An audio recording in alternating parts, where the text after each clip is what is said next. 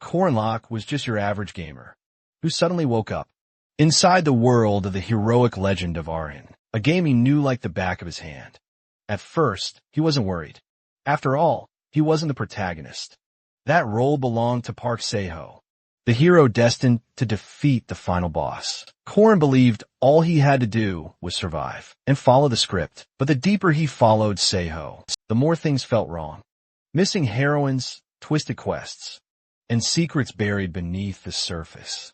By the time he uncovered the truth, it was horrifying. The so-called hero was a monster, farming the blood of the heroines, and hiding an obsession far darker than any final boss. Corrin died, betrayed and powerless, after the hero failed to defeat the final boss alone. Now, return to the very beginning.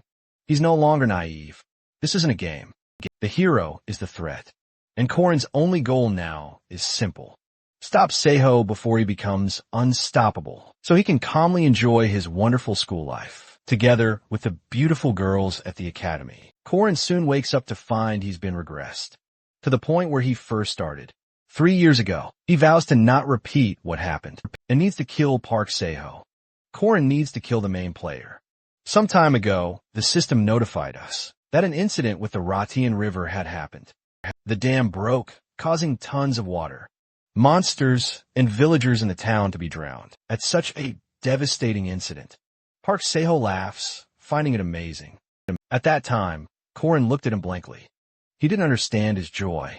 But now, when he thinks of it, he realizes that Park Seo saw his own advantage in it, an opportunity to monopolize his experience. Though Corrin decides to stop him now, as long as he stays a rank 5 rookie like him. Additionally, all possible power-ups are concentrated in Mercaba Academy. Park Seo, who came back stronger after entering the academy, may not be a monster right now, but no one knows how fast his power will grow. In that case, admissions will begin in 5 days. The best option is to eliminate Park Seo right now. While gathering mushrooms, he receives a system notification about a tutorial quest to save people. The security guards and the carriage traveling to Mercaba City have broken down in a forest swarming with infected monsters. In this monster-infested forest, Leon and Laura, the 2 security guards, have just taken down a small rabbit monster that blocked their path. They celebrate their win as the fixer calls out to them. The carriage is fixed, but as they turn back toward it, a rank 2 werewolf suddenly appears before them, its terrifying roar echoing through the air. Corrin has already arrived at the forest, but he fears it might be too late. He hasn't reached the exact location yet, but he can already hear the monstrous roars and howl simultaneously. Leon pushes Laura out of the way, attempting to dodge the monster's attack. Seeing him struggle, Park Seo, who is also inside the carriage, dashes out to buy Leon some precious time. Meanwhile, Corrin watches from the bushes, waiting to see if Park Seo will actually save these people or not. The moment Park Seo comes face to face with the monster, he notices it, grabbing Leon's throat with its deadly paws. With trembling hands, Park Seo tries to attack the monster to save his companion. But before he can, Alicia Arden, the second daughter of the Arden family, and wielder of Odachi, one of the 6 king swords, suddenly leaps out of the carriage and attacks the monster. She promises to handle it alone, telling Park Seo to get back. Just then, something all too familiar to Corrin happens. Park Seo stabs Alicia from behind with his dagger. Corrin then realizes that Park Seo was always the evil he failed to recognize. Alicia looks at him with pleading eyes, utterly bewildered by the betrayal. But Park Seo just pretends his hand slipped. Meanwhile, Corrin is keenly aware that if Alicia dies during this quest, then Park Seo will get his hands on the Odachi.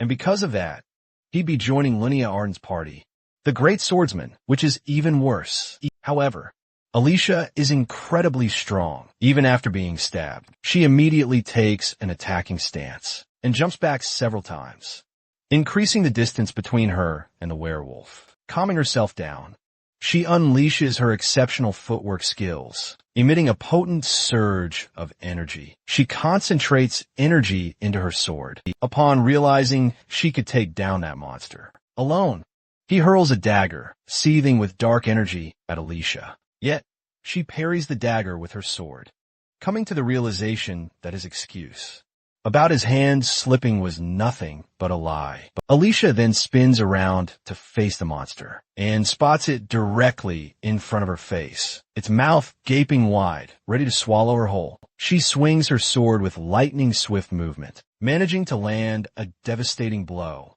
plunging the blade deep into the werewolf's head, though the werewolf still manages to bite her head. Alicia and the werewolf both collapse to the ground. Meanwhile, Park Se-hoo snatches her Odachi, planning to stab her one final time. He's thinking killing this NPC will bring an EXP too.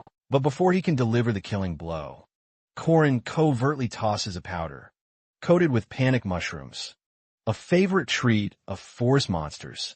So, as soon as it hits him, the forest monster lunges forward, attacking him instead. Seizing the opportunity, Korin drags Alicia into a safe corner.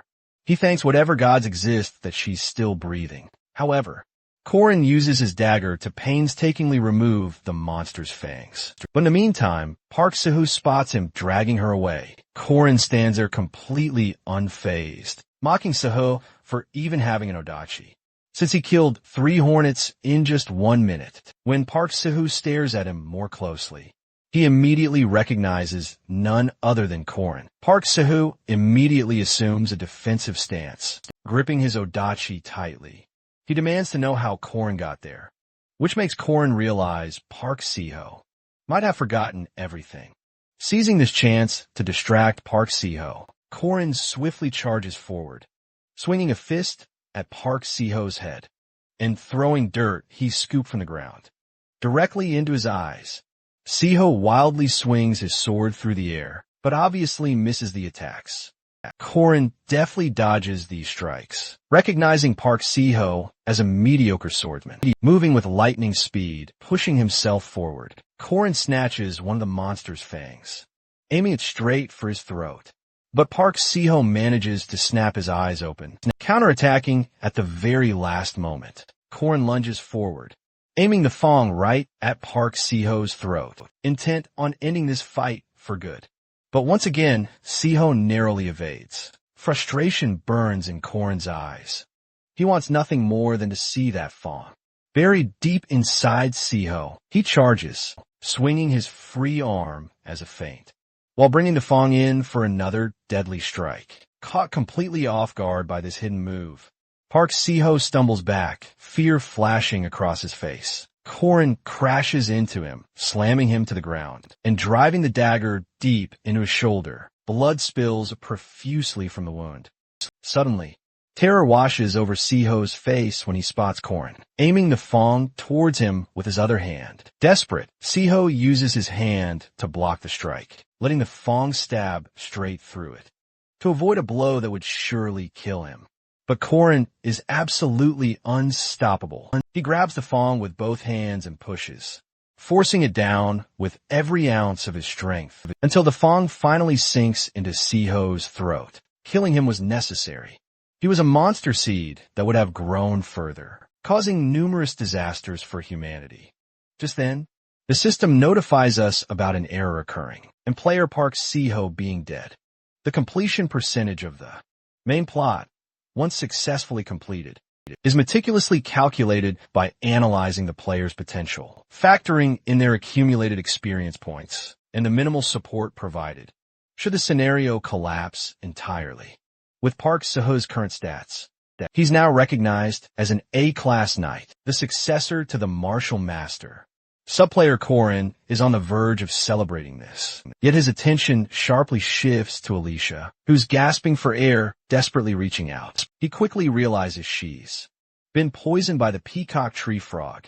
He spots the venomous fang still embedded in her stomach. He recalls from his training how incredibly difficult it is to concoct this poison without using very specific, complex combinations. And if Park Se-hoo's skills had been just a little higher, she would have been dead by now. But since the fang is still lodged inside her, She urgently needs to be detoxified, and the profuse bleeding must be stopped immediately. Tightening a belt around her injured area, Korn manages to stop the bleeding. He knows that biting her own tongue would only cause further harm. So he brings Park Si-hoo's lifeless arm to her mouth, allowing her to bite down on it instead.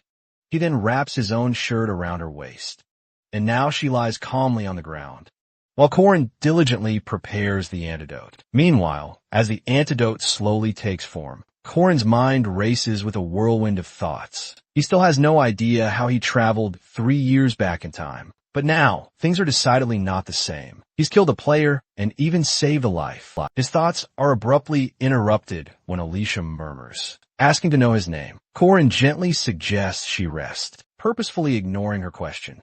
He needs to keep everything about himself strictly confidential. He mentally reminds himself of the grave situation. This is the legendary tale of Arhin, the hero. This hero is destined to rescue the entire world, taking down countless hordes of monsters, including the dreaded final boss, Park Si-hoo, whose very presence in the story meant the world's end. So Korn now has a chance to be that hero himself. However, even as a mere sub-player, he's strictly forbidden from using player-tier equipment and sacred staff while drawing a strange circle on the ground. He considers tapping into forces beyond the system itself. Then suddenly, powerful flames erupt, bursting forth from the tiny magic circle. They swirl dramatically, then vanish just as swiftly. But he knows it.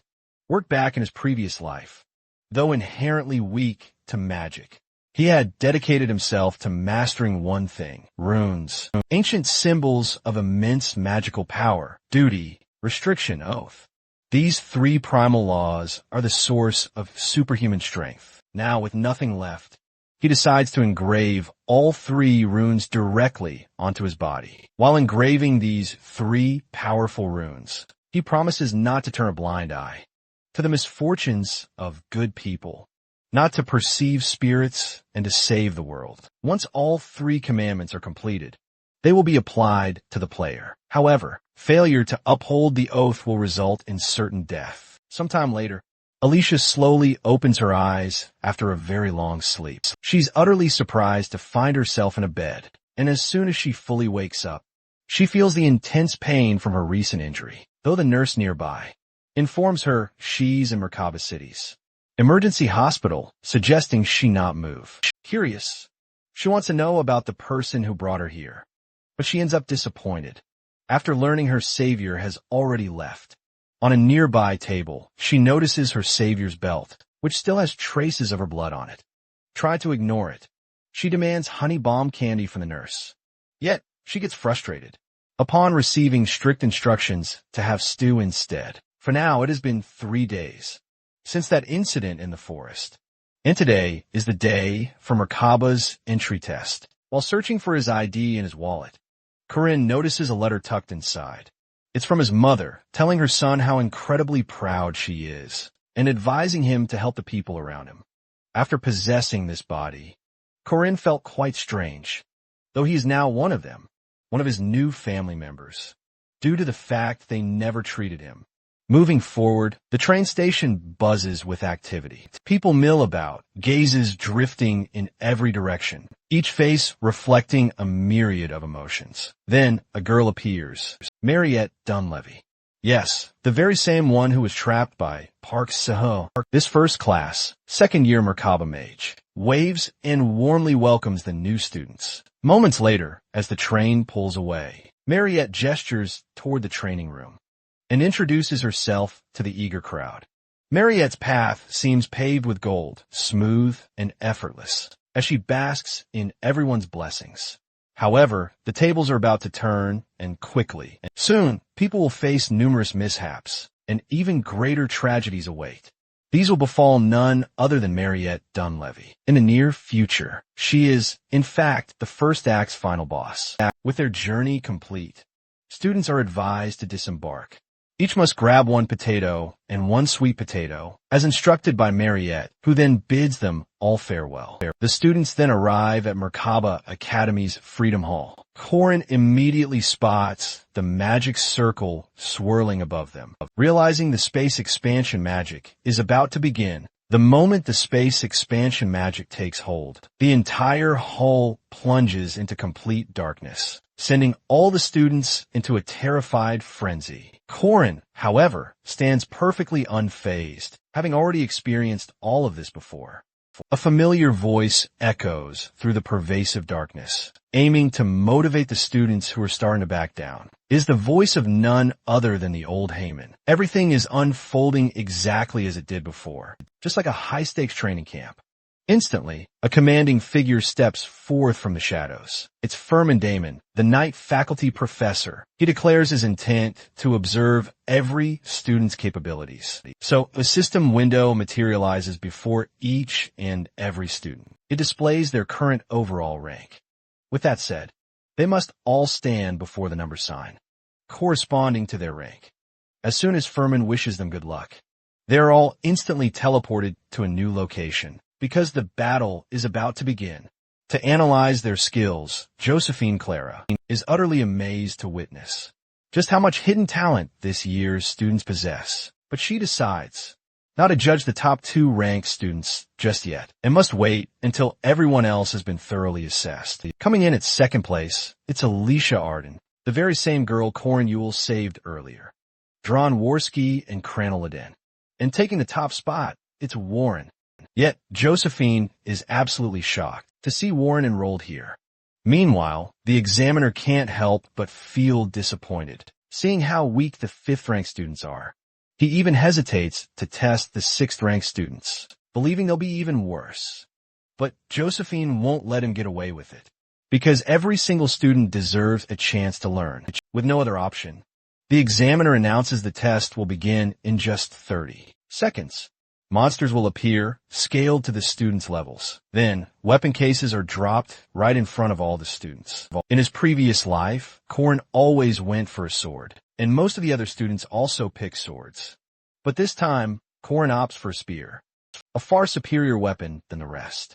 30 seconds pass the moment Corin chooses his weapon, and 3 short hounds, 5th-rank monsters, appear in his space. Corin can't help but smirk as they roar menacingly, their eyes blazing with ravenous hunger. Suddenly, one short hound lunges at Corin, but it's dead in the blink of an eye. This instantly enrages the remaining hounds, and they lunge forward, only to vanish in mere seconds, after Corin defeats them. He can't help but smile, knowing he has far too much experience killing these creatures. It only took Corin 12 seconds to finish off these hounds. Killing them so quickly fills him with nostalgia, as in his past life. He couldn't even defeat these monsters in the first round, and was immediately eliminated. This time, however, he's just standing there, patiently waiting for the next wave. He knows he's going to pass this test with flying colors, but it's actually a bit disappointing for him, since the next wave hasn't started yet. Meanwhile, the examiner, watching them from the screen, is absolutely livid with the other players, who are being defeated by such puny monsters. He remembers a time when he used to take down 5th-rank monsters in a measly 1 minute and 22 seconds. However, he doesn't even bother looking at the 6th-rank players, not after seeing the sorry state of the 5th-rankers. Still, his gaze drifts to Corin, a 6th-rank player. He suspects a system bug, since no monsters are appearing. Ignoring him, he searches for other passers-by, taking a full 7 minutes, assuming the 3rd-rankers would only need 2 to 3 minutes. Little does he know, that's a huge underestimate. Corin, meanwhile, annihilated the monsters in just 12 seconds. That odd feeling returns to the examiner, who can't help but ask his manager if there's a system malfunction. After all, someone who should have been eliminated ages ago is still sitting there, completely chilling out. However, they're both well aware that malfunctions simply don't happen. Josephine herself created this system for these students, and she simply doesn't make mistakes.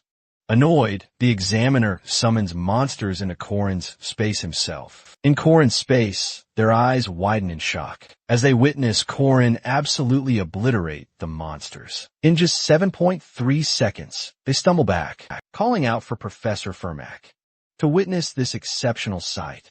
Unaware of everything, Fermac is utterly confused. Despite that, the examiner learns from Fermac that the fastest record among all his 3rd and 4th rank students under his supervision belongs to a kid named Jaeger, who completed it in a respectable 3 minutes and 30 seconds. This is absolutely unreal for everyone hearing this. The examiner grows increasingly curious and wants to see more of Korin's capabilities.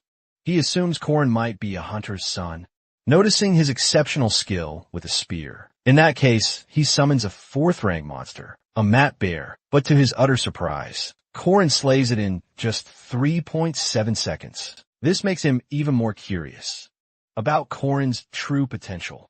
So he sends in the 3rd rank monster, an owlbear now, since the test only features monsters up to the 3rd rank. As a 3rd rank monster, owlbears are undeniably powerful.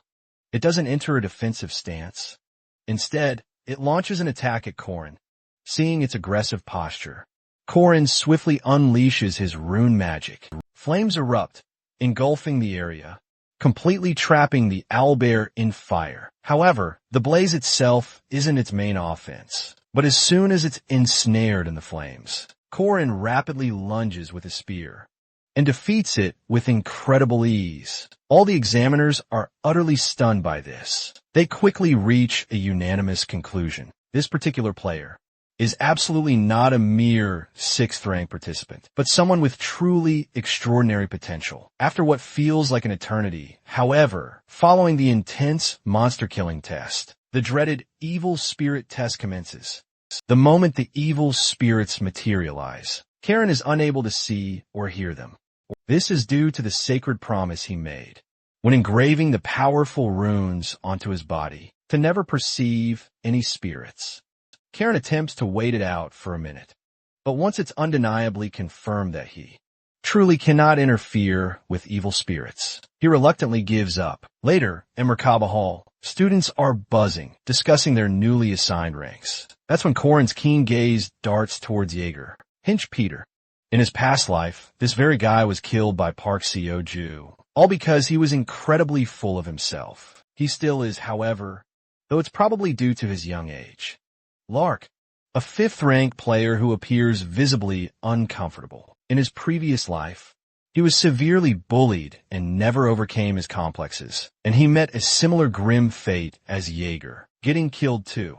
Meanwhile, director Ryu Kazar warmly welcomes all the gathered students, wishing them abundant luck, and hoping that each student will learn and discover their unique path within this place. And later, as everyone roams around, Jaeger spots Lark sitting alone in the corner and decides to bully him, just like in his past life. But this time, Korin has a plan. He won't let it happen, so he immediately approaches the group and cleverly starts talking about Jaeger's tattoos. This instantly delights Jaeger, knowing someone else understands the art of tattoos.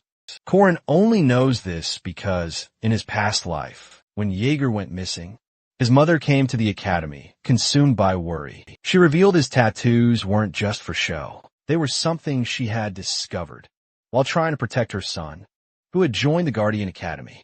Noticing Korin shares the same interests, Jaeger is quickly impressed and chats amicably with both Lark and Korin. Meanwhile, Alicia observes all this, happy that Korin is saving his fellow classmate from being bullied. However, this is exactly how Korin ends up, leaving a strong impression on Lark. He remembers Lark's memorize ability, and a small smirk forms on Korin's face. He's found it, his free skill book. In the Merkaba Academy, most facilities are free, even the dorms. The cafeteria is cheaper than outside, although the most demanded. And popular facility is the training room, since it helps in many ways, like fighting with spirit bodies, which were invisible to Korin earlier in the test. While Korin practices with the spirit bodies, other students are shocked to see a freshman doing this. Normally, Students practice with ease in their second semesters. But the funny part, he's doing it so effortlessly. Meanwhile, the second-year students can't even catch wind. Students make fun of Korin for type spirit bodies whenever he takes a powerful blow to the face. Just then, the instructor walks in, demanding an explanation for Korin's practice. Why was he practicing against a spirit body? Korin calmly explains that he's training his spear skills. The sudden attention makes Korin anxious. Why was this old man approaching him so directly? Had he made a mistake during the entrance test? But the instructor, seeing Korin's determination, hands Korin 10 meal tickets as a reward and tells him to find him if he succeeds. He'd personally bestow his praise. With that, the instructor departs, seemingly in high spirits.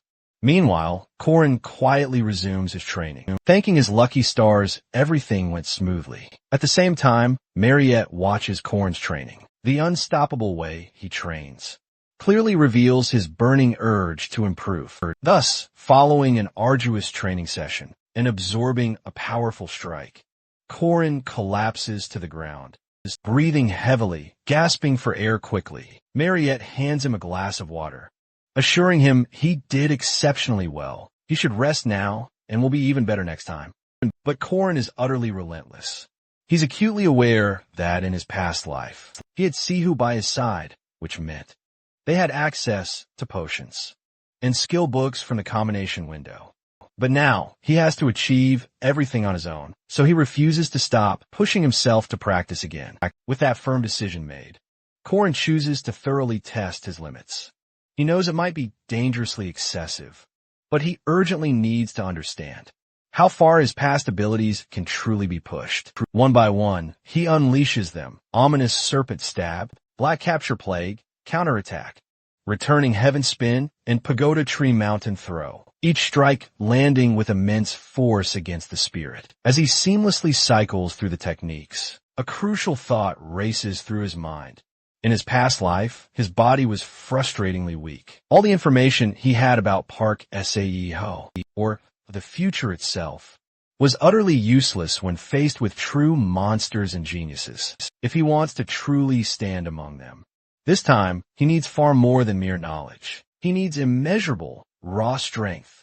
And with that conviction, he thrusts his spear, combining the formidable skills of ominous serpent, deep righteous, slithering serpent, and calamity, serpent intent, causing such an overwhelmingly intense result that Mariette's eyes widen in pure shock. She is utterly speechless. She tries to find the right words to describe his talent, but is ultimately silenced by his outstanding skill. But clearly, it proved excessive for Korin, leaving him dazed and sprawled on the ground. The very next day, Mariette begins her tour of the Academy's facilities for the students. But even amidst all the bustling students and exploring these grand facilities, Korin's mind is completely elsewhere. He yearns to become stronger, knowing this weak body will never allow him to test his true limits. The only path to achieving this, he realizes, is through commandments. His gaze falls on Lark, recalling his promise to never turn a blind eye to others' misfortunes. So he extends a hand to him, offering to go discuss grimoires together. A skill book, to be precise. The Merkaba library boasts countless books, but keeps grimoires hidden. However, they both head to the library in search of a specific book. Korin promises to hand over the skill book to him if Lark helps him repel evil spirits. As they search for the elusive book, Korin unveils a hidden door. The moment they step through the door, Lark immediately demands to know what he needs to do in order to repel evil spirits. But instead, Korin delivers a powerful punch, rendering him unconscious on the ground. Korin intently studies the unconscious Lark. Initially, he had genuinely intended to help Lark, but he also has a special quest he needs to complete, capturing the evil spirit lurking here will earn him the hidden piece he so desperately desires. The real challenge, then, is the special evil spirit, Duke Sebastian. Duke Sebastian's attacks are so devastatingly powerful that most can't even withstand the first blow, dying as soon as the quest even begins. However, because his promise prevents him from perceiving any evil spirit. He can't even see this special spirit, nor are his own attacks having any effect on it. Given this predicament, he presents Lark's unconscious body to Sebastian as a sacrifice to finally attack him effectively. In this world, enigmatic elements known as factors exist, forces capable of transforming ordinary humans into formidable demi-humans, such as vampires or werewolves. One fateful day, Sebastian awakens as a vampire and, unable to control his newfound urges, brutally kills his servant. Despite his desperate efforts to resist the transformation, he ultimately fails, fearing he might harm his wife and daughter. He banishes them and seals his castle doors to avert any further disaster. He then uses powerful magic to seal himself within a book, the grimoire, now hidden deep within the library. However, the instant he possesses Lark's body, Sebastian lunges straight for Corin. Yet Corin chose Lark for a reason. He can finally unleash his immense, hidden physical strength. Lark, however, is virtually helpless, even as he tries to attack Corin. Corin effortlessly dodges and swiftly counterattacks him. Corin feels a pang of pity for Lark, but he must do what's necessary to complete this quest. If he had simply possessed Lark, he would have snagged top-tier items, such as the Duke's cape and the vampire's armor. These are the exact items Park Seoho utilized, items that proved crucial for future events. But Corin operates differently. He wants to gently lay this tortured soul to rest. So, in that case, he tells Sebastian everything. What happened to his wife and daughter. After he was sealed, how his wife tragically died, and how incredibly powerful a hunter his daughter became. Upon hearing this devastating news, Sebastian is utterly ashamed he even thought to attack Corin. They share a surprisingly detailed conversation before Sebastian finally passes on. After clearing the quest with such compassion, Corin obtains the epic item, Soul Dust. He also gets the grimoire itself. The very book Duke Sebastian's soul was sealed within. It's brimming with powerful abilities and spells. He even gains a brand new ability, Persistent Warrior's Regeneration.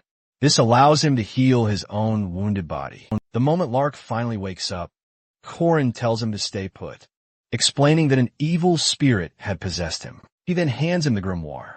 Seeing it, Lark's face instantly lights up with pure joy, and simply because Corin didn't turn a blind eye to the misfortune of those with kind hearts. He earned 80 points, just as promised. According to the game's mechanics, players gain 5 stats with each level up. This is the total number of points he received after leveling up 16 times. He wonders if this large sum is compensating for the fact that he can't directly allocate stat points. But still, it seems he's gained a ton of experience. 40 points came from Lark and another 40 from Sebastian. Over at the stamina training room, Mariette is handing out sweet potatoes to the students. She also wishes Corin good luck with catching the spirit bodies today. The student find it pretty amusing, though, that the 5th rank student is still chasing spirits. They find it unreal, however, when Mariette places a bet with them. The bet is on whether Corin can catch the spirit bodies. Gripping his spear, Corin hopes to catch the spirit, thinking positively, because now he has points from Sabancia too. Starting with the weakest basics first, he forces himself to remember the last time he used Slithering Serpent to defeat a spirit body, the most difficult among the Calamity Serpent intentions. So, he decides to use the Ominous Serpent skill. In a single blow, he catches the spirit. This is unbelievable, even for Corin himself. He never expected to be improving his strength this early on. Additionally, Mariette congratulates him and hands him his share from the bet with the students. Later that night, while walking around campus, Corin reflects on his weaknesses and strengths. On one hand, his spear skills are improving rapidly, but on the other with rune magic, his mana is always running low. He needs to solve this problem, and then he can maintain his abilities much more easily. While walking, he suddenly hears a voice. He immediately recognizes it. Someone even Park Seoho couldn't kill in his past life. One of the strongest forces in the heroic legend of Arhin. A notorious balance breaker, the adamant Jiang Shi Huaran. She's sitting under a tree, looking pretty suspicious. It's quite shocking to find her there, in the darkness. Korin decides to ignore her and walk past, but his eyes widen in shock when she doubts that he's the true owner of the body. Panic washes over Korin's face. His mind races with questions. Is she just guessing, or does she really know that Korin possesses this body? Warren is like a living corpse, with both human and monster within her. She can perceive the color of a soul, being stuck between life and death. And so it was always meant to happen. Her recognizing that Korin had possessed this body, though Korin acts nonchalant in front of Warren, pretending her words haven't affected him and weren't real in his past life. Korin always doubted his true self. He never understood if the real him and Korin, the one whose body he possessed, were the same or not. And if not, then who was he? These questions about his true self always haunted him, but in the end, nothing mattered when he lay lifeless on the ground. In that case, he explains to Warren about his neighbor, Bruce, who turns into a green giant when he's mad. Though his two different personalities hate each other, what he's trying to say is that being a new soul, or an original one, either way, it makes no difference, whether someone chooses it or not. They were born into a body, and there's no sin in simply being born. Hearing that, Warren grits her teeth, not agreeing with Korin, because for her, even being born is a sin. Korin can see where the rage and agony are coming from, but he says nothing and leaves. The next morning, Korin is at the south side of the academy. He left the dorm even before sunrise. Because of the mission board, the commissions there help students level up for the main quest, meaning it's a necessary course to move forward. Korin doesn't want to level up, but wants to test something else, though his attention shifts to Alicia, who is staring at the board carefully, not understanding why she's so focused. Korin asks the reason for her desperation, and her answer shocks him. She needs money, even though the activity support funds for second rankers like Alicia are pretty high. She's not getting any, since those who are already wealthy, these fundraising clubs don't really benefit them. And because her parents are so permissive, she has to earn all her own living expenses. Glancing at the mission board, Korin suggests she join a patrol mission, which is cheaper. They'll even accept up to 3 people. But Korin denies Alicia taking part with her, as he has some other plans in mind. He'll pick the best candidates to find the butterfly cat. If he saves the cat from the water monster, he'll also help its owner, prevent depression, and, of course, he'll get plenty of rewards upon completing his promised duty. And just as he said, he accomplished it all. The commandment is activating, meaning even small missions will boost his stats. This sends Korin into a joyous dance, but people around him just think he's psychotic. However, his happiness doesn't last when he remembers what he forgot, even after making notes. Kei Jo-yoon is furious because there's no sauce to appease his desire for chicken. Even after adding tons of ingredients immediately, Korin arrives and advises him to add starch syrup. Kei Jo finds this advice foolish, but ends up screaming in joy because he totally cracked the dish. Even helping someone like this earns Korin points. This is mind-blowing for him, because he only told the guy the recipe for his own selfish reasons. After all, it would be difficult for the people of Korea to survive without Yangneum chicken. Seeing him acting all goofy and happy from the rooftop of another building, Warren thinks he's crazy. Josephine approaches her, informing her about getting permission before leaving. That's when Warren gets a flashback of Korin, telling her that being born isn't a sin. But on the flip side, someone else is shouting at her, regretting she was ever born. Later, at the hunting ground, Josephine announces that first-year students will be tested on their survival skills. In the hunting grounds, they need to reach the cabin at the northern end of the forest, and they'll make it through, though they must wear their rank armbands, and points are awarded based on their finish time. Korin notices Warren isn't around. As usual, she's always absent for practical tests. Suddenly, his gaze shifts to Alicia. She thanks him for helping her out. She can now cover her monthly expenses. To her surprise, he offers her a candy she loves, and without hesitation, she takes it, Suddenly, space magic flares to life, and all the students are instantly warped to the forest. Korin is shocked to see students already clashing, mere moments after entering the forest. The hunting ground is an intense event, where even the most skilled players must make endless attempts just to snatch other players' armbands, all for the sake of racking up points. But here's the catch. Players are scattered throughout the massive forest, at random locations, smartly dispersed. He decides to target the most dangerous players. And after Warren, Alicia is his next target. Little did she realize, Korin had planted a tracking rune in the candy she ate. Korin ignores the wild players brawling like children and pushes deeper into the dense forest. Because once he takes down the strong ones first, the rest are like free points, bringing a smile. Korin continues pushing deeper, always aware of Alicia's exact location.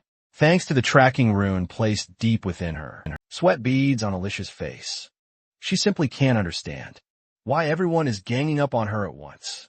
Still, she finds it incredibly unfair. She retaliates, fiercely knocking out her attackers. Suddenly, another guy charges at Alicia. It's a near hit, but to Alicia's astonishment, he drops to the ground, instantly unconscious. Out of nowhere, Alicia's eyes land on Korin, who had just knocked the guy out for her, making her happy, but her momentary distraction proves fatal. Korin swiftly seizes her armband.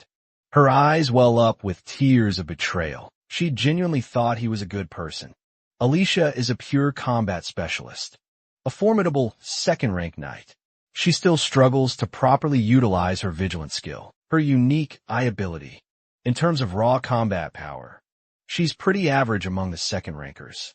But once she breaks down in tears, feeling utterly betrayed, because she believed Korin was a good person, he just smirks evilly with a mocking tone. He taunts her to be a good person herself, then hands over her armband. She had single-handedly dealt with a group of students, composed of third and fourth rankers, who had ganged up against her, though she didn't consider Korin, a fifth ranker, a threat at all. But that was moments ago. As of right now, she's struggling just to survive Korin's attacks. He's smartly attacking her by letting her attack first, in order to put her under pressure. But Alicia spots some openings in between those attacks. She tries to take these openings as an opportunity to aim for him. But the moment she tries attacking him, his weapon stops her cold. First, he uses Lawn to deflect her incoming attacks, pushing down Alicia's weapon. Then he follows up with Chow, a straight-line stab that catches her off guard. Alicia is shocked. He's combining the most basic techniques with such precision. By combining these fundamentals, he creates a powerful and direct counter-spear intent, ultimate essence, and 6 flawless steps. With the block capture plague, he sends her crashing back to the ground. Alicia pants on the ground, blocking the attack with her aura. She notices his exceptional level of mastery over any skill he possesses, coming to the conclusion that he can't possibly be a 5th-rank player at all. However, Korin has finally claimed the armband, but he doesn't know yet that the battle for him isn't over. The mercenary of sword control, Dronzer, attacks Korin out of the blue with his heavy iron sword, though he's shocked to see a 5th-ranker block it. Being fully aware of his own capabilities, Dron simply demands the armband from him, promising he'll leave unharmed. Korin immediately curses his awful luck, as Dron was the last person he wanted to face. Dron, after slaying countless players, stands utterly untouched, not a scratch on him, so his only viable escape route, he decides, is to run. Without a moment's hesitation, gripping the armband tightly, he bolts towards the distant cabin. However, to his surprise, Alicia is sprinting right behind him, tears streaming down her face, begging not to die, all while Dron unleashes relentless attacks from behind. Upon finally reaching the cabin, Cranel Ladin blocks the exit with his golems, also demanding the armband. With Dron behind him and Cranel in front, having no other choice, Korin takes a battle stance, prepare to take on both formidable foes simultaneously. A short while later, Korin enters the cabin, now clutching 3 armbands, having claimed his rightful prize. Just moments before, Korin had pierced the magic sword's core. Before it could power up, then stuck the sword into the ground. Using telekinesis, he dodged attacks with minimal movements, used Dron as a human shield, and shattered the golem's crystals, before finally defeating Crannel. His raw skill, incredible speed, and cunning tactics screamed of a true battlefield expert. Watching him, Alicia felt a profound sense of kinship, seeing her own sister in him.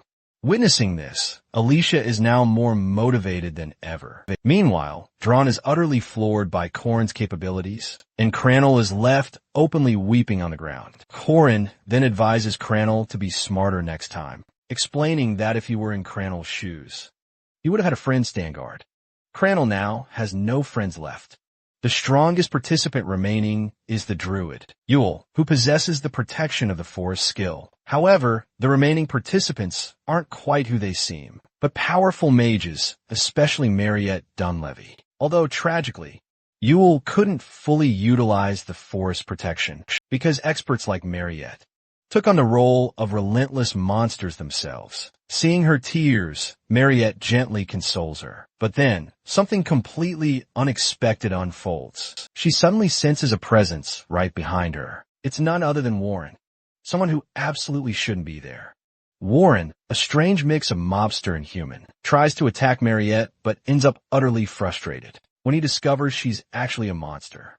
Meanwhile, inside the cabin, the receptionist is seriously impressed to see a high scorer, like Korin, after such a long time.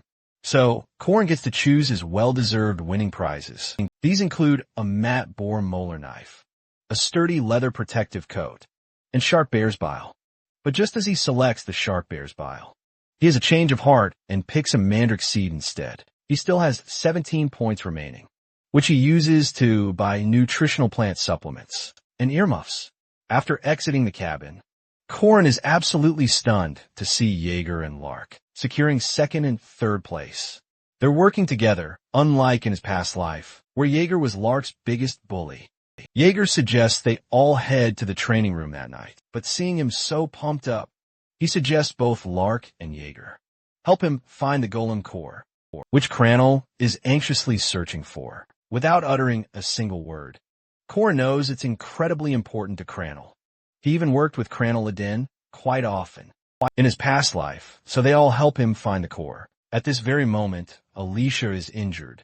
Dron is completely out of fighting power, and Yahello is half dead after Mariette defeated her. Seeing Yahello in this state absolutely shocks Korin. He wonders what these professors are truly up to, giving the students such an incredibly hard time. Korin approaches Yahello and gently helps her stand. But suddenly, the ground begins to tremble violently, and Yahello urgently tells Korin to run away, blaming Mariette for something terrible. Mariette possesses a natural ability to analyze magic, and is blessed with an immense amount of mana. She's a mage who has never known despair, frustration, or failure. She's the supremely talented one, expected to carry on Josephine's legacy. For Mariette, the hunting ground is just a playground. Her job is simply to control the difficulty, just enough to help her juniors blossom. But now, she's up against Warren. Despite promising her seniors she'd never use attack magic, she's completely broken that promise. Right now, to save herself, she's unleashing her full power. She tries to stop Warren, but realizing the situation is out of control, Josephine arrives just in time, finding Mariette in a very bad state. In that hunting ground, Korin takes first place, while the intense conflict between Warren and Mariette scares the living daylights out of him. He thinks she's already awakened as a boss, even though she still has 3 weeks until her awakening. Pressing forward at the outskirts of the hunting ground, Korin encounters an NPC based on an ancient legend from the heroic legends of Arhan. It's an Easter egg where a Taoist hermit asks if a gold or silver axe belongs to you, rewarding honesty. Originally, only specific weapons triggered it, but expert players started testing random rare items. However, when Korin does the same, the hermit asks Korin if the silver seed is his. Korin denies it, thinking no one would ever throw away such a valuable item. Because of his honesty, The hermit rewards him with all 3 seeds, including mandrake's white, silver, and golden seeds. Corin's eyes sparkle with joy. He can't help but fantasize about boosting his mana. Simultaneously, the gold and white silver mandrake seeds possess special capabilities. If planting a gold mandrake seed, it grows into a mandrake shining with golden light, while the silver one radiates silver light. In his last life, Park Soo ate the gold one and had the silver, but this time they're all his. Mariette becomes the first boss, awakening as a special vampire.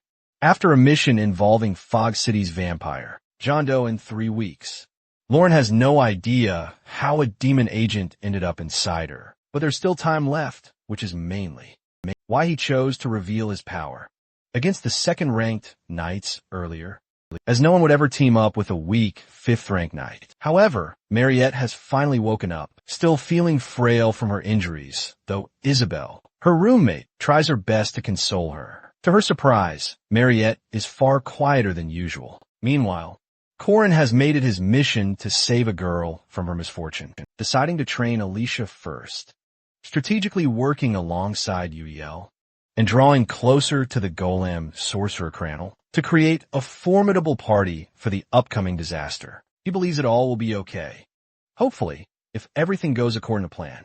And Corin is pretty confident about saving Mariette. On the flip side, something strange has abruptly unfolded. Mariette has already transformed into a vampire, lunging forward to attack Isabel, desperate to suck her blood, declaring that she is incredibly thirsty. Professor Josephine has strictly forbidden Warren from leaving her room or from having any visitors whatsoever. Warren was allowed to receive private lessons from Josephine if she desired to learn, allowing Warren to reflect deeply on herself. Now, Warren is growing increasingly bored in her room, even considering jumping out the window to finally be free. Then all of a sudden, Corin appears, peering through the window, hanging upside down, and playfully reintroduces himself to Warren. Corin has brought a cake for Warren, as he didn't want to arrive empty-handed. Corin asks Warren to open the window so he can enter, but Warren quickly reminds Corin that coming inside is strictly against the school's rules. Corin laughingly claims he's merely on a tree, not actually inside, and more importantly, Madame Josephine isn't currently there, so Corin won't get into any trouble. Corin had come to check up on Warren after the incident at the hunting ground, but notices that Warren doesn't have a single scar or any signs of injuries at all. Corin understands Josephine's concern to lock Warren up for 4 days for being a special case demi-human, especially after what happened at the hunting ground. Warren then reveals that Josephine hasn't actually come by for over 4 days, which completely shocks Corin. The tree branch Corin was clinging to snapped, sending Corin plummeting. Corey promises Warren he'll bring food later and leaves.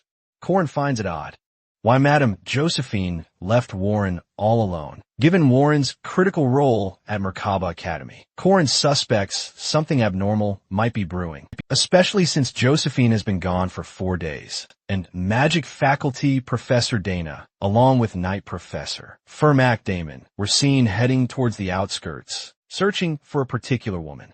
Third Security Officer Kron stops Corin, believing Corin intends to visit Mariette, and reminds Corin his visiting request has already been rejected. Corin offers Kron food and drinks, claiming Madame Josephine sent them for Kron. Kron is pleased that Madame Josephine takes such good care of her subordinates. This was all part of Corin's elaborate plan to get inside, since Corin's request to visit Mariette had been denied, and Isabel, who was protecting Mariette, had also vanished, and with a guard specifically assigned to the doorstep. All these factors fueled Corin's suspicions. Kron's stomach quickly gets upset after eating the food, and Corin leads Kron to the washroom. Kron asks Corin to guard the door until he returns, and warns Corin not to step inside. Corin agrees, a subtle smile playing on his lips, and slips into the room the moment Kron is gone. Corin is utterly stunned to find Isabel on the bed, instead of Mariette as expected.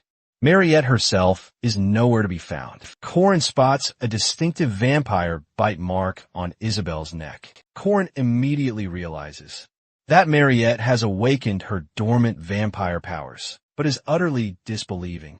That Mariette was supposed to awaken these powers. A month later, as he knew from his past life, Corin now fully comprehends. This was precisely what the professors wanted to conceal, and why they've gone in search of Mariette. Corin recalls the crucial steps to defeat Mariette from his past life. First, they must first deal with the impending monster wave. In the second phase, Corin and his team would then hold Mariette back, using intricate magic circles. The third phase would be to confront Mariette, the monster. This last phase, however, would demand a lineup of first-year students. Corin knew it'd be simpler to advance until phase 3, but then remembered his teammates. Alicia was injured, her drawn weapon shattered, and Ledin's golem utterly annihilated. Corin was solely to blame for all these mishaps, and the first year's chances were all ruined because of him. Corin grew anxious, realizing he had no team left. In his past life, Mariette had attacked her roommate. Corin and his team were led by Park Shu, waiting below the dorms to swiftly resolve the issue, though Park Shu had intentionally allowed Mariette to escape. Now, however, everything had devolved into chaos, all thanks to Corin, of course. Alicia's bones had been broken into 8 pieces. Crannel was useless without her golem core. Corin thought Warren might be helpful, but realized Warren joining would only pose more risk. Corin then recruited Drawn War Sky, offering soul dust as collateral payment. Next, Corin recruited the druid Yule, promising to teach her the Ogham alphabet. Jaeger and Lark joined the team, seeking honor and fame. Corin had now assembled the bare minimum, just enough for his team to at least. Past the first phase, Corin remembered Park Shu's words about Mariette digging a tunnel and hiding in the forest. And the only forest in Merkaba Academy? That would be the hunting grounds.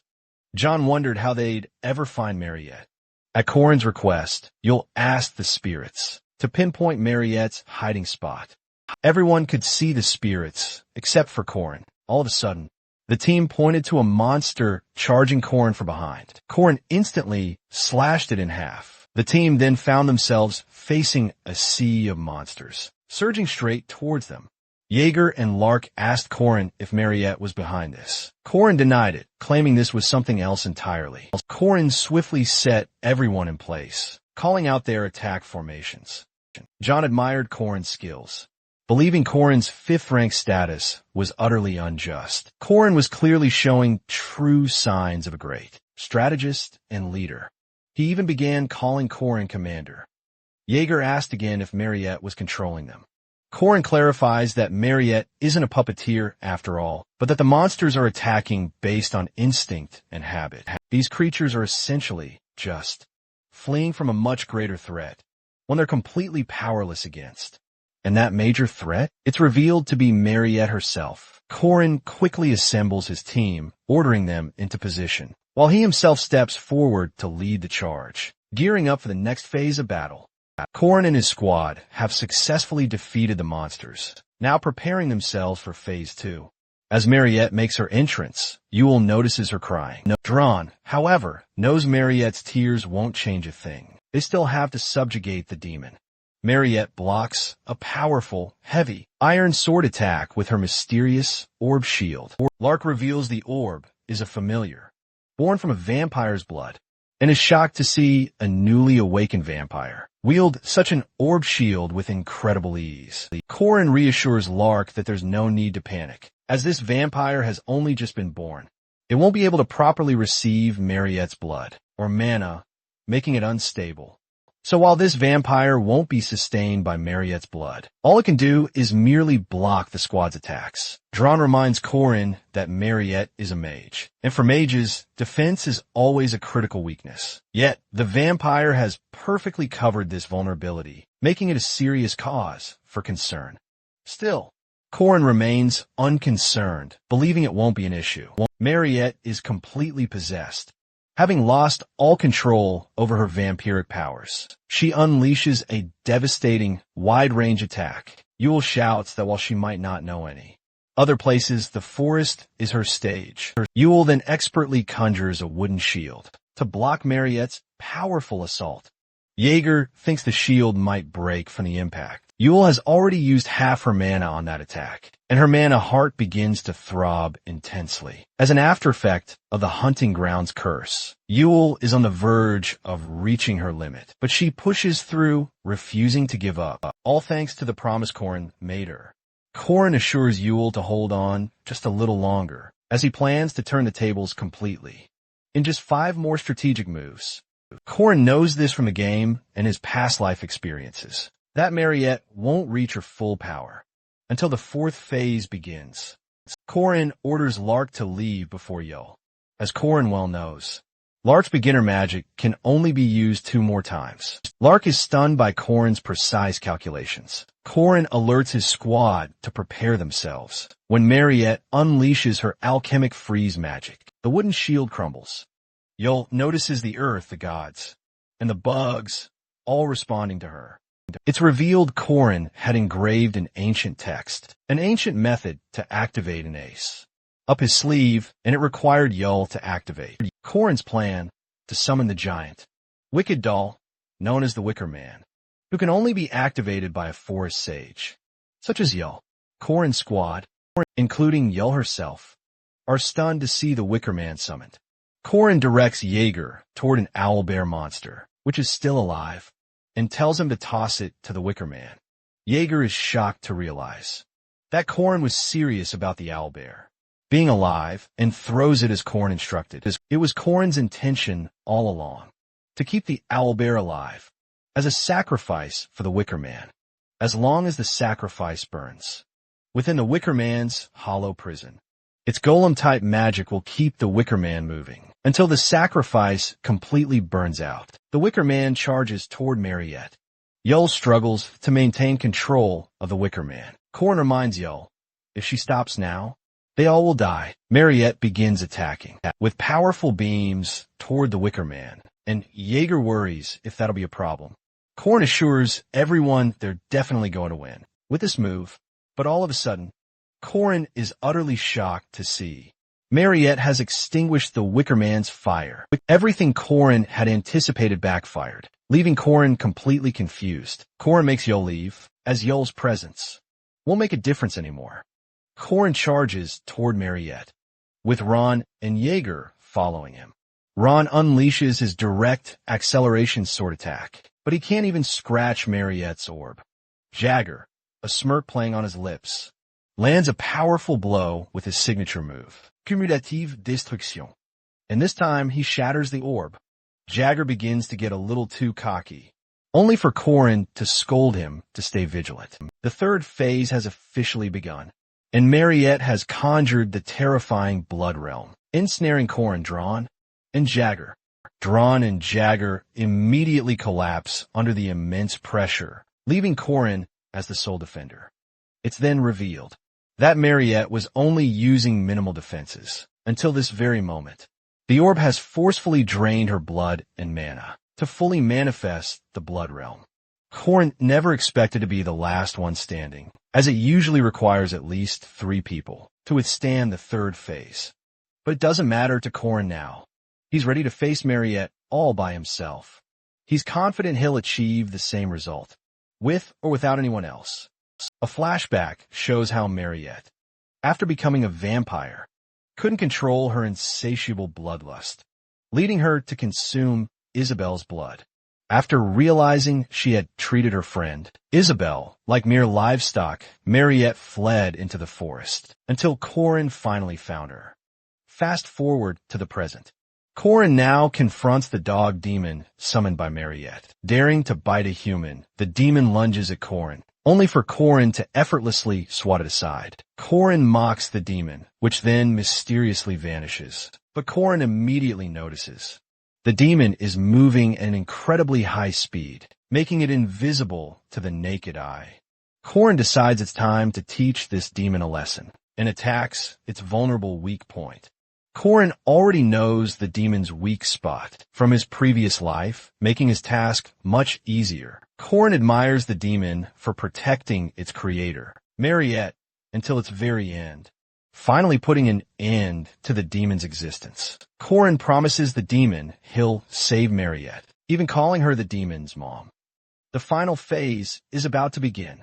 Mariette will gravely injure one of the squad members facing her, landing them in critical condition during this final phase. Therefore, this final phase cannot be completed solo. Korin vividly recalls from his past life that Mariette attacks one of the members to suck their blood while the others desperately try to rip Mariette off the wounded member. However, now it's just Korin facing Mariette alone. Mariette attacks Korin and starts sucking his blood. Korin has developed a persistent warrior's regeneration and bravely endures the agonizing pain. Korin lets Mariette suck his blood with ease, believing that Mariette never killed anyone. After becoming a vampire, unlike Sebastian Duke, Korin believes he can alter these events. To Korin's surprise, Mariette pulls away from him. Mariette cries and apologizes to Korin. Korin is happy that he was able to save Mariette. Korin then remembers and is grateful for his master's teachings and chooses to walk a different path than Park Shu. After the chaotic events at the hunting ground, Mariette is locked up in the space prison created by Professor Josephine. Mariette is absolutely delighted. After having potatoes for a long time, Korin has come to visit Mariette. Korin requests Professor Josephine for permission to enter Mariette's cell. Josephine is hesitant to permit Korin from entering, considering the potential danger from Mariette. But Korin assures Josephine that he trusts Mariette. Korin is surprised to see Mariette eating potatoes, and that Mariette's taste. Buds still recognize their familiar taste. Mariette states that potatoes always taste good, no matter what. Korin gets closer to Mariette's face, only to be immediately driven away by Mariette. Mariette is embarrassed that she smells bad, and doesn't want Korin being so close to her right now. Korin reminds her that he also had a bad odor when Mariette bit Korin's neck, further frustrating Mariette into utter embarrassment. Mariette reveals her deepest fear to Korin. That Warren had scared Mariette during the intense events of the hunting ground. Even though Warren only coincidentally ran into Mariette, Warren's showcase of overwhelming powers forced the vampire inside Mariette to react. Mariette admires Korin's incredible determination, noticing that, even after facing ridicule, Korin still persisted and triumphed every single time. Korin humbly states that all his actions meant nothing, because he only cares for happy endings, where the good guys are rewarded, and the bad guys face their just punishment. Korin calls Mariette a genuinely good person, and wishes for her to always find happiness. This makes Mariette blush, and she asks Korin to leave, so she can wash up and finish her potatoes. After Korin departs, Mariette wonders if she truly deserves happiness. Korin believes Mariette will be released soon, even after the events in Warren, as a demi-human like Warren has also been allowed to attend school without any issues. Korin is then called by Chairman Ryu to discuss some important matters. This marks the very first encounter between Chairman Ryu and Korin. Ryu asks Korin about his condition and states that Mariette's situation needs to be discussed. Korin is shocked to hear this news and immediately requests that Mariette not be punished. Chairman Ryu reassures Korin, stating that there is no punishment for Mariette, and she doesn't believe Mariette is dangerous. The purpose of bringing up the topic of punishment was simply to gauge Korin's attitude towards it, since Korin was the one who fought Mariette. Chairman Ryu informs Korin that Mariette will be released from isolation once her stability is confirmed. Ryu Kasar bows down and thanks Korin for his contributions, and promising to repay Korin in the best way possible. Korin is impressed by the chairman's words and asks Ryu Kasar to raise his head as his repayment favor. Mariette is tearfully reflecting on the incident, thinking about how she harmed her friends. Mariette wonders how she can possibly apologize and questions if she'll ever be forgiven. More importantly, Korin's earlier words are continuously ringing inside Mariette's head regarding his unwavering devotion and sincerity. Mariette realizes that this piece of her life will be immortalized in her memory forever. 1 week has passed since the Mariette incident, and Korin overhears students of Merkaba Academy. They're debating if Mariette is a danger or not, and won't be attending any classes. Korin is shocked to hear that Mariette is still isolated, even after a whole week. Meanwhile, Mariette's isolation period has already finished. But even though everyone was asking about her powers and her health, Mariette couldn't bring herself to leave, burdened by not seeing her friend, Isabelle, who was still there. Mariette wondered if Isabelle was now afraid of her, or hated her for past events. Mariette was on the verge of leaving the academy, when suddenly a knock at the door. Mariette opens it to find Isabelle, hugging her tightly and asking about her health. Mariette asked if Isabelle wasn't afraid of her. Isabelle reveals that before she fainted, she saw Mariette's face after the bite. Isabelle assures Mariette they'll stay friends, no matter what. Mariette cries out, "Sanking Isabel profusedi." Isabelle feels terrible for Mariette, being alone with her guilt and feeling so low. Isabelle explains she already felt better, but the hospital wouldn't let her leave. So, a junior helped her sneak out to meet Mariette. The tall, handsome junior, however, has already vanished, with Isabelle now searching for him. Mariette hangs her head in shame, as she realizes Corin helped her yet again. Corin is absolutely delighted that this first part of the story has such a happy ending for everyone, even after all the unexpected occurrences that he never saw in his past life or the game. Corin is, however, pleased that he helped usher in a brand new world. Corin is training hard to get stronger and faster for the upcoming challenges.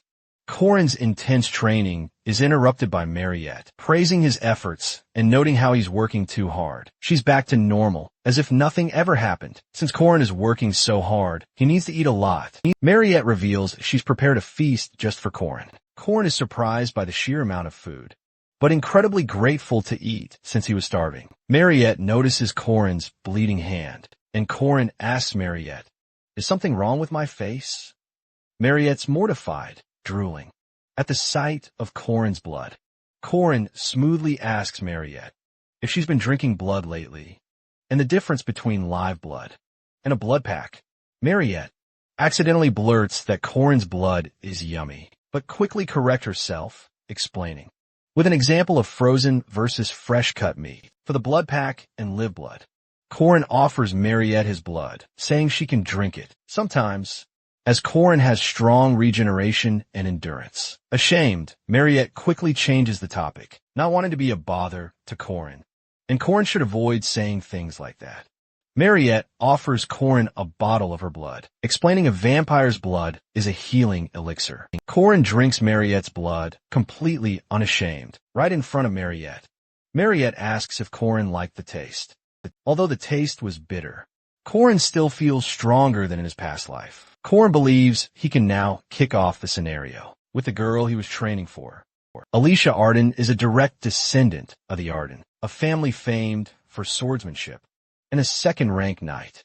Alicia's life has changed dramatically from what it once was. After feeling the huge gap between herself and Corin, a mere fifth-rank knight, whom Alicia met during hunting ground practice, Alicia has since strived to develop herself more. However, Alicia is fundamentally lazy, lacking any true passion for swordsmanship. Despite being a near-genius swordsman, Alicia was a terrible student at the academy, with consistently failing marks. Alicia was relieved to get a break from her family, and all the hardships and daily training forced upon her.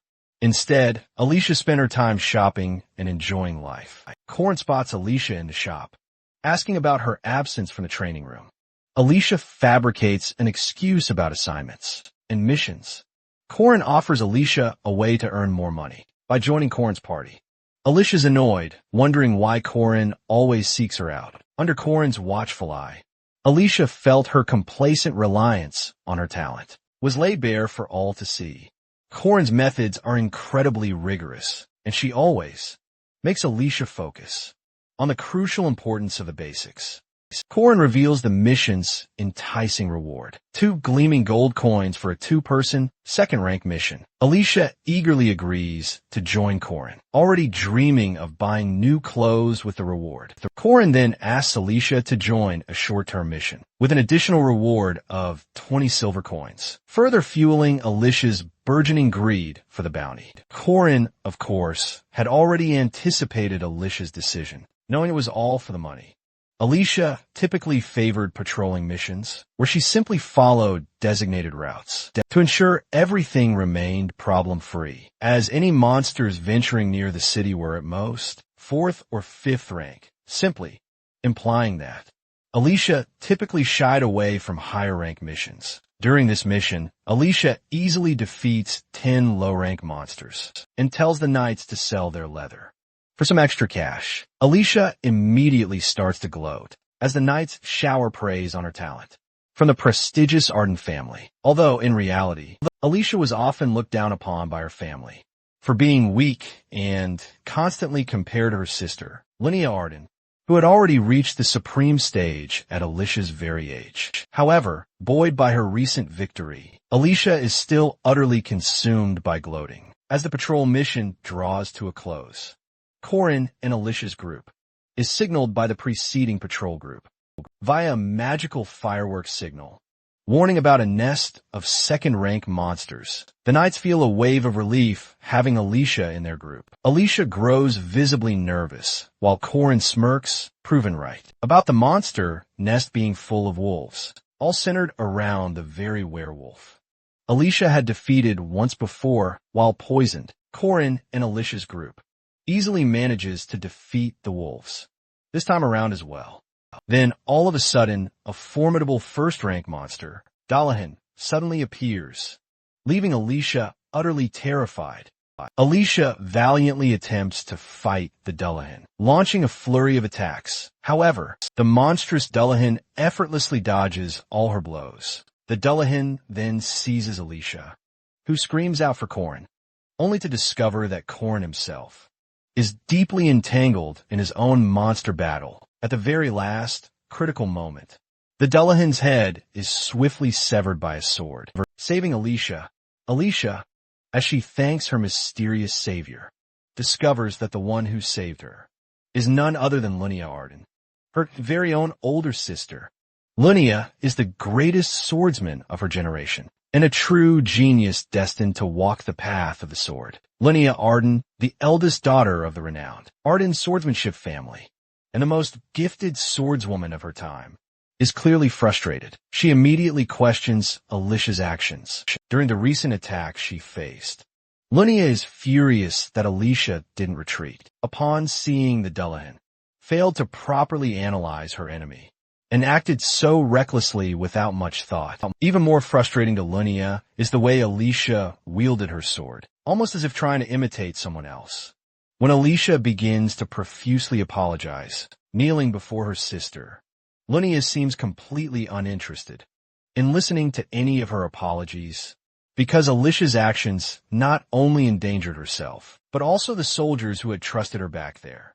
Though, when Alicia slumps her shoulders, Linnea sternly tells her not to do that, reminding her that Arden swordsmen should always be confident. Corin, on the other hand, merely pretends to fight a monster, but Linnea catches him for keeping too close an eye on Alicia. Corin walks up to Linnea and they exchange greetings. He remains mostly secretive, only mentioning that he is the 8th disciple of the Hanging Spear, school, and a friend to Alicia.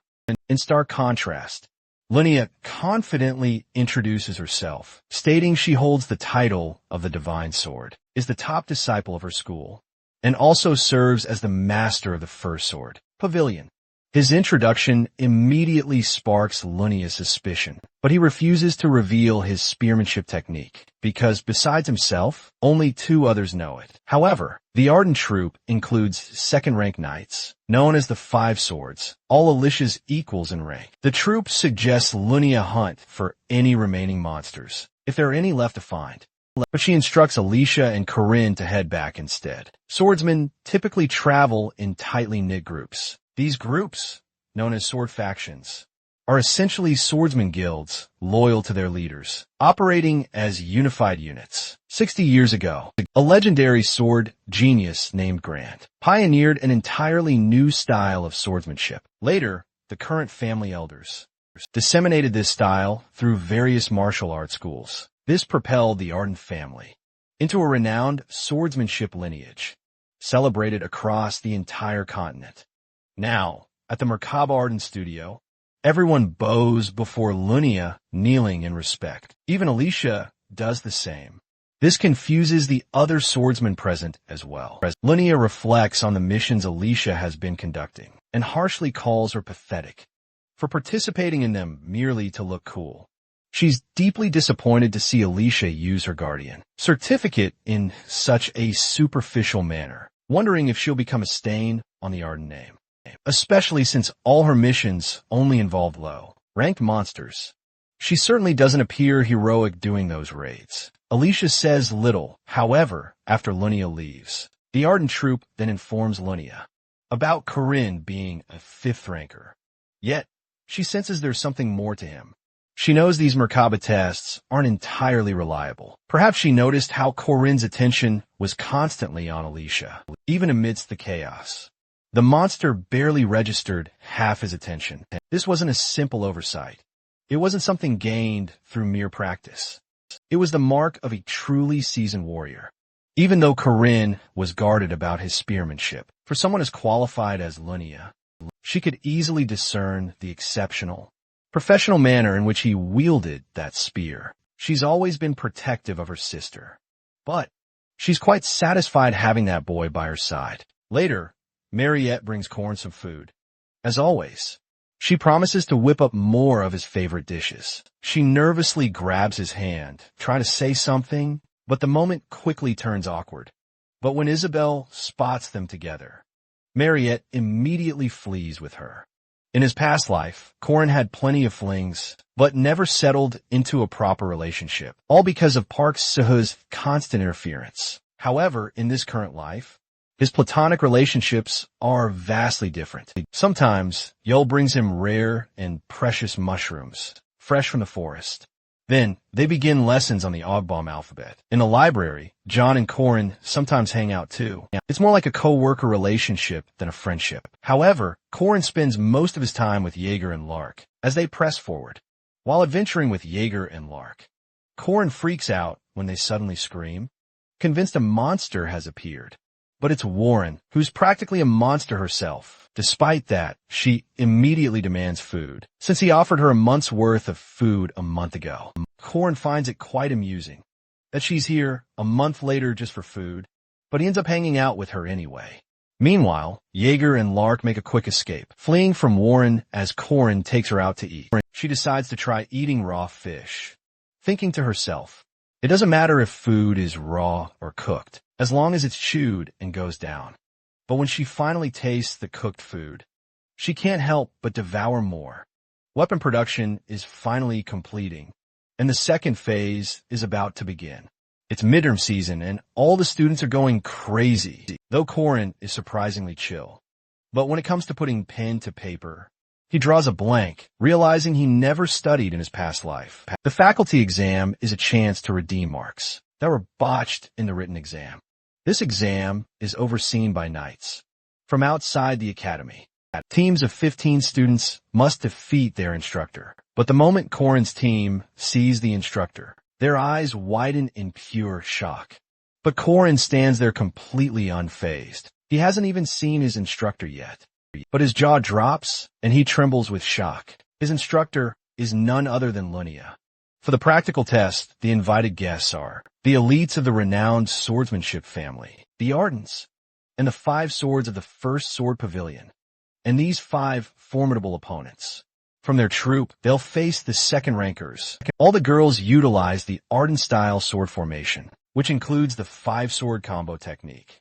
Cousin en intense explosion. John stands there, observing quietly, analyzing his chances of victory. And they aren't high, as the 5 swords of the pavilion cleverly blurred the students' vision to attack them with calculated calm. Given the sheer number of students, John decides to go on the offensive rather than remaining in a defensive mode.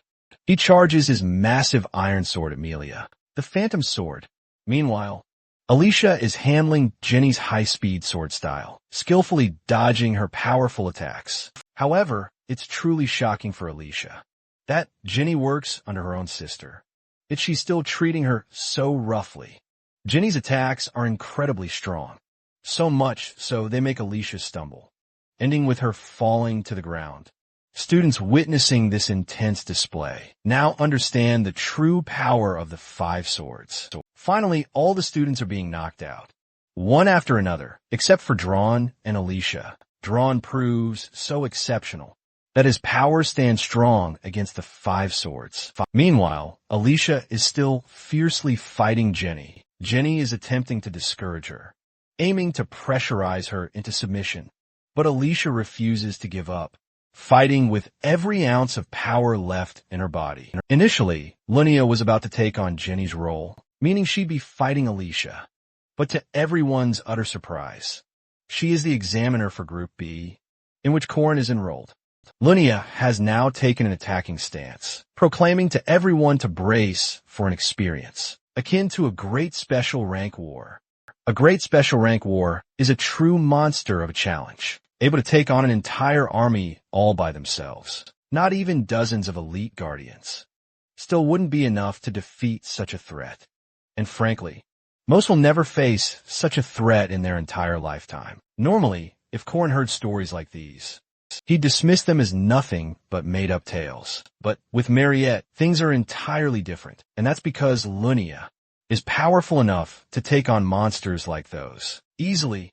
And just like that, she unleashes her sword, causing pure chaos to erupt throughout the entire arena. Jagger is absolutely terrified by her immense power, not understanding why she's giving such a brutal time to innocent students. Meanwhile, Corin wisely hides behind a pillar, knowing damn well that she's actually going easy on them. Otherwise, they all would have been dead in mere seconds. Lark, on the other hand, has already fainted from the shock in mere minutes. Lunia has wiped out every student except for one, Corin, still hiding behind the pillar. She calls out for him, and he's immediately ready to surrender. Lunia smirks, seemingly okay with his surrender, but reminds him of the truly rare opportunity to defeat a true powerhouse. Corin can't help but tremble, witnessing her overwhelming aura. Lunia and Corin fought together in their past life, and many times she was the one who taught him real-life combat techniques. Right now, he actually needs to fight her in order to truly become stronger than her. Seeing him finally take a stance, Lunia doesn't waste a single moment and immediately attacks Corin. Corin, dodging her furious attacks and barely holding his own after taking such powerful hits, makes Lunia wonder who this guy actually is, since no mere 5th ranker will be able to counterattack. Against her attacks, taking a pause, she sheathes her sword, taunting him for actually draining some of his energy for once. Corin thinks that maybe she thinks he's done enough hard work, so she sheathed her blade, but then realizes it's a territory cut, a move that hints at a more serious attack. The mightiest sword's ultimate technique. Emperor Gurren unleashes it. Filled with deadly intent, she charges Corin, every single examiner, and student is engulfed in panic. Immediate orders go out. Stop the test. Lunia's translucent reflection glides through the frozen world. Horan tries to move his spear toward Lunia, but he's utterly trapped in this frozen world. He wonders if he still can't control territory. But even so, he pushes himself, reacting to the territory. Witnessing his reaction, Lunia needs no more answers and concludes the test, suggesting he change his spear, as it's far too weak for his skills. She also realizes he's aware of Alicia and merely wanted to showcase his territory. She claims nothing will change even after this and advises him not to interfere. As she walks past, Corin watches her depart, acutely aware that now that he's shown her his territory, things won't proceed as she planned. An announcement is then made for Corin about receiving full marks and maximum bonus points on the practical test. Every student is stunned he alone handled Lunia, and the Academy's faculty is equally astonished. They all now question his identity, wondering if he truly is just a 5th-rank player. Meanwhile, Furman also grows suspicious of Korin, noticing his techniques a few days later. A few days later, Korin arrives at a blacksmith's in order to change his weapon. He knew an upgrade was essential, even before Lunia's advice. In fact, the blacksmith is stunned that the Academy would so freely provide such rare items, without hesitation, and even wonders how this student knows his family's secret methods. But of course, Korin has already experienced all of this in his past life. Korin possesses rare ingredients, along with the chairman's full support. Unlike most players who rely solely on quests, he's well aware that one of the very few weapons capable of handling territory, the legendary Shadow Kingdom Silver Knight Spear, also known simply as the Silver Spear. A different environment unfolds. Alicia flashes back to a childhood memory, staring at the flowing blood. The truth hit her. This was a real battle. The way she carved through rank 5 monsters, yet it was still her very first time. But even then, she could differentiate the smell of human and monster blood, seeing the girl in front of her, her entire body coated in blood, making Alicia fully grasp what she had done. Gazing at the blood-stained blade, she saw her own reflection staring back, realizing this suffocating fragrance was the agony of a life being extinguished. Pushing aside these painful memories, she lets out a sigh, heading out on a train for a werewolf capture mission, a mission promising her 70 coins. Recalling the other available urgent mission on offer, to search for Fog City's murderous vampire. She freaks out, despising dangerous missions. However, she specifically chose the werewolf mission for an important reason, seeing Korin's bloody belt without realizing it's his, or that he is her very savior. She becomes eager to find her earlier savior. Suddenly, the voice of a mission member rings from behind. As she turns around, Alicia spots Korin right there on the train. As Korin walks past the other mission participants, Korin notices the Guardian's reaction. All thanks to the quota system, the Guardian Association itself has to ignore students' involvement. But they most likely didn't expect a 5th ranker like Korin to be there, but after seeing Alicia, he seems a little more relaxed, gently putting an arm around Alicia's shoulder, walking with her to the edge of the train, and questions her about her eyes. Alicia realizes he's referring to her sister, so he urgently warns her to hurry, because Lunia won't let her wield a sword ever again. After a short while, they reach their destination, finding themselves within a deep, dark forest. Several werewolves inhabit the nest, and about 20 short hounds are captured. But the tables have strangely turned. Then, completely out of the blue, a terrifying mix of monsters and ghosts begins to appear, blanketing the air in a strange, eerie fog. The arrogant participant frantically tries to find Korin, but he's vanished without a trace. Even so, they're at ease, knowing Alicia has their backs. Alicia, however, senses something artificial about this, because less populated areas usually don't attract evil spirits.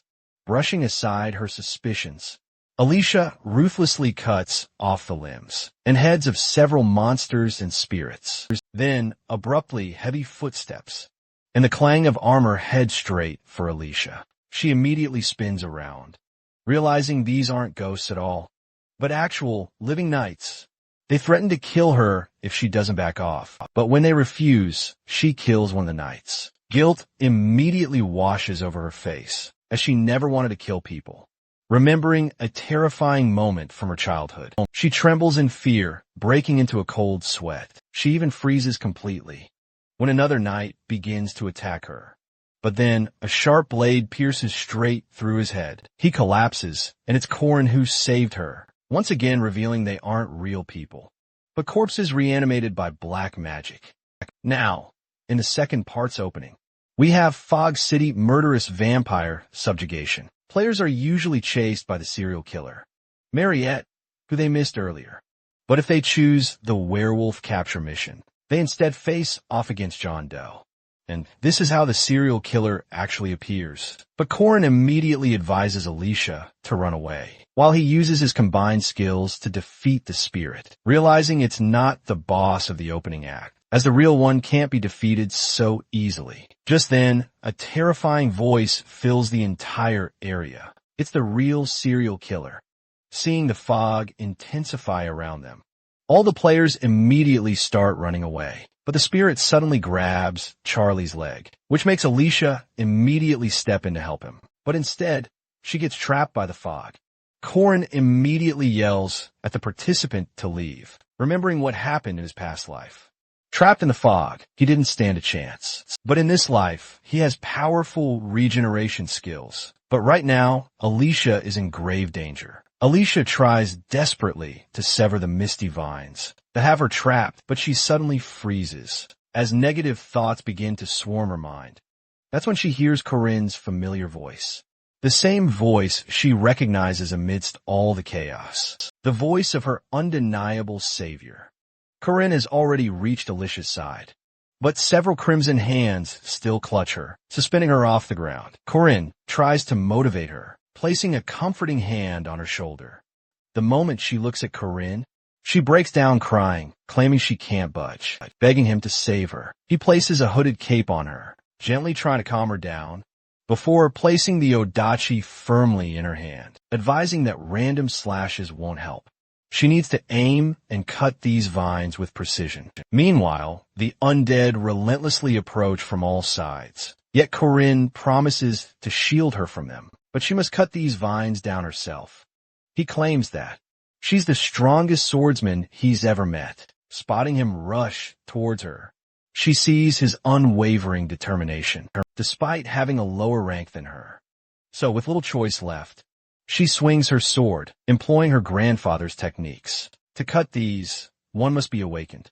In that case, she uses the Eyes of the Boundary skill, an ability that makes it easy to perceive other territories. Everything goes quiet. She sinks into the empty space. Taking one step, she steps into the frozen world, using the first Arden sword style, territory division. Swinging her sword, she delivers a precise blow, cutting off the entire upper body of the undead. This impact affected everything in the area. Half the forest was instantly cut down, and the fog immediately disappeared, as she even defeated the murderous vampire from Fog City. Jeondu, the mission members are overjoyed, but Corinne is utterly shocked, realizing that this is the Sword Emperor's legendary domain. Severance. Alicia happily tells Corinne that she finally did it, which means she'll be the next Arden head. But Corinne is far from happy. This wasn't meant to unfold so soon. While everyone else celebrates their victory, Corin, meanwhile, is cursing his luck. The latest news to hit the newspapers is about John Doe's defeat by Alicia Arden. The Five Swords tear up the newspaper, while Lunia quietly sips her tea. The renowned Arden swordsmanship family operates within the sword faction. Led by Grand Arden, he always awaited an heir, worthy of his exceptional technique. Domain Severance, a skill unknown to most martial artists. Lunia, seen as the genius of her generation, trained through blood and sweat. Her calloused palms proof of her hard work, yet she still couldn't meet Garen's expectations. Surprisingly, her younger sister, an illegitimate child brought from outside the family, picked up a sword and dueled Lunia in a friendly match. Until then, Lunia had never considered her a rival. But then, when the friendly combat turned into something strange, the memories Alicia had from her childhood about harming a girl, blood coating her body, were none other than her sister, Lunia, who she had knocked out in the first fight. It wasn't about her speed. It was something unfamiliar. Domain burnt. That was the day.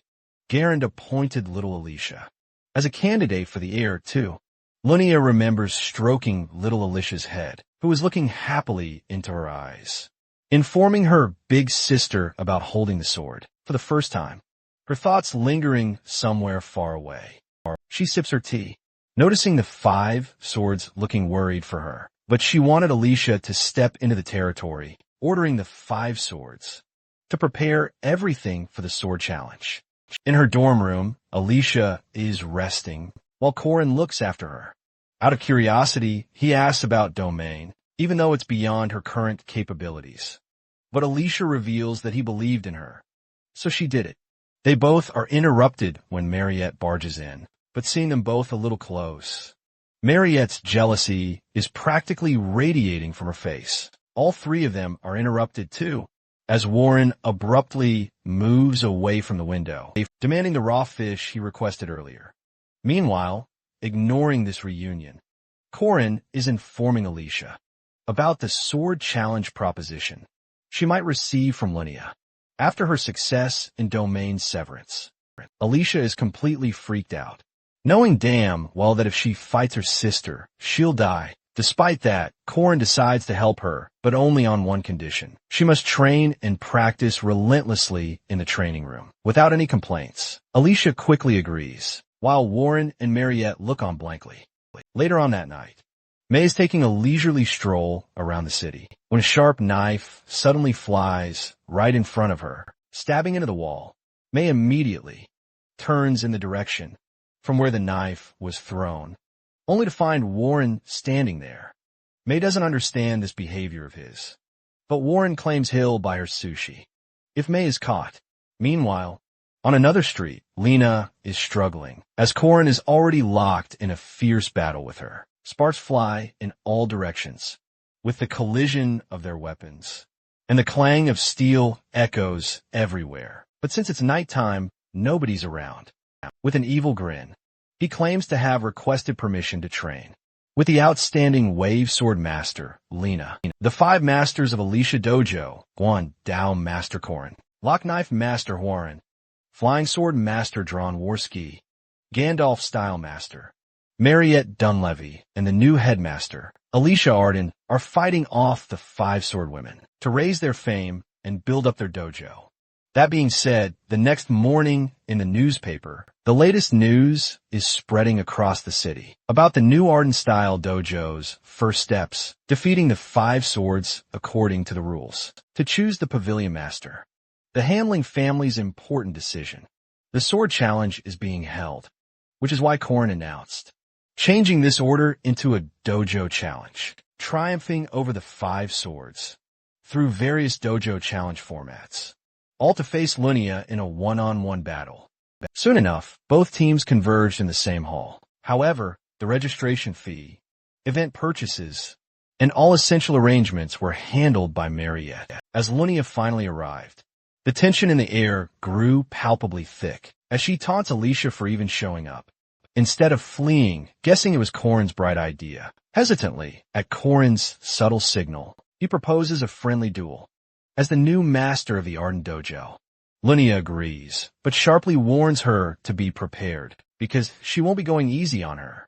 Mariette stands by the wall, intently watching both sisters. She's keenly aware that Linnea is so incredibly strong that even she, a vampire, doesn't believe she could secure a victory against her. Just before their sparring session officially began, Linnea casually tossed a small pouch at Corin. The reconstruction fee, she sneered then. She immediately rushed forward, striking Alicia, who barely manages to block the blow. The sheer force of the sword then slams into Alicia, sending her flying toward the side of the building. With a deafening crash, it's instantly destroyed. The entire upper section of the building is blown clean away. Alicia gazes into her sister's eyes, remembering how she always admired her.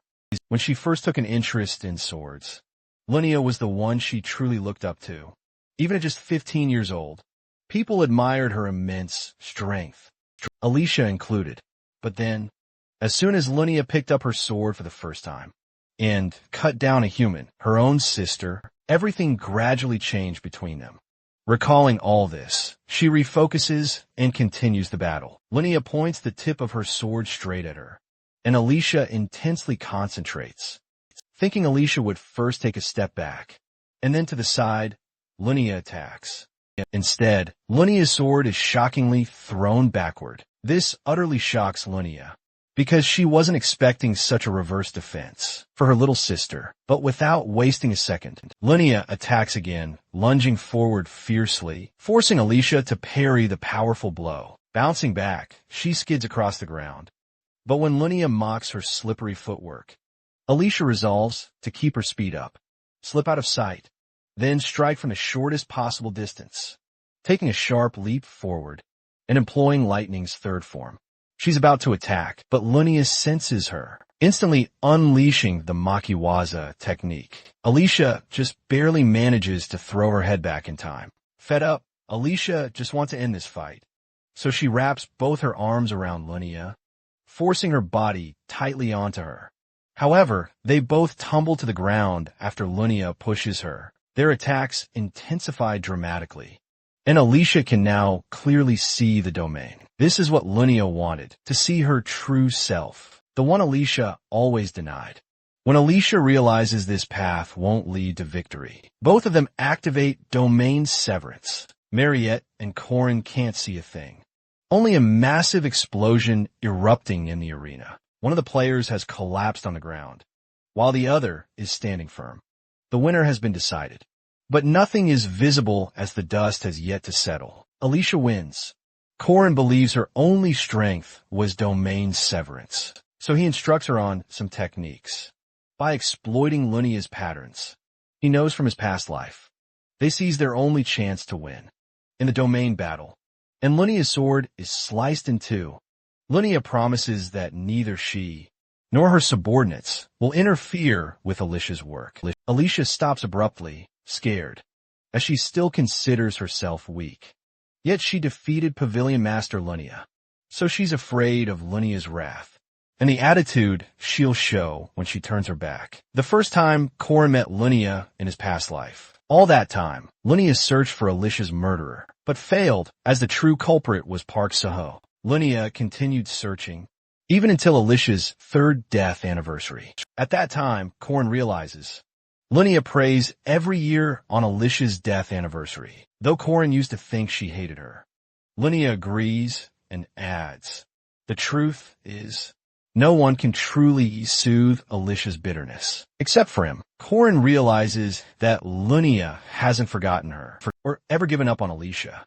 Even if Alicia wins, just like today, Lunia would still support her, beaming with pride. Alicia's terrified of fighting, yet a part of her still wants to face it with a smile. That's why she's always avoided conflict and dreaded confronting Lunia. So she pretends to be less serious and only seeks out simple tasks. And now that she's won, she's going to officially become an Ardenair, and Lunia and her followers will grow wary of her. But she thinks that if she runs away now, her connection with Lunia will finally be severed. Corin disagrees, stating that relationships can't just be cut like that, because no matter what happens, they're still going to be sisters. Corin then praises her, reminiscing about getting beaten up by neighborhood thugs. But later on, what made that truly difficult wasn't the pain from the beatings, but the burning anger towards himself, for never standing up for himself. Alicia feels a strange sensation, and tells Corin he's the same age as her, yet acting so mature, as if he's experienced all kinds of hardships. Corin has actually lived 14 years longer than her, and including the memories of his 30-year-old self. That makes him 50. Alicia then thanks him for the incident in the forest. She wants Corin to assure her that he was truly the one who saved her in the forest, as she recognizes him by his voice and belt. Alicia feels so deeply indebted to him that she asks him for anything he wants. Unexpectedly, he only extends a hand of friendship, and she readily accepts. May asks Mariette to accept his blood, or he can offer her his neck directly. Mariette assures May that she's perfectly fine, thanks to regularly getting blood packs from Professor Josephine Isabel. Eavesdropping from outside the room, Isabel gets annoyed by May and thinks how those very words make Mariette the most uncomfortable of all. But her main concern is actually Corin, who approaches, asking Mariette if her class has ended. He's a first-year student who's been quite close to Mariette lately. After he offers her some blood, they then enter the room and lock the door. Isabel can't help but wonder if they're romantically involved, so she discreetly eavesdrops from behind the closed door. Corin tells Mariette all about his plan to build an inn on the land they acquired after registering the dojo, and boldly asks her to invest in it. Meanwhile, in the training room, Corin presents him with a voucher for a restaurant, which she immediately recognizes as the Holy Panda. And when Isabel overhears this, she gets furious, realizing instantly that the Holy Panda is famous for being the best spot for a romantic date. And after seducing Mariette just moments ago, he's now brazenly asking Alicia out on a date. Corin then asks about how much money he's made. Isabel continues to judge Corin relentlessly, remarking that after hitting on 2 girls, he's now talking about money. The next day, Corin also asks Warren about the money, claiming he has an amazing investment opportunity. Isabel reaches the undeniable conclusion. Corin is an incredible scammer. A whopping 97 gold coins and roughly 100 million South Korean won were spent battling Lunia. So Lunia considers offering a 100 gold coin loan. Corin also has significant funds managed by Protestants. John's wealth, surpassing even the richest nobles, collects 550 gold coins. With that, Corin purchased the land, although for now, it's just empty plains. In the upcoming second semester, they're set to host a friendly exchange festival with the Eastern Continent's Bora Math Academy right here. This is going to be the absolute peak season for the lodging industry, where tourists from across the entire continent will come flooding in. Clara has a serious conversation about the conflicting events with the chairman. The chairman then departs for the Catholic Church to handle the delicate situation there, leaving the entire place under Clara's careful supervision. While reviewing some papers awaiting approval, she spots Corin's name and wonders what on earth he's up to now. At this very moment, Corin's request was to harvest the Mandrix land. With this provision, he and Alicia head straight to the testing facilities. Corin probes her knowledge about Mandrix. She knows they shriek loudly when plucked. She's right. One must guard their eardrums. When harvesting these plants, they don their earplugs and begin the treacherous harvest. It's incredibly tough to harvest Mandrix alone, as one person needs to yank the plant, while another must quickly cut its roots and stem to silence its screams. Despite his nerves, Corin bravely begins, but quickly realizes Alicia's earplugs aren't in correctly. She starts foaming, so he decides to handle it himself, even screaming back at the mandrake. He violently severs its stem and roots. He then yells at Alicia for her lack of help, and decides to stop at K-grade mandrakes. He knows he'll collapse if he tries for the silver ones. Mariette then arrives, complaining about the noise. She inquires what exactly the two of them are doing. Corin reminds her of his mandrake plucking plans, but since they're both utterly exhausted, they're going to take a much-needed rest. Mariette immediately offers her assistance and effortlessly proceeds to harvest them herself. Without a single earplug, they're both absolutely stunned by her ease. She claims she harvested 30 of them on her farm this year. Since their ultimate plan is to make a herbal decoction, she decides to whip up a delicious stew. She then asks Alicia if she can fetch some rabbit meat and potatoes. When asked, she firmly tells Corin to do nothing at all, as she's going to handle everything herself. A mandrake root can be consumed directly, but crafting it into a herbal decoction is far more effective by adding up to 28 different ingredients and then boiling it for over 10 hours.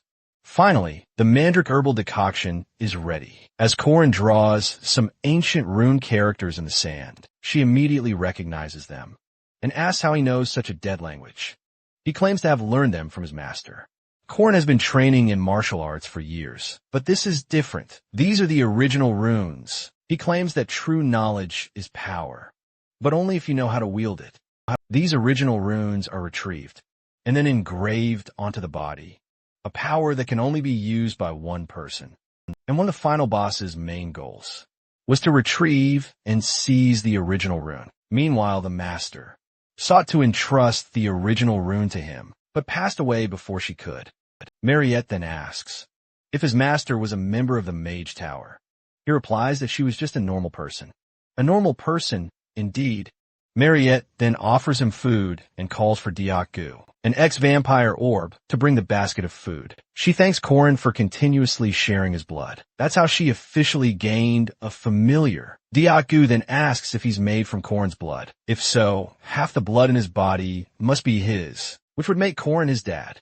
Mariette blushes and asks Korin to play with Diakgu. They do so, and Korin consumes a mandrake herbal decoction. His mana recovery ability greatly increases and boosts his named level stats.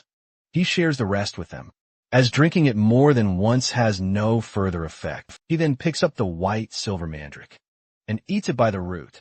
As a result, his aura core, a strong vessel for a knight's aura, is created. Seeing the silver mandrake's results, Mariette wants him to take the gold mandrake, as the results are sure to be incredible.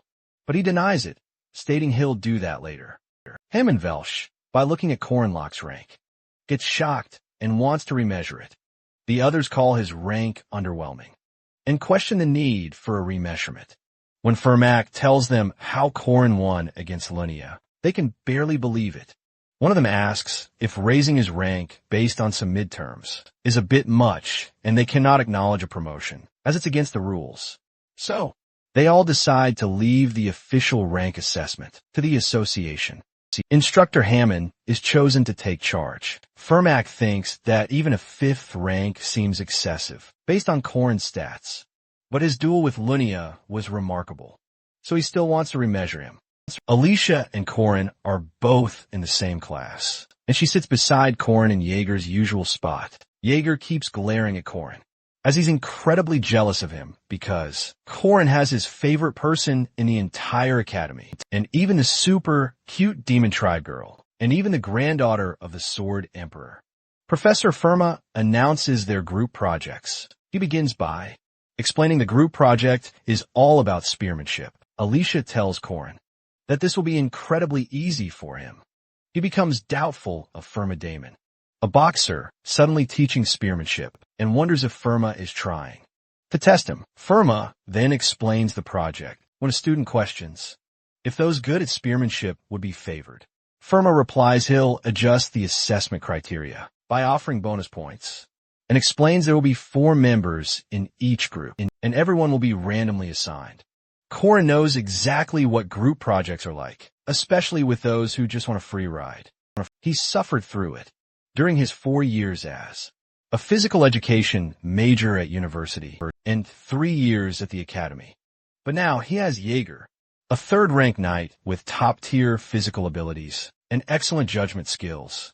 Alicia, a swordsmanship prodigy who's incredibly strong, and Warren, who's quite hardworking. He realizes all his group members are strong enough, so his painful past won't repeat. Korin made a reservation in the training room for 3 hours, where he plans to teach them the theories and attributes. But unfortunately, due to Korin's extreme strength, the walls are completely shattered by a single punch, and they're kicked right out of the room. It's the first reflection session on the group assignment, and every member is asked to share their thoughts openly. Alicia felt sorry for her attitude the day before, but they praised her skills. Jaeger is struggling to grasp how to execute the unique spin, but he can't seem to find the right path. Warren arrives with glasses of juice, and since she's doing volunteer work, her weekend services are mandatory. Korin questions Warren, asked if she knows the source of yesterday's failure. Her blunt reply, they're all just too weak, as if they even practice those techniques. The weak will always be weak, and the strong will always be strong. Korin feels she's absolutely right, but he believes it's a sentiment only truly strong people can express. He then makes a bold bet. If he can make Warren kneel within 1 minute, she has to pay for their dinner. She agrees, but declines any reward. They begin with Jaeger's sign, and Warren proves quite skilled at it. So he unleashes the tiger sweeping wind, which is the 2nd step. But Warren manages to nullify that too. Next, he employs the 8 trigram steps, but she doesn't even budge a little. Warren, growing furious, wants Korin to dodge her attack if he doesn't want to die. And if he doesn't, he's surely going to be hospitalized for at least 2 months, but he tries to block it. And even though he puts his full power into it, Some of his muscles rupture. But somehow, he manages to make her kneel. Warren, furious, wants to go again. But Korin denies it, having already won. A few days later, he takes on a challenge and successfully apprehends his group. Members who revolted. Now, he can teach them spearmanship and prepare them for the upcoming presentation. Warren sends him a letter, claiming she's sick and unable to join. He visits her at dinner, bringing her some food, and claims that if she eats it all, she won't be sick anymore. She eventually admits she's not actually sick. Korin tells her it took him 3 years to get good enough at martial arts to make her kneel. Somehow, they both resolve things, and she starts eating. Warren then hands over a notebook to him, which details the positions of spearmanship principles, the very one he had asked her to compile. The group presentation day finally arrives. The first group, led by police, seems quite well prepared. The professor then activates his powers on him and firmly holds his hand. And if they last for at least 10 seconds, he's going to award them full marks. Furman completely surprises his students by dramatically announcing that anyone who can last 10 seconds against him will instantly receive full marks for the project. Without a moment's warning, he tosses his notebook into the air and charges the students with lightning speed. Using his signature down-ducking technique, with a powerful boost, he effortlessly takes them down. Jaguar immediately acknowledges how incredibly fast Furman is, while Korin watches on in absolute awe, realizing the professor absolutely isn't holding back. After expertly catching his notebook midair, Furman then tells the fallen students that, while they certainly lack practice, they did okay and deserve a B. No one dares to object, so he swiftly moves on to Group 2, and Korin can't help but overhear some of them saying, "It's absolutely pointless to fight a professor." Meanwhile, the group's leader brags incessantly about their North 9 Deadly Dragons technique, claiming it's like 9 dragons flying. But before he can even finish, Furman swiftly attacks. He immediately criticizes their needlessly elaborate form, claiming they clearly haven't practiced properly, and gives them a C. As Group 3's turn arrives, Korin confidently steps up as their leader. He tells Furman that they'll demonstrate the lawn, and Ja forms of 8 trigram spearmanship. Jaguar kicks things off, showcasing Lawn by deflecting attacks. Alicia then demonstrates by pushing down the opponent's weapon. Warren follows up, executing Ja by expertly stabbing upward. Korin silently celebrates to himself, impressed by just how flawlessly Warren performed. Furman praises them for cutting out unnecessary movements and sticking to strong, simple fundamentals. He calls it incredible and awards them an A+. However, he then completely shocks Korin by saying that only he will face the professor in the real fight. Korin smirks, instantly suspecting Furman had planned this all along, but agrees without a moment's hesitation. As the epic duel finally begins, Furman unleashes a jet boost and immediately throws a right hook. Korin quickly analyzes his stance and realizes something is gravely off. Furman is actually left-handed, while expertly pretending to be right-handed. His subtle footing, however, gives it away. Korin brilliantly blocks the attack, catching Furman completely off guard. The other students are left utterly stunned. Furman's speed and style have completely transformed, but Korin still effortlessly blocks every single move. Furman begins to wonder if Korin has already surpassed his rank level. He amps up his power, demanding Korin show him that spearmanship isn't just about the basics. But Korin suddenly stops, standing perfectly still, shocking everyone. When asked why he isn't attacking, Korin calmly replies that 10 seconds have passed. Korin thinks to himself that Furman is probably getting suspicious. After all, he only used his right arm to fight, pretending to be right-handed. But he already knew he wasn't. What will Furman conclude from all of this? Furman then turns to Group 3 and declares that their simple mastery of the basics represents the true secret arts. He awards them an A+ as the entire group celebrates. He then asks Korin to meet him privately, assuring him it's just a simple talk in a secluded location. Furman asks if Korin is truly a 5th rank knight. He confirms this, Though Furman says his skills far surpass that level, Korin smugly agrees, thinking to himself that although he's incredibly talented, he still can't sense spirits properly, can only capture evil spirits under very specific conditions. Hence, he's not qualified to hunt high-level ghosts. Furman reveals that the night faculty professors recently discussed Korin's case. They decided he needs to be reevaluated, and he'll now be given special missions. Based on their outcomes, his rank will be reconsidered. The highest possible outcome is a promotion to semi-first rank, all thanks to his unconventional achievements. Korin is pleased, because a higher rank means more mission options. As a student, this would usually be a privilege in the second year, but now he might just get it earlier. He agrees to the reevaluation and asks what he needs to do. Herman hands him a sheet, listing 4 semi-first rank missions. Korin must complete 2, 1 monster hunt and 1 evil spirit hunt, alone.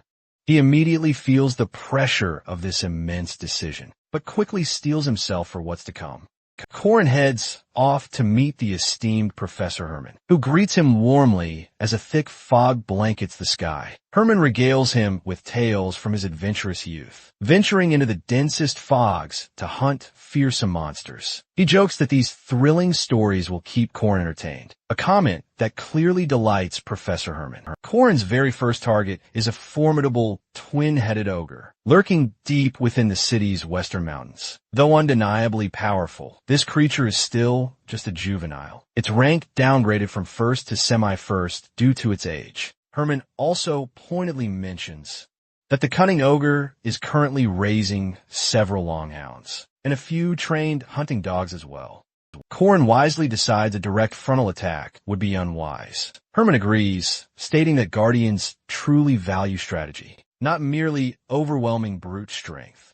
When they finally arrive at the ogre's ominous cave, Korin immediately understands that neither Herman nor the nearby association staff will offer any assistance unless the situation becomes truly life-threatening. And if they do have to step in, it automatically means he'll fail this crucial evaluation. Herman then instructs Korin to present his detailed analysis. Korin meticulously inspects the area, confirming that the ogre and its formidable hounds are indeed traveling together, a fact he deduces from the distinct footprints. From these, he accurately deduces there are 3 longhounds. Herman continues to relentlessly test Korin's knowledge and strategies, to which Korin responds with unwavering confidence. Finally, with a decisive glint in his eye, he announces he'll use the greatest gift ever bestowed upon humanity in this fight. When Herman asks what exactly that means, Korin simply replies, "My head," with a confident, knowing smirk. He adds that, unfortunately for the unsuspecting ogre and its hounds, he happens to be an absolute expert when it comes to using it. The presence of demonic creatures is heavily imposed upon the world, and the undisputed ruler of this forest is certainly one of them.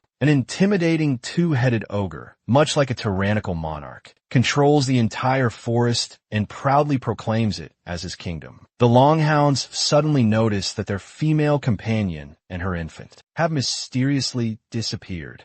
They immediately begin frantically searching the ground for any traces. An unknown intruder had clearly dragged the female away. And after this chilling realization dawns upon them, the ogre unleashes a terrifying beast-like fury, since the female was their beloved comrade. The longhounds, fiercely following her fading scent, begin to scour the forest alongside the enraged ogre. The intruder, he was about to get a taste of his own medicine, when the longhounds unexpectedly stumbled upon a whimpering female. Just as they moved to save her, massive logs started falling on them, so they ran for their lives.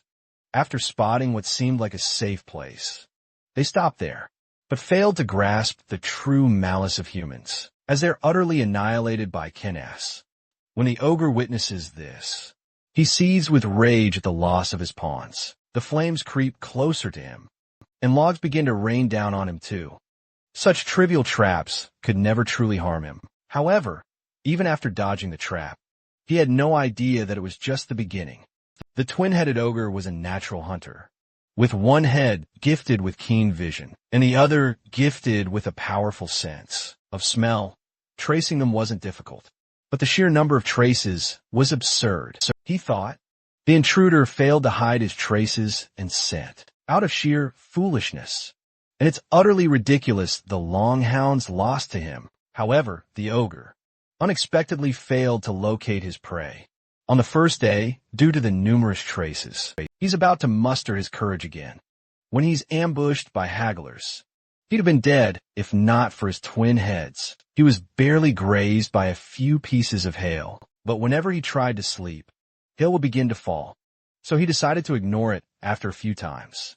It was just when the falling hail turned into fiery rocks and began to burn him. Even after enduring all this, he still failed to capture his prey despite his efforts. It was after 3 days that he realized that his role as a hunter had been reversed, which ignited a burning fury within him. Suddenly, he hears the voice of Cornlock, announcing an end to all this.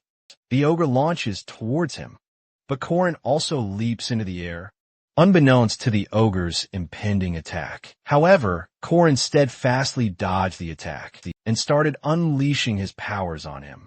Finally, one after another, the ogre is knocked out cold. He yawns nonchalantly, disappointed he couldn't use his aura, even though his aura core was fully charged. Once he confirms the ogre is truly defeated, he wonders if Mariette is doing okay. 3 days earlier, Corin asks Mariette the extent of her trust in him, to which she, without hesitation, metaphorically, she declares she'd believe him, even if he claimed he could turn potatoes into kimchi. He then asks how far she's willing to go by his side. With a hint of disbelief, she enthusiastically replies, until the very end. Afterward, he reveals his elaborate plan to her, and that he'll need both Alicia and her for it. But all she heard was Alicia's name. So, she jealously demanded why Alicia was part of the scheme. Even though Mariette is a seasoned guardian and a unique vampire, she's still a young woman at heart. So her heart trembled at Corin's unfortunate choice of words. She realizes this is a bigger problem than anticipated. However, she knew Corin was always a step ahead, whether saving her or aiding Alicia. But her one-sided crush still completely took over. The primary reason mages seek professorships at the academy isn't solely for the mercabas, great library texts, but also for the massive research facility at its west end, which houses the virtually undefeatable, special, sealed monsters. Professor Dana and Professor Fermac now examine the wild boar that devoured the iron mine hole and its etched origins. He then asks Dana if their research is based on the special entity's alpha characteristics. She explains she aimed to write a thesis on the influence of the special demon tribe on low-rank entities and the unique alpha energy. So he inquires if he merely needs to engrave a rune onto this particular monster. She affirms, expressing her immense relief at his presence. He comments how dead languages are challenging to utilize in combat, and just as he's about to boast, she informs him of a special volunteer vampire, and Mariette makes her grand entrance. Like the first act's boss facing off against the second act's, the king of the iron mine. The haunted house mission is a pretty basic one, one you can choose in the second semester. In the original game, however, you have to watch out for attacks from various household items to take down the first rank evil spirit possessing the haunted house. You'll need to destroy the hidden magic circle in the basement. Normally, Corin can't sense spirits, but here he can. Sabencia Duke is possessing the training room's magic tools. This is the Geist phenomenon of possessing a home, meaning they exert physical force that can't be ignored. With religious precepts, you must cut off the stalk and top part with your spear to disconnect the root. Next, run towards a window on the terrace with your spear facing forward, dodging the flying glass shards. Upon entering, jump slice thrice after cutting the clock, then destroy the nails on the stairs and floors and move ahead. Stepping on the center carpet cracks it and takes you downstairs.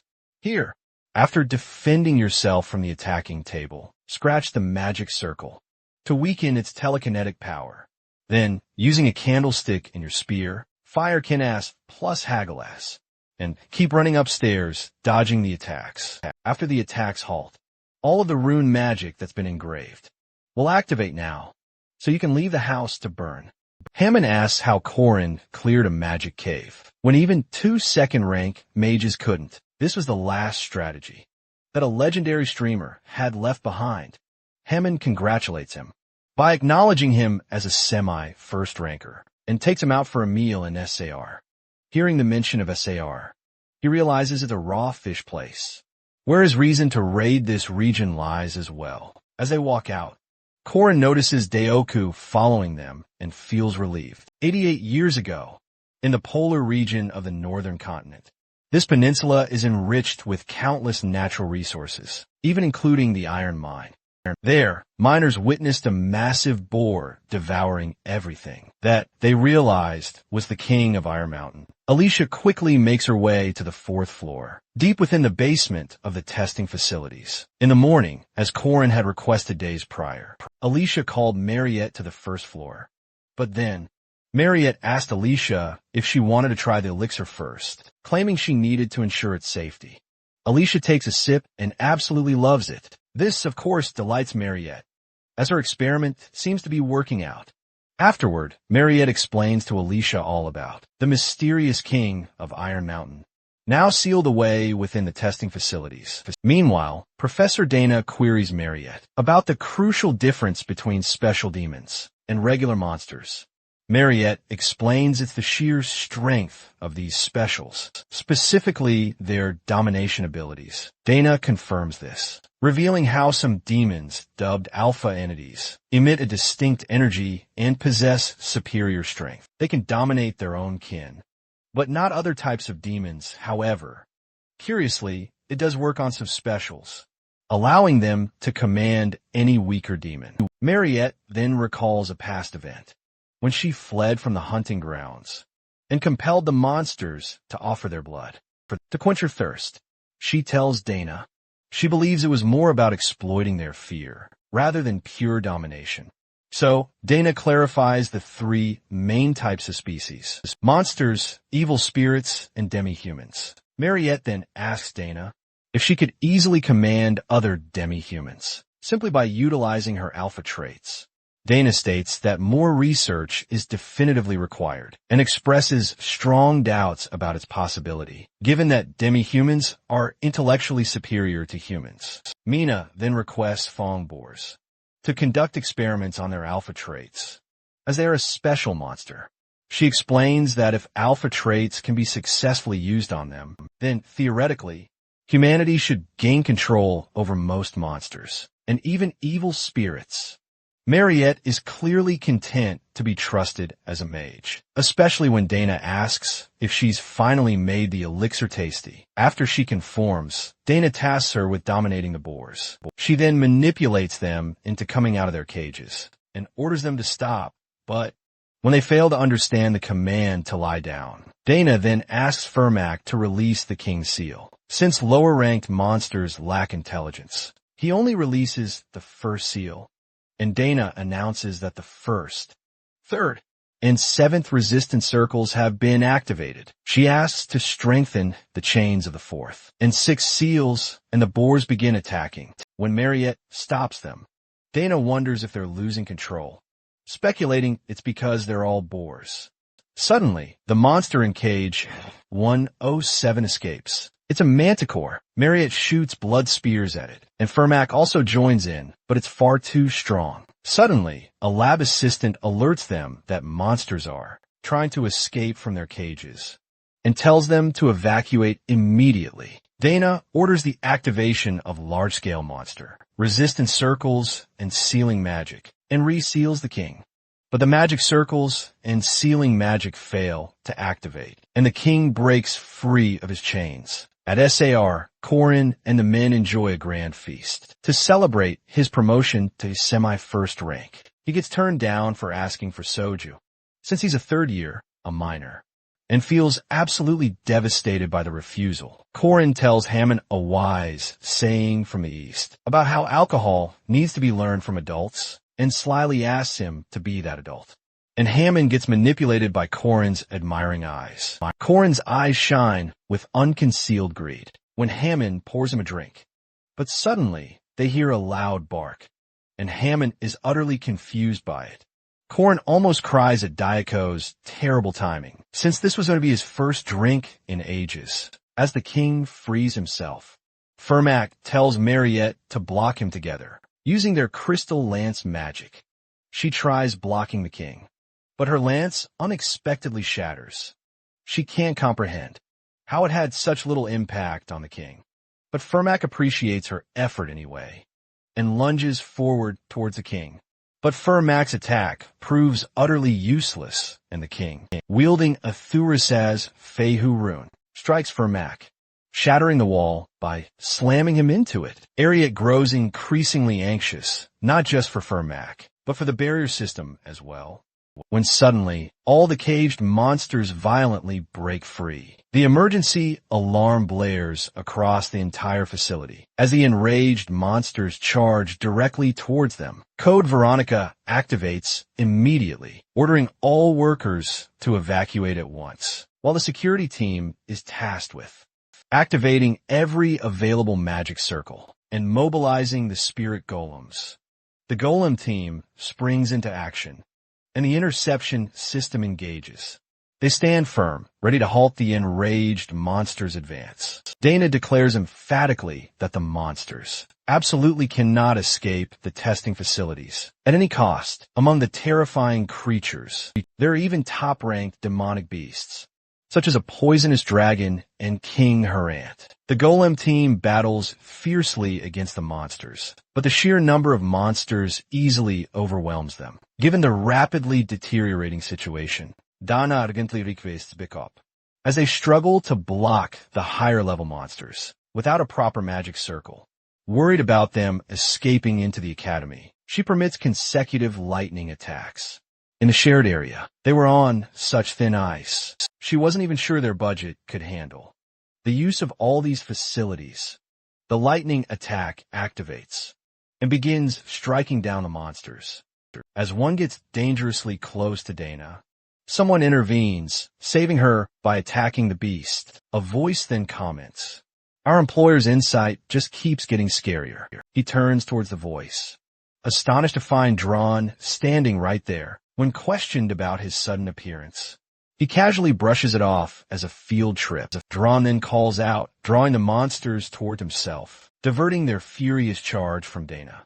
He immediately engages them in combat, lunging directly towards Dron's sword.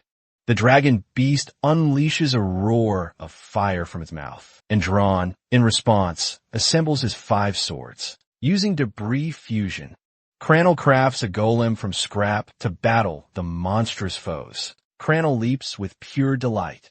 Now that the techniques he learned from Corin are finally working. Just a few days ago, Corin had taught him stamina is power and imparted some crucial golem magic techniques. After an intense, forced training session, Corin then handed him a mysterious book. It was while reading that he discovered this incredible technique, and as a favor, requested today's field trip. The golem clashes against the mighty dragon, but they're still getting overwhelmed.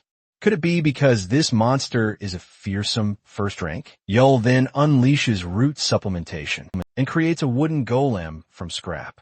She's amazed Corin already knew this trick, to teach it to her ahead of time. Suddenly, Dana notices the venomous dragon, slithering its way to the 3rd floor. Alicia quickly takes it down, letting out a sigh. Dana's relieved to see all these students show up, each of them at least a 2nd-ranked knight or mage, and is immensely grateful for their presence, until a crucial realization hits her. She questions why they're all at the testing facilities. They casually claim it's a field trip, without breathing a word about Corin. His brilliant plan to stay hidden from the academy is progressing perfectly.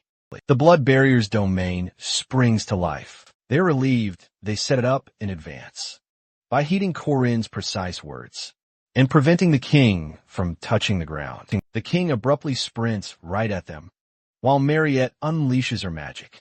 She urges the others not to lower their defenses, for she's a special person just like them. King Harant is a terrifying first-ranked monster, like something ripped from a horror film.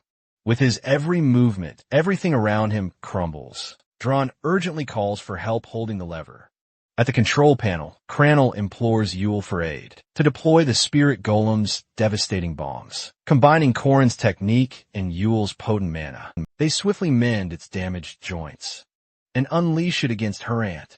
Cranel then informs Yule how they'll detonate all 5 spirit golems, which absorb bombs and will spray out immense mana. And together, they coordinate their efforts by sending their golems to clash with the monsters. We're in the bustling port city.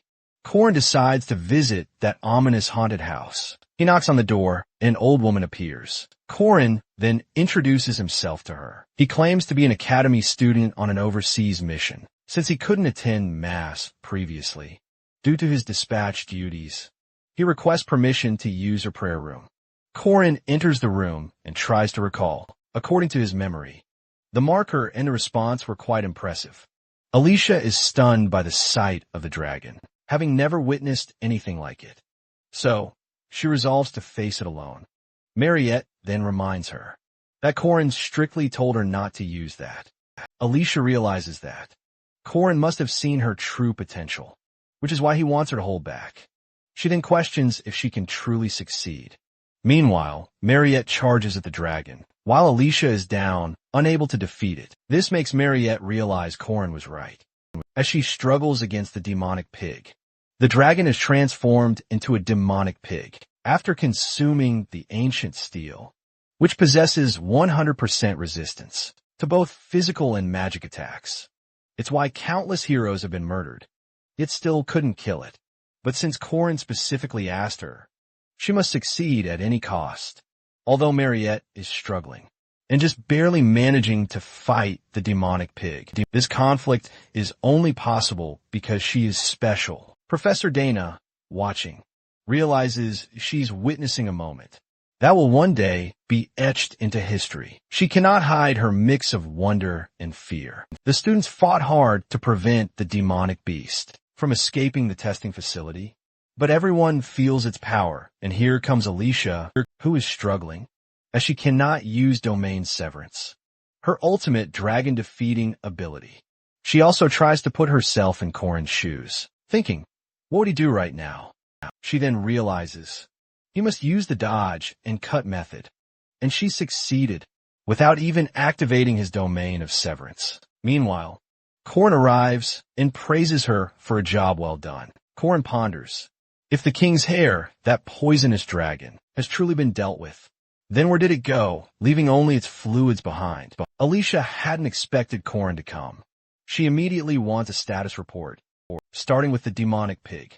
And since Mariette is still blocking its path, she needs to go assist her. The bespectacled girl questions Corrin about his plan, since he brought her all the way here from the church. Corrin needs her to help him watch the demonic pig. She's confused. Why only the demonic pigs, when there are so many more monsters around? It seems Corrin must have said something when he explained his plan to Mariette. His plan was to feed monsters rocks engraved with rune magic to the monsters within the testing facilities, and after feeding them plenty of rune-engraved rocks, then offer them food as an excuse. The plan was essentially to sweep them all away, using the rune resonance activation function as well as the resonance activation through the silver spear made of rune stone. Given enough time, Corrin brings Alicia back with him to defeat the dragon. Among the mid to upper ranked monsters that survived the resonance activation, only about 30 of them remained, with the special demonic pig prominently among them. All the heroic legends of Arhin have gathered here. These are the heroes who will save the world in the future. Corrin asks Mariette if she's all right. She affirms, so they all prepare to start anew. The counterattack begins. Corrin senses his party isn't just luxurious. Its power flows smoothly. But the reason the party members still lack confidence is because of their formidable opponent.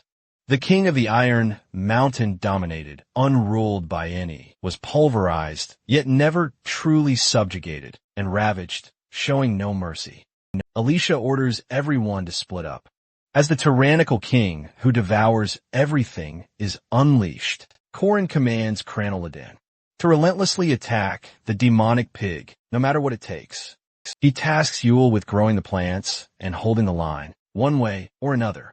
Meanwhile, he orders everyone else to fan out. But the enemy is so strong, their attacks barely phase it. Korin commands Dron to flank it with both of his magical swords. Dron knows his employer is a master strategist, one who always waits for the perfect timing, with the best safety measures in place. There's no reason for a mercenary like him to disobey. His other weapons, the Blade of Flames and the Blade of Lightning, were fortified with top-tier, first-rank mana stones, gifted to him as a reward. After the infamous Mariette Dunleavy incident, this foe is incredibly difficult to defeat, seemingly unaffected by any damage. After countless attacks, Korin realizes that, to effectively target the King of the Iron Mountains, they must split their physical and magical attacks, right down the middle, a common pattern, found in the original runes. These are the 8 texts needed to reach paradise. The power of an imperfect concept. Physical attacks target its red fur, while magic attacks aim for its blue fur. And then there's the secret weapon, its golden fur. Yahello and Crannel are ordered to try and hold on to something, anything. If they lose their grip, they're to grab him. Dron is instructed to fight from mid-distance, while Korin and Alicia hold back at the rear. All direct attacks are entrusted to Daoku, and Mariette is simply ordered to keep moving. Korin's command is clear. No one is to think of the aftermath. This is a short-term battle, so they must pour every ounce of strength into it, and they will win. Yahello and Crannel kept attacking, but the enemy escaped. Korin tells Dron to repeat the patterns that worked before, and it worked. That hit was even more direct than expected. The fur's transformation stopped. It's still red. But wait, that was a fake out. After pretending to change to blue fur, which boasts magic resistance, he pulled a trick to lure Daoku in. The dragon now spits destructive light. It's a Titan rune. It annihilates everything in its path. This sends Daigo flying. Mariette's tasked with retrieving the Orb Blood Spear. Then Korin himself goes on the offensive, and he urges Mariette to use Blood Spear again, as if he'd used blue fur to block the magic attack. So, time for Blood Spear once more. The king laughs, utterly satisfied. His lips curl into a smirk because in the end, it's the same old hidden secret card. It grants 5 minutes of pure invincibility, where no one can stand against him. With that power, the king charges straight for them. Korin yells for everyone to run, because for 5 whole minutes, none of their attacks will faze him. But sadly, there's nowhere left to run. The king cackles, intent on cornering the humans. Even the small demi-human's magic is powerless. Then it's time for the gold fur, the final phase of the King of Mountains. And with no hidden methods left to exploit, Alicia unleashes the Aiden style. A single blade technique against the demonic creature. She strikes with a devastating domain slash, dealing truly significant damage. Korin praises Alicia, saying that a well-raised Alicia is better than 10 party members. Alicia's still a bit confused about what's going to happen if it starts moving again. Korin tells her it's time for the madam to shine. Now, Josephine, Clara questions Korin how he recovered that massive magic in such a short amount of time. The gold pattern is a powerful ability, but after it shatters, one can't use the original runes for a while. Mariette is also ready. Korin requests Professor Josephine to block her. And finally, the demonic pig of the Dingle Peninsula has met its end, and the origin light that left its body as it disintegrated is something no spearman can afford to miss. At its origin, the 8 texts needed to go to paradise, and it's a remnant of the divine generation that cannot be destroyed by any power, but their container, the rune stones, sometimes get destroyed. 88 years ago, a wild boar on the Dingle Peninsula swallowed a rune stone, and nobody even bothered to retrieve it. But that fateful day, the demonic pig was unleashed and defeated, and the rune stone inside him shattered. So, they wonder, where did the lost original rune go? And the answer is quite simple. It travels to the closest rune stone, wandering aimlessly before finally settling down, and it has now reached its destination. 10 years ago, he entered the academy for this very reason, acting as a professor, and the king of the Iron Mountain, who was defeated by the academy students. met a meaningless, futile end. He'd been sealed for 80 years, after all, so it's no wonder he'd weakened. And all he has to do is leave the academy. Fermac arrives there. Corinne tells him that, as the disciple of his own disciple. Corinne is his martial uncle by renouncement, and he demands Fermac show him respect. Fermac realizes Corinne has figured out his identity. Corinne tells him that he can't go back to the origin, but that's something a mere student shouldn't know. Fermac suspects Josephine told him. Fermac gets enraged and declares Corinne his enemy, even with his six-step spearmanship. He was completely unaware Corinne had blocked all his plans, and is now standing right in front of him. Fermac, the famous first-rank knight, is the mastermind behind unsealing the king of Iron Mountains. He's the final boss of the second part, the one destined to appear, with the king of paradise, and one of the 4 executives. His powers are at least on par with Lunia Arden's. Fermac questions Corinne, saying, by showing just a little of your talent, do you really think you can face me? Fermac knows how to quickly end things. Corinne activates the rune of sun, Soilo, which is the natural enemy of shadow types. A shadow-type sorcery needs shadows to exist, just like water attribute magic needs moisture, and fire attribute magic needs air. Corinne has already been engraving the rune of sun for the entire past 20 days, and the desolate lot has limited access in this very place, secretly connected to the testing facility's basement. He is prepared for the finals before anyone else. Corinne claims to Fermac that he is well prepared there. They both start fighting, where Corinne attacks him with a radio. But Fermac manages to dodge that. Then Corinne attacks him while returning to heaven. Corinne questions him again, if he is still pretending to be a professor. Fermac is confident enough that he has been doing that for the last 10 years, and it's an occupational disease. Corinne threatens him that, whatever he is going to do there, in the end he'll face death.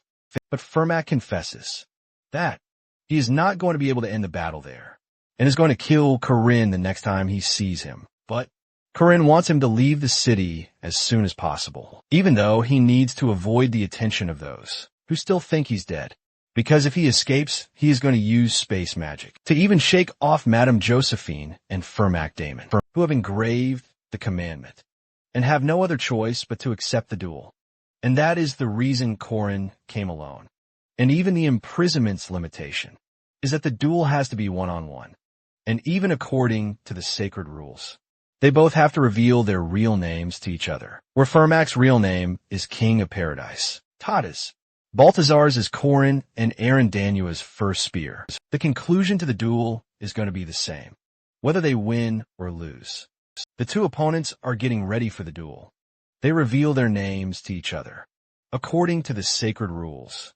On one side is King of Paradise, Tate's Balthazar's ordinary warrior, Pyramid Damwon, while on the other side is Queen of Paradise, Arandanua's first spear. Corin Lock's system backup reveals the review of the 3 commandments of the duel. The first commandment is duty. The second commandment is restraint. And the third is oath to save the world. It's revealed that Damon is a fierce fist fighter, relying on close-range attacks, while Corin wields a spear, capable of both close and long-distance combat. Corin immediately unleashes a flurry of attacks, including Calamity, Serpent Intent, and Slithering Serpent, preventing Damon from closing the distance. Damon, however, patiently bides his time, waiting for the perfect opening. He plans to strike as Corin retrieves his spear, using that moment to rush in for an attack. But Corin had anticipated this tactic all along. Corin suddenly leaps into the air during their close combat, making Damon mistakenly interpret it as a sign of weakness. Damon waits for Corin to land, ready to strike. Instead, Corin charges with a relentless series of attacks, first with infinite returning heavens, followed by the devastating Chaos Spear. Damon is astounded by Corin's incredible speed, and the fact he delivered 7 consecutive strikes, all while still airborne. The instant Corin lands and prepares another strike, Damon retaliates with a powerful, bone-shattering punch. Damon refuses to back down from his assault, even bleeding profusely from a cut arm. To close the distance, Damon unleashes a powerful meteor strike attack. Corin, anticipating that Damon might be pouring all his power into this final blow. Attempts to block it, aiming to counter. But in a split second, Corrin realizes Damon never intended to strike him directly. His true target was Corrin's spear. Damon snatches the spear and flings it away, embedding it deep into a tree. Damon taunts Corrin, asking what he'll do without his weapon. Without his spear, Corrin tries to retrieve it, only to find it's wedged in so tightly it won't budge. Damon seizes the chance, striking with a southpaw flicker jab. Corrin, however, astounds him by blocking the attack with sheer martial arts skill. Corrin demonstrates to Damon that he also masters the fundamentals of martial arts, focusing on physical combat training. Corrin then strikes Damon with 8 trigrams, raised palms, and 3 piercing palms. Damon, however, barely seems surprised, revealing that Corrin's physical attacks, it had no effect on Corrin. Leveraging his spear skills, he had also honed his physical combat.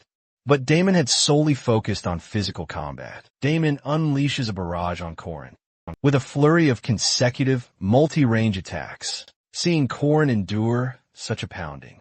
Damon assumes Corrin has lost his fighting spirit as Damon prepares to land a decisive blow to finish this once and for all.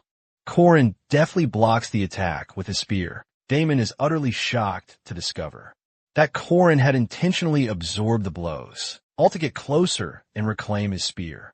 Corrin then relentlessly assaults Damon with his own attacks. Damon is astounded by Corrin's combat prowess. Realizing he's at a disadvantage once again, Corrin taunts Damon, remarking that even after a beating, Damon is still lecturing like a haughty professor, determined to finish the fight.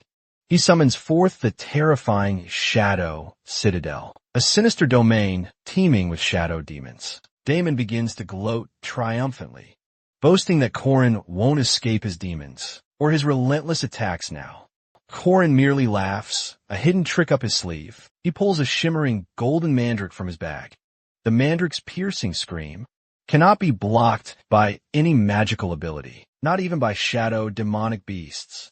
Damon roars out, challenging if Corrin could survive such a petty trick, with a confident grin on his face.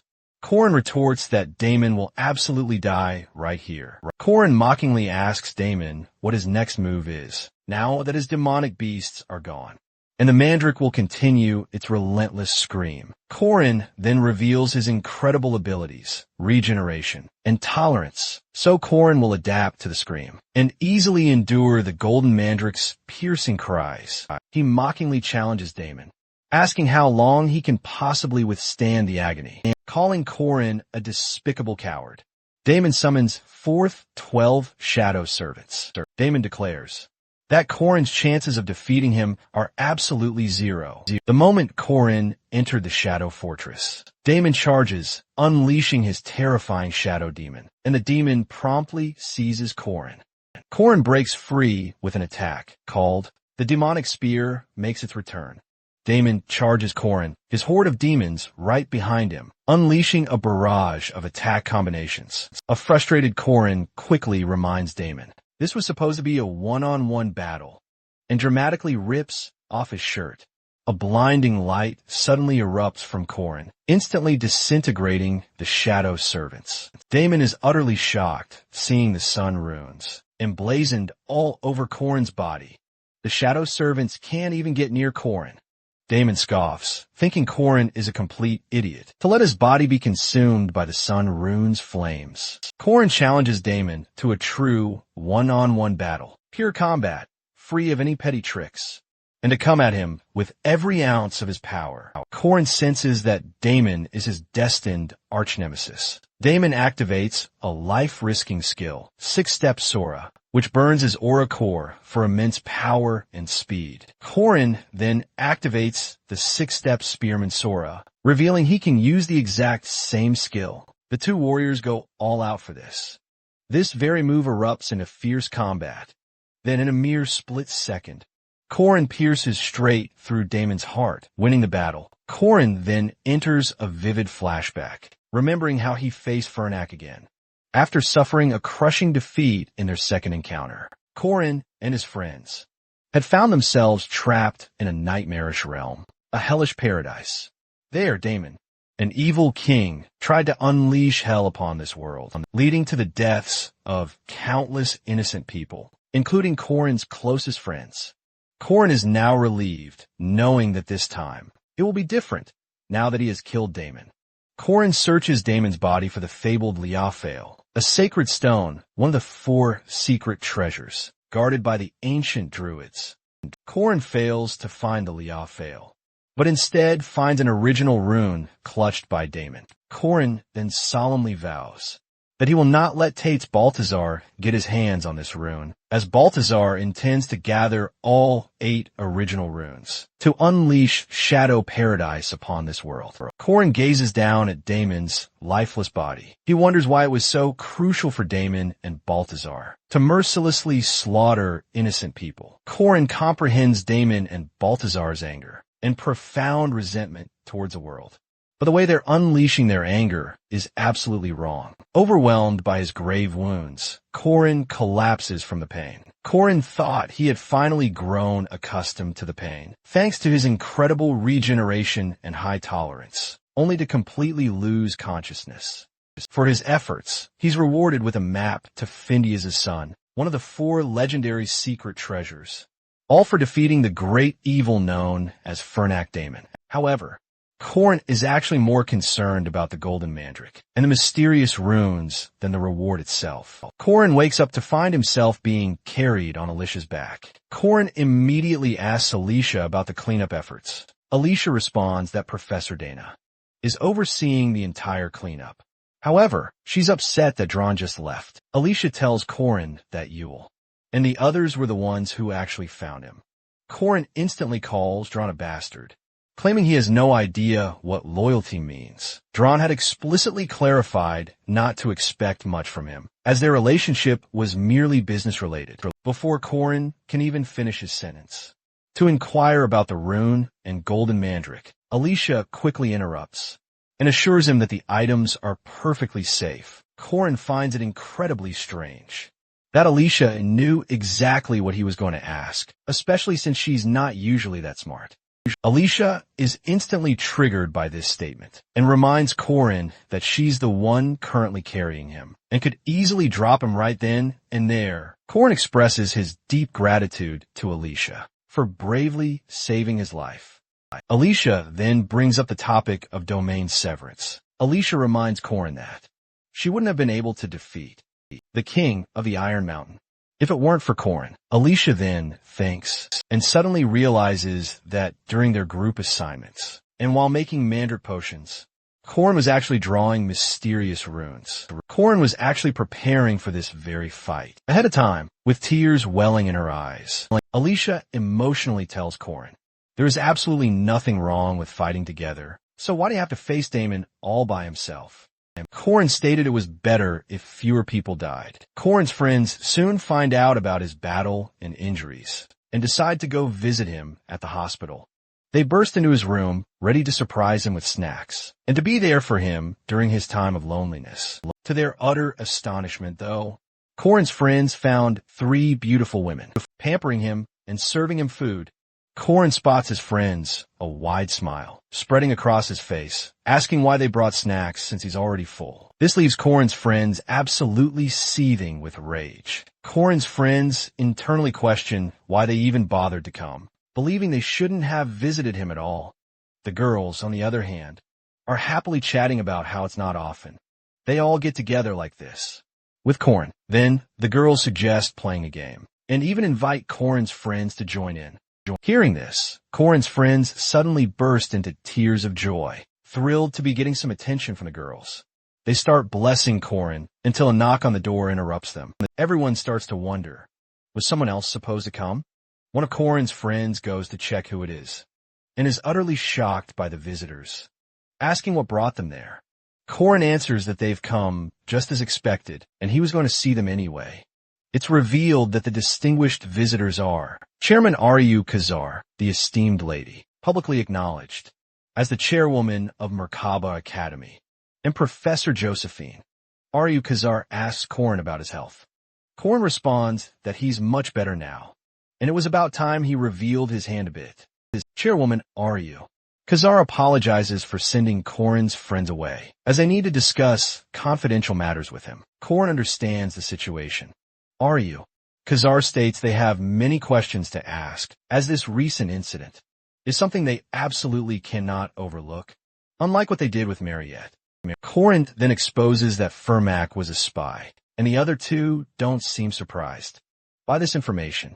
Korin realizes that Chairwoman Aryu and Professor Josephine already knew about Damon's betrayal, but he thinks they don't know the whole truth yet.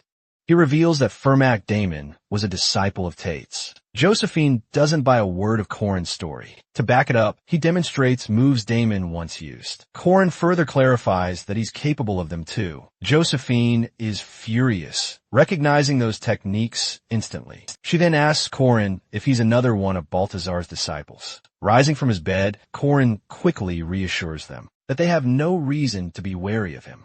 Korin then adds that he's not sharing this information for the chairman to immediately act upon. Korin reveals he knows. This chairman's body here is merely a spare. The main body is still at the castle, likely in no condition to emerge. This leaves Aryu utterly bewildered by how Korin possesses such knowledge. Korin reiterates that Valtzer is, in fact, still alive, and now stronger than ever before. What's more, he's no longer alone as he once was. Korin reminds Aryu that Valtzer gained immense power due to her indecision 80 years ago, revealing a rune stone in his hand. He explains that the origin was splintered across the world, all thanks to Valtzer's betrayal. Aryu, in turn, could only recover 2 pieces of it, and even those would have been stolen away, if not for Korin himself. Korin declares that the 4 secret treasures of Danua, including Lia Fail, the legendary stone of fate, are now likely in Valtzer's possession. Korin further warns that if the coronation proceeds, Balthazar will no longer be seen as a mere usurper. Korin asks the chairman if she can even begin to imagine what horrors would unfold if the coronation were to happen. He then addresses the chairman by the name Aaron Danwa, completely shocking her. Korin realizes it's all becoming crystal clear why Professor Josephine, despite her 80 years of tenure, never became chairman herself.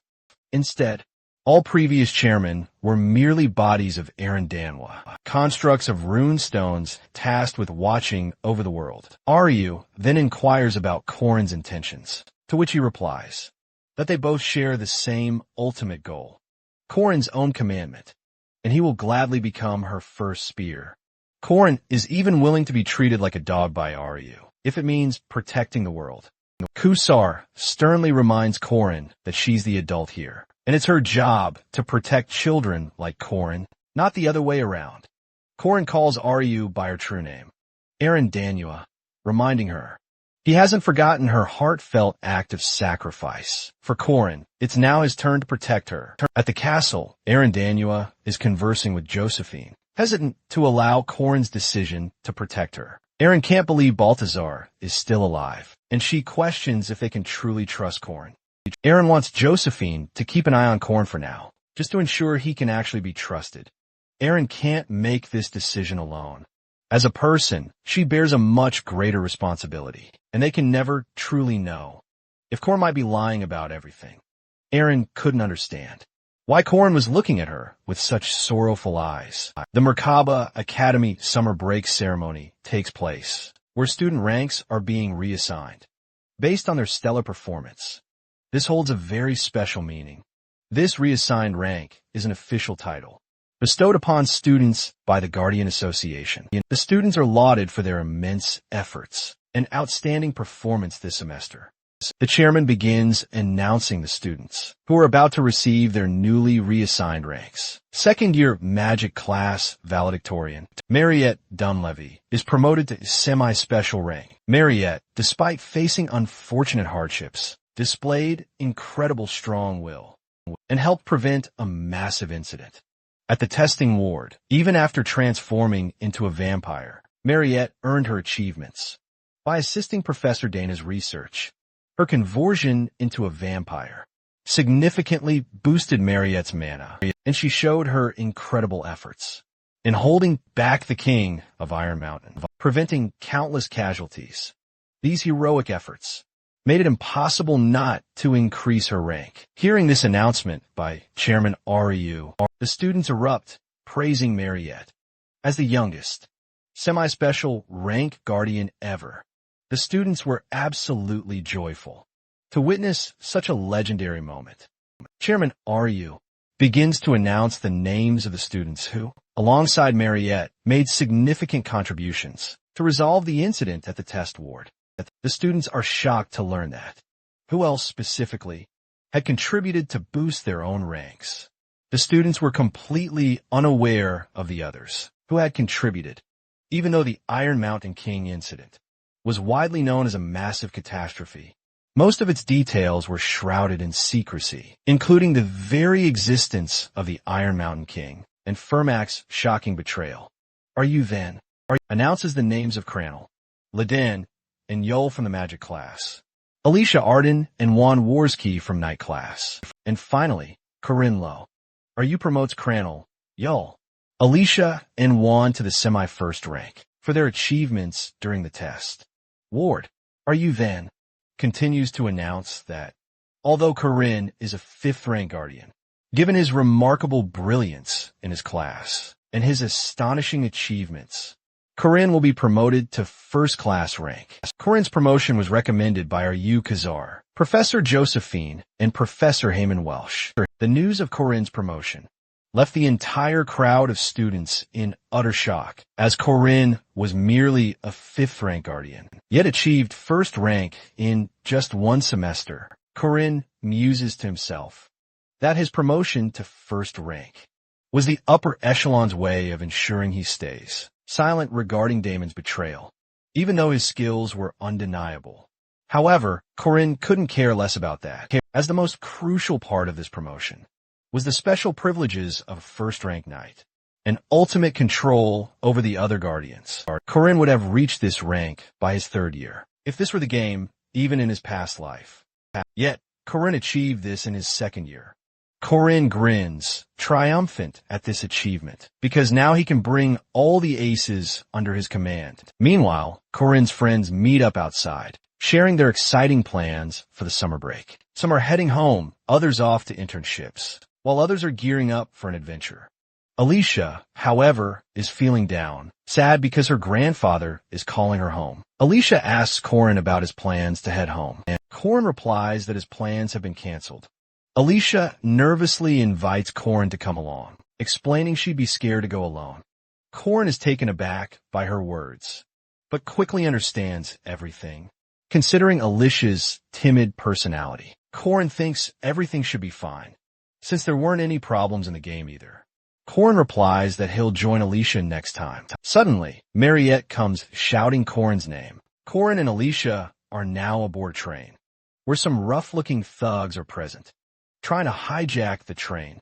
Corinne and Mariette enter the car, chatting casually, completely oblivious to the situation. The thug's leader gets enraged by this nonchalance and threatens Corinne with his drawn sword, demanding Corinne and Mariette put their hands up. Corinne lifts one hand, not in surrender, but for an uppercut punch, sending the leader flying right out of the train. Corinne then turns to the other thugs, mockingly asking if this is how he should raise his hands, leaving them utterly shocked and terrified. Corinne is now in Merkaba Academy's library. He's engrossed in a book titled Grimoire, specifically Persistent Warrior's Regeneration. The book describes a hero discovering a dying warrior amidst a blood-soaked battlefield. The warrior, still standing despite the gore, had tied his own body to a boulder, using his own intestines. The hero grimly asks if he should slit the warrior's throat. The warrior, instead, begs the hero for some water to simply quench his thirst, promising to be eternally grateful. Respecting the warrior's incredible tenacity, the hero gathers some water in his cupped hands from a nearby lake for the warrior. The moment the warrior drinks the water, his body instantly heals and regenerates. And Corinne closes the book, thinking that got too intense. Suddenly, a student possessed by Duke Sebastian approaches Corinne, inquiring about his castle located in the south. Corin confirms the castle is still very much standing. The Duke then states to Corin that he'd have a reason to visit his castle soon. You should look into his office, as he might find something. Corin inquires what he would find, to which the Duke responds that even he could not find it in his previous life. So it is all up to Corin to find. He admires Corin for his courage and humbleness, because Corin had the option to run away, but chose not to, and for that the Duke respects Corin. The Duke leaves the student's body, after thanking Corin for informing him about his wife and daughter. Fast forward to the present. Corin and Mariette reach the south. Corin decides to accompany Mariette, as she is a resident of the south, and Corin can visit the Duke's castle to find what he is looking for. Station Master thanks Corin and Mariette for saving everyone from the thugs. The Station Master hands over some money to Corin, which he excitedly accepts. On their way, Corin gets hungry, and Mariette says that she will recommend some places. Corin inquires Mariette if she really knows this area well, to which Marietta responds that she comes here quite often. Corin wants to buy anything Mariette says. Mariette shows Corin the entrance to the South Plains and tells him that all the carriages go to Left City, the big city in the south. For 8 hours, Corin gets impatient from hearing about the long distance. Mariette takes Corin to the transfer station, called Wyvern Landing Zone. Corin has used Wyvern Landing Zones in his past life. Wyverns are more comfortable and faster transportation than carriages, but very expensive. Even Corin's partner from his past life, Park, hated spending on wyverns. Corin asks Mariette if the one-way cost of borrowing a wyvern is at least 30 silver coins. Mariette disagrees and informs Corin that her family has arranged for a different wyvern. The staff at Mariette's residence are preparing for her arrival, as she is technically the princess of her family. The Phrasevelger touches down, and Corin and Mariette step out. A huge staff contingent greets Mariette, congratulating her on her break and her promotion to semi-first rank. Corin, realizing something important, asks Mariette if her family runs a farm and what its scale might be. Mariette casually informs Corin the scale is 2 million. Corin is utterly amazed by a farming scale of 2 million pyong, to which Mariette quickly corrects him, explaining the unit isn't pyong. Mariette's family farm is 2 million hectares. Corin is flabbergasted upon hearing hectares, because 2 million hectares equates to roughly 6 billion pyong. Corin soon grasps the truth. Mariette and her family are absolute titans in the south. Corin recalls seeing Mariette's family name, Dunlevy, everywhere, on the salon, grocery stores, the post office, the agricultural cooperative, and even the wrestling association. As they enter the lavish Dunlevy residence, Corin asks Mariette why she never mentioned her family's immense wealth. Mariette denies being rich herself, claiming the wealth belongs to her parents. Corin knows that's exactly what all wealthy people say. The Dunlevy family butler, Paul, chuckles, stating Mariette will soon inherit all the assets anyway, as the family's firstborn daughter. Corin begins to wonder who this man is, while Mariette greets Paul warmly. Paul asks for Mariette's luggage, then spots Corin. Mariette introduces Corin to Paul as her junior, assuming Corin is Mariette's love interest. Paul starts chatting with Corin about becoming the Dunlevy family's son-in-law. Much to Corin's embarrassment, Mariette answers Corin's earlier question about the Duke's castle. It's been bought by Count Cassius. Corin remembers Count Cassius as a trader from an archipelago in his past life. In his past life, Count Cassius was a truly nasty piece of work, who notoriously demanded they capture the sea serpent before even letting them step foot inside his castle. Corin vividly recalls himself and Park Saho battling a monstrous sea serpent day in and day out, simply to earn the Count's permission to enter the Duke's castle. Corin dreads reliving that same grueling hardship, but Mariette quickly reassures him, responding that she already spoke with Count Cassius and he enthusiastically invited them to his party this Friday. Corin's eyes well up with tears, realizing this entire quest could have been completed so easily. In his past life, Corin had to slave away like a dog, just to gain Cassius's permission. Corin now sees Mariette as nothing short of a god for accomplishing this feat with such effortless grace. Mariette then invites Corin to go shopping with her tomorrow for the party, and Corin readily agrees. The next day, Corin wonders, is this what shopping is really like? Mariette buys a suite for 3 gold coins, a necklace and shoes for 6 gold coins, everyday clothes for 4 gold coins, and countless other extravagant items. Everything was purchased with a blank check. Corin realizes these are all top-tier brand names, and this amount of money would be enough to become wealthy, owning real estate back in Seoul. Corin can't help but wonder if Mariette intends to make Corin her personal slave. Mariette then whisks Corin off to another place with Corin, revealing he's actually getting quite scared, and desperately tries to stop her from buying even more for him. At the Smith store, the shopkeeper warmly greets Mariette and hands over the special commissioned item she had ordered. Mariette then presents the gift to Corin, explaining that this item contains the very same rare minerals used in Alicia's legendary Odachi. The item? The legendary unbreakable stone, which not even the Academy possessed. Holding the stone reverently in his hand, Corin realizes that the unbreakable stone won't even break within the domain, unlike the refined silver stone. Corin is baffled, wondering how Mariette acquired this stone, as it isn't even available on the market. This single stone alone made Corin happier than all the other lavish gifts he'd received from Mariette combined. This was, after all, the special stone used for Sword Emperor, Gear Arden's legendary hidden piece. Mariette suggests to Corin that if he coats his spear with the stone, he'd be able to use his spear, even within the domain, without any problems. This unbreakable stone is Mariette's last gift for Corin. Seeing Corin so happy and excited brings Mariette much joy. Corin gratefully thanks Mariette for the stone. Later, at the Dunelaf home, Corin arrives to join Mariette and her parents for dinner. It's customary to dine with a friend's family. When visiting their home, Mariette invites Corin to sit beside her. Mariette's mother, Mrs. Dunelaf, admires Corin for his handsome looks and asks him to take a seat. Corin bows respectfully to greet Mariette's mother, but before he can sit at the table, he's stopped by Mariette's father. Mariette's father wants to ask Corin a question to determine if he's worthy of sitting there. Mariette's father asks Corin if he's a virgin, leaving Corin absolutely dumbfounded.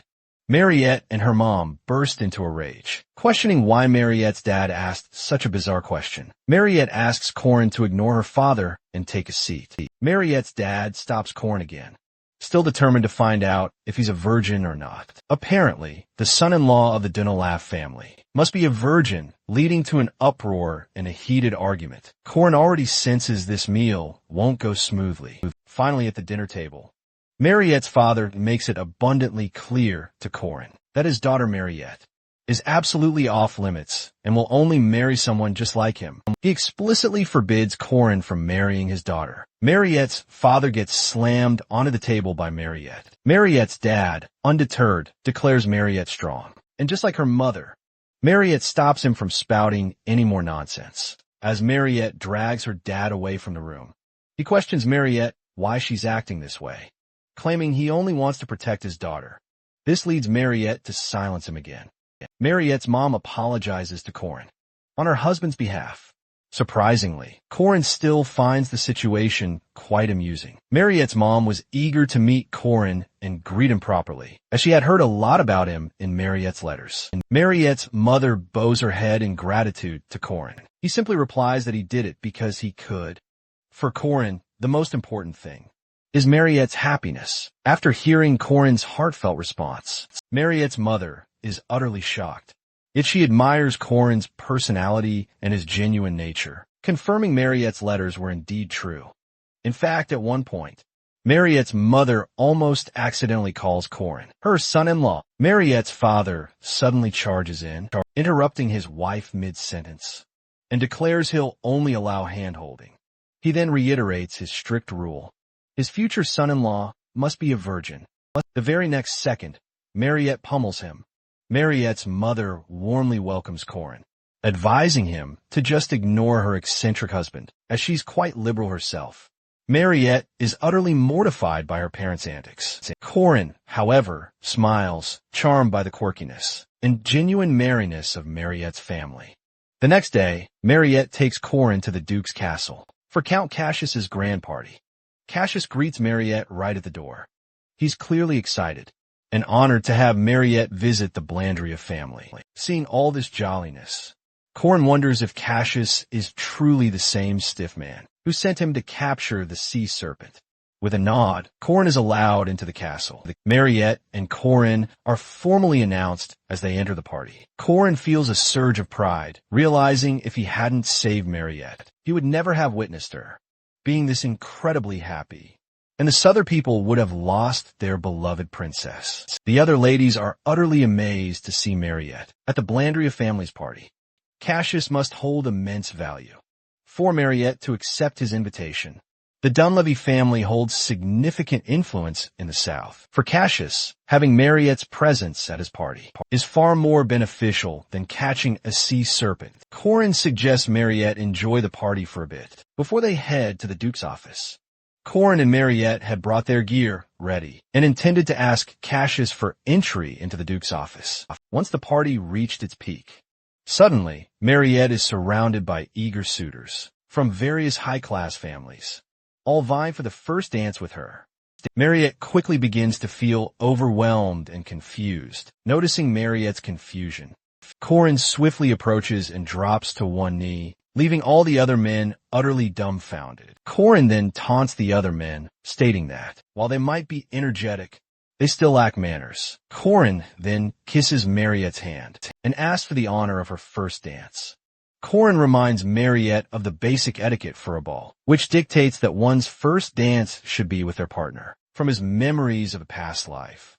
Corin remembers being scolded for poor etiquette, like failing to kiss a beautiful lady's hand when requesting a dance, her cheeks burning with a blush. Mariette accepts Corin's request to share a dance. Corin apologizes to Mariette for his reckless behavior, asking if she felt uncomfortable, still blushing and stuttering. Mariette assures him she didn't mind his actions. In fact, she loved them. As they dance, gazing deeply into Mariette's eyes, Corin confides in Mariette that he feels as if he's abandoning the savior, who helped him reach this very point, and believes he should return the favor. Corin feels a surge of intense emotion while speaking to Mariette, and is on the verge of confessing his true feelings to her. However, Mariette suddenly steps on his foot with her high heel. Mariette quickly apologizes to Corin, explaining that she's not a very good dancer. Bearing the pain, Corin reassures her it's not an issue. Corin suggests that he should lead the dance, guiding Mariette's steps. He asks her to place her left foot on top of his. Corin warns that his foot might get dirty, and the dance might feel awkward, but Corin insists Mariette shouldn't care about others watching. Mariette's focus should be solely on Corin, her partner, and on simply enjoying the dance. Corin smoothly guides Mariette through the dance, complimenting her as they go. Corin and Mariette gaze deeply into each other's eyes, laughing and genuinely having fun. They share a magical, dreamlike moment. After Corin and Mariette's enchanting dance, the eager suitors quickly gather once more, all clamoring to ask Mariette to dance. Yet Mariette declines, excusing herself by claiming exhaustion, and expresses a wish to rest for a while. Corin escorts Mariette to the lounge, with Mariette offering her heartfelt thanks. This leaves all the rejected suitors absolutely enraged, cursing Corin under their breath behind his back. The ladies at the party are utterly mesmerized by Corin's actions, which were beyond romantic, and the way Corin doted on Mariette, despite their clumsy dance. The ladies also gossiped about Mariette's radiant smile whenever she was with Corin. Corin and Mariette then head into Duke Sebastian's office. Mariette asks Corin what exactly he's looking for, to which Corin replies it doesn't matter what, as long as they find traces of Duke Sebastian. Corin picks up a specific book, recalling that in the game, this book held clues about the Duke's wife, Luina, and his daughter, Cecilia. which the player had to uncover during Duke Sebastian's quest. Normally, handing this book to the Duke would wrap up the side quest. Corin also wonders why in the game, in his past life, there was no instruction to search the office. So why did the Duke summon him here? Exhausted from their endless search, Corin and Mariette sit down to rest. Mariette asks Corin if there's any evidence, a hidden passage, or even a single clue. Mariette then complains about being hungry. Corin asks Mariette if she didn't get a chance to eat at the banquet. Mariette reminds Corin she rushed out right away, with no time to grab a bite. With a heated gaze, Mariette admires Corin's sharp jawline and collarbone. Corin instantly realizes what Mariette desires, as this was a natural development in their evolving relationship. Corin grants Mariette permission, and she begins to suck Corin's blood from his neck. Corin casually asks Mariette if she's finished. Mariette is bewildered. Corin felt no pain. Corin explains that he's developed a persistent warrior's tolerance, so he feels absolutely nothing. This leaves Mariette utterly stunned. The mention of persistent warrior's tolerance reminds Corin that he acquired the skill alongside some mysterious soul dust. So Corin immediately asks Mariette to summon Daikyu. Corin states that Daikyu is currently a bit hazy. He's nearly an astral body before his physical form materializes. Mariette, she makes Daikyu hold on to this state a while longer. At Corin's suggestion, as Daikyu begins to disappear, a mysterious presence sweeps into the room. Corin quickly readies Mariette to be on guard. Seeing the Duke appear, Corin feels it's such a drag. He thinks the Duke's soul should have told him beforehand that it was going to be like this. It's revealed Duke Sebastian's spirit was sealed inside the Great Library's grimoire. The Duke had chosen to separate his body and soul, where he couldn't die, and was suffering from the desire for blood. Now, Duke Sebastian's body stands before Corin. Sebastian wonders how a random person like Corin has come to visit, carrying remnants of his soul, and what brings Corin to his castle. Corin introduces himself as Sebastian's distant junior. Sebastian compliments Corin's appearance. Corin compares Sebastian's assessment to be better than the one back at the library. Corin questions Sebastian, how is his body moving? Without a soul, Sebastian interrupts Corin, declaring that only he will ask the questions. This makes Corin believe this might not just be a present after all. Sebastian, you see, was the Duke, the great general who ruled the entire South. 800 years ago, the world knew Sebastian as the strongest of all time. Fast forward to the present.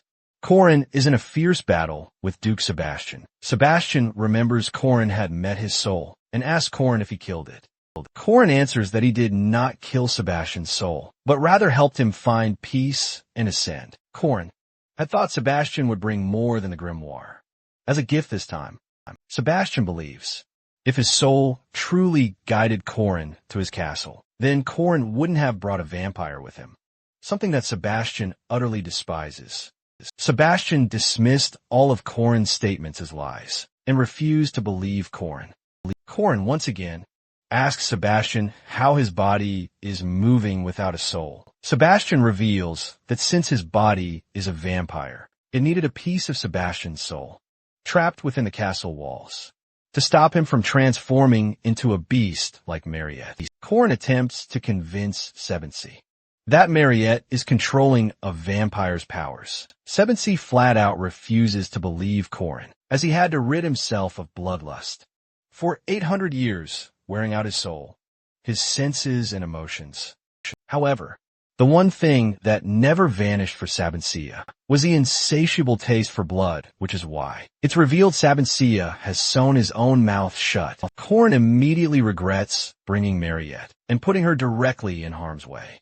Corin presumes that since Sebastian has merely possessed his body for 800 years, Sebastian might be at least semi-rank strong. Now, Corin activates his 6-step spearmanship and intends to face Sebastian with his full power. To defeat him, Corin charges with the Calamity Serpent, his ultimate essence and rising serpent skies, Meanwhile, Sebastian unleashes his poisonous dragon head charge. Sebastian then shows Corin the power of creation, a power he gained from slaying a mighty dragon, and charges with an attack called Final Demonic Sword. Dragon Murder. Corin instantly realizes that he utterly underestimated Sebastian's strength and collapses. Sebastian approaches Mariette, calling her a petty beast, and questioning how she hopes to live a human life. Mariette is utterly confused by Sebastian's words. Sebastian questions Mariette further.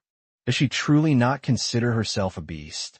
And if not, then how confident is she that she can overcome her own will? In the end, Mariette will kill all those she loves, just to quench her insatiable bloodthirst. Sebentia charges towards Mariette, determined to end her. Mariette swiftly saves herself and summons Diaku. Sebentia traps Diaku with the 8 trigrams binding. Sebentia is visibly impressed by Mariette's speed and compares it to be faster than his own speed. During Sebentia's prime, Sebentia mocks Mariette, calling her a foolish beast, relying solely on her strength with no strategy. Mariette cries out, pleading for Digu to return. Sebentia then shows Mariette the Romania sealing sword and explains that this is a powerful binding sword meant to seal immortal beings. Sebentia's deep hatred for vampires is crystal clear, as he repeatedly brands Mariette a mere beast. He declares she'll always remain that way. Remembering Corin's past words, though, Mariette refuses to accept Sebentia's judgment, attempting to assure him she's truly changed. Sebentia believes Mariette's death is the better path, beneficial for both her and even for Corin, as he binds Mariette tightly with his sword. Sebentia then cruelly laughs at Mariette's helplessness. Mariette, however, fixes her gaze on Corin's neck. Witnessing this unsettling sight, Sebentia is utterly convinced vampires shouldn't exist, believing Mariette still can't overcome her bloodlust, and is now preparing to drain Corin's blood. However, Sebentia is absolutely stunned to see Mariette injecting her own blood as an elixir into Corin's body to save his life. Sebentia is finally convinced that Mariette can, in fact, control her vampire powers and truly suppress her inherent nature. And Mariette desperately cries out for Corin to wake up. On the other hand, Sebentia finds himself deeply impressed by Mariette and Corin, by what they've achieved, something he couldn't accomplish. He then kneels, surrendering to his desires. Sebentia then pulls out his sword and lodges it into Corin. Mariette screams at Sebentia, enraged, asserting he's already done more than enough harm to them. How much further does Sebentia plan to go? Mariette frantically pleads with Sebentia, begging him not to take Corin away from her. Then all of a sudden, Corin places his hand on Mariette's shoulder, assuring her that he's completely fine. Right then, Corin asks Sebentia why he saved him. Sebentia reveals to Corin that he transferred his aura core into him. He now understands why his soul led Corin here. Sebentia sees the true qualities of a hero in Corin. Corin lacks greed, but possesses beliefs and pride others simply don't. Sebentia believes Corin has changed things that Sebentia himself couldn't in 800 years. Corin even has the right to change the world and correct all of Sebentia's past mistakes. Sebentia disappears, calling Corin a hero. Corin is shocked to receive such a gift, the aura core of the great general Sebentia. Mariette hugs Corin tightly. The injuries racked him with pain. Mariette was terrified, believing Corin had died. Mariette breaks down in tears and extracts a promise from Corin. He must not die unless she permits it. Corin's one consolation is that Sebentia's, Duke's mind body and soul finally rests after 800 years of agony. Corin now possesses Sebastian Duke's aura core, imbued with Duke's demonic nature, granting him a new special ability, Dual Core. Having advanced his aura rank and unlocked this new ability, Corin can't help but find it peculiar. Why Duke never granted this power to the game's main character, both in the game and in his previous life. Corin wishes it had simply been given to him, if Duke had bestowed this gift upon him, without all the struggle and anguish. Noticing both his and Mariette's clothes are soaked in blood, he decides to clean them. Corin waits for their clothes to dry, while Mariette rests beside him, covered only by a thin cloth. Suddenly, a maid enters the room, stunned to see Mariette, and Corin in such a state. Observing Mariette resting in Corin's lap, she instantly jumps to conclusions. Corin quickly tries to clear up the misunderstanding, explaining he's just drying their clothes. However, the maid notices the sweat, the visible tension, and the stifling heat in the room, only solidifying her mistaken belief. Corin tries once more to set the record straight for the maid, but the maid just apologizes and bolts out of the room, telling Corin and Mariette to enjoy their time. Corin is utterly mortified and questions the true meaning of the maid's words, and frantically wishes he could stop her misunderstanding. Corin knows deep down that things have spiraled out of control. When news reaches him, Mariette's father erupts in fury, threatening to end Corin's life for violating his daughter. It takes a grueling 20 days to finally resolve the colossal misunderstanding. Corin is forced to hide out in the mountains. During those 20 days, as Mariette's father sends his forces to hunt down Corin for violating Mariette, Corin makes the most of his exile by training his aura. Corin heaves a massive sigh of relief once all the misunderstandings are finally resolved. Otherwise, Corin would have been the South's top enemy. Corin is thrilled to return to school, just in time for the second semester and festival prep. Mariette then asks Corin if the business they invested in is thriving, making Corin even more ecstatic. They're set to make tenfold what they invested. The massive influx of tourists for the festival will be Corin's golden ticket to massive profits from his business. Due to the soaring value in the lodging industry, Corin intends to make it big and flip the land for huge profits. Corin dreams of amassing a fortune, getting filthy rich, but then his dreams are shattered by the sight of an approaching typhoon. Corin wonders, finding it incredibly strange, why this typhoon didn't happen in his past life. Mariette believes the typhoon will disrupt the festival preparations and tries to console Corin, saying it's natural to fail at least once when attempting something grand. Mariette, with a sly grin on her face, suggests signing an IOU with Corin if he fails to repay her. Corin will have to fulfill one condition Mariette desires. Corin is terrified by Mariette's suspicious offer, hoping to find another way to repay her. Corin and Mariette arrive at Merkaba Academy's special dormitory. Chairman Ryu welcomes Corin and Mariette and asks if they had any trouble traveling because of the typhoon. Corin inquires about Professor Josephine, and Ryu informs Corin that Josephine is returning with Warren. Professor Josephine and Warren were at the Zion Chapel throughout the break. Ryu invites Corin to stay at the academy for the night, to which Corin asks if that's even allowed. Ryu tells Corin he's not an outsider anymore, and she's considering letting him stay at the academy from the second semester onward. Corin believes letting him stay is just an excuse to surveil him as master. Aaron and Professor Josephine still don't trust Corin and needs to keep a close eye on Corin. Corin, however, grows impatient with the typhoon, while Mariette can't help but wonder if the typhoon has wreaked havoc on the city. Ario quickly reassures Corin and Mariette that the city hasn't sustained any major damage. The typhoon's damage isn't centered there, but the surrounding areas have faced far greater damage. Mariette still worries the city will get damaged if the typhoon shifts its course, to which Ario quickly assures Mariette that won't happen, as this isn't some natural phenomenon, but rather the work of a monstrous creature. Mariette and Corin are utterly stunned by Ario's revelation. Ario then begins to share the full story of an important sea route near a southern archipelago. Traveling upstream along the Aegina Strait, the legendary lone emperor of the ocean, the formidable sea serpent, became entangled with the Aegina Strait at some point. The sea serpent went absolutely wild, completely disregarding the economic impact on humans, and began shaking up merchant trade ships.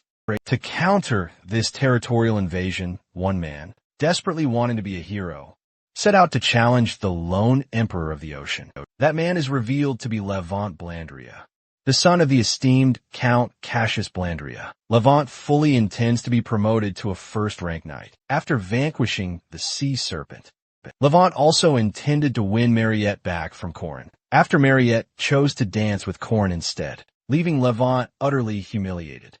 Driven by Levant's fiery heart, a raid group battled the sea serpent for 5 nights and 6 days, only to let the sea serpent escape. Levant pledged this supposed victory to Mariette's name. Levant and his men believed they had brought peace to the Aegean Strait, which was far from the truth.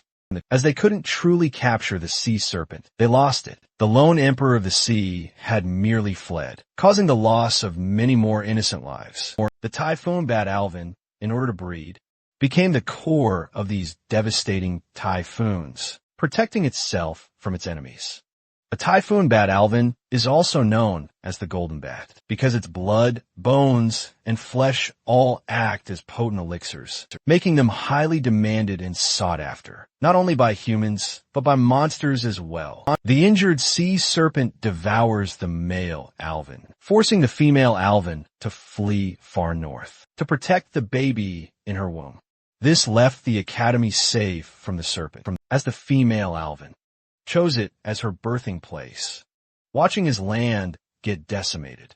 Corin grows frustrated, believing it all to be a result of the butterfly effect. You see, Corin and Park were the ones who defeated the sea serpent. In Corin's past life, they prevented the Alvin bat disaster from taking place now. Meanwhile, workers in charge of Corin's in construction begin evacuating from the danger.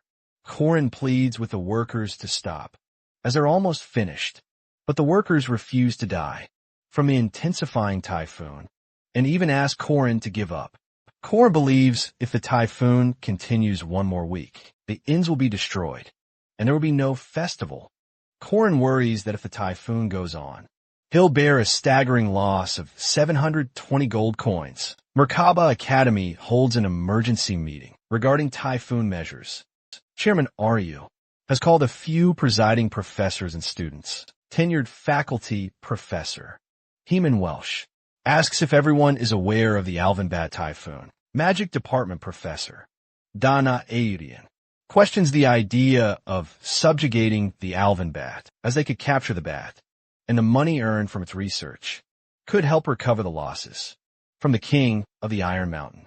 Furious, Welsh emphasizes that subjugating the bat is necessary, but is opposed by magic faculty professor Edgar Linton.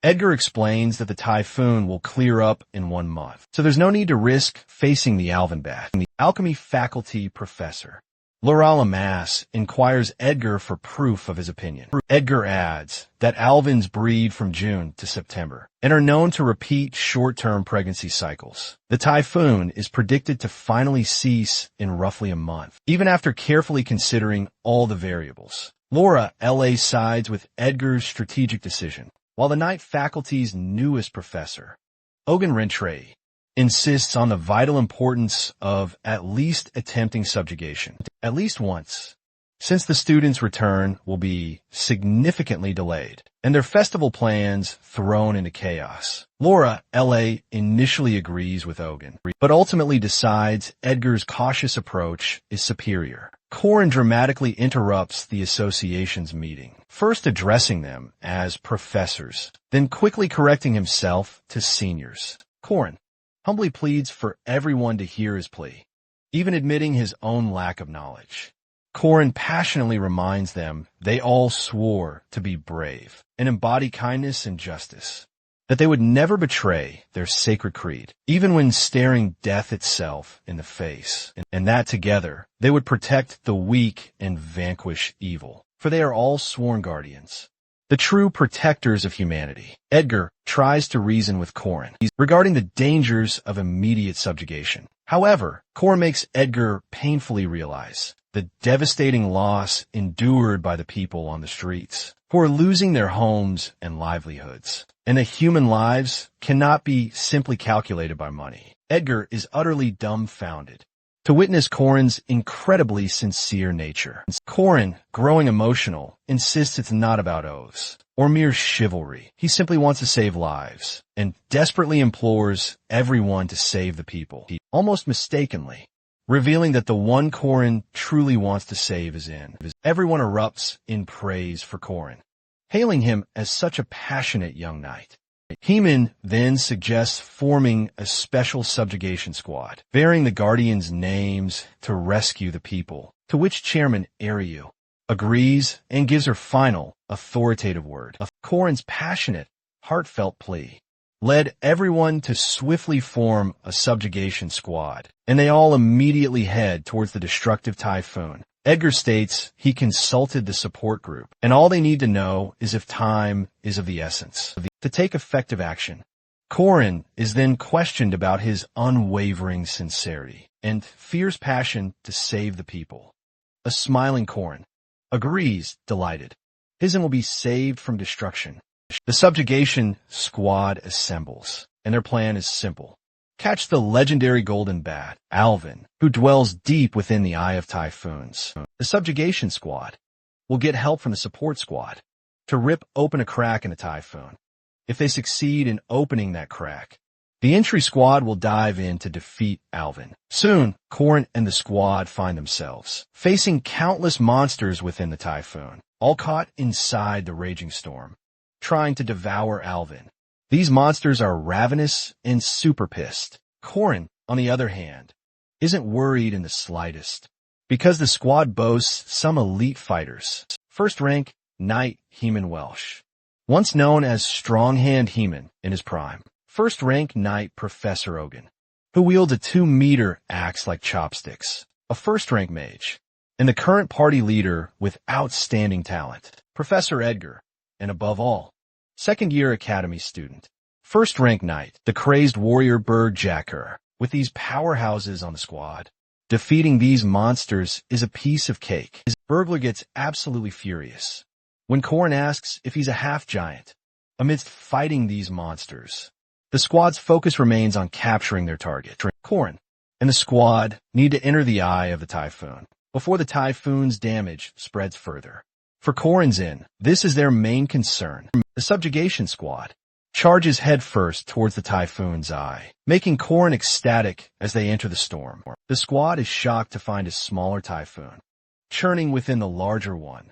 It's revealed Alvin noticed the intruders entering her typhoon and created the smaller one with her last remaining power, driven by fierce motherly instincts. Edgar wonders if they can even breach this second typhoon, but Professor Ogun believes if their bodies can withstand the damage, then they might just have a chance. But Edgar shoots off a flare, calling for backup from the support squad. Spotting the signal, Professor Dana excitedly unleashes her mage powers. It's Dana's first real opportunity to display her might in quite some time. Edgar witnesses the sheer power of the lightning from Dana's attack as it rips through the typhoon. He wonders if Dana secretly intends to obliterate them all. Professor Edgar quickly rallies the squad behind him, forming a protective shield over everyone. He confronts Dana about her extreme use of power, but Dana's red sprite attack sends the entire squad flying. Heman immediately criticizes mages for always targeting knights. Edgar believes that such an attack should have been more than enough to shatter the typhoon. However, everyone is stunned to see the typhoon still perfectly intact. Edgar finds it absolutely impossible for the typhoon to remain. After all, the attack was powerful, enough to obliterate even second-rank monsters. Welsh notices something strange. The Alvin is growing in size. Korin blurts out that the Alvin is evolving, a unique phenomenon in demon development that only occurs in life-or-death situations. It's not surprising that the Alvin, which can survive inside a typhoon, could endure Dana's thunder. But instead, the Alvin absorbed Dana's thunder, making it even stronger than before. The Alvin has now transformed into the king of thunderclouds. The Alvin continues to increase its power, and the squad finds themselves trapped and violently tossed within a typhoon. Welsh shouts out, desperately requesting support from a support squad, but Edgar thinks it's no use. Any mage attacks would only make the Alvin even stronger. Korin smiles, knowing it's finally his time to step up. Korin begins his Calamity Serpent attack, but soon realizes a knight's martial arts attacks are only effective if their feet are firmly on the ground. But the entire squad is suspended in midair. Korin finds it incredibly frustrating to be so helpless and desperately searches for an opening. Korin gives Bergiekar a command, only to find he realizes his two mighty knights and a spearman, despite their two cores like his own, are utterly useless midair. Korin remembers his 720 gold coins are on the line, and a desperate plan forms. He borrows Bergiekar's head as a stepping stone to propel himself forward. Korin leaps over the rest of the squad to push ahead and finish off the Alvin. Korin refuses to surrender to this monster. Blinded by revenge, Korin charges the Alvin, only to find himself trapped in thick slime. Korin hurls his spear at Alvin, aiming for a critical hit, but it's deflected. Korin realizes, yet again, that his feet need firm ground for any of his attacks to connect. Korin is ready to surrender, believing this is his end. He laments investing his money, wishing he'd bought yummy snacks instead. Just as Korin is about to succumb to the typhoon, he hears a sound within its fury. Someone is battling the Alvin. Who could it be? With one fierce blow to the Alvin, the mysterious figure ends the fight. The typhoon vanishes and the squad tumbles down. It's revealed the savior of Korin and the squad was none other than Warren, who just returned with Professor Josephine. Warren is grateful the rescue squad came to save them. The incident, caused by the typhoon bat that struck the city, caused only minor damage.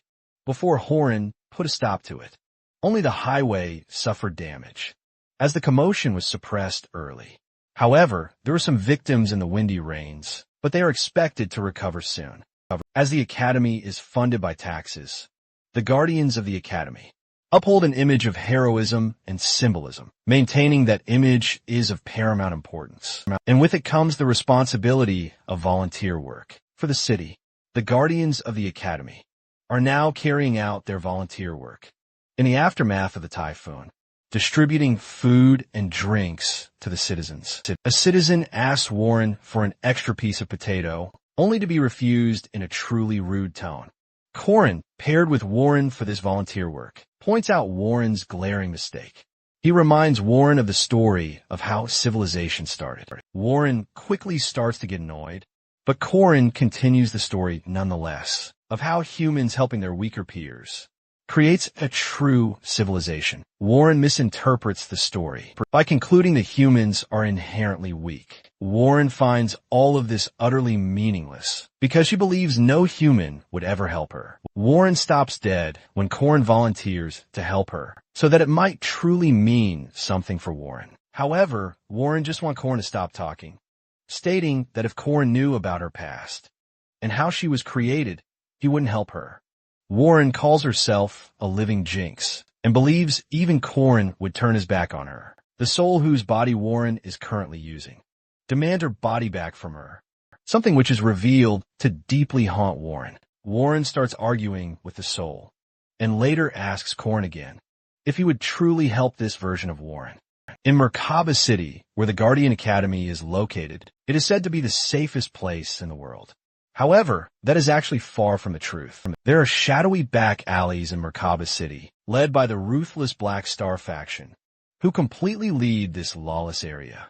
It is revealed that the Black Star faction makes their income by illegal liquor distribution and even selling slaves. The Black Star faction has also invested in other businesses to solidify their powerful position in the city, such as selling their liquor to a local pub, and yet somehow claiming protection money from that very same pub. Corin is seen to be getting completely drunk in one of the taverns, which is, of course, in business with the Black Star faction. Corin creates a scene and demands to see the manager for selling him bootleg alcohol. The leader of the Black Star faction enters to see the ruckus and the one causing it. The leader sees that Corin is a minor from the academy and tries to let go of what Corin did by even offering to pay Corin's tab, mistaking the leader for a mere manager. Corin boldly dumps his mug of liquor right onto him. Furious, the leader then lets his Black Star faction members teach Corin a brutal lesson. He brags about his members being strong, wild, ruthless slave hunters, and like rabid, insane dogs. He scoffs, calling Corrin a mere pup by comparison. But hearing this, Corrin decimates the Black Star faction's gang members, beating them to a pulp, utterly terrifying their leader. When finally asked for his identity, Corrin tells the leader he's a dog man, who catches dogs just like them. And with one final punch to the leader, the Black Star faction's name disappears. For good. It's later revealed that Corrin actually had a deeper motive for entering the tavern that night, beyond simply dealing with a gang faction. The real reason Corrin targeted the Black Star faction was to free the slaves they had captured. All the slaves the Black Star faction held captive were demi-humans, caged and locked away, being treated like mere animals. Humans were accustomed to ostracizing demi-humans from society, leaving demi-humans to be treated like animals by gang members. Corrin quickly frees the demi-humans, leading them to carriages waiting just for them, provided by the Dunleavy family. Corrin asks one of the demi-humans about two siblings, named Run and Ron. Corrin is surprised to see Run and Ron are still children, as he had met them in his past life, when these children were in their 20s. Corrin, however, knows that where human bodies develop, based on their mental development. Corrin carefully approaches the siblings, trying to greet them gently. Rin tries to protect Ron from a beating, and it's clear both children are deeply frightened and traumatized. Corrin recalls Run as a ripped and gruff woman for his past life, and wonders if Run will develop into that. In just 1 year, as in Corrin's past life. In Corrin's past life, Ren and Ron had worked for the Catholic Church as villains. Both were humans proved to be formidable foes, yet Park somehow managed to defeat them. Corrin, who had intended to save Run and Ron, wanted to rescue them before they were sold off to the church. He wanted to prevent himself from facing them as mid-level bosses later on. Ren, however, wanted Corrin to leave them alone, but Corrin hugged both siblings tightly, ensuring their safety. Corrin then asked for their names, and they introduced themselves as Run and Ron. Corrin introduced himself as a guardian named Corrinlock. Run and Ron immediately felt at ease, relaxing into Corrin's embrace. Corrin wondered whether he should hand over the human children to the other guardians or not. Later, Corrin is seen drinking at the tavern with a bar employee named Lenya. Corrin was still contemplating how he had initially intended to use Run and Ron to keep his enemies in check. Corrin asked Lenya to take Run and Ron to the inn and get them some food. Corrin now understood he had to save Waron, all by himself the next day. The next day, at the Merkaba City landing zone, Eastern Platform Village, 3 visitors are seen landing. The conductor asked for their registration, but discovered it was Senior Professor Kong Ryan, an official from Barama Academy of the East, with his 2 disciples, Jin Hyuk and Kong Yua. The conductor welcomed them warmly and escorted them to a waiting carriage. It's revealed that Kong Ryan and his disciples harbor an intent for murder, seeking revenge against Hwaron. 1 month after the devastating Typhoon Bat incident, Merkaba Academy is seen preparing for its upcoming festival. This festival, despite its name, is an academy exchange war, where students from the 4 academies of each region compete and battle in their strive for mastery. Corrin's friends are discussing whether they'll participate in the individual duels or group matches.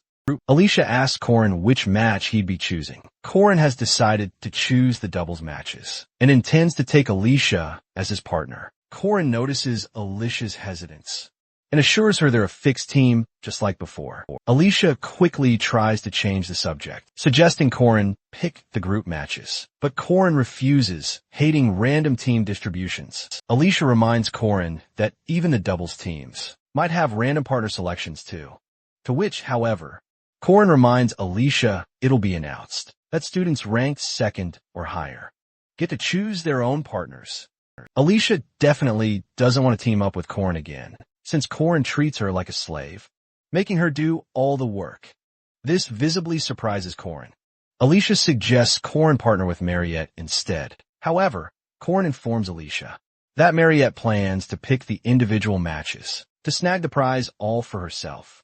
Everyone notices the new participants from the east, fighting hound Seojin Hyuk and Swordmaster Kong Yua, arriving with their professor, the immortal Taoist Kong Ryan. Korin remembers Jin, Hyuk, and Yua as the protagonists of the third arc. Heavenly Yaksha Kong Ryan requests Professor Josephine to transfer Warren to Boreum Academy.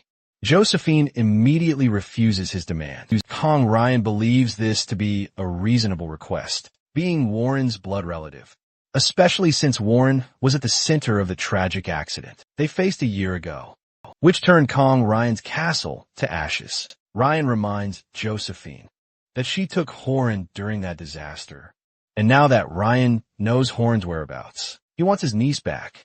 Josephine states that Horan is a special case, and Ryan should be aware of that. Josephine finds it strange that the reason Ryan requested this meeting immediately after his arrival was specifically for Warren. Ryan wants to recover Warren from a beast that resides in her body. Josephine reminds Ryan that Warren's body is still alive because of that child, and more importantly, is the will of Chairman Ariu and Warren's father. And Kong Ryan questions if Josephine would allow a beast to socialize with others.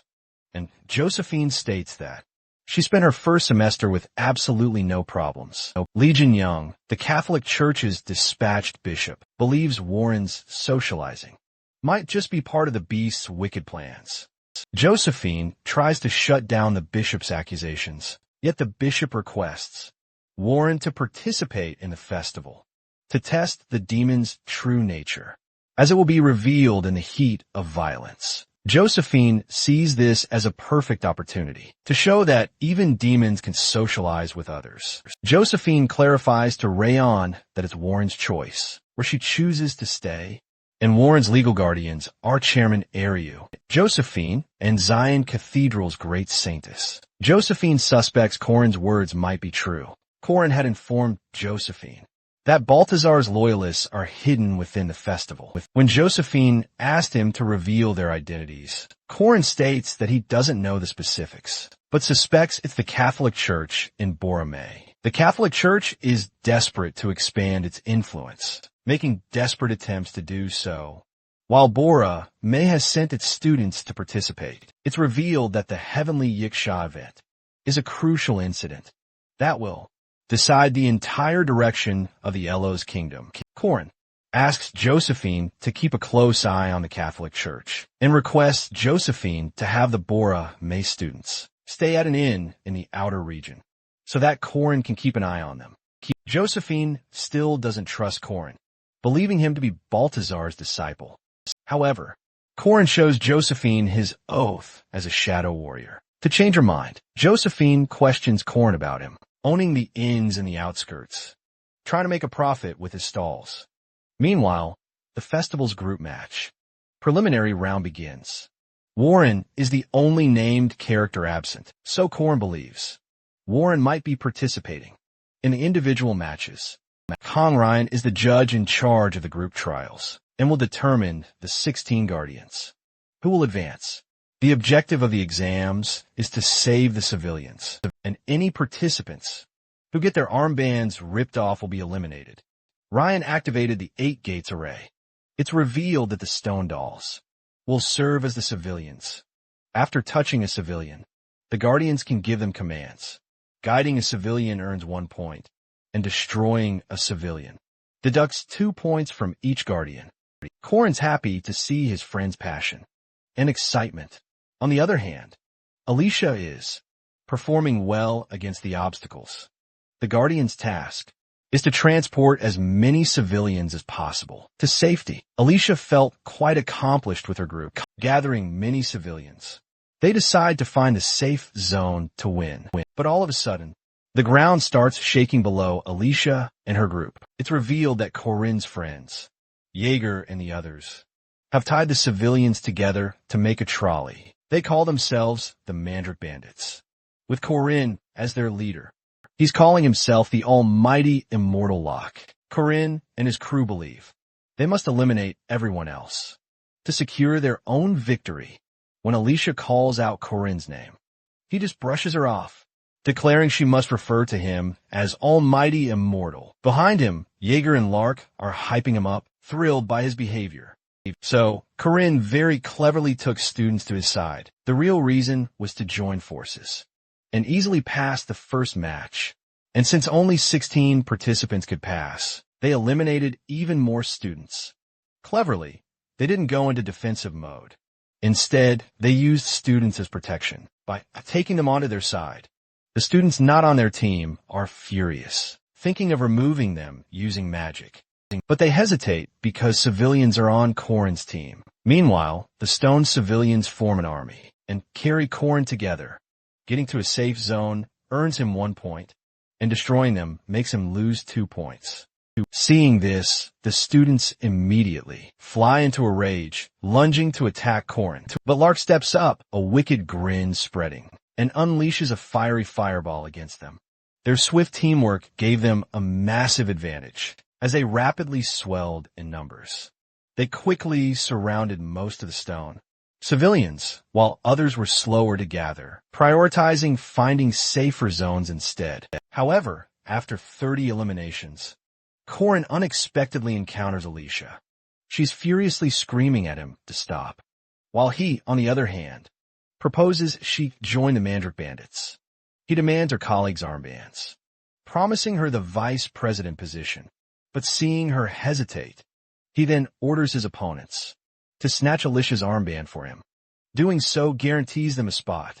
Hearing this, all of Corinne's opponents surge forward to seize her armband, gripping her odachi tightly. She fiercely knocks down any student in her path. Yet, sensing the immense threat, she ultimately accepts the proposal and becomes the vice president of Corinne's Mandrake Bandit team. Just like everyone else, Mariette forms her team. It's uniquely built on friendship, and Mariette has been doing a fantastic job at gathering the stone civilians so far.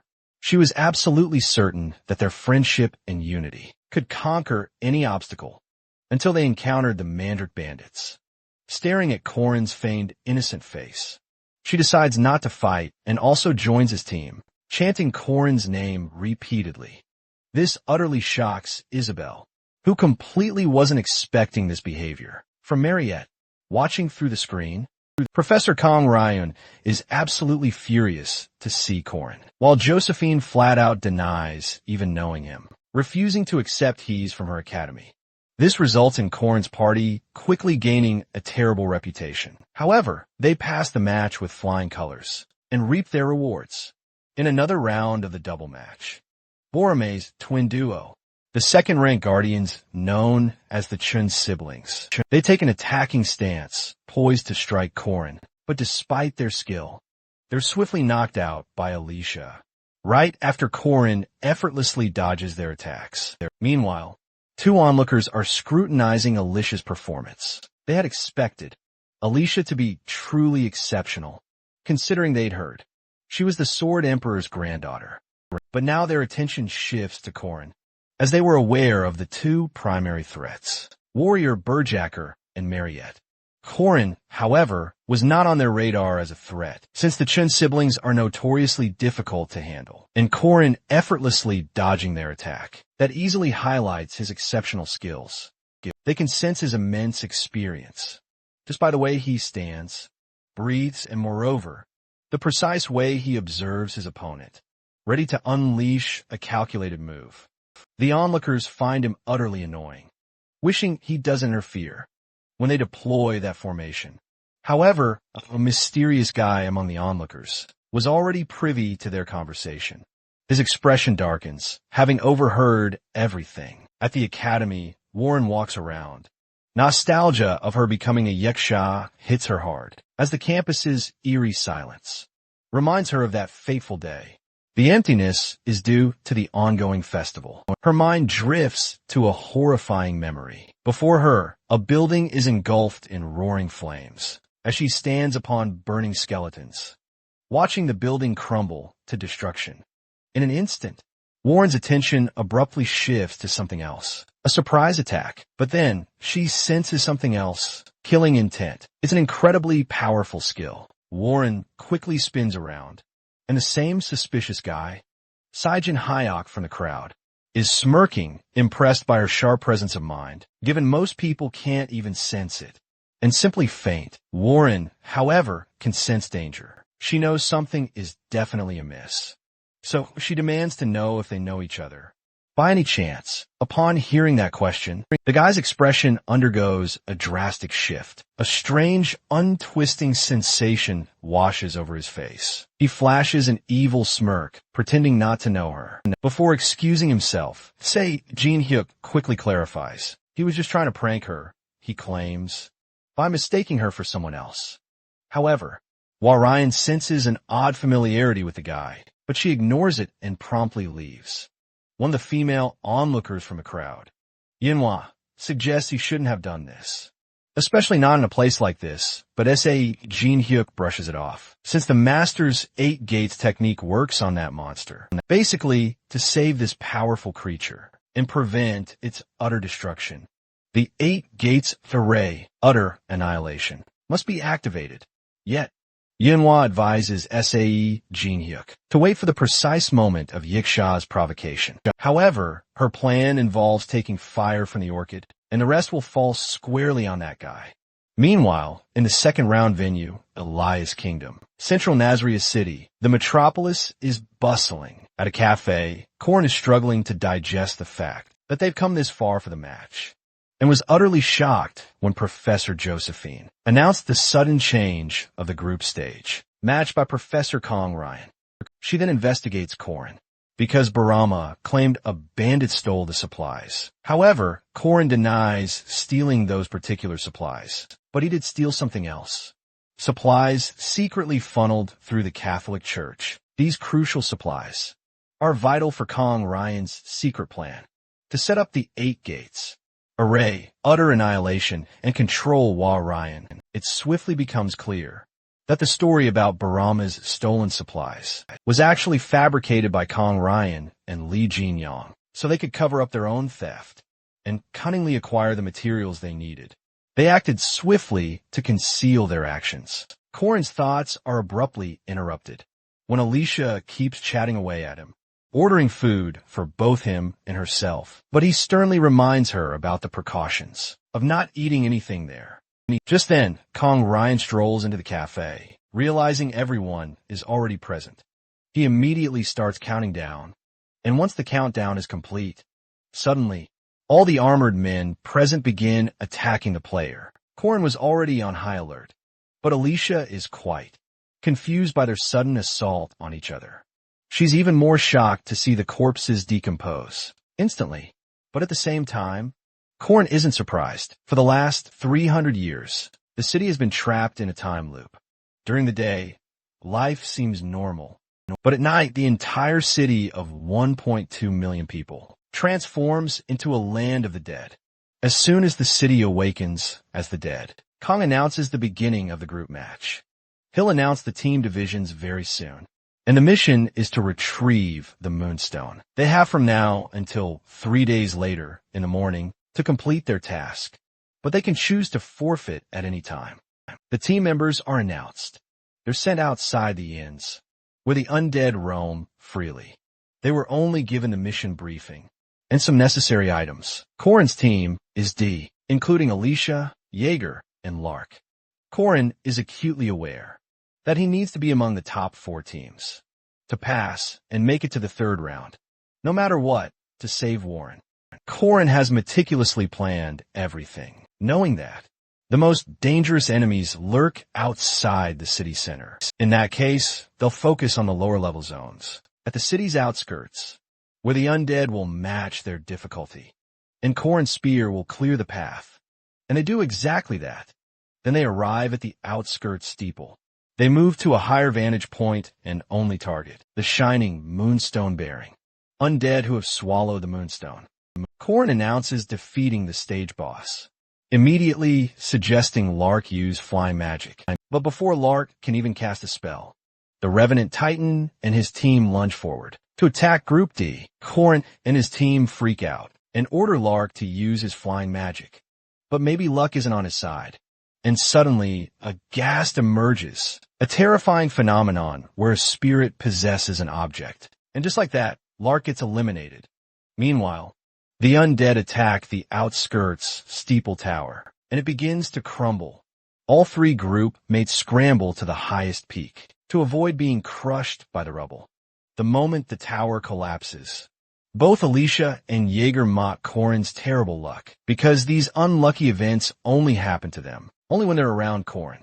However, they decide to run until sunrise. Yet something completely unexpected happens. An Abyss Shrieker knocks Jaeger out cold, and the White King makes an appearance.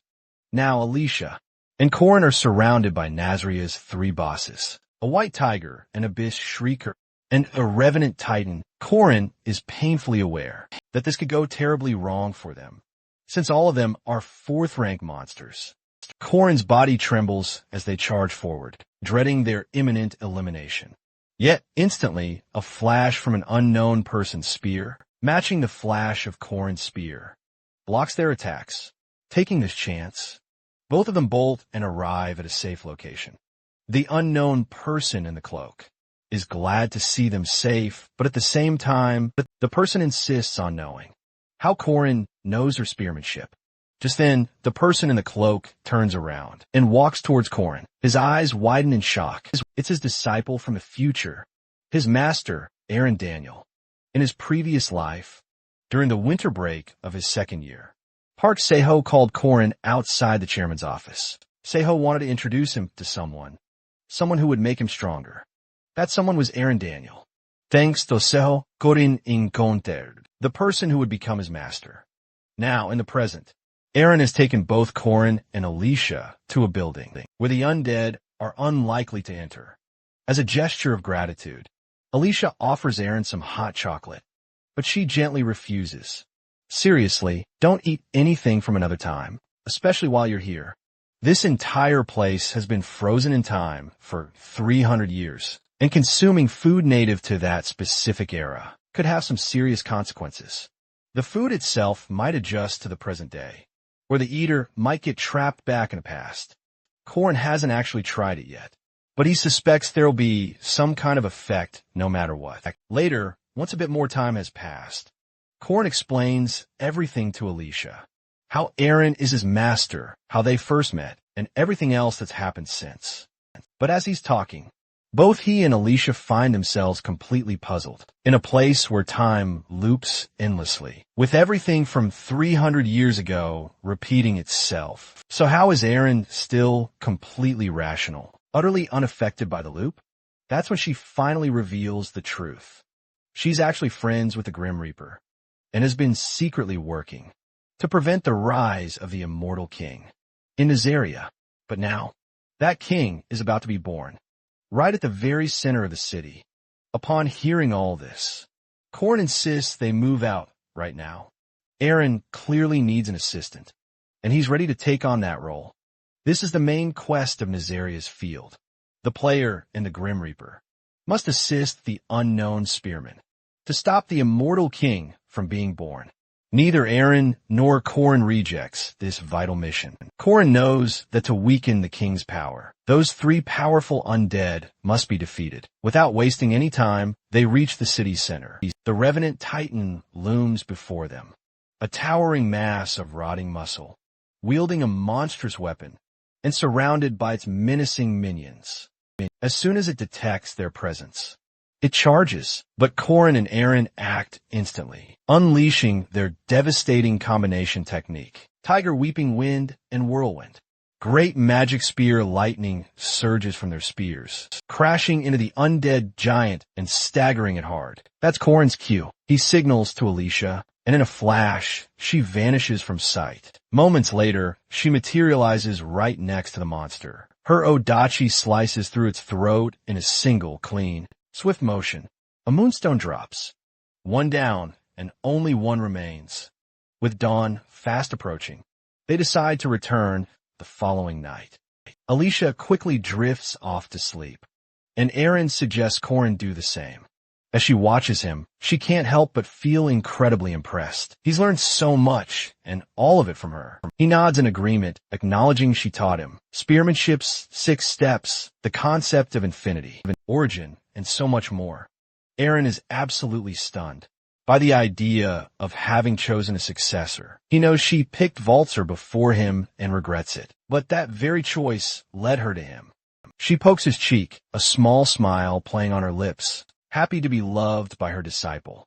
She wonders aloud about what the future holds. Corin, however, is lost in thoughts of his past, of her sacrifices, of her death, which came because he had become her priority.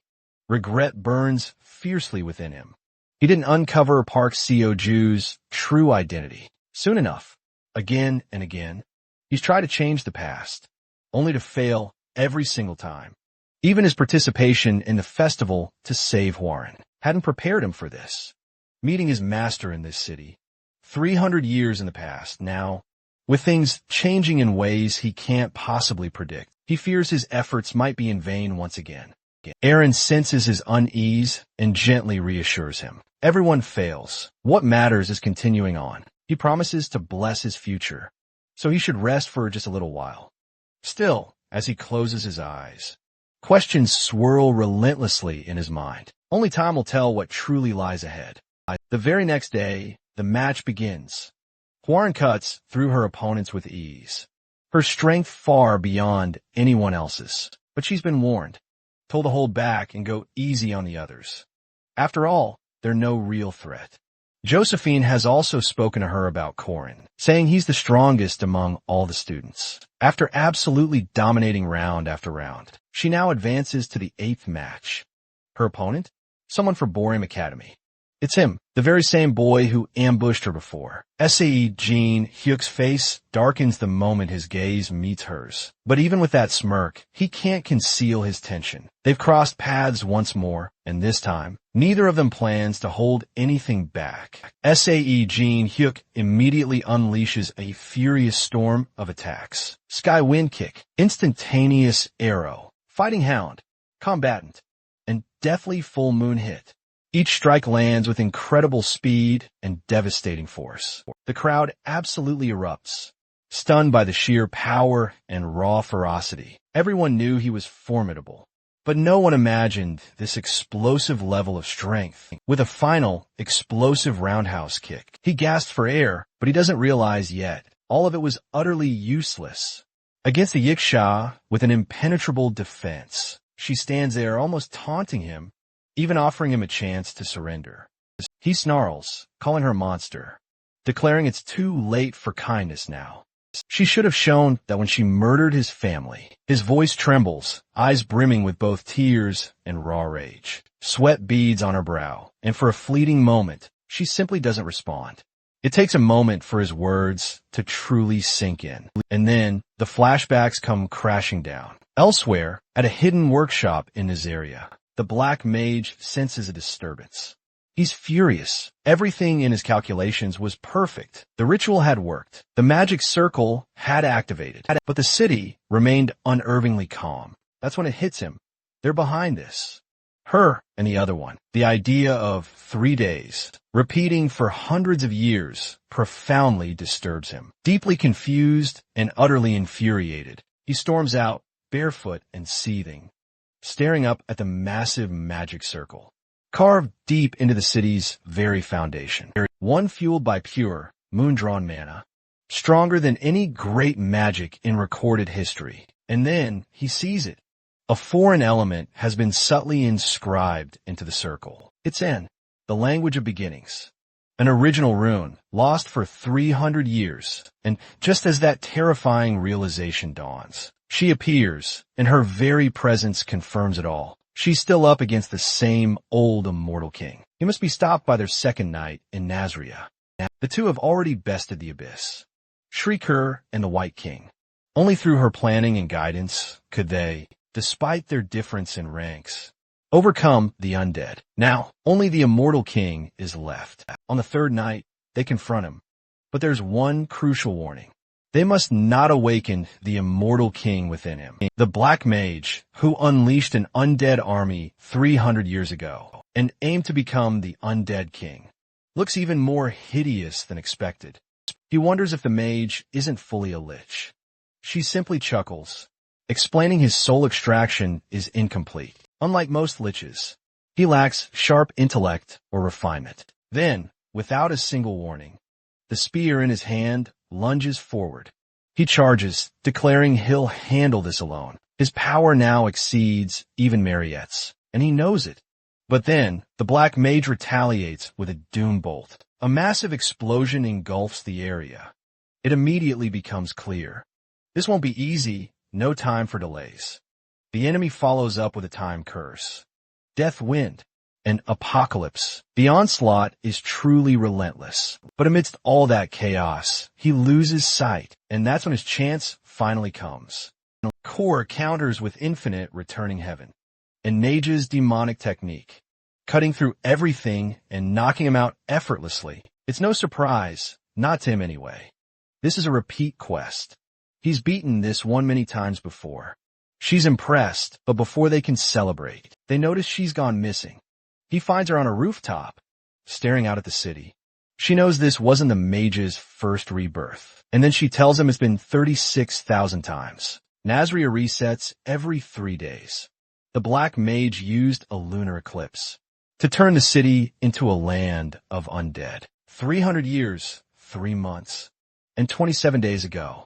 Every cycle, 1.2 million undead swarm back, only to vanish again with the immortal king. And she's been enduring every single one of them.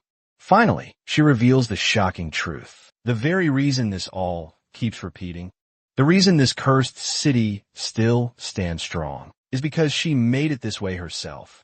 If 1.2 million undead ever flooded out of Nazria, the entire world would inevitably collapse. To prevent this, she used a unique original rune to interfere with his powerful magic circle. However, reversing 1.2 million deaths like that would unleash catastrophic consequences. He realizes the death god has been observing him, the one who famously deceived death, Cornlock. He wonders if the death god knows he's a regressor. The death god exists within the mysterious system window. As the one who harvests countless dead souls, his ultimate goal is purifying these souls, allowing them a chance to be reborn anew. That's why the undead, who continuously revive, are the most disturbing beings in his eyes. So, it's been her repeating these 3 days, and the only reason the death god visited this land was to obliterate that unique original rune, defying death, yet she still made a deal with him. The undead relentlessly transform more of their own, with every single life they tragically take. In that dire case, those leaving the city won't leave any human purified. Despite that, he faces 2 stark choices. Either lose the chance to purify 1.2 million souls, or gain the power to purify the entire world. His choice comes with 3 conditions for the contract. First, he must watch over these 3 repeating days. Second, every time she defeats the immortal king, his memories will reset to 3 days earlier. Third, and finally, her leaving the city and repeating these days will be split and cease after this. Those 3 nights repeated precisely for 300 long years. But now she admits this is becoming incredibly difficult, because after passing the 20,000th time, he begins to truly understand that the days keep repeating. With that said, he absolutely explodes in fury. He questions her relentlessly, without stopping. For how long will you keep killing these creatures? Is your mental state even supporting you through all this? Are you truly sure that you'll always be able to kill the immortal king? And just how many times will this be repeated? She seems unusually calm about it, determined to keep repeating this cycle for as long as humanly possible. Acknowledging that he came here to save someone, she insists he go save the world instead. Sacrifices are made, she declares. With that, she begins to leave. Meanwhile, he knows no one will ever recognize her for these immense sacrifices. He has always seen this side of her, the one always ready to make the ultimate sacrifice. But this particular sacrifice won't help her. So, he proposes a daring contract to the death god. She immediately spins around, insisting he stop. But he refuses. The death god finds it intriguing and decides to hear him out. He wants to destroy the contract made with her and receive the netherworld's treasure in advance. In return, he'll purify his area in just 6 months. The god finds it impossible to purify 1.2 million souls all at once, claiming the cost is too high. So, he tells him to choose a single number, so that some will remain as change. He already knows that single digits contain the 10 highest ranked items, so he chooses a specific treasure, which remains a mystery for now. Pressing forward, he confronts her, who's annoyed and thinks he's completely crazy. But being selfless and sacrificing for others is exactly what he learned from his master. Because he is no longer weak, he won't let her sacrifice herself this time. This time, he simply won't fail. Moving on, the repetition that happened for 300 years is happening again today. Killing the 3 bosses and the immortal king is the usual routine. There's no specific reason why. Yet, she's fought for 300 years, acutely aware of her uniqueness. She made it her duty to live like a true hero. Until now, she can't help but think of the one who truly thought about her and let her finally rest. For once, the death god is surprisingly relaxed, seeing this new version of his companion, the one he has spent 300 years with. Though he finds it quite odd, the treasure chosen is the death god's orb. Its special feature is to always hit its mark. It can separate body and spirit, completely ignoring defensive power. However, there's a catch. This power is only effective when wielded by a death god. For a human, it's just an average ability. And for someone like him, who can't even perceive spirits, it's the absolute worst option. But since the scales didn't tip, it means the reward is still a perfect match for him. At Nazriya's entrance, Kana steps in. He evaluates the entire scenario.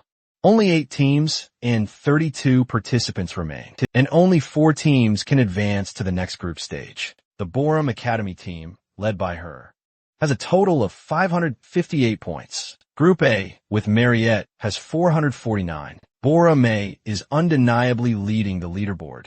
In the end, everyone talks about the immortal Lock Bandits. They had high expectations for them. After all, they're Jaeger and Lark sit, clearly annoyed by what they're hearing. As soon as he and Alicia enter the inn, the examiner reflects on their loss, but still decides to count their score.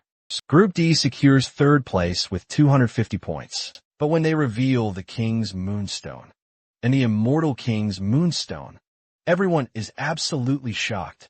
And so, the group match qualifiers are decided. After that, Corin and Alicia decide to return together to save Aaron.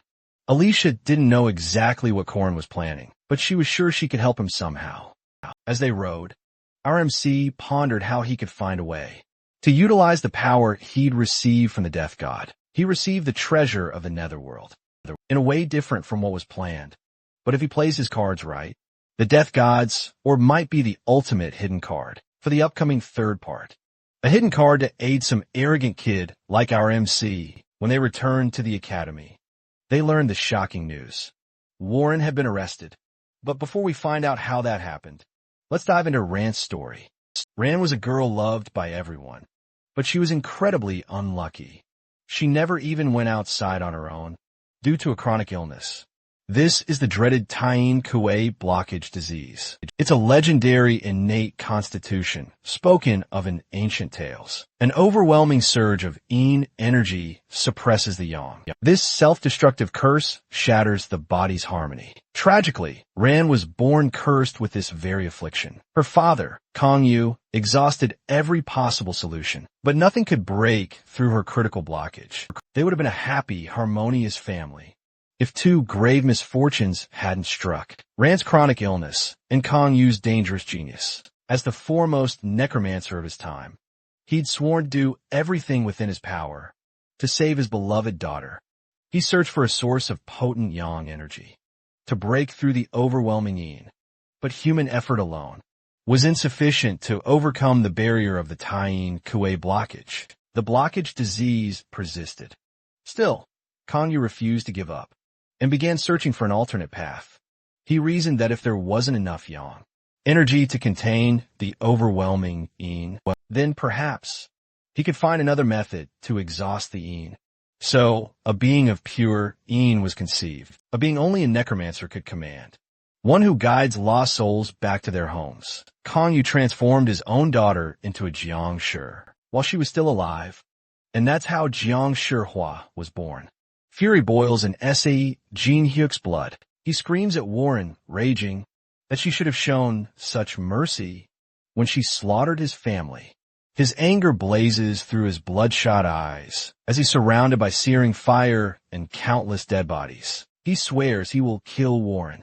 Meanwhile, Kong Ryan subtly manipulates her to slaughter all humans on that land and warns her no living being can be spared. SAE Jin Hyuk confronts Warren directly, declaring her nothing but a monster.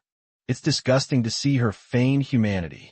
Warren is constantly reminded she is not Ran. She's just a monster who stole Rand's body. Warren fights desperately for her very body, but the dead rise from the pits, dragging her down. Whispering voices command her to die, because she killed her own father, and the royal family will surely kill her.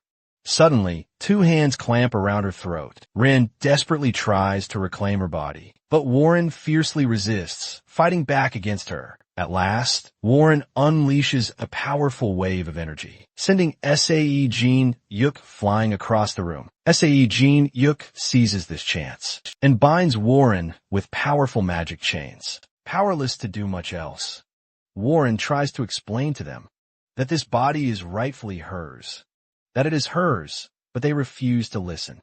Meanwhile, back at Josephine's office, Josephine notifies Corin of Warren's arrest. Corin immediately asks if it's because of the seals, confirming he was already well aware. She explains to him that Warren is currently restricted by the chains of Zion and the Eastern Talisman. However, during her clash with Sajin Yak, the talisman was incinerated.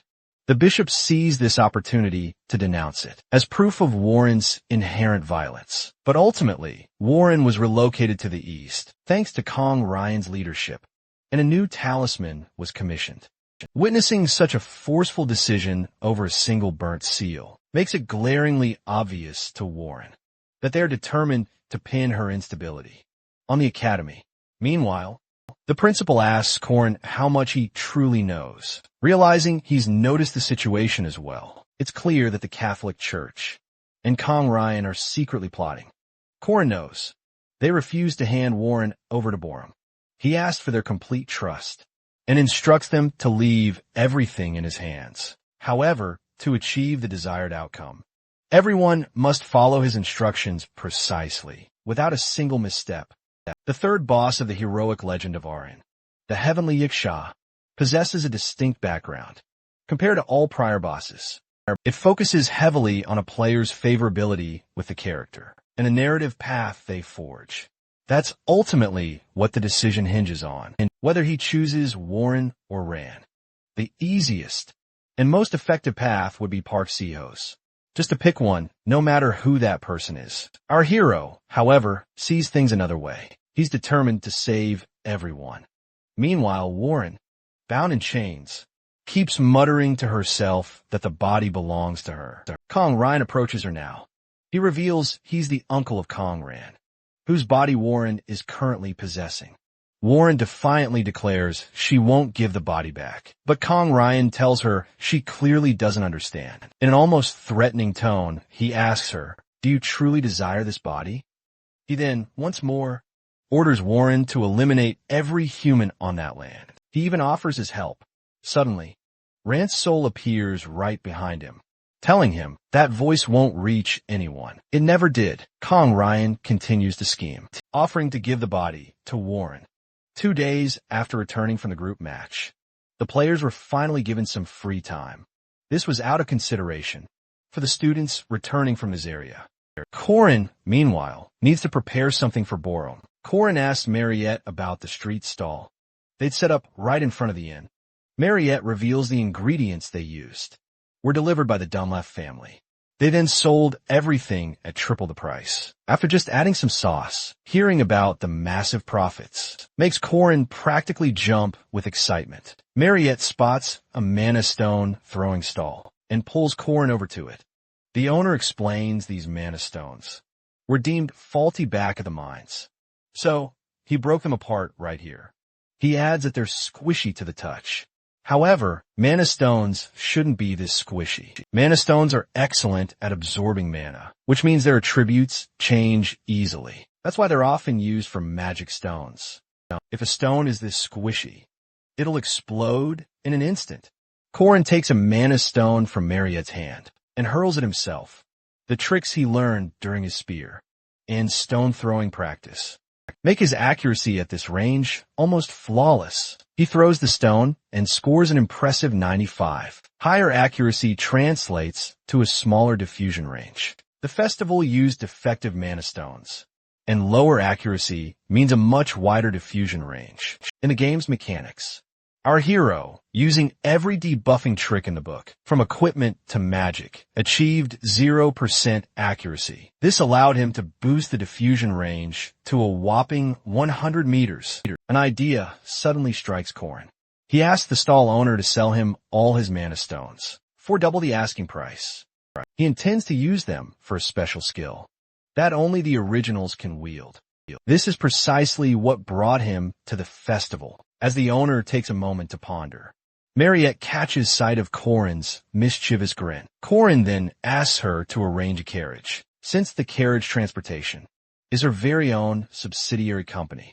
Mariette asks him exactly what he's planning, and Korin tells her it's time for him to make his return. Meanwhile, inside a carriage, Yua shoves a peach tree wooden tile into Warren's mouth. This tile is Zhang Shi's natural, sworn enemy. She then hurls Warren onto the floor, warning her not to try anything foolish. However, SAE Jin Hyuk is concerned the tile alone might not be enough, since at best, it only causes her a fever. But Yua assures him that it's more than enough, because their ultimate goal is to expel the monster from Ran. If they succeed, Warren, stripped of her physical body, will either perish or transform into an evil spirit. Yua reminds Warren that the body she currently possesses isn't truly her own. Suddenly, the carriage rider hears a strange drumming noise. He looks up just as a huge blast goes off. The carriage is thrown sky high before crashing down. Kong Ryan asks Yua and Jin Hyuk if they're all right. All three scramble back onto their feet. They don't know who their attacker is, but they know this isn't going to be easy. Suddenly, the realm of blood paints the entire surroundings crimson. The attacker bellows to his patrons to grab anything that can make them a quick buck. The patrons spot Warren and immediately think they've hit the jackpot. They decide to take her, but the immortal Locke steps in, declaring that he's taking the girl for himself. Someone then informs Josephine. Unknown bandits have attacked the Bora May carriage and abducted Warren. Josephine has served the academy for 35 years, and upon learning of Warren's abduction, she curses for the very first time.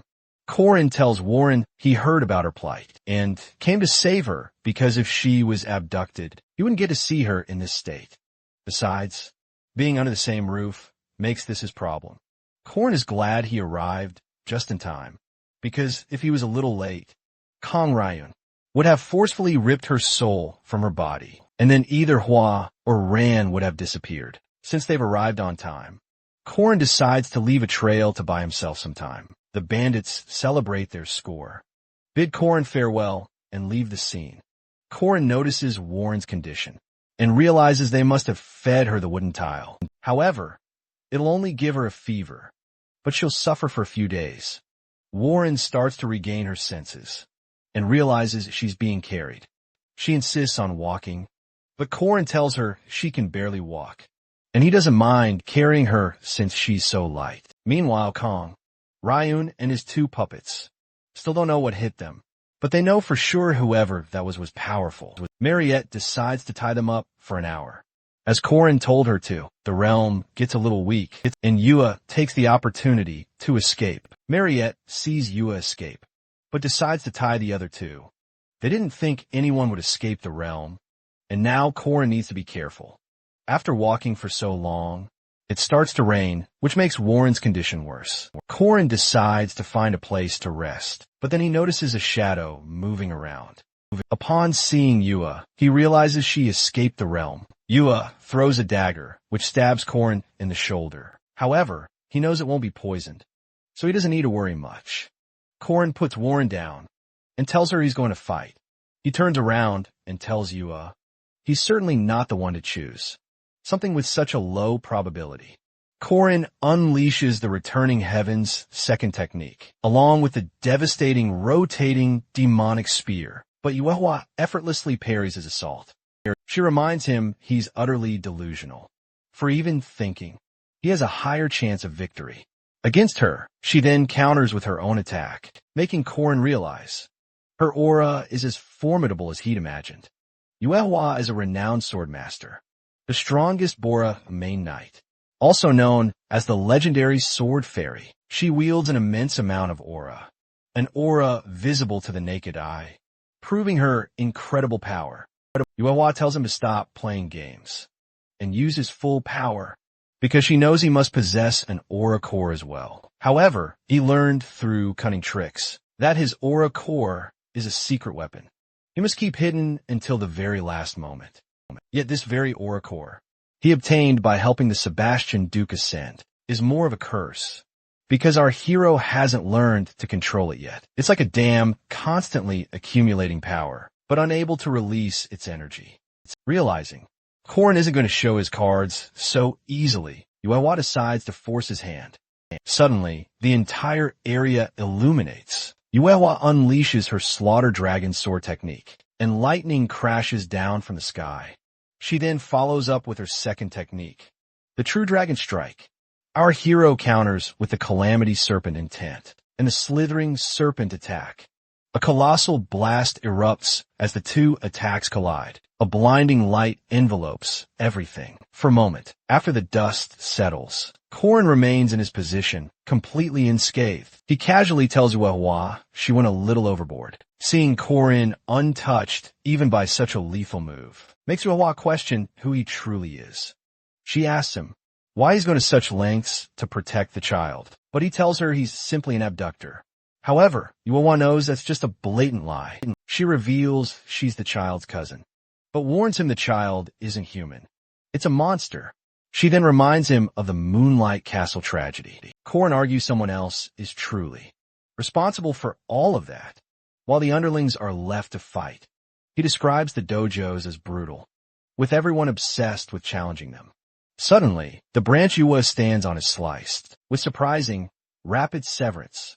Yua discovers Alicia Arden standing before her. Alicia dramatically announces that Alicia Arden, master of Alicia Dojo, challenges her, Boromei's sword master, to a duel. Alicia immediately starts fangirling over Yua, begging her to be her teacher. She charges Yua, sword drawn, and attacks, but Yua deftly blocks the blow. Alicia turns to Korin, trying to mask his identity, and tells the abductor to get to work. Korin seizes this chance, scoops up Warren, and flees the scene while the girls clash. As Korin finally takes a moment to rest and clean his clothes, he can't help but wonder if he chose a good day, or a terrible one. The heavy rain dulls the guards and knights' sharp senses, aiding their escape and delaying the search. However, the hostage's poor condition is truly bad luck. Korin checks on Warren, realizing she has a high fever. He offers her the premium elixir crafted by Mariette, hoping it will help her recover. He explains to Warren that they're in an owlbear's habitat when unable to find a suitable cave. Owlbears dig up large trees like this to make nests. Warren's condition doesn't seem to improve, making Korin wonder if the elixir simply needs more time to take effect. He realizes it won't be enough, so he decides to go hunt a bear, thinking that perhaps covering Huaran with its fur might aid her recovery. As Korin starts to walk away, Huaran gathers her remaining energy. She stops him, pleading for him to stay with her. When Hua was first born, her very first sight was her master crying before her, calling her daughter. He had thought it was Ran, the newborn young Shur. She thought that's what people called her. She'd call him father, without even understanding its true meaning. Yet, it always made her master happy, and with his warm embrace. Hua knew she had to keep up the charade as Ran. Otherwise, her father would cast her aside instantly. She was terrified he might start searching for his actual daughter, and she envisioned a future where she'd be forced to return her stolen body. However, her fake life quickly collapsed, all thanks to a minor incident. And Kangyu discovered Hua wasn't his daughter. The first time Hua ever saw blood was when she decimated the colossal sea beast that had terrorized their city.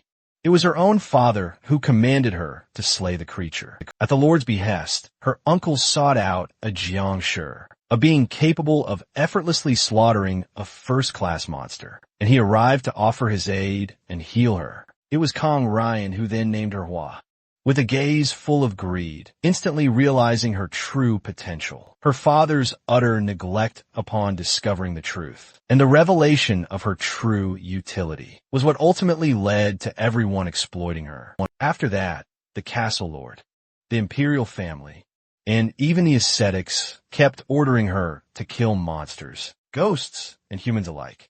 Many had been scorched to charcoal, in the fragmented pieces of her memory. Her memory was severed, and she was treated as if Hua had taken over the body, after eliminating the weak original owner. And that's how the heavenly Yiksha was truly born. As Hua Ren wakes up, she finds Korin looming over her, telling her to get some sunlight and grab a blanket. She instantly shoves him away. He tells her to go back to sleep, as the sun will rise soon. Hua Ren immediately suspects he wants something from her. Up until now, everyone has had some hidden agenda for her, whether a lost daughter, a healthy cousin, or simply a weapon for massacre. They wanted absolutely everything from her. Korin asks if she remembers the first time they met. Hua Ren remains utterly quiet. He reminds her that she once told him this body wasn't hers, and that she was a thief without any rights to it. He then adds that his answer remains exactly the same. There's no sin in just being born. Warren bristles with anger, telling him it's completely irresponsible and incredibly dangerous to speak so recklessly while letting a monster roam free. Josephine and the chairman know this too. She then asks him if he truly believes she'll stop being a monster just because of his cliché words, or if the world will somehow change. Our hero, however, couldn't care less about the world. He tells her he doesn't know if the world will change, but he only wants to save the person right in front of him. Our hero is the sole player, who can help those burdened by unchangeable misfortunes, and he believes his desire to save people is enough. Warren remains quiet for a moment, then tells him that she's terrified, because this body isn't truly hers, and everyone keeps demanding she return it. She knows she needs to return it, but she's terrified of what will happen if she does. She demands Korin answer if she has to give it back. Korin tells her, yes, which makes her think he's just like all the others. He then quickly adds that she needs to talk about sharing the body first. Warren thinks that kind of talk is only for humans, and she's a monster. Our hero tells her they're humans, far worse than any monster, and evil people who pretend to be heroes, while secretly massacring countless people.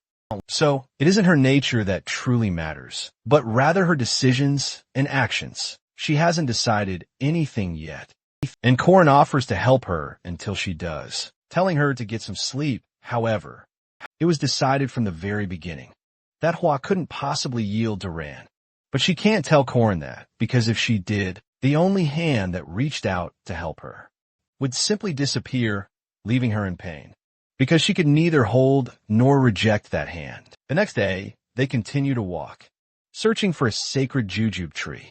They reach the lightning-struck jujube tree, of which they can only use one small piece, since it burns with such intensity. Korin thinks that since they're deep in the forest, they're going to need the jujube wood. He tells Warren that Jiangshi, overflowing with Yin energy, have a few weaknesses, and this jujube wood is packed with a massive amount of yang energy, which is often used to ward off ghosts. He hands the wood over to Warren and tells her if she ingests it, her yang and yin energies will temporarily balance, and her jiangshi traits will be neutralized for a while. But if she eats it, she'll lose control over her body. Warren gets furious and tosses the wood away. However, Korin believes she needs to take responsibility, because she can't just reap all the benefits without taking responsibility herself. After all, he knows what those consumed by greed are like, and he doesn't want Warren to end up like them, which is why he wants her to make a choice. and take accountability. Korin picks up the jujube wood and hands it back to Warren. But then, someone interrupts them. Jin Hyuk has finally found them, and he thinks Warren is pretty clever, that she found someone to stick with. During this time, Korin steps in front of Warren to protect her, knowing that he or Yua would never leave them. Korin knows he needs to clear things up, once and for all, as he pulls out his spear. Jin Hyuk calls him Korinlock, but Korin reminds him he's a mortal lock. Jin Hyuk asks if he's truly lost his conscience, along with his disguise. He immediately attacks Korin, and then shows him his leg, and tells him Warren did this. Korin asks Jin Hyuk to show him if he can use alchemy, without an alchemy circle. As Korin begins to show his strength, Jin Hyuk is amazed to see his opponent might be on the same level as his sister, or even faster. As Jin Hyuk prepares to attack, Korin realizes he just got reckless and left himself open.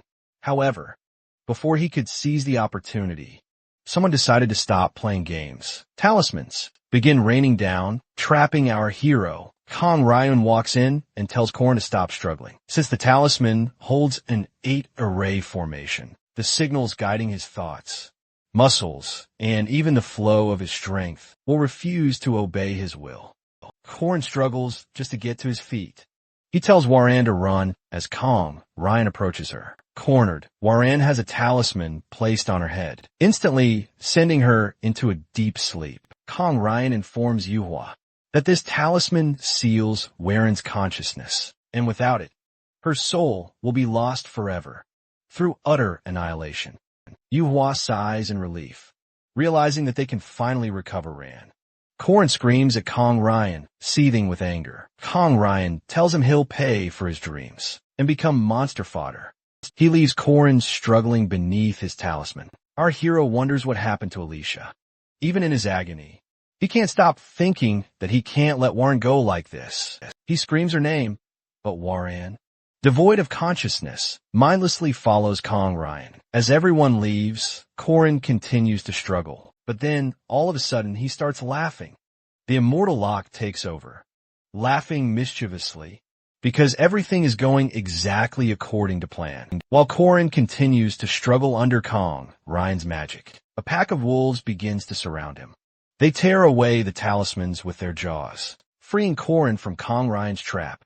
After Korin stretches his body, and the wolves compliment his incredible acting skills, he asks if they did as he requested.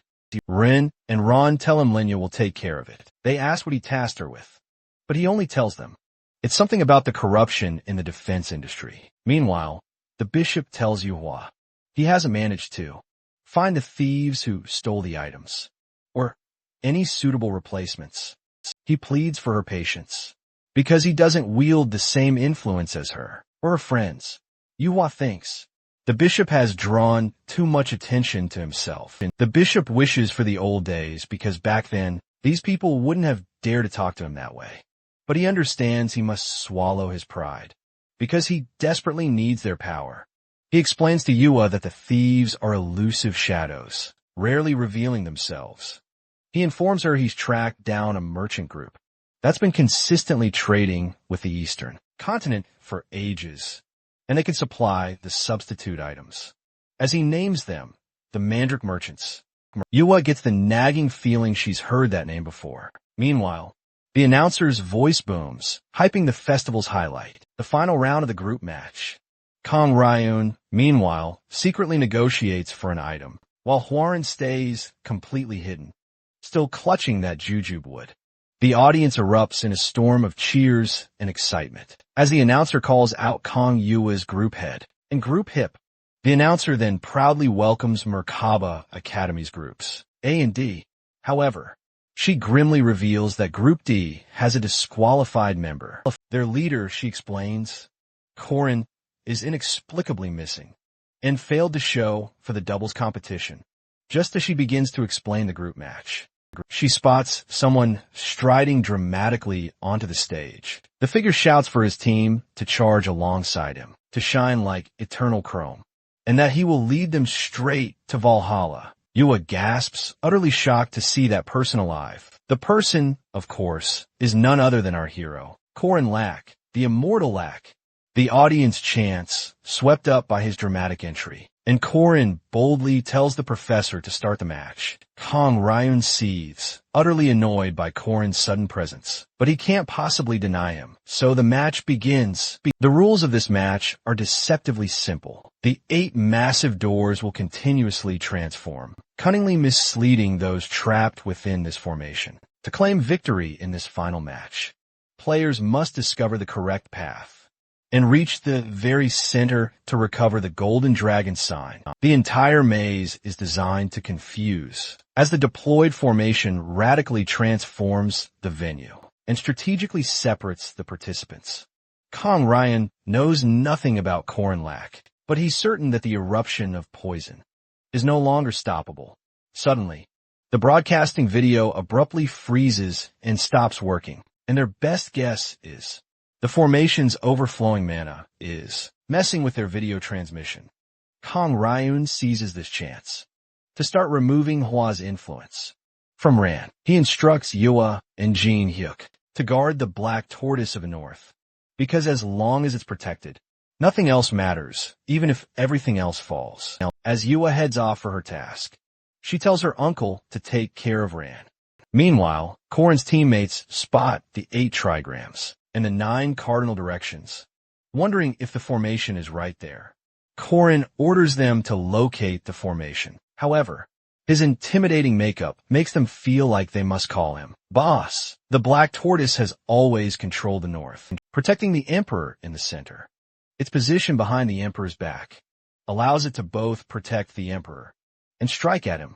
So, when targeting a formation based on the 4 symbols, it's crucial to go for the Black Tortoise first. As Yua and Jin Hyuk reach the Black Tortoise, they're welcomed by Korin and Alicia, who are already waiting. Jin Hyuk wonders just how much Korin knows to be here without a hint of confusion. As they go head-to-head in a fight, Alicia questions if the 2 of them will even be enough. Korin assures her it'll be better than Mariette. Seeing that Korin bypassed the 8 gates deception and came straight to the northern gate, Yua wonders if her uncle's 8 gates have already been exposed. However, she believes that's impossible, because it boasts 365 alterations, including stone soldiers, fog, and maze-like paths. Yua believes even the most genius formation sorcerer cannot escape this formation. Once trapped, Korin sees Yua thinking and reveals he knows about her purchase, having followed the tracking rune engraved on that item. Since the group of bandits stole the original items needed for the formation, Yua had to buy new ones from Mandarin merchants. Then, it all clicks for her, and Korin reveals he's the one who stole them. The Mandarin bandits and the Mandarin merchants were all his pawns. Yua grows furious and tells him that the 2 of them can't possibly win against her, since Alicia intentionally lost to Yua last time. Korin tells her to get her revenge now. Jin Hyuk tries to provoke Yua, telling her that Alicia went easy on her. Yua draws her mighty sword and charges at Alicia and Korin, ready to go all out if they're in such a hurry to end this fight. Korin, equally busy, tells Alicia to go all out too. Jin Hyuk, with his annihilation fighting style, and Yua, with her dragon sword technique, charge straight at Korin and Alicia. Our heroes, with their full powers, hold nothing back. Huge blasts erupt, and in an instant, Jin Hyuk's leg is severed. The battle ends in an instant, as Jin Hyuk's leg and Yua's sword are shattered in half. Yua refuses to lose so miserably, they both rise again.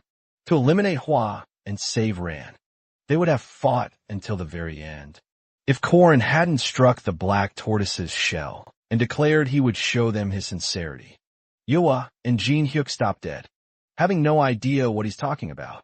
Suddenly, Korin pulls out a beast with a tiger's canines, a sheep's horns, and a boar's face. The beast is the Tao Tai, one of the 4 perils, completely opposite to the 4 symbols that represent order and protection. These are evil beings, representing destruction and chaos. Yua and Jin Hyuk are confused. While there's a Tao Tai on the Black Tortoise's shell, some unsettling thoughts occur to them, but they quickly dismiss them, thinking There's no way a necromancer, like Kong Ryan, didn't notice that. Korin tells them that the utter annihilation ceremony isn't being performed to remove Hua from Ran's body, but for the exact opposite. He tells them that from the very beginning, Kong Ryan was never interested in Ran. He always wanted Hua and the necromancer's ceremony, his true intent to utterly obliterate Ran and let Hua seize control of her very body. As he commences the dark ceremony, to fulfill his sinister, wicked ambitions. To some, 3 years might seem like an eternity, while to others, a mere fleeting moment. But upon witnessing Kong use twisted creation, Kong Ryan was utterly awestruck by her power. Kong Yu had only ever wanted to save his daughter, never realizing Hua would ultimately fall under his total control in the end. Thus, Kong Yu became the true culprit behind the Moonline caste tragedy, having his limbs torn asunder by the Imperial Army. But that wasn't all.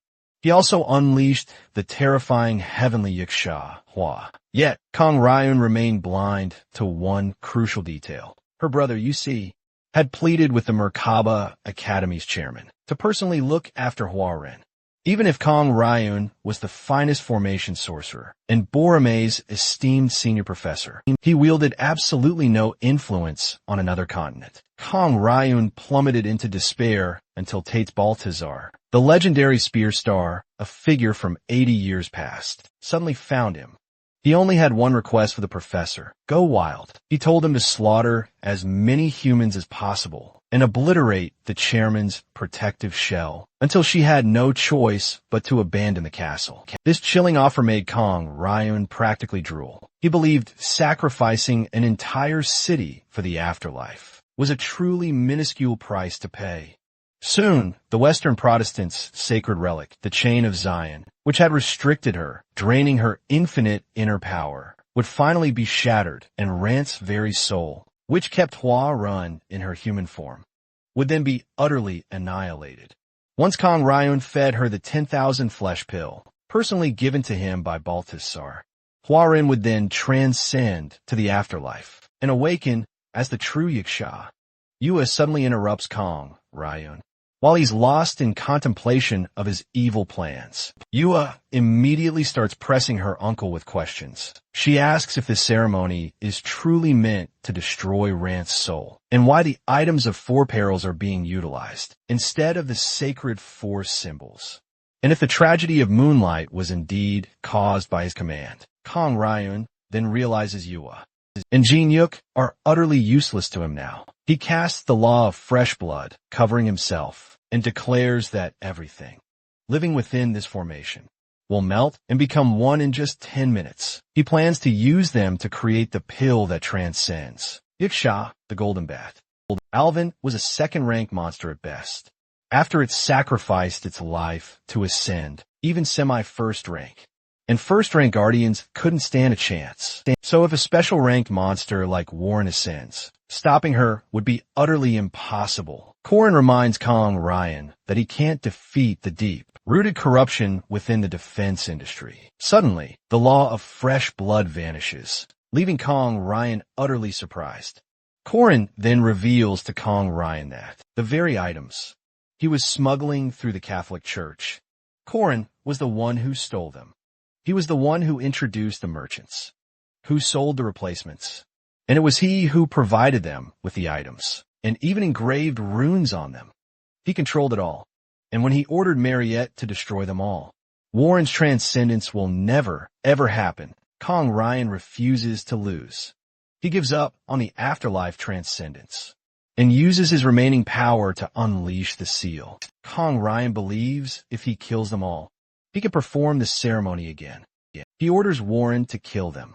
Suddenly, a huge blast rips through the air. Jin Hyuk freaks out, realizing Kong Ryan truly controls Warren and was genuinely behind everything. However, his leg and Yua's sword are both broken, so there's not much they can do. Korin tells Alicia to get back, and while he stalls for time, she can finish her domain severance. Seeing Korin fight with his Aura Cormax, Alicia is completely overwhelmed. She believes she wouldn't last even 30 seconds if she went up against him. in this state. And it's not just her. She believes no living human stands a chance against him. But she couldn't be more mistaken. Because for the heavenly Yiksha Warren, it was absolutely nothing. Korin had incinerated everything with his attack, all in a minute-long fight.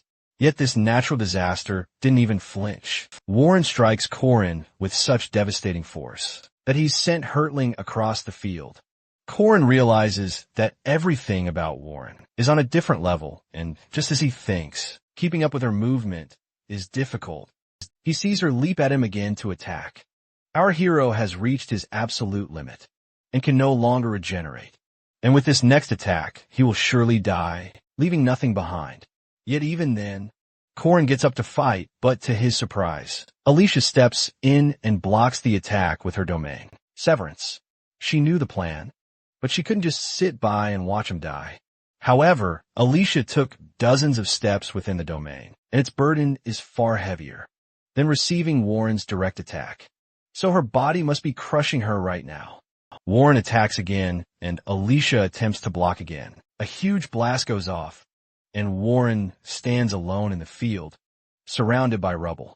Korin quickly gives Alicia the special elixir he brought for emergencies, because if he doesn't heal her now, she will either be completely paralyzed or die due to blood loss. Normally, Korin would have waited until Mariette had destroyed the 4 perils. Then, you would have used Alicia's domain, Severance, during the brief opening to deal maximum penetration and damage, and used his hidden card. He had this plan since returning from Nazria, but 2 things changed. First was Warren, whose seal was undone, unlocking her unimaginable strength. And the second was Alicia's injury trying to help him. Our hero would have handled the immediate crisis, but Alicia won't be able to fight any longer. He wonders if he can hold out until Mariette destroys all the perils. Alicia apologizes for ruining the plan, but Korin simply cannot blame her for that. If he had taken that blow, he likely would have died instantly. He thanks Alicia profusely for saving his life. Korin has completely depleted his aura, both from his core and throughout his body. He overexerted himself in the battles against Jean, Hyuk, and Ho-won. He wonders if he must now resort to the Sabensia Duke's core. He can force himself, but this core holds power his body simply cannot withstand, even with the heavenly command backing him. Korin isn't sure he can truly endure it. Alicia then observes that Warren hasn't used her right hand this entire time. She might be holding something back. Suddenly, Korin remembers the jujube what he gave her. He then realizes she's still carrying the heavy burden of choice. With this realization, he gets up and speaks to Warren, hoping she's still in there, somewhere. But he realizes he has no choice either. Korin had given Warren the jujube wood, because Warren couldn't take all the benefits. He knows what greed is truly like, and didn't want her to end up like that. He wanted her to make her own decision. Korin steps forward, trying to speak to Warren. He remembers the Sabensia Duke's legendary swordsmanship, and knows that his demonic energy has now been passed on to him. From this moment on, Korin aims to recreate the myth of the Sabensia Duke from 800 years ago. He, with his demonic spear, and Warren with her demonic chi, run full force at each other. An explosion erupts as the 2 titans collide. This collision of pure powers isn't just a battle. It's a clash of legends. The heavenly Yiksha and Sabantia, Duke Kong, Ryan himself, is utterly surprised to see Korin fight against Warren, and immediately orders her to kill him. As Warren extends her fist to attack, Korin can feel 1,000 auras radiate from her. However, he, too, has some tricks up his sleeve to equal that. Warren possesses an incredible aura of 100,000, but she can only unleash thousands at a time. And if our hero can harness that same amount, he can truly face Warren. But his body must endure this overwhelming power. Yet, Duke Sebastian's aura is already crippling his body. The excruciating pain racking his body in real time will soon render him incapable of holding his spear. His very tendons will inevitably snap. But even with death knocking, Korin refuses to yield. He knows Warren still hasn't unleashed her right arm, as Warren and Corin clash in a brutal deadlock. Corin takes a desperate life-or-death gamble. He plants his right foot, solidifying his stance, and pulls his left arm back for a devastating strike. He channels his consciousness, every ounce of focus, his breath, and all his muscles, unleashing a singular, one-time-only punch, and he doesn't miss his mark. He slams her with an 8-trigram extreme fist. En explosion érupte. Corin lets out a shaky sigh of relief as he realizes the impossible. He shattered Warren's absolute defense. However, that was the absolute extent of his power. He simply couldn't subdue her completely, because death itself was rapidly closing in. Seeing Corin sprawled weak on the floor, Kong Ryan laughs, mocking his futile efforts. Warren stands over Corin, her fists clenched tight, preparing to deliver the brutal final blow. Suddenly, the chains begin to restrain her once more. Corin, against all odds, pushes himself to his feet. It turns out he'd been stalling this entire time, so Mariette, Yua, and Jin Yuk could destroy every item within the formation. King Ryan stares, aghast as his grand plan crumbles. Josephine steps in, a sword pointed directly at him, ordering him not to move a muscle. With Kong Ryan finally arrested, Corin turns his gaze to Warren, who remains tightly restrained. He tears away the talisman that kept her unconscious. Slowly, Warren's eyes flutter open as consciousness returns, and she finds Corin standing right before her. He reiterates his promise. He will help her until she makes her own decision. He urges her to make a choice she won't regret. Warren decides to repay Corin's unwavering kindness by proving to him that she's no monster. She is the sum of the decisions she makes. She opens her fist only to discover the juju, what has crumbled completely into dust. Overwhelmed by her own destructive strength, she begins to cry, feeling utterly meaningless, realizing she may never achieve the results she truly desires. Corin is shocked as her power turns juju, wood completely into dust, but he assures her there are other methods. He hugs her, thanking her for honoring his trust. Warren still regrets the pain she caused him, especially for possessing Rant's body. She wonders if forgiveness is even possible now. Corin admits he doesn't know the answer, but insists they can find out together.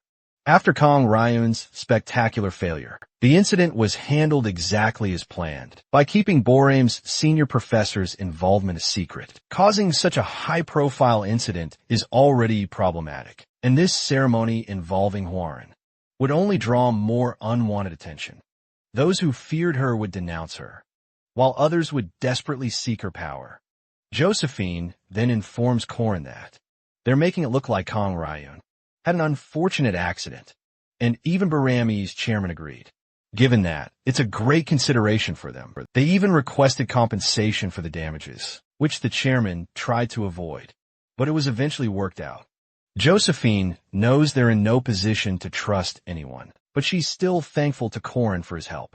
Corin is hopeful they'll eventually come to trust each other. Josephine says goodbye and leaves Corin to rest. Meanwhile, Mariette is thrilled to see Corin awake. She quickly checks up on him and points out he lost his fingernails. She's saddened that he always pushes himself and ends up hospitalized, starting to cry. She's distressed that Corin keeps hurting himself. Corin asks her if she's okay, considering she had to destroy all the stone soldiers. Thanks to Jin Hyuk and Yua, our hero barely made it out alive. They weren't bad people. They were in a tough position. Jin Hyuk was simply avenging his family, and Yua wanted to save her cousin. It was Kong Ryun who exploited their desperation. He's the true villain. He should be the one blamed. As always, Corin asks Mariette to call him Appa for being so mature, which makes her think he's obsessed with the word. Mariette knows it's impossible, but she still wishes Corin wouldn't get hurt. Our hero is tasked with saving the world, after all, but he's still no match for a true player. Just an ordinary support player, really, with only his spearmanship as his advantage. His body is sure to take a beating. Seeing Corin doesn't even deny he'll be injured. Mariette offers to fight right alongside him, no matter who or what he faces. Corin is overjoyed to hear her words, because he's prepared to battle evil beings and mighty foes who seek to destroy their world. And he'll face them all with Mariette by his side. Mariette then tells him that with Harvest Day nearing, and the holidays quickly approaching. She's applying for the Guardians early this year, because with Corin as leader and her as vice leader. Meanwhile, the nurse wheels Alicia in. Corin sees her completely covered in bandages and bursts out laughing, saying she looks just like a mummy. But he also knows she pushed herself to her absolute limit. For him, he immediately stops laughing, apologizes to Alicia, and genuinely thanks her, even though Mariette's elixir insured. Her bones remained completely intact. She'll still need at least 2 weeks of full rest. And with only 1 more week of the festival left, Alicia won't make it to the campfire. At the closing ceremony, Alicia is distraught that she has to stay resting because she truly wanted to attend the campfire. It's sad because it would have been Alicia's first. However, Corin offers to buy her a Jessica dress for the winter ball, which instantly lifts her spirits. Corin starts teasing Alicia, calling himself her Appa. As for the rest of the Guardian members, Corin suggests Alicia, Lenya, Claire, the lady from intelligence, and the Wolfman's siblings, Run and Ron. He wants to invite Yule too, but Corin thinks she's just too ambiguous. Mariette is surprised that Yule and Corin are so close, and Alicia tells her they're close enough to just hang out together. As Corin mentions Warren as the final member, Alicia is shocked and Mariette falls silent. Corin tells them Josephine gave him permission, but Mariette asks him, "Do you really want to see her lose her mind?"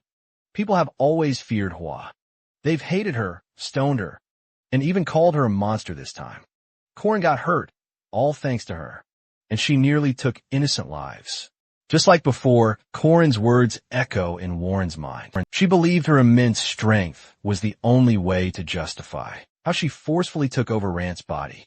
She feels utterly alone, unable to depend on anyone. And Corin's unexpected kindness only felt like a cruel jab, and she resented him deeply for it. She was always accustomed to people exploiting her, which is exactly why she had always been so closed off. Corin steps in, concerned, to check on Warren, but she frantically urges him to change her back to Ran. Corin begins to initiate the transformation process, but before he can even lay a finger on her, she abruptly stops him, declaring she wants to eat fish. Corin immediately realizes her fear. He gently reassures her, telling her it's okay, and promises to buy her fish afterward. Outside, Warren begins to levitate. As they prepare to finally start the crucial process, Corin grasps the mighty Death God's Orb, an artifact renowned for always hitting its mark, perfectly separating body and spirit, and completely bypassing all defensive power. This orb is an utterly overpowered Soul Reaper, existing solely as a mere data value. But when a human wields it instead of a death god, its accuracy rate plummets dramatically, making it practically useless. Yet, our hero cannot perceive spirits at all, so if he throws it, its accuracy will be absolute 0. He throws the spear, but it deflects wildly and falls. He then remembers the peculiar mana stone, and how its diffusion range significantly lowers the accuracy rate. The diffusion effect for this unique system has a maximum range of 100 meters, when accuracy is at its absolute lowest, around 1%. But what happens when our hero, with a literal accuracy rate of 0, uses it? The diffusion range will become infinite. It completely bypasses his inability to perceive spirits, and its powerful effect will activate. In other words, it's registered as a direct attack on the soft mana stone. Corin throws his spear, striking it with pinpoint accuracy. He catches Horan gently as she collapses. He tells her he just used a little bit of mana. Horan wakes up, and to Corin's shock, calls him Appa. Corin is left utterly surprised by Warren calling him Appa, which immediately triggers memories of his long-held desire to be called Appa. Tears stream down his face as he finally realizes it's Ran. It's her first real impression. Ran tells him she noticed he wanted to be called Appa by Hua. This makes him realize she'd been watching everything all this time, when Hua possessed her body for 3 long years. He asks if she resents Hua for taking over her body, but Ran doesn't answer, instead taking off in pure excitement. And it's all thanks to Hua. She can walk for the first time since falling ill. She's using all the energy Hua painstakingly gathered. Ran tells Corin she initially hated Hua, She screamed at her to return her body. But then she realized her voice simply couldn't reach her. Hua would only ever talk to herself. Ran knew Hua talking to herself was her way of dealing with all that guilt. She knows how hard it is to confront fear and anxiety head-on, because she was trapped in that body too. Ran doesn't hate Hua, not anymore, because she was brave enough to return her body. Corin's heart warms seeing Ran forgive Hua, even after possessing her body for 3 years. Ran tells him her time stopped when she was 14, but Hua was only 3 years old in a new world. Now she's got the little sister she always wanted, which Corin readily agrees with. Corin assures her he'll always be there to save her anytime she needs. Ran then tells him she likes sushi too. She and Hua have the exact same taste in everything, including men. She starts boldly touching Corin and tells him that if he marries her, he'll have 2 wives. She demands an answer. At first, Corin thinks she's just teasing him, but Ran tells him she's dead serious. Back at her town, everyone's already done it by this age. Corin tells her to ask Hua's opinion too, since they share the same body, after all. Ran kisses his cheek, and suddenly Hua takes over. Hua tells him not to take that seriously, because she was just talking nonsense. Seeing Hua seemingly talk to herself, Corin realizes she's actually talking to Ran. Hua tells Corin to meet her at their usual spot for dinner at 7 p.m. Corin realizes food is Hua's way of apologizing. As Hua's sudden proposal races through his mind, he wonders if she really is just a kid. The church knights. They thought they could easily take down the Protestant princess, but thanks to one guy, it all spectacularly failed. They don't even know who he is, or how he foiled their meticulously laid plans. They merely followed Jean Yang's orders, assembling 100 members of the cross-charge squad to lure Warren into danger. They took a massive risk, moving through the ancient 100-year-old tunnel. Corin tells them they should have just used the chapel knights instead. The squad leader scolds him for speaking to them so disrespectfully, and Corin takes him out with a single punch. He just wanted to try.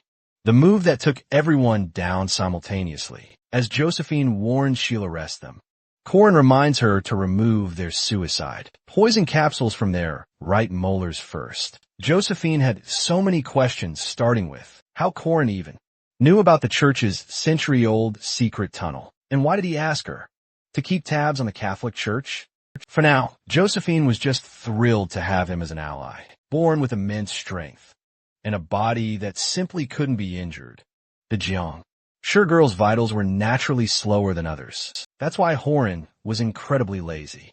Hua and Ran start arguing, trying to wake her up, and at last, Horan finally decides to get up. As she walks downstairs, she sees Corin sleeping on the couch. Ran tells Hua to wake him up, warning that his mouth will get twisted if he sleeps in that position. Ran asks Hua if she likes him. Hua says she doesn't understand him, because he does things she never asked for, and he just works way too hard. Hua tells Ran that she doesn't like Corin. She actually hates him. Meanwhile, Mariette sees Warren up early, realizing she couldn't sleep because of Corin. Mariette asks Theo to lift him onto the bed. As Mariette leaves, telling Warren to sleep, Warren suggests putting Corin on the sofa instead. Mariette tells her he'll get cold without any blankets. She then tells Warren to eat the steamed potatoes waiting in the kitchen. She'll eat her corn with her. Meanwhile, even with the festival still underway, classes carried on, and because our hero had already heard everything in his previous life, he decided to do something different. He checks his stats and realizes he's surpassed Alicia's initial stats. He's also gained his third aura core and unlocked demonic chi release. Now his aura core is currently lower than or equal to a normal knight with their first core. However, our hero already has the core he obtained from the white silver mandrake, plus the demonic nature's core he acquired through Sebastian Duke. So while other knights had just their first core, he already possessed 3. Alicia also obtained her domain at this time. The countless steps within her domain have also helped Alicia gain quite a bit. So her aura rank has risen to a lower high. She started at upper middle this time, and she's developed half a year faster than normal. Corin is beyond excited to see her future. Now, the only thing left is the demonic chi release. Corin's current aura is over 8,020%, and 16% of that is an instant release. That's an absolutely absurd amount of instant power. But here's the kicker. When Corin tried testing it out in the hunting grounds, he couldn't feel it all. He starts getting hyped, thinking he'll be able to split skies and cleave dragons with a spear. Suddenly, the teacher announces she'll be checking notes. Corin snaps back to reality, wondering if Lorala is furious that everyone's been sleeping in her class. It's likely Lorala will punish them by making them clean the classroom. The problem is, this classroom is exclusive to the alchemy faculty, which means it'll be caked in experimental grime. Corin knows he needs to write something if he wants to avoid punishment. He starts looking around. On his left is Jagar, but on his right, his hand touches someone. He finds Ran casually holding onto his hand. She then offers to show him her homework. Ran tells Corin to just copy her homework. She then invites him to lunch. Corin accepts, offering to pay. Meanwhile, the other students spot them together and wonder if he's always been this close to Ran. Another student points out that he was the only one who ever talked to her, which really says a lot. Ran then tells Corin that Hua was sleepy, so she took over and let her rest. Corin asks if she's met Jin Yuk and Yua. Even though the two were manipulated, they still need to take some responsibility. Kong Ryan will be unofficially executed, and the nation's royal family will carry it out secretly. Yua is now the lord of the Kong family, which means she's in charge of everything, from small housework to even the family's marriages. Ran teasingly tells Corin she got permission and boldly calls him husband. This makes Corin wish Hua would wake up soon, because dealing with Ran is getting tougher and tougher. Meanwhile, Mariette orders Deogugu to tell her everything, in every single detail. Deogugu, who is eavesdropping on Corin and Ran, tells her everything he overheard. Mariette knows Corin and she aren't dating, but she can't help but feel a little down. Mariette is usually a reasonable person, but it's obvious to everyone that her making food holds a special meaning. Deogugu tells her everything about the two wives and Rant's wild proposal. Mariette realizes she can't just sit idly by and needs to do something truly special. She considers potato farming or even diamond mining, or if she should just go bold. However, she quickly refutes the bold idea. Thinking, I can't possibly be any bolder, she starts freaking out, asking Deogugu if he knows what it's like to truly like a man. But all he can manage to answer is bone. Mariette then gives Corin the ox blood soup, a dish the workers at her ranch used to make. Corin gets instantly excited seeing the ox blood soup. Mariette thinks he won't like it because of the blood, but the moment he tries it, suddenly he finds it absolutely delicious. A pop-up screen suddenly appears, announcing his strength has increased by 30 points. Corin gets super excited seeing his new upgrades and declares his love for Mariette. Mariette feels good about listening to Diaku. Meanwhile, Ran tells Josephine that her friend has a peculiar problem. Whenever she sees a certain person, her heart starts to pound wildly, and she feels incredibly light and fluffy. Josephine immediately knows she's talking about Corin, because he's known for being lucky with women, and he's the only one Warren ever talks to. Plus, Corin is a natural-born playboy, about whom Josephine has even received complaints from second-year female students. Josephine knows it'll be hard mode for Warren against such an experienced playboy. Warren refuses it when Josephine suggests that her friend is in love with the boy. Josephine then tells Warren that guys surrounded by many women don't approach them, the girls approach them. Josephine tells Warren about a 100-year-old romance novel, advising her to be bold, passionate, and determined, and to get rid of the other girls if she wants to attain love. The misfortune for these girls was that they were taking romance, advice from a 100-plus-year-old unmarried witch. Since Hua and Ran lacked experience, they decided to accept the lame, novel-based advice. Josephine wishes Hueren luck and leaves after saying goodbye. Meanwhile, Huaren decides to approach Corin. She finds Dio outside, But inside, she sees Corin with Mariette. Warren sees the two together from the window, and her heart shatters. She thought Corin would be with her, that he'd help her, but she was also aware that his kindness extended to Mariette, too, and yet she was hurt seeing them together, maybe because she thought she was special.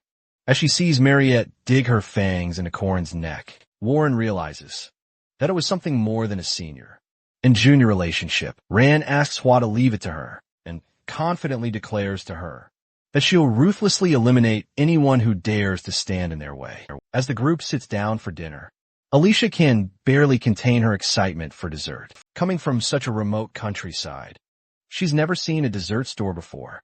Corin muses on how remote a place must truly be if it doesn't even have a dessert store. He's traveled east a few times on quests and always managed to find a sweet treat. He never thought he'd gather such a diverse group, though. Out of nowhere, Warren and Mariette simultaneously offer Corin a piece of cake. Corin chooses Warren's crepe. Warren snatches Mariette's strawberry cake for himself. To stir up some jealousy, Mariette asks Corin to feed her. Mariette and Warren then launch into conversation in an utterly passive-aggressive way. Warren pointedly asks her about her potato farm cakes, wondering aloud if they even qualify as cake. Jaeger senses the bizarre shift in atmosphere, silently asking Corin if he's done something. Jaeger, Lark, and Corin all get up, making their escape to the bathroom. Mariette and Warren, however, continue their heated discussion about how country life is undeniably fresher than city life, even as they maintain their sickly, sweet smiles. Alicia knows those aren't genuine smiles, choosing instead to just focus on her food. Mariette brazenly tells Warren that Corin is headed south, with her to relax in a luxurious hot spring. Warren, undeterred, tells her she's asking Corin to go to Zion Chapel with her instead, because receiving a blessing from a saintess is far superior to some smelly hot spring. Mariette's anger flares, declaring to Warren that Corin is coming with her. Corin, still trying to hide away in the washroom, is hit by a sudden, intense wave of killing intent. Alicia coolly steps into the escalating argument and calmly informs Warren and Mariette that Corin actually has some pressing business to the east and specifically agreed to watch a solar eclipse with her. Upon hearing that bombshell, Mariette's killing intent intensifies exponentially. Just a few days prior, y'all had told Corin about a powerful spirit residing in the eastern forest. Druids, cherished by spirits, are known to travel alongside them, no matter their magical affinity. Even so, embarking on such an extensive journey is exceedingly rare. So, the druids Uskas and Findias are key here. Findias is where the Clau Solis, a legendary treasure, one of the 4 great secret treasures, is hidden. The druid protecting that land is none other than Uskas. In the game, these were unobtainable story items, only ever collected by Tate's Balthazar and his minions. Park couldn't even defeat Balthazar and his crew, let alone get these before dying. Weakening the enemy would be ideal for Park, but if he could just snag one of the treasures his enemy was destined to obtain, Corin wouldn't even know where to look. But luckily, thanks to the reward from defeating Firmindamon, he had that crucial information transferred directly into his mind. Corin can snag the Clau Solis during a solar eclipse, when the sun's power is at its weakest. Throughout his 3 years of playing, there was only one solar eclipse, happening on February 8th. Both Findias and Uskas are located in the eastern region, within the Beast King's territory. Findias is the druid's own domain. It's a hidden location, but Corin is confident Yule, with her increased strength, can find it.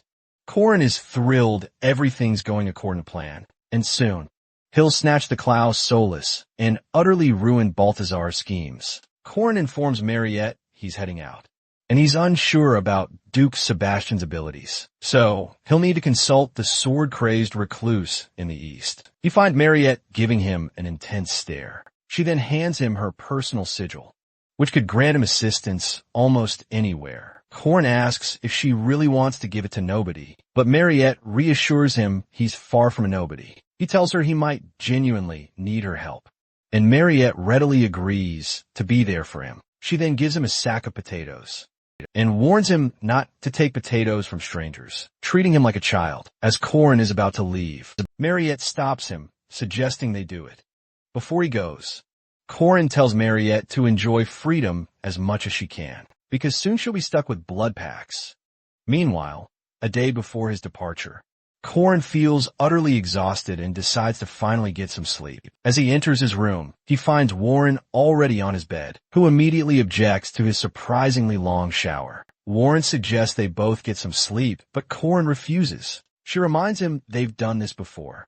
But Korin retorts that was only because of the rain. However, not wanting to waste his energy, Korin agrees, figuring it's fine if Josephine doesn't catch them. Besides, she was comforted when they slept together previously. As Korin starts taking his robe off, Warren thinks he's stripping and throws a pillow at him. He jokes about sleeping naked, but then assures her he's just putting on pajamas. After arguing a little about who needs to look away and who needs to take the pillow, Warren tells Korin to be careful in the East, because when he gets hurt, she gets hurt too. Warren tells him to get hurt less, and that she'll come to the East soon too.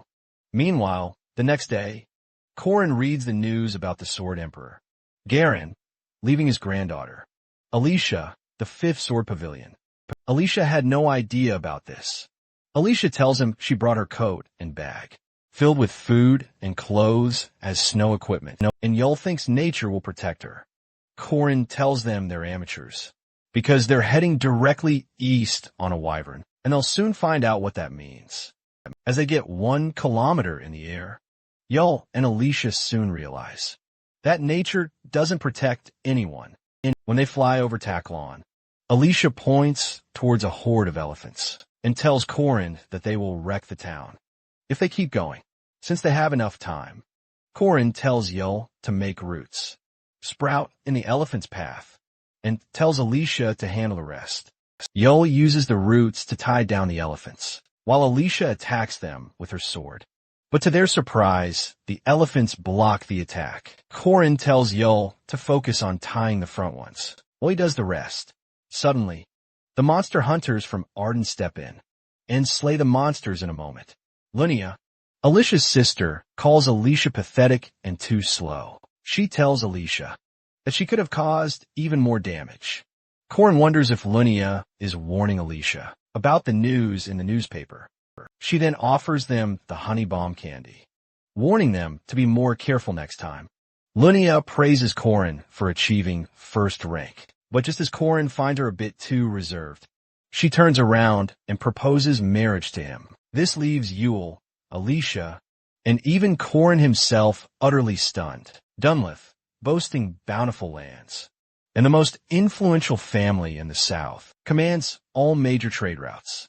In stark contrast, the eastern region's border, not only a nation of heretics, but also confront untamed, wild nature, forced to fend off countless monsters from their uninhabitable lands. Despite these harsh conditions, the eastern region has upheld its formidable reputation, all thanks to the Arden family, the staunch defenders of the wastelands. Upon Lunia's direct orders, her servants escort Alicia and her friends to their rooms, while Yul and Korin settle down for a game of chess. Yul worries about Alicia, fearing she might get punished for not slaying the elephants properly, but Korin assures her that won't happen. Suddenly, a servant informs Korin that Lunia is calling for him. As Korin enters Lunia's room, he suspects she's summoned him for a punishment. After confirming Korin is indeed turning 18, and is currently unmarried, Lunia boldly asks him if he'd like to marry her. At first, Korin thinks she's merely joking, but Lunia assures him she's deadly serious. She tells him that his mature mindset, martial arts skills, and dashing looks are absolutely perfect and precisely her type. Korin hadn't imagined she'd be the type of person to care for looks, but Lunia tells him she's still a woman, so she wants to choose the man whose face and body she'll be seeing every day. Lunia informs Korin that she's doing this because of him. When Alicia defeated her, the demented Sword Emperor, Gezer himself appeared and commanded them to appoint Alicia as the 5th Sword Pavilion Master. This led to her supporters quickly losing confidence in her leadership which Corin would understand, given he orchestrated it. Lunia began to lose her standing and began fielding proposals from various swordsmen, each eager to restore her family's name. However, she absolutely detests this political maneuvering, believing herself far too superior to be merely a pawn in the marriage market. And that's precisely why she proposes a fake engagement with Corin, Alicia, the illegitimate child of Arden. Even so, countless lavish gifts awaited her after being appointed as a potential heir. At such an early age, when Alicia's mother shared the news with her, Alicia immediately tried to resist, but Sophia firmly reminded her that her father's word was law. Garand Arden's wish is, indeed, an order. He had explicitly told Alicia that, as the master of the Fifth Sword Pavilion, she must tirelessly work to protect humanity and uphold their family's glory. With this mandate, she had to select individuals to serve in her pavilion and meticulously establish their roles.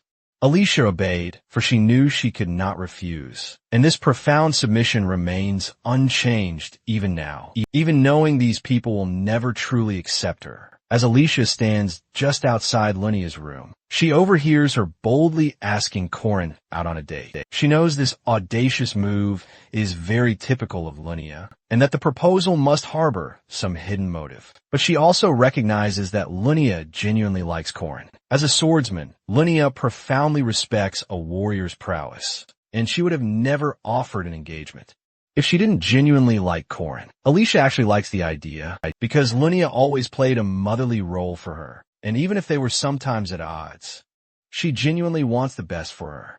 Corin, too, holds a special place, as he helped her realize her unique talent, believed in her when no one else would, and saved her from her sister's relentless followers. Alicia believes the two of them are truly perfect for each other, and she's genuinely happy for them, as she loves them both dearly. Meanwhile, Sophia presents Lunia with a crucial list of heirs, from renowned families and highly skilled swordsmen. Since most of Lunia's staunch supporters are primarily from her mother's side of the family, Lunia couldn't possibly ignore this pressure, so she brought up the proposal on a spontaneous whim. She genuinely believes Corin is a good man, but more importantly, she knows he's power-hungry. Lunia's formidable grandfather, Gurand Arden, is about to pick the next family head, and Corin Locke possesses the talent to reach the highest domain. So, he won't hesitate to silence any dissenting voices. Lunia can't help but wonder if Alicia is truly just a friend of Corin, or if there's something more going on.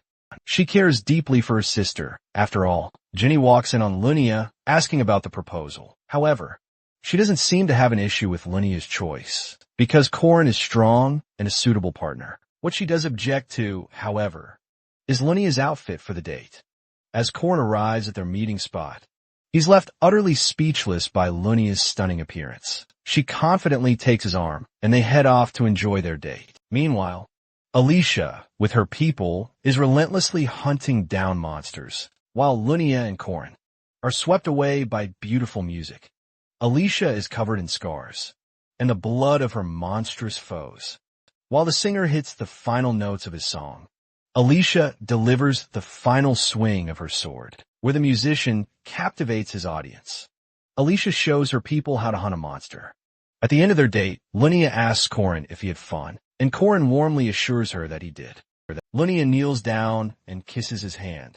Corin reminds her that usually the guy does that. Lunia playfully tells him that she's used to dealing with girls that way, and she'll leave it to him next time. Before she leaves, she asks to meet again, because she has some big plans for him. As Lunia walks back to her place, she finds Alicia standing, covered in blood. She casually tells Alicia she had fun with Corin in the city earlier today.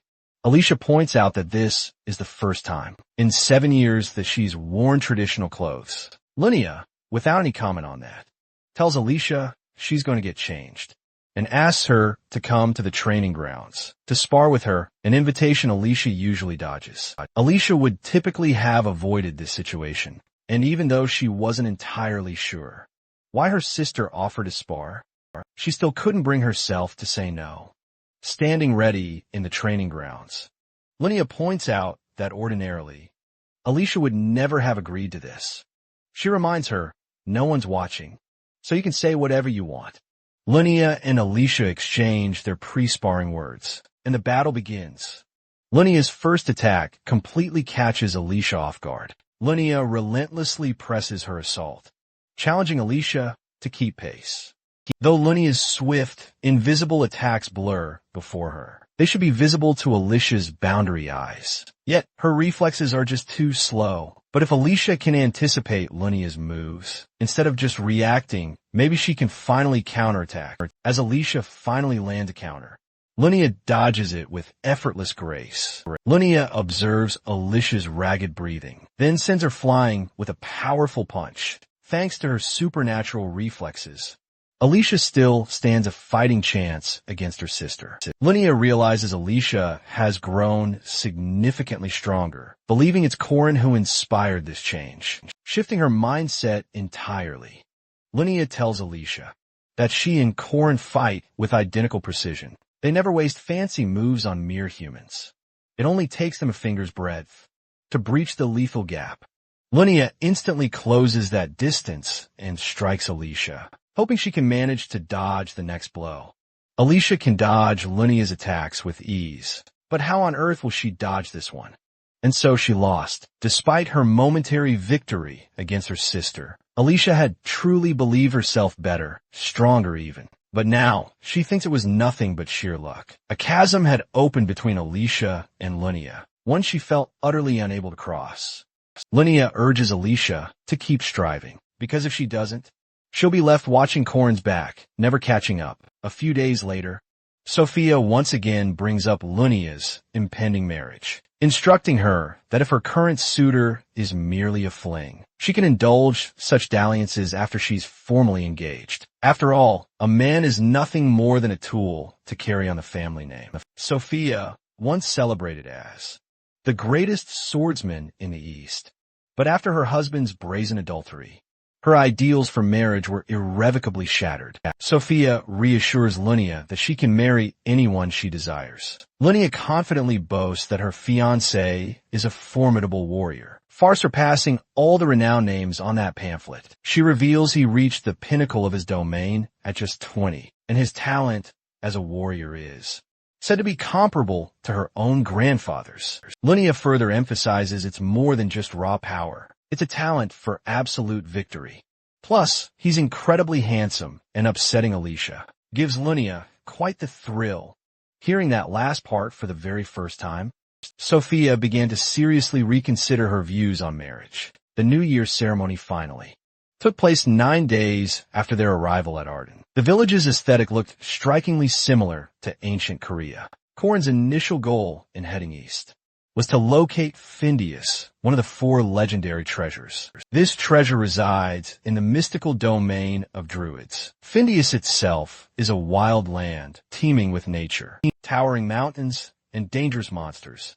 It lies far beyond the border, an area managed by Arden. As they continue their journey, they will encounter a guiding spirit to ensure they don't get lost in the vast forest. Corin thanks Linnea for her invaluable help in crossing the border. She casually replies that she's merely there as his guardian, given their youth and her status as his fiancée. However, with Warren and Mariette absent, Linnea proves to be an indispensable support for them right now. Alicia then tells Linnea that she shouldn't openly declare herself as Corin's fiancée, as people might get the wrong idea. But Linnea simply tells her she couldn't care less about what others think.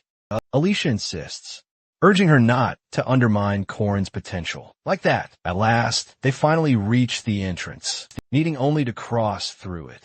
But as everyone crosses through, Corin suddenly finds himself separated from his team. This is to be expected from a place guarded by a powerful, sage-level druid. He immediately recognizes the spell, specifically designed to charm those entering through the barrier. Corin wonders if it's the same 8-ray formation for last time. It is indeed a test, designed to determine whether travelers seeking the druid are truly worthy of entry. Corin stands ready to take on any monster or illusion thrown his way to test him. Suddenly, Corin hears a voice and a chill runs down his spine. As he spins around, He finds the main player, Park Siho, standing right there, with a sly grin on his face, calling him brother. Korin is utterly stunned to see Park Siho, but without a moment's hesitation, he launches in a battle. As Korin attacks Park, Park simply touches Korin's spear and utterly obliterates it. Park Siho, the main player of this world, may be evil, but his power is truly godlike. He's even stronger than our hero is right now. Park tells Korin he should be proud of killing him, but he doesn't have what it takes to save the world. Park failed despite hoarding so much power, and he believes Korin is nothing in comparison. He insists Korin can't defeat Tate's Baltasar. Korin retorts that he can defeat him by stealing one of Baltasar's 4 treasures. He's trying to secure a happy ending for everyone. However, Park thinks if Korin truly wanted that, he would have chosen him. He tells Korin that he enjoys sacrificing himself, and the time he spent saving an NPC, he could have spent focusing on the bigger picture. Korin could have been much, much stronger. Korin knows he's not playing as he should. Park sacrificed anyone who got his way. He believes that's the only way to get stronger. He asks Korin to let people die and save the world alongside him. Korin tells him that he started the game again and regretted missing items. He realizes those desires are the reason he's seeing this vision. Korin swears that he'll save the world and create a place for all the people he saved without putting efficiency first. He charges up his energy and punches Park with all his might. He thought the vision would scare him, but instead it helped him regain his focus. Korin knows now that even if he had the chance, he wouldn't change a thing. With his focus fully restored, Korin conjures up his spear once more. As Korin fully regains his senses, he sees his friends gathered around him. Yahello is a druid, so he knows she wouldn't have been affected, but he wonders how Lunia managed to get through. Lunia explains to him that she just saw her grandfather spouting nonsense, so she had to cut him down. However, Alicia is the most vulnerable among them, so they desperately hope she wakes up soon. Suddenly, they hear a leopard talking. He's clearly impressed by how quickly they manage to clear the fog. The leopard then transforms into his true form and warmly welcomes Yahello and her friends. This leopard turns out to be the guardian of Findias, and Uskias, offering to lead them directly to Findias. It's only now that Lunia truly realizes this place is the domain of the 4 treasures. Findias tells her that all the people here are her kin. However, Lunia is curious if she, too, can find a place here. Uskias already knew about a young druid who had been searching for this very place. He then asked them why they're out here in the wilds. Korin tells him that he's searching for the Sun Sword, Claw Solis, and he's here as the first spear of the Queen of Paradise. Danua, our hero, is the rightful successor to his master. Even after regressing, Korin realizes Usky has mentioned he, too, is looking for the same treasure. Suddenly, a tall shadow looms in and immediately recognizes Korin, but he wasn't expecting him to be that unhinged. The shadow is none other than the monster of Murius, the king of the shade, the terrifying beast king Dunskays. He tells Korin that there's only one throne, and when the age of shadow truly comes, his goddess will be devoured by beasts. Now, since Korin and Dunskays both covet the claw, Solis and Uskias can't bestow it to either of them. He decides to test their worthiness. The druid remains neutral, but our hero doesn't even know the contents of the test, although Dunskays doesn't either. Vladisar successfully acquired all 4 treasures in his previous life, so there's a huge risk involved. The druid tells them both to wait in their rooms while they discuss if the test follows the canon. Dunskays passes the test. While everyone sleeps, Alicia imagines a happy family, with Korin and Lunia married, and her little nieces calling her Annie, even though she knows it would be wonderful. She doesn't know why she feels this pang of sadness. Korin checks to see if Alicia is awake, only to find her sound asleep. He hopes she'll wake up by tomorrow, since he desperately needs all the help he can get. Just as he's about to turn away, Alicia grabs him, pulling him right on her bed. She then sits on top of him, removing something from his finger. Leaning in close, she whispers in his ear, "My sister isn't home today. After that bombshell, Alicia, having told Korn her sister's not around, promptly falls asleep beside him, leaving him completely flustered. The druid then announces their second task. These participants didn't realize it, but they'd already completed the first task. It was a test to determine how far they'd go for what they truly desired, and they all proved themselves before the druid. Suddenly, Alicia remembers the events of last night and becomes incredibly embarrassed. Lunia tells Alicia to follow her beliefs, because that's the source of their strength. Yahello advises Alicia to rest if she's tired, but Alicia is too busy beating herself up. The druid announces that they'll each have a druid by their side. Their task: find the legendary mistletoe oak and craft a wand before tomorrow's sunrise. Before the task even began, everyone signed a pledge to accept the results and not attack each other for 60 days. Korn specifically requested this from Uskias, primarily because he was worried about Doom Norix potentially getting involved. Because unlike other druids who remain neutral, Doom Norix openly supports Balthazar. Although Yule possesses specialized skills, Doom Norix is a powerful sage, and even with the no attacking condition, there's still a massive gap between them. On top of that, the spirits aren't answering Yule, because they're all busy assisting Doom Norix. This makes things even tougher.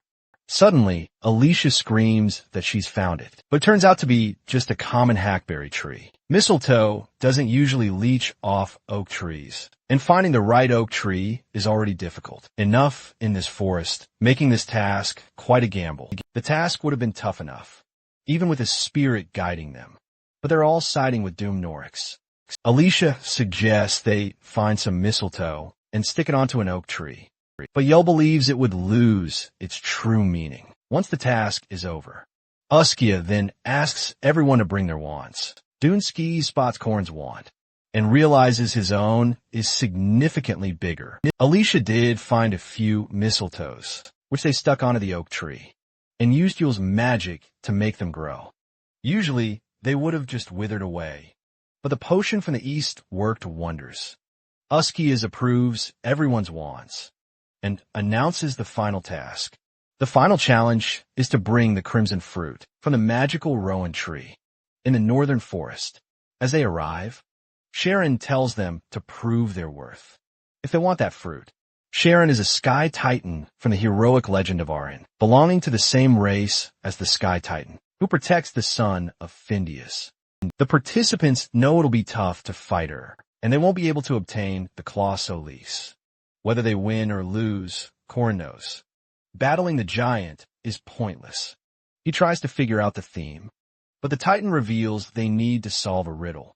Dunskies gets super excited since he loves riddles. Sky Titans adore treasure and riddles because they believe anything else would simply crumble under their immense power. Korn agrees to solve the riddles as well. The giant explains that the first to solve 5 riddles wins, and only 2 people from each side will participate. The druids can't play, since they solve riddles with the Titans quite often.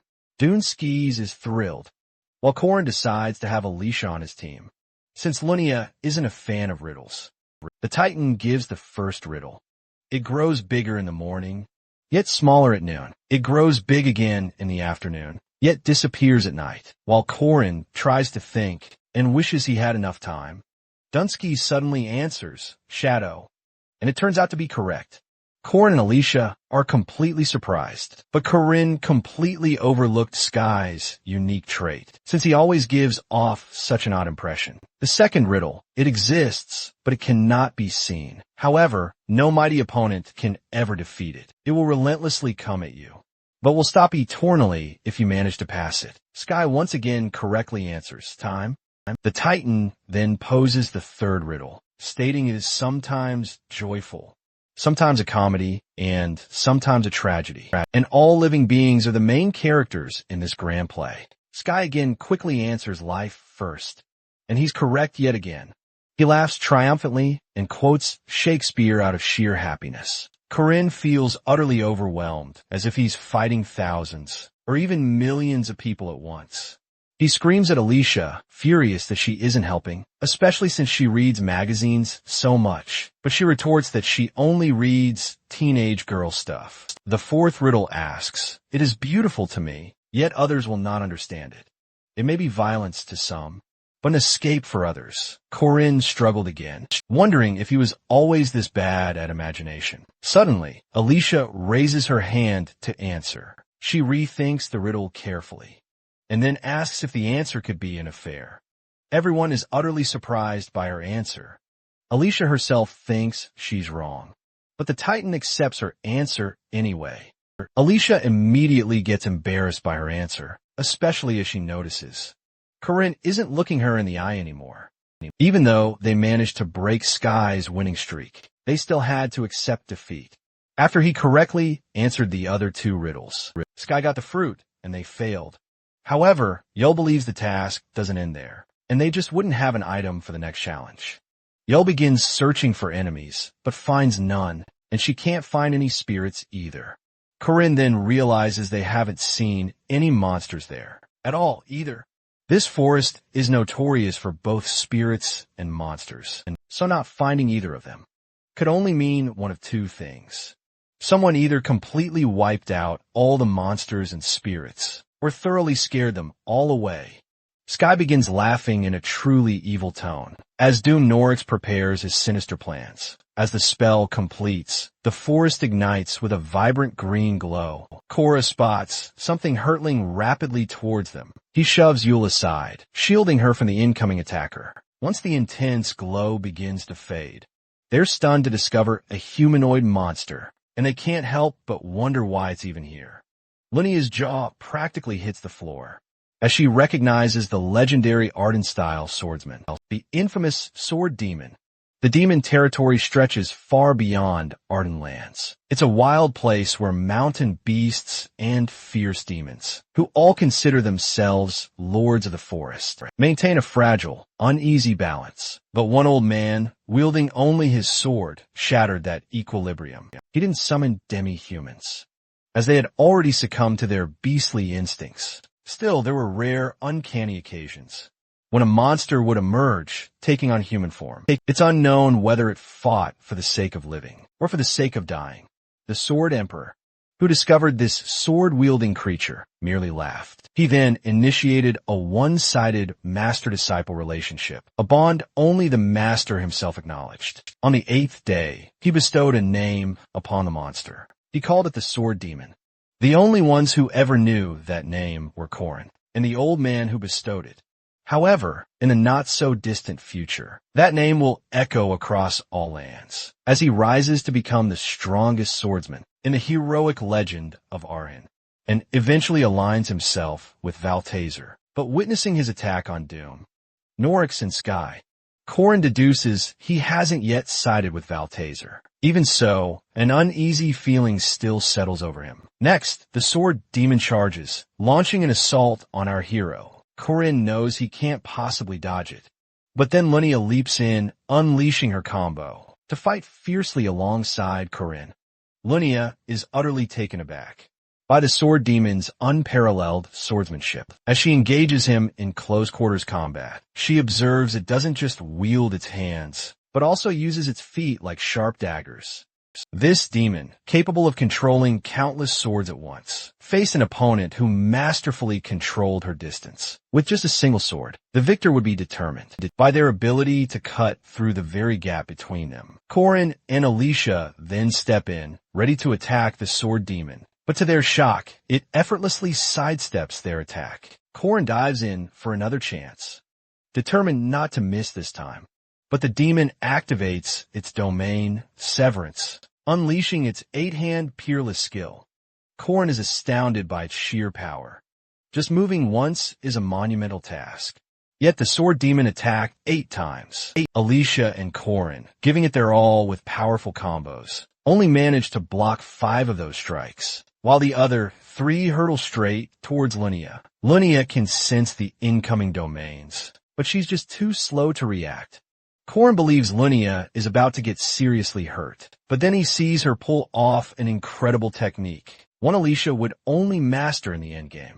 She uses warding aura combined with a series of other combos, and successfully strikes the sword demon.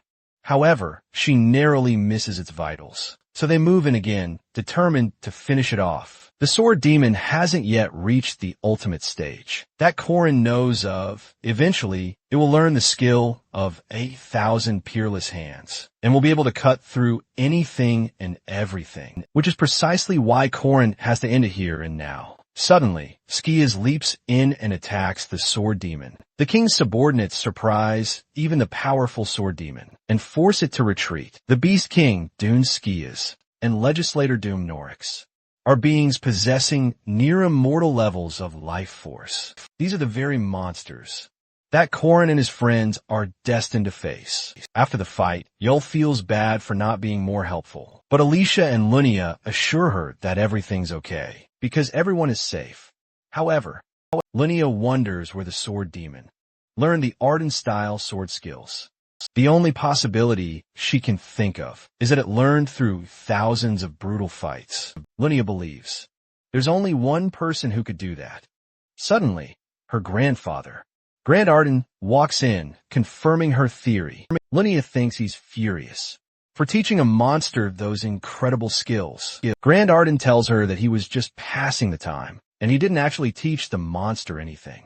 He only showed it. The grandfather then reveals his domain, and thinks it's quite exciting that the sword demon uses a monster's sword to tread its own domains. He adds that he can even see the next stage of swordsmanship. Lunia, meanwhile, thinks her grandfather has lost his mind. Alicia then asks him to teach her the sword, because she's utterly tired of feeling powerless. Garant Arden agrees to teach her, igniting the spark of that very madness within her. The group returns to Uskias, and Korin immediately questions him about their missing fruit. He asks Uskias if they can still participate in the final test.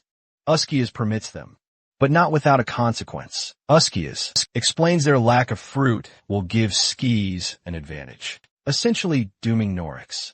Skis' sarcastic laugh at this enrages Korin, and he protests to Uskias, pleading for a favor. He argues their loss was due to an unexpected interruption on their journey. However, Uskias completely ignores him and moves on to the final trial. The opponents are ordered to grow the staff they crafted in the second trial up to the sky, making it face the giant shielding the sun. For this final task, they are given until the solar eclipse, which is in 3 weeks, cut from the same cloth, a nature activated by objects capable of cutting. Because of this, Alicia can finally understand the true nature and intelligence of the sword demon. She fears they are much stronger than her. While training Alicia, Gran declares her basics are absolutely awful. Nevertheless, he's delighted that confronting the demon made her want to learn the blade. Alicia asks him to reason. He held back from killing that monster, to which he replies, it was destined to reach the Sky Sword. When she asks what the Sky Sword is, he proudly claims to have created it himself. Annoyed, Alicia lunges at Gran, and he prepares himself for the spar as well. He explains that anyone at this level will be able to cut the skies, to cut into the very world itself. That's the swordsmanship he yearns to witness. From the southern castle of the Last Kingdom, Mariette desperately seeks her mother's permission to leave. She's then off to see Korin ahead of the solar eclipse on February 8th. But she feels nervous as her brother tries to stop her, insisting her break should be devoted to family time. However, their mother swiftly stops her brother, saying Mariette should go find herself a man and start her own family. While leaving, Mariette announces her plan to borrow Phrasevelger, an eagle-shaped originator of the wind. On her way, Mariette senses the appearance of a new competitor. In her love life, the Saintess, Estelle is informed of Warren's arrival. She permits her entry, and as soon as she sees Warren, she jumps towards her for a warm hug. She asks if she's all right. After all the trouble she got into at the festival, without answering, Warren directly asks the Saintess to lift the seal, limiting her immense powers, since she wants to be a proper wife for her husband. Upon inquiring about a bit, the Saintess lifts the seal up to the first lock. Without wasting a minute, Warren runs off to leave. When the Saintess offers her a wyvern, since she needs to cover 24,000 kilometers. Warren confidently claims she's faster than a wyvern and wants to arrive there before the other woman. They remark how it'd take her 3 weeks to get there, but Warren dramatically jumps off the window, saying it'd just be 2 days.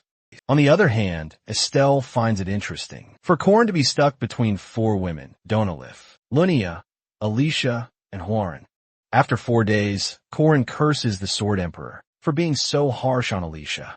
During their spar, he treats the wounds on her back, mentioning how she could die due to blood loss. At this point, before she can climb up the tree, they turn to look at the tree and realize how bad their situation is. Nevertheless, Corin encourages her that things will surely work out. Alicia thinks about how he's always been this positive about seemingly hopeless situations and wonders how he can be this strong. Curious about it, she ends up asking him about his final goal. Before he can answer, Doom Norix walks up to them, remarking their hard work in a sarcastic way. Doom Norix asks Corin the reason humans want to stop the coming of utopia. Corin states the obvious, that it'd result in deaths of humans in a large number, and throws back a question at Doom Norix, asking him why he picked Corin's opposite side, when he should be guarding nature. Doom Norix replies that he's realized, after hundreds of years' experience, that humans must die for the sake of nature. Alicia looks angrily at the malice in Doom Norix's eyes, before she's shaken back by Corin's hand. On her shoulder, he asks her to look closely at Doom Norix, since he is the kind Corin wants to kill completely. Doom Norix acknowledges Corin's efforts, but points out their progress, saying he's destined to fail, with the difference he has with Sky's staff. He claims that there's no magic which can compete with nature, logic, and efficiency. Corin steps towards his staff without saying anything, but thinking about how people believed him back when he suggested throwing the gold mandrake into the lake, except for some people like him. Corin experimented with the gold mandrake, and to him, he's the first one to have made a fertilizer out of it. Corin even used a few drops of it when growing the sapling into a giant staff. He pours it into the soil around the staff, showing off his unique creation to Doom Norix. The short staff grows high up to the sky, while Corin calls Doom Norix a newbie, despite his years-long experience. After the tree has grown higher than they could see, Doom Norix praises Corin's abilities and advises him to not let go of the moment when the sun weakens if he wants to get Claw Solis. As for his last farewell, Doom Norix grabs a hand of Corin and bows to him, entrusting the things to him. Alicia is about to leave to call Lunia, asking if they're leaving, but Corin stops her. He says they'll leave in a week, after they prepared food and clothes for their long climb. With that said, he looks back at the tree and thinks about how the battleground will be set. Above the skies, he tells Doom Norix to be well prepared, since he has gathered a strong team for himself. A week passes by, and it's finally the day of climbing. Corin feels restless at the fact that neither of his help, Warren and Mariette, has arrived yet. 2 men find Mariette and Warren by the barrier and bring them to Uskias. The 3 of them talk about how the girl states have altered from when they brought them a few days ago, and notice that their mana and aura is too powerful. They wonder what visions the 2 of them are having for it to nearly risk the whole domain if this continues thus. Uskias decides to enter their visions to lead them out. The men offer help, but Uskias prefers to divide his consciousness into 2 and lead the both of them out himself. Mariette is envisioning Corin's wedding with Jenny and criticizes at how they already have kids before Jenny's graduation. The 3 kids seem to look exactly like Corin, but what shocked her more is the sight of Jenny as Corin's bride.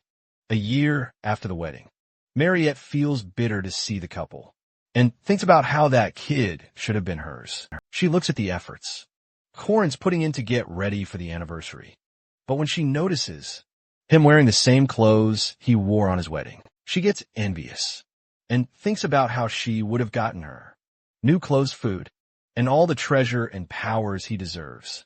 Even now, she wishes to give him all that, just if he greets her once with a smile. Right after she thinks this, Mariette is struck with an idea and decides not to give up on him. She plans on turning Corin into a vampire, using her elderly vampire privilege when he dies.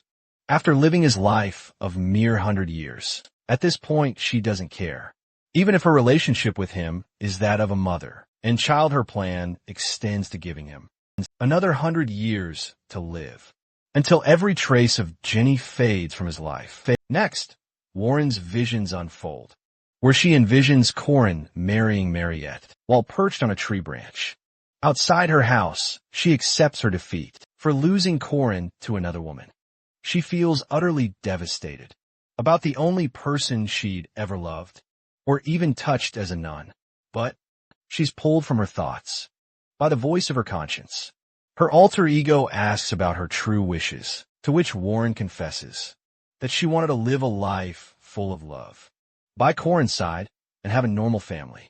Her alter ego urges her to act on her desires. So Warren gets up and enters Corin's house. Corin greets her, but without greeting him back. She grabs his hand and pounces on him, caging him beneath her. When he confusedly questions her actions, she blames him for looking at anyone else besides her and digs her teeth into his skin. She declares that his first time should also be reserved, just for her, exclusively, just as she's given him all of her first times. In her vision, they sleep together, hand in hand, and a bird leaves them a baby in the morning. She feels utterly satisfied after winning Corin, but her happiness doesn't last long, as she's finally yanked back to reality. Instead of Corin, Warren seems to be sleeping, holding Mariette's hand, and they both look at each other with bewildered expressions. Uskias clears his throat, grabbing their attention, and introduces himself as they both sit up. He informs them that they're too late to meet Corin, since he's already been climbing the tree 4 days ago. The girls ask Uskias, with confusion, about how he knew they were looking for Corin. So, out of embarrassment, he turns away, claiming he knows it all, being the sage druid. He feels quite embarrassed, actually, about the things he's just witnessed. In the two girls' visions, he swears never to speak up about the dark desires of the 3 girls. Corin, along with his 3 companions, he continues his ascent up the tree, only to find himself getting nowhere. Corin recalls that Balthazar's army obtained all 4 of the treasures. Ariabar, Klaus, Solis, and Undrelia fail canonically. He recalls chasing them in the game's story, where he could visit Gorius and Marius. But the treasures were already gone, as expected. However, Corin remembers a passage from the game, stating that Undre of Marius is in the deep darkness, almost like it was in a pit of snakes. Similarly, Corin thinks about how Usky is mentioned, reaching the skies and grasping the sun. He wonders if it was merely a euphemism, hinting at something more. Yahello alarms Corin about the clouds descending, to which he clarifies that it's actually the tree, which still hasn't finished growing. They soon arrive at a massive castle, with walls about 50 meters long. However, Lunia claims that it seems too small to be the castle of a sky giant, guessing it might just belong to a normal giant. After hearing this, Yahello gets confused and reminds them of Uskias' words, when he told them that the giant guarding the sun would be right here.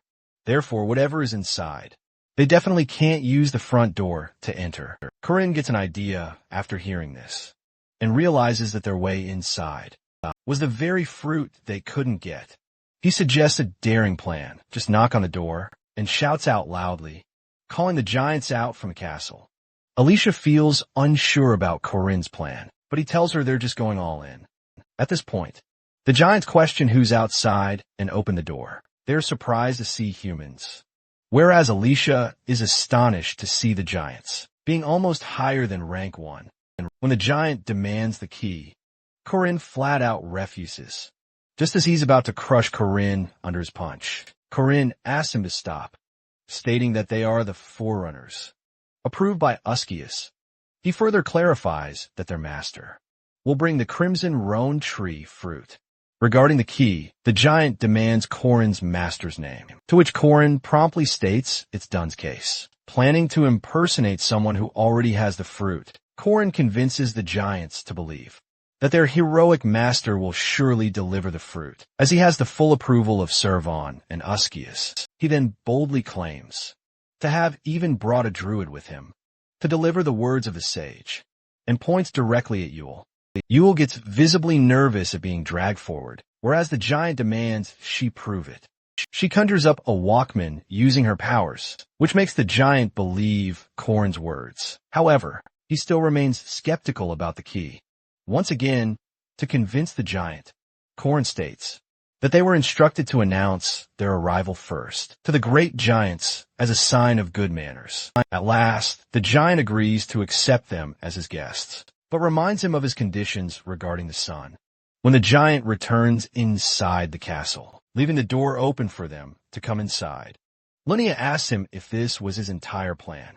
Corrin smirks at her question and tells her that his plan is what's about to start right now, to completely loot the entire castle. Along with Alicia, Corrin enters the castle and leaves the other two outside. He feels a strange familiarity with being a thief, something that was once part of his past life. Back in his last life, where Siho had a cheat skill called inventory. Therefore, no matter where they were, they'd always look for the treasury first. As they finally arrive at the treasures, Alicia asks him how he found it so easily. Corrin states that treasures follow a usual pattern, and then he emphasizes their need to find the sun sword. Among the treasures, the room has an open ceiling for Klaus Solis to absorb sunlight during the day. Thus, it may be obtained only when a solar eclipse occurs and its power weakens. While they're busy thinking about how to find Klaus Solis, a chicken suddenly appears. Corrin rushes Alicia to hide, informing her of someone's arrival. So they both duck behind a pillar. Just as a giant stomps into the room, heading for the chicken suddenly swivels its head in their direction, making Corrin and Alicia panic. However, to their immense luck, the chicken simply lays a golden egg and looks away. They realize this is the very chicken that's been laying all this magnificent treasure. Corrin practically drools at the thought of unlimited gold if they could just snatch the chicken. Alicia shakes him out of his gold-fueled trance, reminding him they're here for the sun, not for riches. The giant then scoops up the chicken and exits, but Alicia remains draped over Corrin as they were. While still hiding, she's suddenly reminded of her earlier dream and asks him what he thinks of Lunia. She lists Lunia's good traits, confessing to feeling drawn to her, as any man would be, which breaks Alicia's heart. Corrin then urges her to hurry, since they only have 2 days left, before Skaze officially claims the sun. Through proper procedures, Alicia gets up from Corrin and, through the ceiling, she glances up at the moon. Corrin also ponders the traits they've been told about Klaus Solis. Together, they question if Klaus Solis is actually the moon, floating above them. It should be a half moon tonight, not a full one like this. They return to their resting place, and the other two girls also enter. Corrin explains how Klaus Solis looks like the sun during the day and like the moon at night, floating right above them. He further explains that it wouldn't be as far as the actual moon and sun. However, it must be using a barrier around the island to float. He resolves to use the remaining 2 days wisely, brainstorming a way to reach Klaus Solis. The group struggles to find a way, and the time for Skaze's arrival rapidly approaches. However, Corrin manages to concoct another plan when he overhears the giants planning to eat the humans. Luckily for Corinne, the sky giant, Servon, had etched an order into their bloodline, forbidding them from ever attacking druids. It also compelled them to give the sun to the bearer of the red rowan tree fruit. After hearing about the giant's plan to eat humans, after giving away the sun and coming down to earth, Corrin finally feels at ease, knowing his days weren't entirely wasted. The solar eclipse occurs, and Skaze arrives at the castle. Skaze is excited to get the sun, but the castle door forcefully opens from inside, revealing a walker man, followed by Corinne and his members, and the giant shouts calling out to them. Before Skaze can grasp the situation, Corinne starts calling him his master, while carrying the chicken from the treasure room, and claiming he followed Skaze's orders about stealing the chicken. The immortal Locke side of Corinne seems awakened as he executes this evil plan and hands the chicken over to Skaze. The giants threaten to kill them, until they notice Skis while Skis feels confused about ever giving such an order. Doom Norix realizes they've been tricked. The giants start attacking everyone, while they scream for their lives. Corin turns wild with his powers, and swears to turn Klaus Solis into dust if he can't have it, along with his friends. He starts getting down from the tree, saying no one can stop him, neither Skis nor Balthazar. Linnea asks him if he isn't ashamed of his actions, but he claims that Immortal Locke feels no shame. She hands Corin a tissue to wipe off the crazy makeup from his face of Immortal Locke, which she feels weird about from her fiancé. While he wipes his face, Alicia questions the possibility of Skis killing all the giants and obtaining the sun, but Corin assures her it doesn't matter, since he'll cut down the trees. Once he gets back on the ground, Yul calls him demonic, but he claims that only winners get to write history. Therefore, if he can't get Klaus Solis, he can simply chop down the trees and trap 2 of the king's servants in the sky forever, to their absolute misfortune. Just as they're about to reach the surface, they're confronted by the beast. This beast is lusting for the Song of Blades, eagerly awaiting their duel of life and death. So, as they draw closer, they're devastated to see the Sword Demon. To confront the Sword Demon, Linnea steps forward decisively, using her warding aura to protect herself and others. However, the Sword Demon dodges Linnea's attack, which makes her wonder if he's deliberately targeting the domain users first. The Sword Demon is incredibly powerful. He was even recruited into the king's servants. However, he's merely a monster now, with little to no connection to the end of the world. This means that in this particular fight, Corin cannot seek help from the commandment. The Sword Demon lunges directly at Corin, relentlessly slashing his swords at him, leaving him gravely injured. This makes Alicia deeply worried about Corin, and she instinctively turns to look at him. However, he sternly scolds her, reminding her that she should only ever look forward during a fight. Alicia can't even process Corin's advice before the Sword Demon starts racing directly toward her. Luckily, Linnea steps in, telling her to move away. Linnea brandishes her sword, swinging it furiously towards the Sword Demon for daring to ignore her. If Linnea is outside the domain, her abilities alone will exceed those of Corin and Alicia's combined. It would be quite troublesome for even the Sword Demon to handle her. Outside the domain, however, she's merely copying the real deal. She realizes she can hardly enter the domain twice in a row, and notices the Sword Demon is again ignoring her, casting his powers on the domain users instead. Thus, she decides to use the half-step she's been allowed, and crush the Sword Demon once the domain ends. With this decision, she also remembers that Alicia can only shield up to 3 of the Sword Demon's attacks, which means it will be a trouble if the domain ends. Therefore, in order to protect her sister, Linnea steps forward and blocks the attack of the Sword Demon. Both of their swords are clashed together, and Alicia looks at the scene with horror. After cursing the domain for limiting her abilities, Linnea gets a better grip of her sword and pierces it into the Sword Demon's body. The Sword Demon screams in pain, and advantaging his weakness, Alicia steps forward and swings her sword at the Sword Demon, before grabbing Linnea's arm and pulling her away. When Alicia questions Linnea about her well-being, Linnea pulls her arm back and scolds her for not staying still, and keeps on looking back. It's just that Alicia is too worried to keep standing still when all her friends are falling around. And as she's holding that worried expression, Linnea collapses on the ground. The Sword Demon keeps standing unscathed, so Yul steps ahead and summons the Walker Man. This makes the Sword Demon think about how he would defeat it. Meanwhile, Yul urges Alicia to run away immediately for her life. When Alicia sees the Walker Man, she realizes how dangerous it is for Yul to use it twice, and this must have cost Yul some sacrifice. Just when the Sword Demon is so close to getting crushed under the Walker Man's hand, he realizes the presence of the Walker Man and looks around within a fraction of a second. The Sword Demon uses the Arden second sword style, and with the help of a combo move, he attacks the Walker Man before the Walker Man's hand could even touch him. As soon as the Walker Man is attacked, he'll coughs up some blood, and she also falls to the ground. This makes Alicia the last one standing, and the situation throws her into a freezing state. She cannot understand what to do, and starts feeling extremely scared. However, despite her every instinct screaming to run for her life, she chooses to charge directly at the sword demon, confronting him head-on, all by herself. She knows she can't simply abandon her friends and flee the scene alone.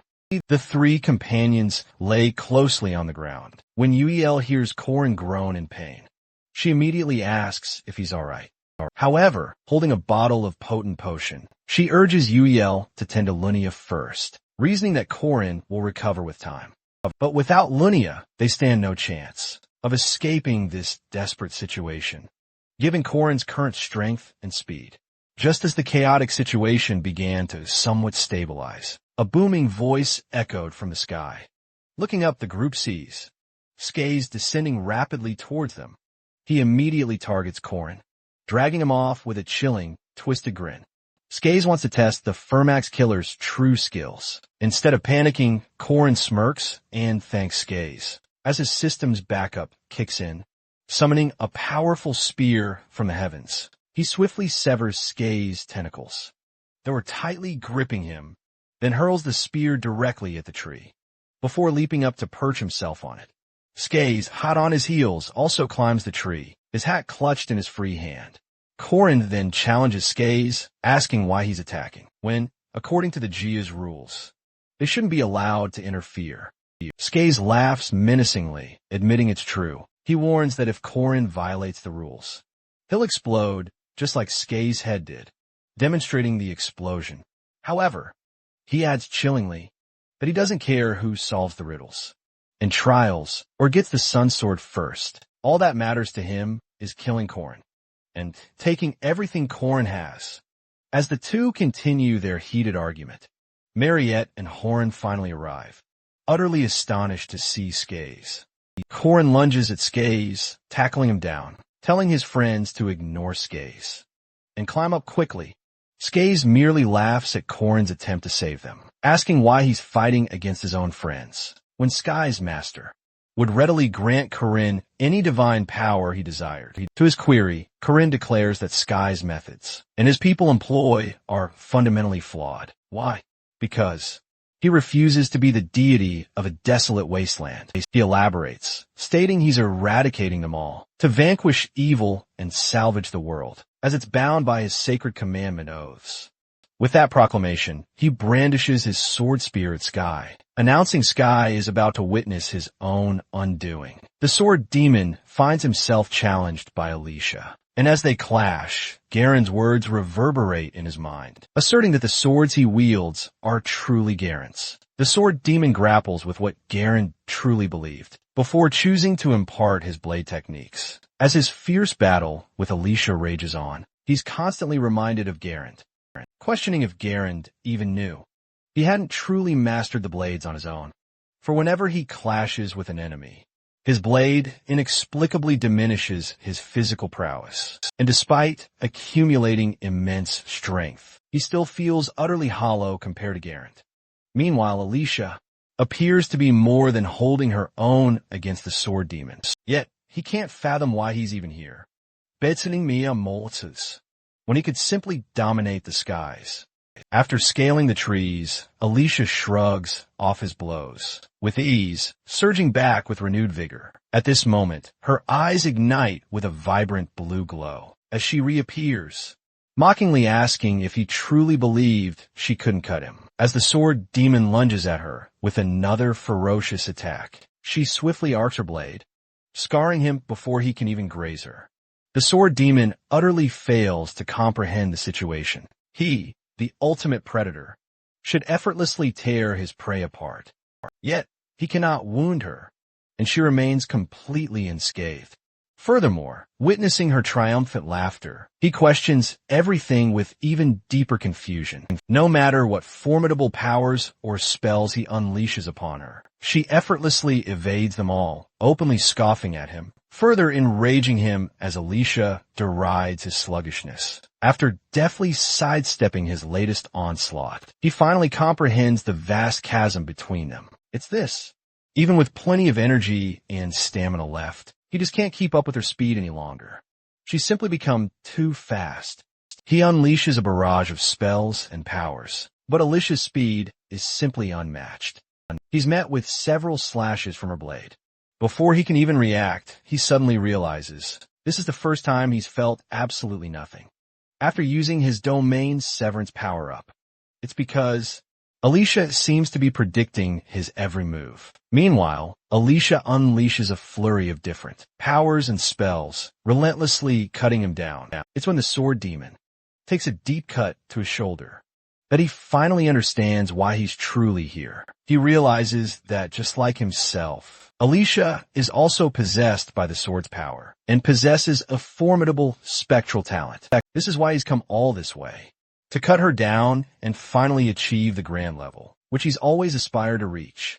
On another front, Mariette and Jorn soar into the skies and clash against the towering giants, unleashing their full might. But no matter the chaos unfolding around him, the sword demon finds everything utterly boring, except for Alicia herself. He now believes she's truly here, just for him, to be cut down and help him level up. He even starts to believe that her very birth and her entire life occurred solely for him, and he becomes absolutely resolute in this belief. Therefore, pouring all of his strength and powers, he charges forward directly toward her to fulfill this newly discovered life objective. As he swings his swords, ready to cleave Alicia down, he's absolutely flabbergasted to find she's vanished. However, his crushing overconfidence is instantly shattered when he feels her presence creeping up behind him. To attack, Alicia, along with all the giants that have been descending by then, slits the sword demon's neck, finally ending him. He's left with just one final question he throws at her. Before dying, he asks if there was ever anything higher than her relentless desire to cut. During their intense fight, she remains silent for a moment and recalls Lunia and Corin's crucial advice. Always keep looking straight during a fight and never, ever look back. Alicia takes a decisive step forward after striking him down, turning to declare, "Now, I make my move." This is the critical moment. A confrontation never meant to occur. The sword demon stands as the highest, the most formidable foe she's ever faced. Yet, something even greater exists beyond him, forged by a single, determined step forward. A fleeting miracle born from endless and domain crusher. Alicia slices through the colossal tree, executing their prearranged strategy. As the sword demon plummets closer to death, he finally grasps that he was crafted for Alicia, not the reverse. He honed his blades solely for her to advance one step further. Despite dwindling energy and strength, Corin relentlessly battles against Skaze. He keeps ascending, scaling higher and higher, but Skaze relentlessly pursues, attacking him without pause. Dune Skaze is dubbed the Beast King because his death means utterly nothing. He is boundless, unyielding darkness, a horrifying amalgamation of countless serpents, toads, and 3 monstrous dragons. His very existence is one of the 4 secret treasures. The filthy soul of a beast, he declares, can never hope to defeat me. He then brandishes the death god's orb, effortlessly severing the attacking serpents. Then he shouts triumphantly, revealing Skaze was a soul reaper all along. Skaze, enraged, lunges forward once more, proclaiming he can still fight. He mockingly questions Corin, "Do you even have any mana left?" Corin scoffs at his ignorance, deriding his lack of understanding. He enlightens Skaze about the special fertilizer used to cultivate the very tree they battle upon, and the endless mana it generates for Corin. Just as Corin gains the upper hand in the fight, a strange voice calls out his name. Dune Skaze has transformed into his ultimate form, manifesting as the terrifying Falga's serpent. He demands to know from Corin how long it's been since the army merged into one. But Korin simply smirks, declaring, "That's a bit much." Before stepping forward to face this final, epic battle, Dune transforms, revealing one of his many ultimate forms. He's now the Falga's serpent, and, at this critical moment, Korin's strength is almost completely depleted. He can't help but feel utterly fed up. With this never-ending battle, Skyez reveals he was imprisoned in a palace of shade by the queen, shrunken and trapped in a tiny pot. But now that the throne is empty, after she was sealed away, he vows to start devouring all her protected possessions. And it all begins with Korin, the queen's first spear. He hisses, threatening to consume Korin, along with the flesh of the last goddess, Erendanua. Korin, tired of his nonsensical ramblings, reminds Skyez of his earlier confession about creating the very land they're battling upon. With that, Korin leaps onto a branch and propels himself upward. He activates the rune magic of resonance activation. So, as Skyez, in his massive serpent form, begins coiling around the tree, Korin tells him to look down first. While ascending the tree, Korin had secretly engraved runes all along it. This is what he just activated, using an excess of magic. The tree erupts into scorching flames as Korin continues his ascent. When Skyez questions Korin's safety, after setting the tree ablaze, Korin gazes at the Claw Solis in the sky and declares that this is his true objective, one of the 4 legendary treasures. It can only be obtained at the precise moment of an eclipse. The Sunsword Claw Solis is here, right now. The one who wields its power will emerge victorious, and those who don't will surely perish.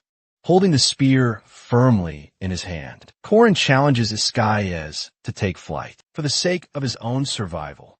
Compelled by the dire situation, Skyez is forced to transform into his next ultimate state, a majestic dragon. He soars out of the burning tree and pursues Korin, determined to hunt him down. Neither stops until they dominate the very skies. Mariette senses Korin's presence and feels a rush of relief at his opportune arrival. But then she sees him locked in battle with Skyez. She's absolutely astonished by Sky's remarks and by how long Korin has stood against him.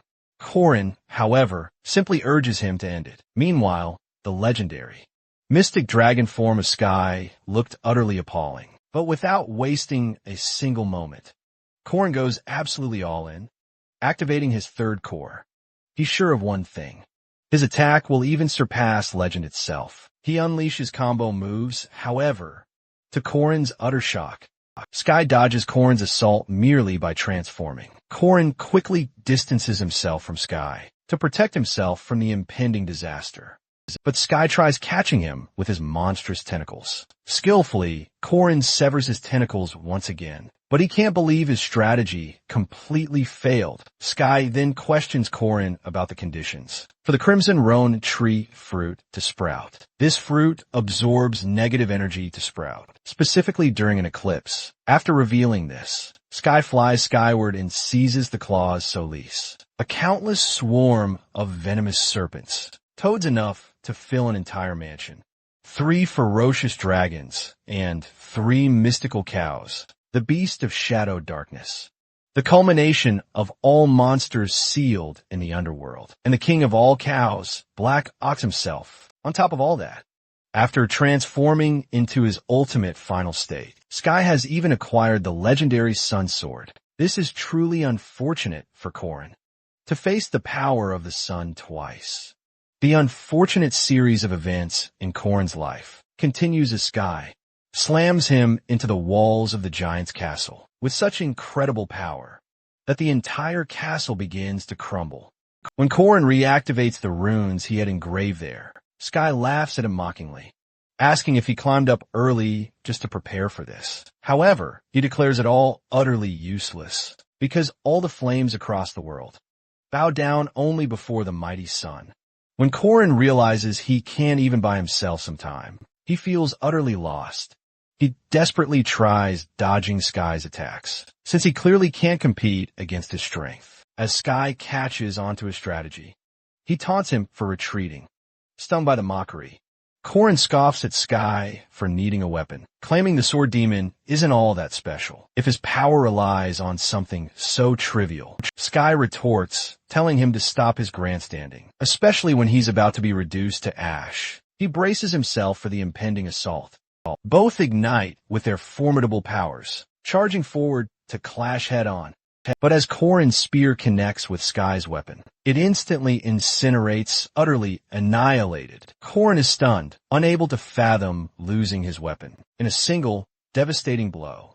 With two of his cores already depleted, pushed to the very edge of defeat, Korin resolves to unleash everything he has left. This short, spear-like thrust, a technique that pierced even the toughest Jiangshi, is a self-destructive maneuver.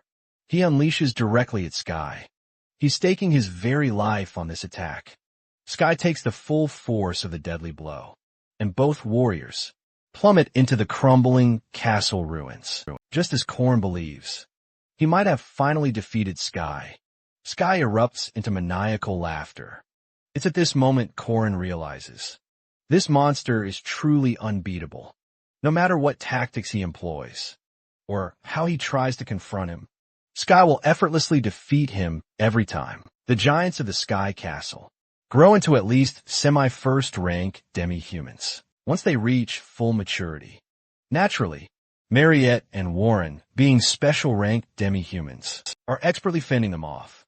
Mariette shouts for Warren to hurry so they can rush to aid Korin against Sky. However, it's no easy task to contend with around 50 of these Sky Castle giants, while Alicia had cleaved through nearly half the giants, simultaneously dispatching a sword demon. That was miraculous, however. Those were merely the weakest giants who descended to hunt. The Sky Captain giants, possessing a semi-special rank, remained on Sky Island. So when the chances of survival are it is out of the question to just escape. And right now, given the situation, Mariette and Warren can't even expect any help from anyone. The persistent warrior's regeneration had reached its final limits, and his recovery speed has slowed down quite a lot. Korin can't even feel a bit of strength in his aura core anymore, and his whole body seems to shut down completely, making him question if his death is near. Park Seho appears in front of Korin's eyes and reminds Korin about his warning, related to the player's strength, limited to the number of people they've killed. He flaunts how he at least made it to the final battle, whereas Korin is lying there and is about to get crumbled by Tate-2's minions. When Seho calls all of Korin's actions useless. Until now, Korin denies his claim and says to Sihu that he seems to have never witnessed. Mariette smiles, feeling joy in people's life even when she's a vampire, and the children, who just begun to accept themselves as they are, and are walking forward by each step, and the ones who are pushing their own limits. Sewa whispers to him if this all brought him some joy, before telling Korin to give up, since his job here is over, as he has no strength left. His words anger Korin, making him get back up on his feet, before punching Sewa as he disappears. Sky sees Korin standing again, and asks him if he still has got the regenerative powers left. Without answering, Sky's Korin reactivates his rune of regression, and the spear appears once again. When Korin throws the spear in Sky's direction, Sky catches it in midair and throws it towards Korin, telling him to catch it if he wants it that much. The spear goes straight towards Korin with great speed and pierces into Korin's chest. Skis then moves towards Korin and burns down Korin's body with his weapon. After he has made sure that Korin, he's utterly decimated, engulfed by fiery wreckage and debris.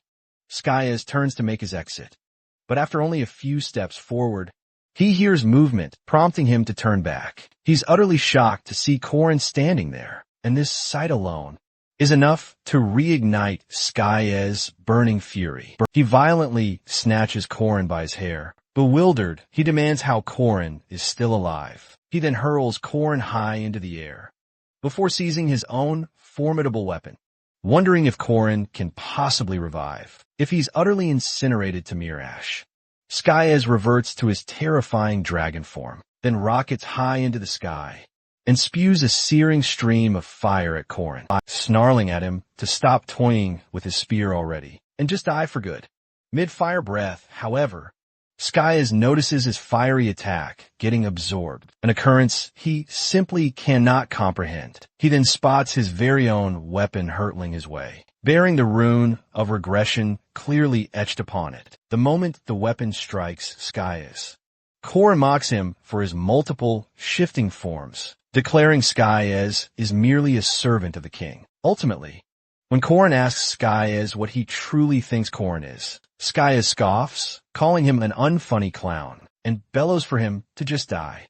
As he unleashes his fiery breath once again, back in the previous game, Park Seho and Korin made it to the final boss, meaning the king's servants. The wielders of the four treasures were against all odds defeated.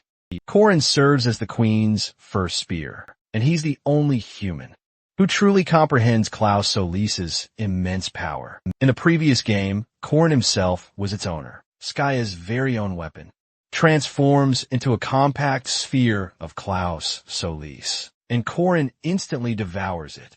Klaus Solis recognizes him as its wielder and a great warrior. He's imbued with the blazing light of the sun, Agatram. As Skayes' fiery onslaught reaches Korin, he remains completely intact, standing directly within it, and boldly claims that this marks his second time wielding the power of the sun. Skayes' rage boils over, and he lands a furious punch straight to his face, sending him crashing violently to the ground. But he isn't down for long, and once again, he chants the ancient spells to activate the runes of regression. Instantly, the entire area erupts in flames. Yet, the Klaus Solis greedily absorbs all the surrounding heat and fire. As Skayes groans in frustration, glaring at Korin, he snarls, claiming the power rightfully belonged to him. But when Korin hurls the weapon forged from the Klaus Solis directly at Skayes, Skayes' body ignites, rapidly burning into nothing but ashes. His screams of pain and agony quickly fade until he is utterly gone. Korin stands amidst the ashes and the crumbling ruins of the castle. He defiantly challenges his foe to return, even if they multiply their numbers 1,000-fold. For he's prepared to do absolutely anything, and he won't stop his fight anytime soon, until the world is completely and utterly saved. Meanwhile, Warren and Mariette fiercely continue their battle against the menacing giants, deploying multiple deadly techniques with precision, such as the Crimson Bow, which effortlessly pierces the giants' thick bodies. Suddenly, Mariette calls out Howren's name, asking if she too felt something strange. Howren affirms that something unusual is happening with Korin, but also points out the overwhelming number of giants still alive and needing their assistance. Mariette quickly suggests she'll pave the way for Howren alongside Diaku. But before she can even finish her thought, a blindingly bright light erupts above their heads. Both girls, and even the towering giants, look up in awe. They behold Korin descending right between them, glowing with the radiant, golden light of the sun itself, with the giant's monstrous powers being instantly sealed by this immense solar power. They are left with no choice but to obey Korin, who now wields the very light itself. They drop to their knees, bowing subserviently to Korin, while the girls eagerly rush towards him.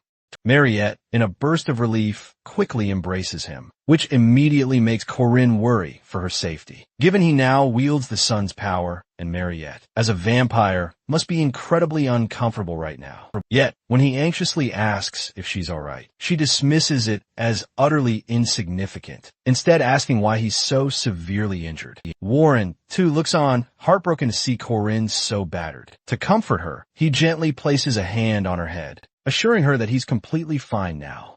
But suddenly, the sun's power and light drain from Korin, and he reverts back to a normal person. This immediately grabs the giant's attention. Korin quickly realizes that they're now in deep trouble as the giants begin chasing them down. To finish them off, he hadn't anticipated his power fading this quickly, and the three of them, along with Diaku, start running for their lives. It becomes harder for them to escape, as the giants' strides easily outpace theirs. The king of the giants soon closes in and lunges, vowing to devour them. And then all humanity, just as Korin realizes, they're about to be caught. A blinding blue light flashes, and the giant's arm is cleanly severed from his body. They turn to see none other than Gran has arrived. Korin, annoyed, points out how late he is, blade resting on his shoulder.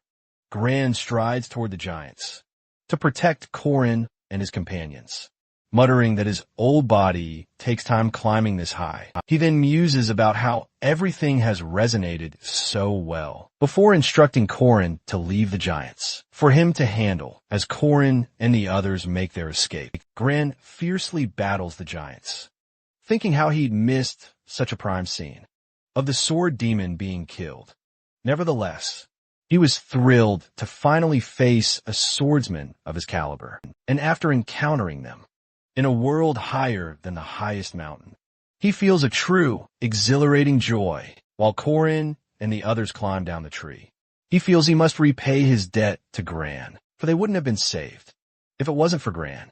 He asks Mariette and Warren to cut down the tree to repay Gran's debt, but they're confused, so he explains how enraged he is at the fact he almost died to the sword demon, whom Gran trained. Therefore, Korin wants to take his revenge, and decides they're forced to leave Gurren on Sky Island for a year, or maybe even longer. Warren and Mariette heed Korin's plea and unleash their immense powers to destroy the tree. When Gran notices the tree's destruction, while he's busy fighting off giants, he can't believe what Korin just pulled on him. Later that night, Korin perches on a tree branch, gazing at the moon, when Alicia wakes and steps outside. He checks in on her well-being. She admits her body is aching, but more than that, her heart is a total mess. She explains how all she ever wanted was an ordinary life after entering the academy, dreaming of a normal school life, filled with fun and ordinary activities. However, due to the unexpected turn of events, she's become far from ordinary, transforming into someone who can't help but be drawn to cutting people down. When Korin notices how ashamed she feels, he reassures her that it isn't a bad thing, as long as she keeps her morals and choices on the right track. What he means by that is, she must never draw her sword on just anyone, but only on the weirdos who make strange choices. He further encourages her to take pride in herself if she wants to live a normal life with her powers. Seizing the opportunity, she asks Korin to promise to stay by her side and care for her, since she's a bit of a weirdo herself, because she doesn't know when she might make the wrong choice. So she asks him to do ordinary things for her, like strolling around town on weekends or enjoying desserts at nice cafes. For her sake, Korin finally accepts to play along. And so, the Sky Island saga finally ends, but not so elegantly on one feast. Korin makes a huge announcement to Mariette and Hwoaran. He's getting engaged. The two of them freeze mid-chew, looking at Korin in utter shock, asking who on earth he's getting engaged to. But before Korin can answer for himself, Lunia walks in and instantly addresses Hwoaran and Mariette as Korin's mates, and confidently introduces herself. She declares they're getting engaged in just 1 week. The other girls are still utterly shocked. They haven't even begun to process this news yet. That's when Lunia asks them to be her bridesmaids. Korin, seeing their priceless reactions, decides to keep this prank going even longer for more fun. Both of them then start weaving elaborate stories. They talk about how they fell deeply in love and how they'll marry on the day of the full moon. He doesn't even finish his sentence when Mariette abruptly gets up to leave. She's already plotting her vision to turn Korin into a vampire in the future. Korin is utterly baffled, unable to grasp what just happened with Mariette, until he spots Warren, who's openly weeping. Sniffling, she congratulates Lunia and Korin, and then wipes away her tears. When he realizes his joke has truly gone too far, he desperately tries to explain everything. But Warren, too, runs away in tears. Korin collapses onto the ground, completely bewildered about what to do next, at which Lunia simply bursts out laughing and playfully calls him her sinful fiancé. As night begins to fall, Warren and Mariette are nowhere to be found. Corin wonders where the two of them could have vanished, since he desperately wants to apologize. However, he worries if they'll just run away again. He blames the heavenly Yaksha's incredible physical abilities for making it impossible for him to catch up. Suddenly, Corin feels someone standing right behind him. He spins around to see that it's Warren, so he tries to speak with her. But she refuses to talk and simply walks past him. At once, another girl, who looks exactly like Warren, appears from the front and walks right up to Corin in a nightdress. She gets extremely close to Corin and boldly declares that she'll be sleeping with him, which leaves him utterly bewildered. Hua openly declares her wish to sleep by Corin's side, so he lets her sleep beside him. However, as she drifts off to sleep, he can't help but wonder how boldly she demanded this, when she looks as innocent as a small child, clutching his hand tight through the night. Hua stays glued to his side all night, and come morning, she's the first awake. She then stands before the mirror, muttering about something that just isn't there. When Corinne, perplexed, asks what she's on about, she replies, revealing she's waiting for the crane, wondering aloud why it still hasn't arrived. As he gives a morning stretch, Corinne informs her cranes simply don't live here, adding they should have stayed much further north. As they gather in vast numbers near the northern kingdom's borders, he then tells her to prepare for breakfast. And so, the two of them freshen up. Later, at breakfast, Corinne reveals to Hua that her engagement is fake, asking her to inform Ran about it too, as his only intention was to surprise them. As Hua prepares a bite, he remarks on how skilled and busy she's become. However, she suddenly cuts him off mid-sentence, extending a chopstick out towards him and asking him to eat the bite she'd prepared, then offering that he travel alongside her, should something like that ever occur again. Corinne is surprised by her unexpected gesture, but he eats it anyway, before thanking her and accepting her generous offer. Now that he's explained everything to Hua, Corinne's next task is to find Mariette. However, the problem is that absolutely nobody, not even Arden's own servants, know of her current whereabouts. This leaves Corinne with only one option left. Seeking Daikyu's help, Corinne promises him to get him the highest quality black cow possible if he'll just reveal his mother's whereabouts. After enduring a barrage of criticism and degradation, Daikyu finally reveals Mariette's location. So, without wasting another moment, Corinne goes straight to find her. Mariette is found in Arden Manor's exterior guest chambers, where Corinne reveals the truth. She yells at him for not being clear from the get-go. Thus, he apologizes profusely afterwards. Embarrassment quickly takes over her, and she repeatedly kicks at the bedsheets, all while burying her face in a pillow. After calming down, she finally emerges from the sheets, telling Corinne that her trust in him is absolute. She even says that, even if he promises to return her money threefold, she would still lend him every last penny. Therefore, he must never, ever lie to her. Deep down, however, in her cunning mind, she believes that no matter what he does, he's going to belong to her in 100 years anyway. Eventually, all the girls who have a crush on Corin discover that his engagement to Lunia is completely fake, and their dates are just an elaborate charade. But poor Alicia is still completely in the dark, utterly oblivious that their engagement is a sham. She finds herself at a neighboring table, watching Lunia and Corin in a restaurant, desperately trying to spy on them, consumed by jealousy. She can't even fathom why she's here, nor does she remember how or when her feelings for Corin truly began. She wonders if it was from the very beginning, after the sword-breaking incident, or the terrifying serial-killing incident, or if these feelings are recent, after he promised to stay by her side. However, Alicia is abruptly shaken out of her thoughts when the scene before her eyes suddenly takes a turn. Lunia stands up from her chair, boldly grabs Corin by his chin, and leans in close to his face. He utters her name, a clear question in his voice, to which she wickedly replies that they should give the onlookers a sweet scene to witness. Once Corin realizes her plan, he quickly gets into character and begins flirting right back at her with practiced ease. Witnessing his efficient flirting, she playfully remarks that he's still a bit slow. In some regards, Corin asks Lunia if he's missing something crucial, but she simply denies it and turns back to gaze at the now empty table. where Alicia was sitting just moments ago. Lunia then announces their departure, mentioning how truly wonderful the date was, so wonderful she might actually consider him her fiancé on the actual engagement day. Lunia and Corin look absolutely stunning in their white ensembles, and the grand ceremony finally begins. As the ceremony continues and the couple shares a dance, they suddenly hear a distraught voice. When they turn around, they see Alicia, tears streaming, refusing to accept this engagement.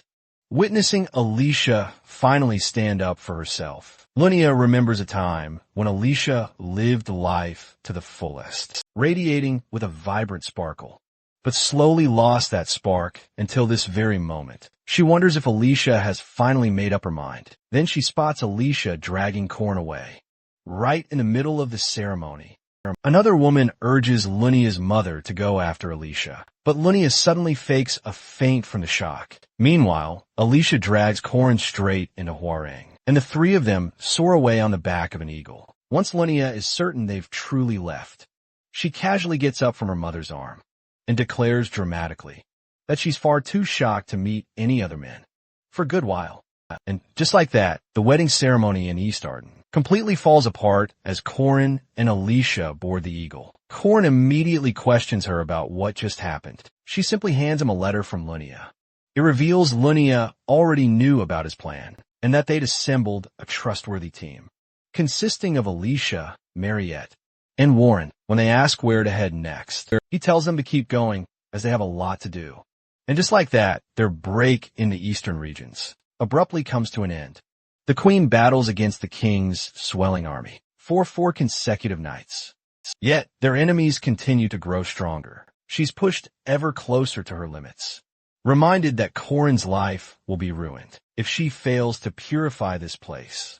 When the final question is posed to her, asking why she isn't nervous, as the deadline rapidly approaches, she confesses she's actually quite happy, because this means Corin will finally come back soon. 3 years ago, before Corin's regression was locked, Corin was fighting Aaron, but after a moment, he gave up. However, Aaron could tell he had practiced tirelessly, and his fundamentals were rock solid. Aaron then asks the reason behind him, focusing on the 8 trigram spearmanship. Corin explains how it was the first thing that caught his attention in the martial arts section of the library, and he chose a spear because he heard it was easier to master than a sword. Corin even considers learning Aaron's techniques as well, but Aaron quickly advises against it, claiming they would only consume him, and he should stick to the 8 trigram spear for at least another 6 months. Balthazar's secret art, the 6-step spearmanship, was something Corin desperately wanted to master. Sihu introduced him to the NPC to begin his training, but even after more than a month, Corin had made little to no progress. Thus, he couldn't help but envy Sihu's incredible skill. The fact that Sihu only needed to open his skill window and instantly unleash extreme magic. However, being greedy and envious wouldn't help anymore. This is why Corin decides to slowly but surely make progress. Every day, he tirelessly swung his spear unleashing a torrent of mana, the energy enveloping the entire surroundings, eventually leading him to master the basic 7 forms. After successfully mastering these 7 forms, he then attempted the advanced 8 forms. And surprisingly, it actually worked. In just 2 short months, Corin was successful. Aaron could see how terribly his hands were hurt. She was holding his injured hands in utter shock, stating how she thought 6 months was already a short estimate. She couldn't fathom why Corin wanted to get stronger. She explains that if it was just about being stronger, then Sihu was already strong enough. Corin then explains how sometimes even a hero needs a reliable companion, someone to whom the weight could be shared. And most importantly, if he gets stronger, few innocent people will die. Hearing this, Aaron realizes that Corin is truly a good person. But Corin doesn't agree, humbly calling himself ordinary, which brings a soft smile to Aaron's face. The Mage Tower Rebellion incident was when the tower's mages sided with Fermac Damon, shattering the shell of Aaron Danua, who had disguised herself as Chairman Ariu. Once the shell was finally gone, the true Aaron returned to the world. According to the scenario, She was supposed to have died, leaving players with her will to protect this world. Also, the hidden Peace Tribulation Treasure Vault was unlocked, marking a pivotal event, an event where no player could intervene or stop it. At least, that's what everyone believed. But the hand Corin held was filled with warmth and affection, and her voice, so kind, belonged to none other than Aaron herself. Now, back to the present moment. Aaron knows Corin is aware of her past and her story with Tates, and Corin doesn't even bother to lie. She passed on everything she knew, including the incredible six-step spearmanship, to her disciple. But his true goal was the coming of paradise, essentially the end of the world. When Aaron denied him the final step of succession, it became the biggest failure of her life. Aaron was filled with deep regret over her choices. And in the game, Heroic Legend of Arryn, there's a special event where Aaron Manhwa asks if Corin will accept her as his master. This is a truly rare moment, only unlocked if players meet many specific conditions and earn good karma. Excitedly, Corin agrees. However, by that point in the game, knowing game secrets wasn't as crucial anymore. When he agrees, Aaron embraces Corin tightly, advising him that it's okay to stumble or even fail. Just keep trying. It's okay to cry. Just make sure to smile brighter afterward. She encourages him to stay true to his beliefs and to always walk a righteous path. With that, finally, she promises to grant Corin the goddess's blessing as she gently kisses his forehead. This deep affection and warmth was something he would never, ever forget. Meanwhile, in the city of Nazaria, the same grim fate unfolded. For 300 years, the same night of death repeated endlessly. Yet the immortal king's army was only growing more powerful, and that fragile balance, which had lasted for 3 centuries, had finally reached its breaking point. As Aaron runs, she's gravely worried because it's the 3rd night, and at this critical juncture, the immortal king will fully transform into a lich. But then, her eyes dart toward a voice coming from ahead. It's Corin. He quickly assures her not to worry, because Gerorg has already been dealt with. Additionally, he tells her not to rush, saying they have plenty of time, since he has come specifically to save her. When the immortal king, Gerorg, finally died, the city's time bizarrely rewound 3 days. Poof! All the undead vanished in an instant, as if they were never there at all. This bustling city is home to 1.2 million souls. Aaron forged a grim pact with the Reaper himself, because if even one undead ever escapes the city limits, everything they know will be utterly annihilated. By day, this city appears as normal as any other, but come nightfall, it transforms into a realm of the undead, and this agonizing cycle repeats endlessly. Their mission: defeat the relentless undead bosses and eliminate Gerorg within a mere 3 days. To achieve this, Aaron tore her very soul in two. One half of her soul has endured this 3-day cycle for a grueling 300 years. But Gerorg, their nemesis, began to notice the loop. And now, this temporal loop has reached its breaking point. So Corin struck a new bargain with the Reaper. With the ultimate deadline fast approaching, they relived these 3 days 3 more times. By night, they bravely battled the hordes of undead. But by day, they shared sweet, fleeting dates. They read books, visited whimsical circuses, and simply cherished their time together. Yet now, the moment of truth has finally arrived. Standing atop the towering building, watching the sunset, Aaron offers Corin her thanks. But Corin is troubled by how she spent this endless loop for such an incredibly long time. But Aaron explains that experiencing it alone and experiencing it with someone are worlds apart. Corin is grateful they could find joy together, but a lingering regret still gnaws at her. They never dined at one of those fancy restaurants. However, Aaron believes a fancy restaurant isn't truly needed to forge meaningful connections with her future disciple. Although, tonight, they will finally purify Nazaria and bring an end to this never-ending night. According to Corin's intricate theory, this purification is entirely possible as long as no abrupt interference disrupts it.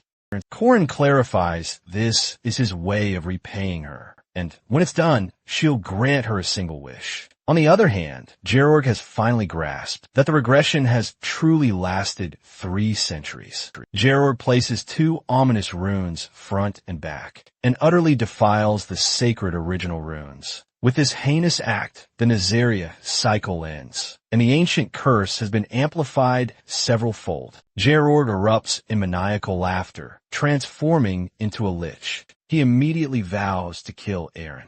Witnessing all the undead within the monitored zone, all converging on a single spot, a battle priest stationed in Nazaria Cruz is utterly shocked, as this has never occurred. The true Immortal King is now summoning every undead in the city, hiding behind a rock. Korrin and Eren are perplexed. Anomalies do happen, but this is truly a first. So they opt to hide and prepare for now. But before they can make a move, another devastating Doombolt spell rains down from the sky, poisoning the earth with corrosive contamination, transforming it into a land of death.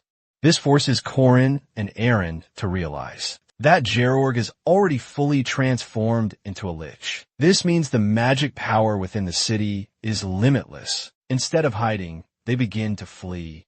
Recognizing there's no point in staying concealed, abruptly mid-rank, undead creatures and even undead hunters begin to emerge from nowhere. But Korrin has clearly had enough of this, so he unleashes his spear's 6th wave attack, even with Eren warning him against aerial movements. Because if he stops in midair, things could get risky. He utterly ignores the warning. Korrin has, in fact, fully mastered this skill, so he skillfully slashes through these undead creatures, leaving Eren both proud and utterly shocked. On the flip side, Gerorg the Lich has completely lost his mind, unleashing 10 devastating Doombolt spells, all while laughing maniacally. But then, his laughter suddenly turns serious as he watches his Doom bolts inexplicably vanish. Just then, Korrin suddenly appears before him, coolly acknowledging that Gerorg has forgotten the sight of sunlight in 300 long years. With that, Korrin unleashes his solar-focused skill. His aura flares fiery, and the brilliant light of the sun engulfs the entire surroundings. Smirking, Korrin declares that this is the sun Gerorg hasn't seen for hundreds of years. As the fiery aura envelopes Korrin, Gerorg can't help but scoff and laugh mockingly, assuming Korrin suddenly manifested such power out of nowhere. With that, Gerorg unleashes his own Doom bolts, unleashing the maximum output, drawing power from that sun. Gerorg, meanwhile, finds this incredibly amusing, scoffing at Korrin for thinking he could win, since the magic of the endless moon blesses her. However, suddenly, the formidable Gerorg gets shocked as bright lights begin appearing on the undead creatures and on him as well. He is even more startled to see a number of runes, specifically the rune of the sun and the rune of fire, glowing across the floor. These runes have spread across a vast area. At that moment, Korrin actually agrees with Gerorg that suddenly manifesting this kind of power is impossible. He states all this while generating immense power with his hands. These last 10 days with Eren, with the only reason Korrin had the leeway to act like a disciple is because of the powerful battle traces that have been left behind by a hero who didn't mind being forgotten. Those are the traces that have built up during 300 years alone, because during countless battles, Eren had written runes all over the city, releasing concentrated sun. Klaus Salas's partial energy, Ronin, creates a widespread fire in the surrounding area, declaring that this is the last night. Pausing for a moment, Korrin threatens the Immortal King to leave as he unleashes the ultimate claw, the soulless solar manifestation. This causes such a brilliant light that it literally melts and slowly burns away the undead creatures, just as they are melting and burning away. Korrin strikes with the ultra-large-scale purification. Upon activation, this blinding energy covers the entire landscape with light. Gerorg screams with agony, pain, and astonishment, not understanding how someone who is a mere human possesses this much power. After 1.2 million deaths during 300 years of darkness, all the shadows are now swallowed by the sun. Finally, the darkness has vanished, and the city has returned to normal. Just then, the death god appears, praising that Corin did it, as he never thought. This would be caused by something from the tribulation. Treasure vault, however. Now that Corin has fulfilled his promise, it is time for the Reaper to fulfill his side. Hearing this, Eren looks at Corin, being all emotional, not believing that this is really the end. Because once this ends, Eren will disappear. Both Eren and Corin stand at a balcony, looking at the city, talking about how things were hard, but still they got successful. In his heart, Corin is aware that he will never forget Eren. In the past life, Corin remembers how Eren bids her farewell to him, advising him to hold on to his conviction and walk the path of a king. Since even Eren of the present has different memories than his master. Back then, she always comforted him the same way with kind words. Though this time Eren cups Corin's face, assuring him that the goddess's blessing dwells within him, and instantly she presses a soft kiss to his lips, hoping that he will always be happy in his future as tears stream down her face. The moment the sun fulfilled its role, and darkness receded once more, all traces of Eren would vanish. And that is exactly what happened. Aside from the disciple she raised like her own child, no visitors ever come to this castle, where Eren remains Valtazer, due to the betrayal of that disciple, whom she thought of as her successor. She was sealed for 80 long years in the castle. What awakened Eren from her long silence was the flood of memories. 300 years ago, when she was roaming around Azaria, when she somehow forgot, these memories rushed back, how she made the pact with the Reaper, and how she had to repeat the night. For more than 300 years, however, memories of Corin come to her mind. When he makes the pact with the Reaper himself, when an image of Corin comes to her mind, she suspects this guy was Balthazar's disciple. She thought he betrayed Balthazar and sought her out. She vividly recalls him coming to her rescue.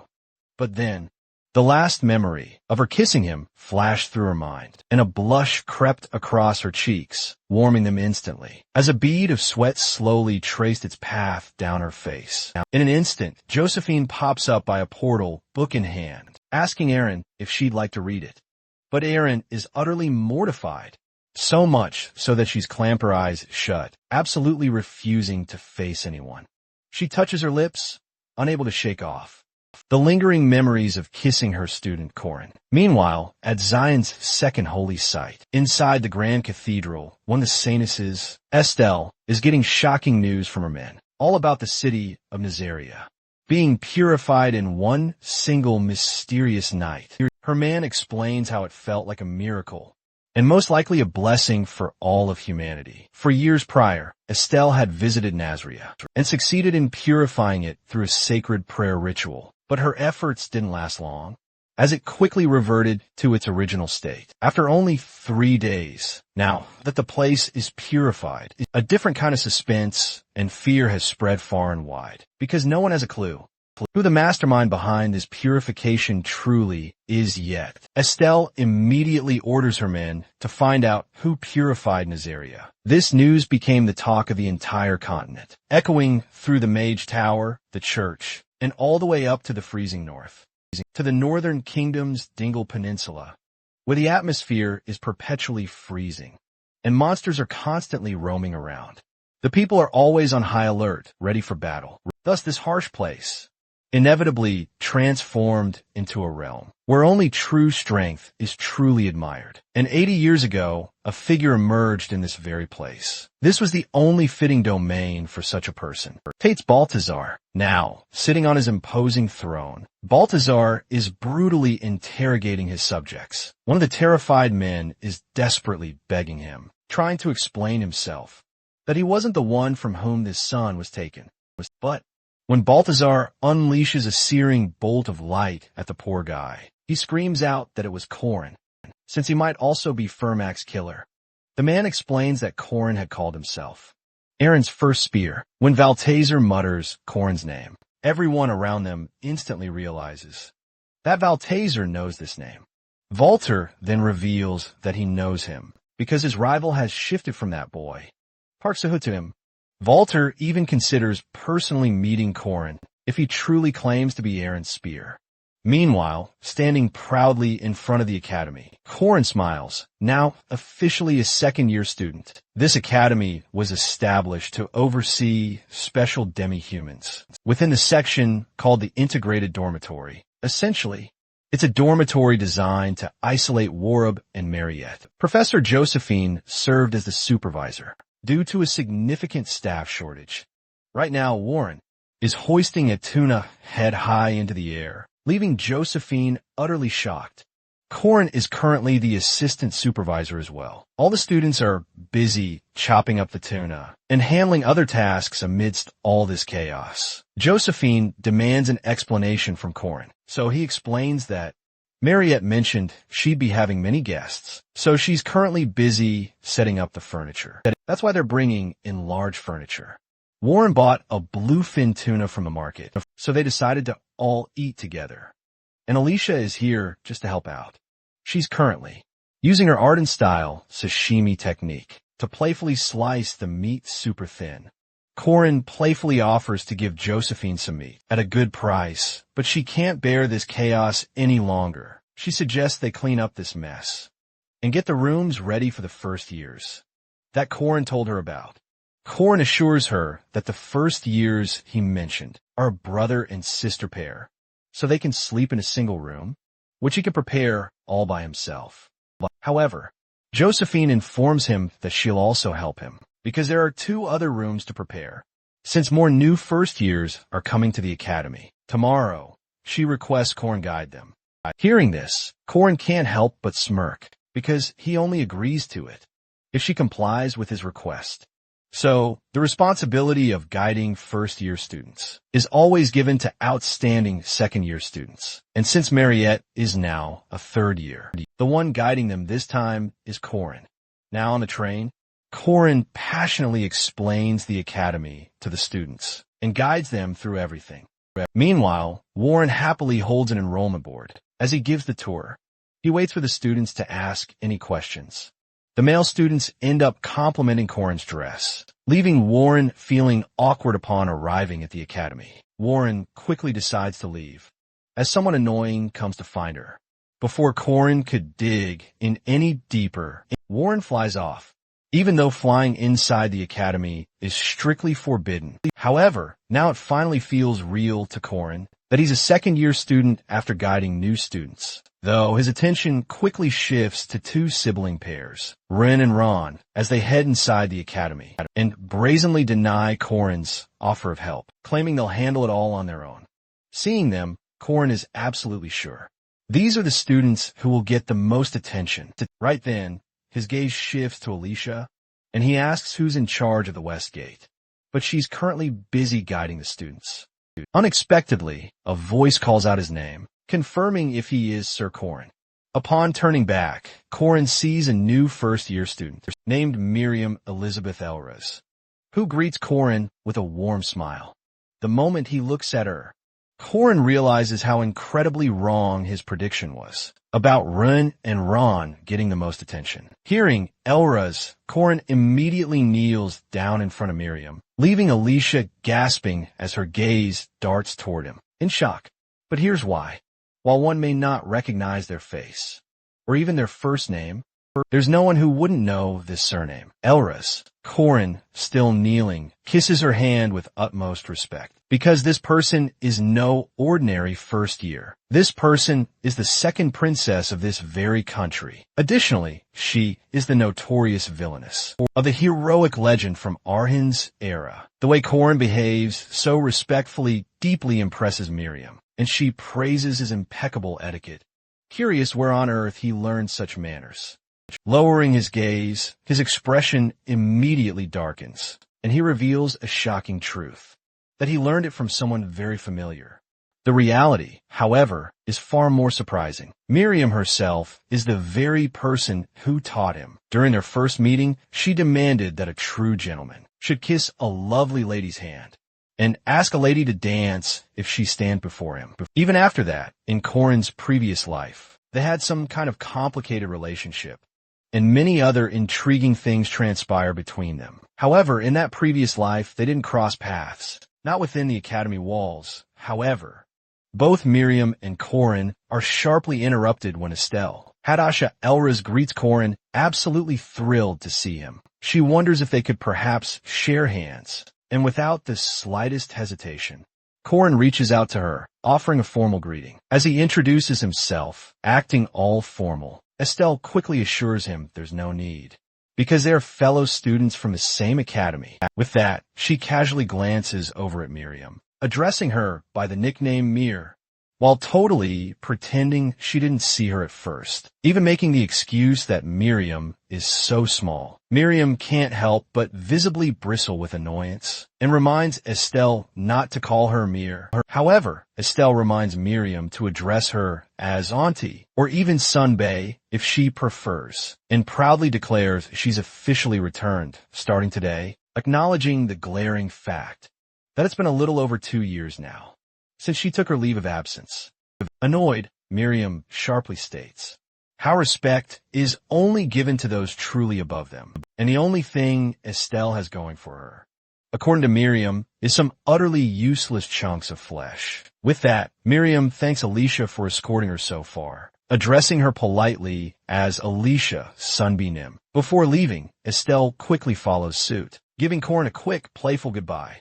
Alicia and Corin are left standing there, utterly stunned. Sweat visibly trickles down both their faces, because Miriam just showed Alicia this much respect. Meanwhile, Corin is still struggling to process everything that just happened, acutely aware of one terrifying thing. He's utterly doomed now, and, on their way to the hall, Ren and Ron are clearly feeling a little scared. Yet, they still try to put on a confident front. That's when Miriam greets them, even offering to shake their hands. After all, they're from the same year. Hesitantly, Ron steps forward and extends his hand, but Miriam seizes his wrist with a harsh grip, proclaiming they slaughtered every single beastman. Yet these disgusting mutts are still left standing. She threatens him, warning him to never, ever touch her staff again before throwing him to the ground. His sister rushes to console him. Meanwhile, Corin is utterly confused. He feels like he's walking on thin ice, with no idea what will happen next, because these two characters were introduced much later in the story, so they shouldn't even be here. Yet, they've appeared at the academy at the exact same time. With little to go on, Corin speculates it might be due to the purification of Nazria. He was far too careless. Later in class, Corin can't focus on a thing. He knows he's in deep trouble. The professor spots him spacing out and asks him a question, but when Corin doesn't answer, his marks get deducted. This only makes things more frustrating for Corin. Pushing forward, he walks down the corridors, calling it an unwritten rule to skip orientation and finish class early on the first day. As he enters the dormitory, Corin recalls the original plan was for just Josephine, Mariette, Warren, the Wolf siblings, and him to be in the special dormitory. But now Corin remembers Josephine mentioning preparing 2 more rooms, because 2 more people were coming. Just as he realizes what happened, a voice calls out to him from the room. It's Miriam, sitting on the edge of the bed. She orders him to maintain his etiquette, but Corin cleverly explains how a gentleman only kisses a lady's hand once a day. This makes Miriam chuckle, wondering aloud how a commoner like him knows so much about etiquette. With that, she tells him to support her when the royal succession begins next year. Not even glancing her way, Corin admits he's just a lowly guardian, and his support wouldn't benefit her much. But Miriam reveals he's the knight who once carried a holy relic, revered by both Catholic and Protestant churches. Corin then walks and stops directly before her. As he stands before her, she can clearly see his suspicion. So she seizes Corin by the neck, pulling him closer to her, claiming she'll pay him in advance. Reclining on the bed, she wraps her legs around his waist and demands to know what Corin wants from her, a royal, untouched by anyone before. She promises to give him whatever he desires, and he can ask her anything. As she stretches her arms out on the bed, red streams of energy envelop the entire room, and Corin stares at her as if hypnotized. Still lying on the bed, Miriam grants Corin permission to do anything he wishes, as red energy further envelopes the room. With that, she pulls him even closer, declaring he is her destiny. He should devour her and make her his, her eyes shining with a crimson glow. When Korin finally realizes what's happening, he jerks out of bed, stumbling to his feet. Panting heavily, he realizes she even used aphrodisiac incense to tempt him, finding it deeply disappointing because a noble about to inherit a throne shouldn't be doing this. However, Miriam has other games in mind. To use the sun god's champion as a political card, she explains how marriage and producing children are the oldest forms of transaction. Brushing that aside, Korin wants to know what Miriam meant by destiny earlier, but when she doesn't care to explain, Korin begins to leave. Once he reaches the door, Miriam offers to set the mood for another day, but when he refuses, she explains how her conditions might change his heart, wondering how confident he is with his decision. Looking back and smiling at her, he reveals he learned it from someone he knows. You gotta be careful with beautiful women.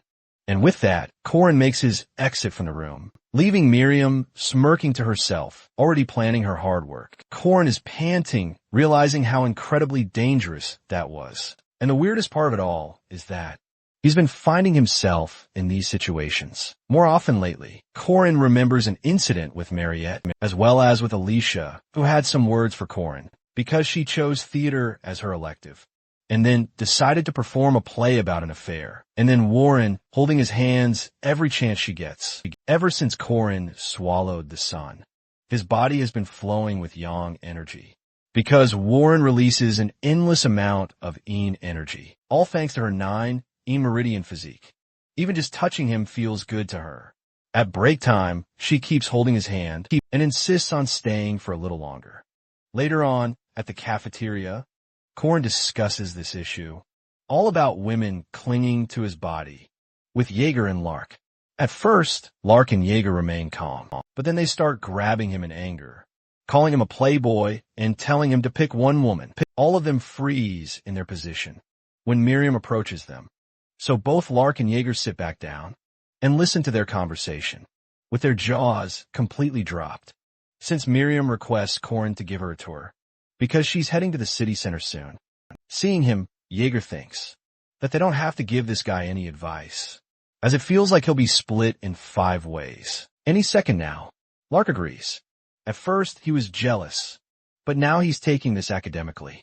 He thinks Korin's body is releasing pheromones, and for some reason, their immune systems prevent them from being affected. Jaeger doesn't get what Lark is saying. Lark signals him to look at Korin, who is now talking to Professor Ryu. Jaeger's eyes widen with shock, because both these dumb guys pretending to be smart think that Korin has some issues, and that he's interested in men too. Later on, Professor Ryu announces to the first-year students it's all about Merikaba's ritual, which means practical training at the hunting grounds. But this time, instead of facing monsters, their opponents will be a few second-year students. And with that, the practical training begins at the hunting grounds. Some innocent students are impressed by a new student, German Luther, who holds the 2nd rank. They quickly decide to form teams and strategize. On first impression, German Luther looks like an ordinary kid, just like the others, but he can't help but feel disgusted at being ranked the same as the Wolf siblings, since there's nothing he could do about losing to Princess Miriam, the undisputed 1st rank holder. German knows he would have left this academy, if not for his holy mission appointment. Last semester, a covert unit from the Order infiltrated the academy to eliminate the monster, but got captured. Bishop Renault then denied any connection to save them, but now they've sent German Luther. So now he must hide his ties to the Order and act like a model student. As they run through the academy, the 3rd and 4th ranked students call for German to follow them as they spot their opponent. German, however, has no choice but to build trust by completing the practical training with them. Some students find it unfair that there are more than 400 students, making it potentially tough for the seniors. German, however, has far different concerns. His main goal is to defeat these seniors and swipe their insignias. So he's decided to take charge and lead these kids, later using them as pawns to achieve his true goal. Suddenly, everyone's attention shifts behind them, as a loud, thudding noise echoes from behind. From afar, Josephine observes the students, seeing their fear, and recalls how Corin decided to hold a new student orientation, but set a condition to include the returning students he'd personally selected for the hunting ground test. As she stood there, Josephine wondered if agreeing to the request was truly the right choice. Just when students were thinking, the second-year students would struggle against 400 opponents. They had no idea who the Merkaba Academy second years truly were. First up, there's Yule, who has mastered the ultimate druid technique of Wicker Men in just half a year. Then Dron, the magic swordsman mercenary, who snagged a super expensive magic sword set thanks to a successful investment. And Kranselrud, the Golemancer, now controlling a super golem. Besides them, there's Warren, who needs no introduction. Lastly, Alicia, head of the Arden family. They're all giving the students a brutal time, and chaos has erupted in the hunting grounds. No one can fight back, or even raise their weapons to defend themselves. On the flip side, some students are fleeing. After seeing a figure emerge from the shadows, clown makeup plastered across his face. It's obviously Corin, yet German stands frozen, confused and a little hesitant. German grips his weapon, and hears the figure call all the students fools for running away, just from seeing clown makeup, describing runes of fire on the ground.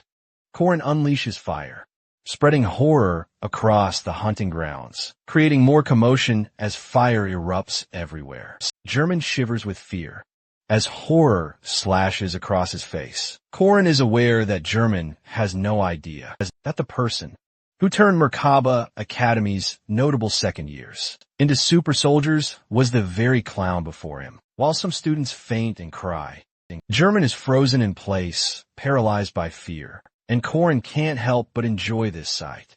He demands to know why he's so serious. With that, he gets a little closer, grinning and ordering him to smile. Meanwhile, German trembles as sweat trickles down his face. Born in the St. Michaela Monastery, and walking the path of faith his whole life, German had times when he wanted to ask, if God truly existed, he'd be sure of one thing: the devil absolutely does exist. After gazing at this clown before him, as German desperately tries to flee, Corin thrusts his spear between German's legs, forcing him to the ground. At that moment, Corin declares, "This is the end." Overwhelmed by fear, German slams his eyes shut, unable to witness the horror about to befall him, and even begins to weep. But then Corin gently pats German's head and helps him to his feet, praising his undeniable guts. When Corin introduces himself, German instantly realizes he's the very same guy who clashed with Linnea Arden. Now that German has calmed down, Corin explains he's been searching for skilled first years, and besides the princess, German is the one he's reaching out to. Corin then offers German a chance to work with him. A surprised German immediately shakes Corin's hand, eagerly accepting the offer. The first thing Corin needs to do in these hunting grounds is to scout German, a spy from the Order Corin is already well aware of. 1 hour after the test started, Ron and Ren are being relentlessly attacked by other students. Ren is effortlessly knocking them out, guiding Ron to check their backpacks and snatch their armbands. Poor Ron still doesn't understand why everyone is attacking them. He wonders if perhaps it's because they're demi-humans. However, Ren clarifies that's not the reason at all, but because they're second rankers, everyone wants their armbands. Taking a senior's armband is worth more points, but most seniors are simply too strong. So they're resorting to taking armbands from people of their own year. To rack up points, though in the last part, they'll trade these in for prizes. When Ron and Ren arrive at the final stage, the cottage is ablaze, but then an earthquake strikes, and a giant, tower-like building appears before them. Likely part of the test, as it's covered with vines. As the wolf siblings stand there, Miriam also approaches from behind, sensing the scent of fur. This tower has 3 entrances, so Ren and Ian decide not to follow Miriam and enter the other gate when they enter the gate. Drum, is already inside, sending lightning strikes to the ground, making it hard for the siblings to stand on the ground. Drum makes it clear that these are the situations he was hired for, so he can't go easy on them. This place has 3 entrances, 3 rooms, and 3 guardians. Then the corridors join, and there are 2 rooms on the 2nd floor. Lastly, there is the 3rd floor, where Korin is waiting for the students. Although, one of the first-year students is already hiding, using his infiltration skills successfully. No one can deceive Korin the moment he senses someone. He comments on how he heard that there is someone killed, in stealth with that. Korin doesn't waste a second, and strikes his spear at the side of the pillar, where he senses the presence. The way the spear unnaturally curved, when the person thought it missed, made the first-year student shocked in an instant. This guy feels like his soul is being messed with. It is because death, God's orb that will always hit the mark, will separate the body and spirit. Because of this, his concentration is fading. He is even losing his stealth. The man's eyes widen in shock, as Korin calls him by name, questioning if he Rashida Din Mustali. A first-year, second-rank knight is using a technique from an assassin clan. For a moment, Rashid pauses, but then gets out of his hiding spot, warning that Korin shouldn't have mentioned it, and attacks Korin from behind with his whips. And at first, Korin lets the guy attack and dodges it. But when Rashid doesn't stop, Korin grabs his spear to attack back.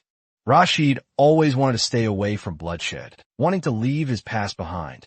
But now that this senior in front of him has mentioned it, Rashid can't help but kill Korin to hide his identity. Swiftly, he unleashes a fiery assault on Korin. But little does he know, fire and heat are Korin's absolute specialty. Korin effortlessly dodges the flames, leaving Rashid utterly stunned. He explains Rashid deserves a reward for putting up such a fight. So much so, he should go and address his points directly. With that, Korin also drops a crucial detail. It doesn't matter if he's master magic, swordsmanship, or assassination.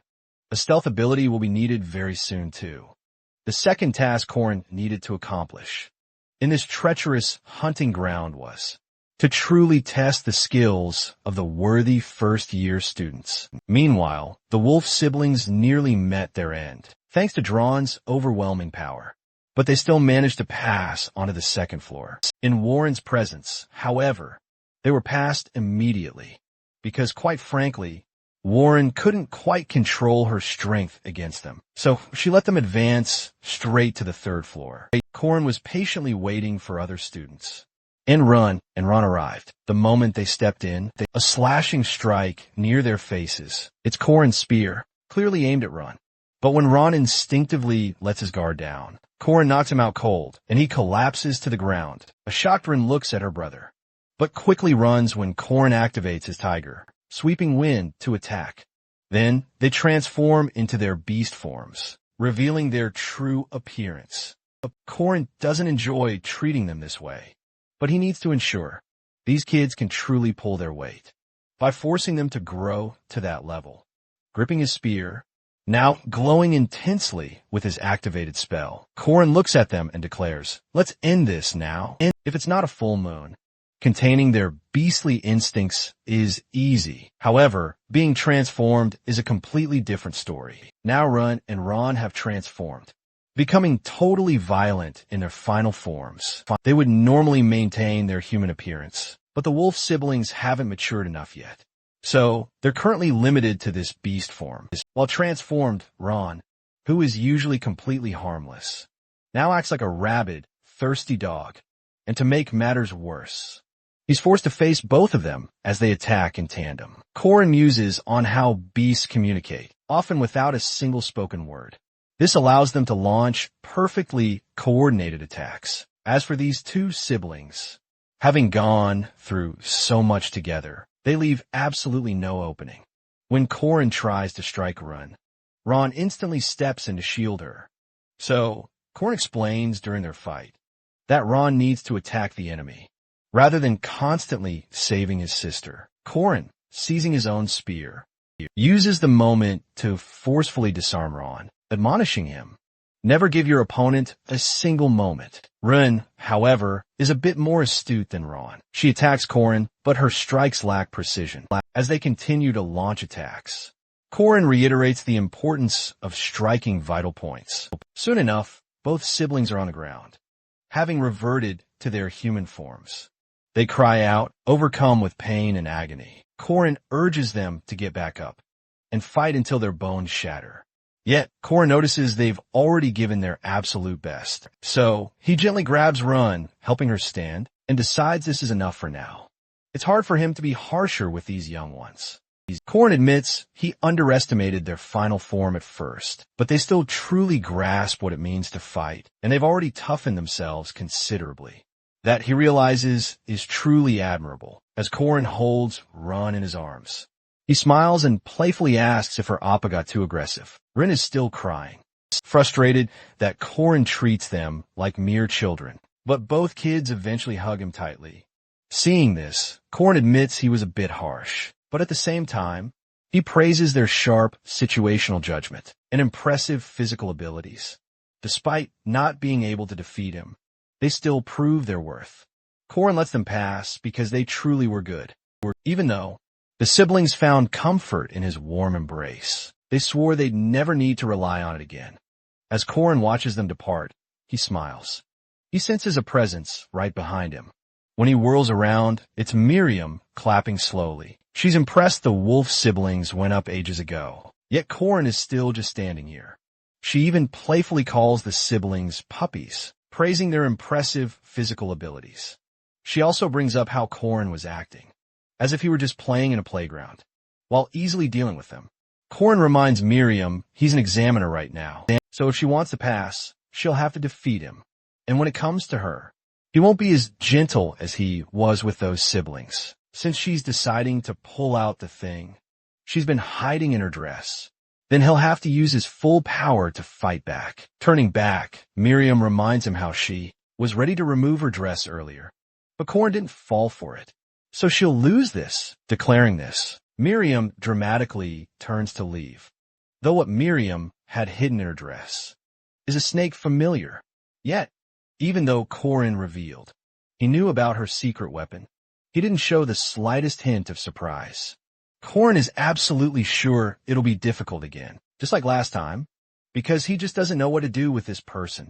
On the flip side, some students are at the very top of the tower, and a board is placed there about going back to the entrance. This revelation sends the students into a frenzy, not having much of a choice. These poor kids are already on their way back to the entrance, blaming everything on that clown, Korin, and calling him absolutely crazy. They've heard the rumors of Korin being the future son-in-law of the Dunalad, but he's also engaged to Lunia. As they're moving ahead, they instantly freeze when Korin appears right in front of them. He welcomes them all, laughing. He questions them about their practice, while pouring wine at the rewards that will be distributed among the students. Korin then explains that there will be 4 or 5 magic stones and other high-ranking items. Let's jump ahead a little. Korin demands to know the commonality between these items and these people. When no one answers, Korin explains that both they and their rewards can easily burn. With a flick of his fingers, he sets those rewards ablaze. The students are furious, wanting to kill this jerk. But obviously, they know they just get pummeled by him. Just then, Mariette appears with a chest containing rank 3 and 2 magic stones. With this development, Korin introduces the students to the craftsmen, who will forge them weapons for free. They're top blacksmiths from the capital. He also praises Horan and Mariette for transporting all the materials, and the blacksmiths for their part. Alicia sets the dinner table laden with gourmet dishes, made with only the best ingredients. Seeing the feast, the students go wild and dig in. After all, today is a day just for them, all of them. The ingredients and chefs were transported by Mariette. Also, the scammer blacksmiths, whose weaknesses had been exposed, were all summoned by Warren.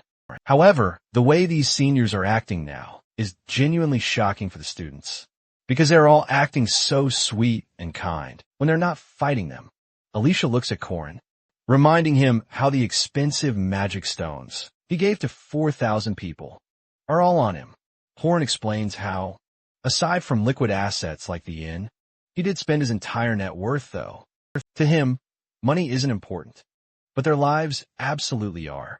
He was planning for this money from the beginning, for this exact moment, and he was able to give his juniors access to magic stones. Korin is aware that they all won't become a fighting force just by giving them expensive equipment, but their survival rate should go up significantly. Even when Korin tries not to feel anxious, he can't help but feel this way, especially at this time, keeping German by his side, by recruiting Rashid and pushing Ren and Ron were all part of his grand preparation, since the stage for the next trial, which is drawing ever closer, is set right here at Merkaba Academy. As the students are enjoying themselves, they invite Alicia to join them for a dance. Alicia turns to Korin, checking if it's okay for her to go, but Korin has vanished. Meanwhile, something new is brewing. Elder Admalek, leader of the Red Magic faction, declares his intent to retrieve the experiment, a creature that is neither beast nor human. The Black Magic faction leader, Elder Morshitan, is quite confident that everything is falling perfectly into their hands, especially with the Golden Mage participating. Mariette, that vampire, must be retrieved by their mage tower. Basically, the magic tower incident is about to erupt. Originally, with just a superficial investigation by the Grand Library's archives, I would have abducted the vampire girl and conducted experiments in the basements. But history is about to be twisted. Since Korin is already there, waiting, he's standing at the magic tower, observing and scrutinizing everything. The special dormitory houses students vital to the academy. Initially, it was just Korin and Warren, but now it's almost full. Every morning, Korin spars with Warren, showers, and then sees the new students who have arrived. On the second floor at the very end, the two princesses have their rooms. Princess Ethel went to the chapel for morning prayers, while Miriam headed to her lab. This isn't like the original story at all, and with both princesses living at the academy, Korin is quite worried about these changes. However, on the other end of the hall are the Wolf siblings. Smiling, Korin opens their door and tries to wake them up. But these cuties demand just a little more sleep. Though these kids were destined to become villains, they're clearly just tired, as Korin really pushes them past their limits during this test. But let's be real, they're practically toddlers, so Korin ends up having to help them brush their teeth. Now, following the original plan, these siblings are incredibly useful, since they used to be mid-bosses, so it would be great if they grew up quickly to their final forms. But for now, Korin doesn't care because these kids who went through something so truly awful have turned out to be this adorable instead. Just looking at them, Korin can't help but think about changing the future. Without even hesitating at the chairman's office, Ario informs Korin that mages from the Mage Tower are visiting. When Korin asks why they're here, Josephine explains they're here to access research materials from the Merkaba Grand Library and search for careers for students studying magic. Korin understands that the Mage Tower is always shorthanded, so students prefer working at the academy rather than the Mage Tower. Frowning, Josephine realizes Korin knows a lot about the Mage Tower. At first, the Mage Tower had a monopoly on magic and mages. It was a place rampant with corruption, and elder mages were always giving a hard time to their juniors. But thanks to the Merkaba Academy, the Mage Tower lost its rivalry with them. After losing its dominant spot, this is when the witch hunt began. The Mage Tower naturally followed the will of order, treating demi-humans as mere test subjects. When heroes from the Academy became aware of this, they took a stand to end the witch hunt. And that event was called the Witch Revolution. Though in front of Josephine, Korin claims not to know more than them. After all, she was a participant in the Witch Revolution 80 years ago. Lowering her gaze, Josephine clarifies it was a long time ago, and she didn't do it alone. Aryu adds that he was there too, and so was Valtzer. Korin is aware that the topic of Valtzer A traitor is a sensitive topic for his master, Aaron, but he has to use whatever he can. Since they view Corin as Valtzer's student, Corin plans to leak future information, disguised as Valtzer's own plan. So, Corin reveals the truth, that the Mage Tower is also connected to Valtazer, leaving Josephine and Aryu utterly shocked. Both Aryu and Josephine quickly realize that this is information from the future, and that these visitors have an ulterior motive, beyond merely assessing the library or scouting students. Later, sitting with Mariette, Corin explains to her that the Mage Tower is likely coming to visit her specifically, and that the vampiric blood flowing within her is crucial to the Mage Tower, who have a strong interest in studying demi-humans. But Mariette is fully aware how problematic it will be if they even try to lay a finger on her. The Dunleavy family is incredibly influential and responsible for supplying the entire continent in the south. But Corin knows that the Mage Tower might not care about any of this, since they blindly follow Valtazer. Looking at Mariette, he decides it's time to tell her the truth about Valtazer and his sinister plans. Before revealing anything further, Corin gives Mariette a heads up to keep this conversation strictly between them. After hearing everything, Mariette understands that the coming of paradise, the chairman's wicked scheme aims to achieve, is to collect all 4 true runes and all 4 secret treasures, then use that immense energy to destroy every civilization and create a world exactly as they wish. Corin agrees, elaborating that this is why the Catholic Church and the Mage Tower don't care how powerful or influential their opponents might be at this point, since they are convinced that everything will be destroyed anyway. At this news, Mariette looks utterly scared and worried, as the plan is truly horrific. However, Corin acknowledges that Valtazer's plan looks completely unrealistic, but will be executed, because this is Valtazer they're talking about.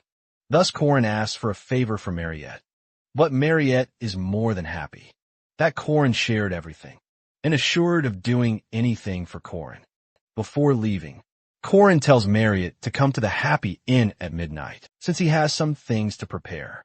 As Corin leaves, Mariette's face turns red, not believing that she will be with Corin at the inn. Alone later at night, Corin is stalking the mages, who are staging at the hotel for the night, and are planning to stay in the academy during the day. There are 50 mages visiting from Tower, and out of them 3 are classified as named. The first is the Red Magic faction.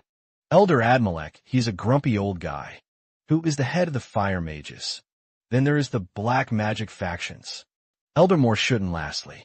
There is Idrin of Gold, who collaborates with Velatzer, and is also the final boss of the Magic Tower incident. Hence, this is the guy Corin needs to take out the most. But as he is stalking them with a telescope, they all have cloaks. So Corin is not sure who exactly he is among those 50 mages over there. Meanwhile, Lark has become their servant, as he thought to get the Magic Tower.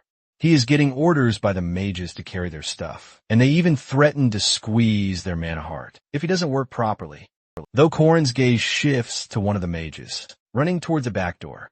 It is the 4th floor black mage of the Mage Tower, Manroji, having his gambling game with the other mages. Using his skill, Manroji is using his 3rd eye skill to see the other mages and their cards from the floor ceiling, obviously cheating. This is when Lena comes up to play with them. Later on in the bedroom, Manroji was about to grab Lena, but Corin appeared in the room, using lesser curse magic on him.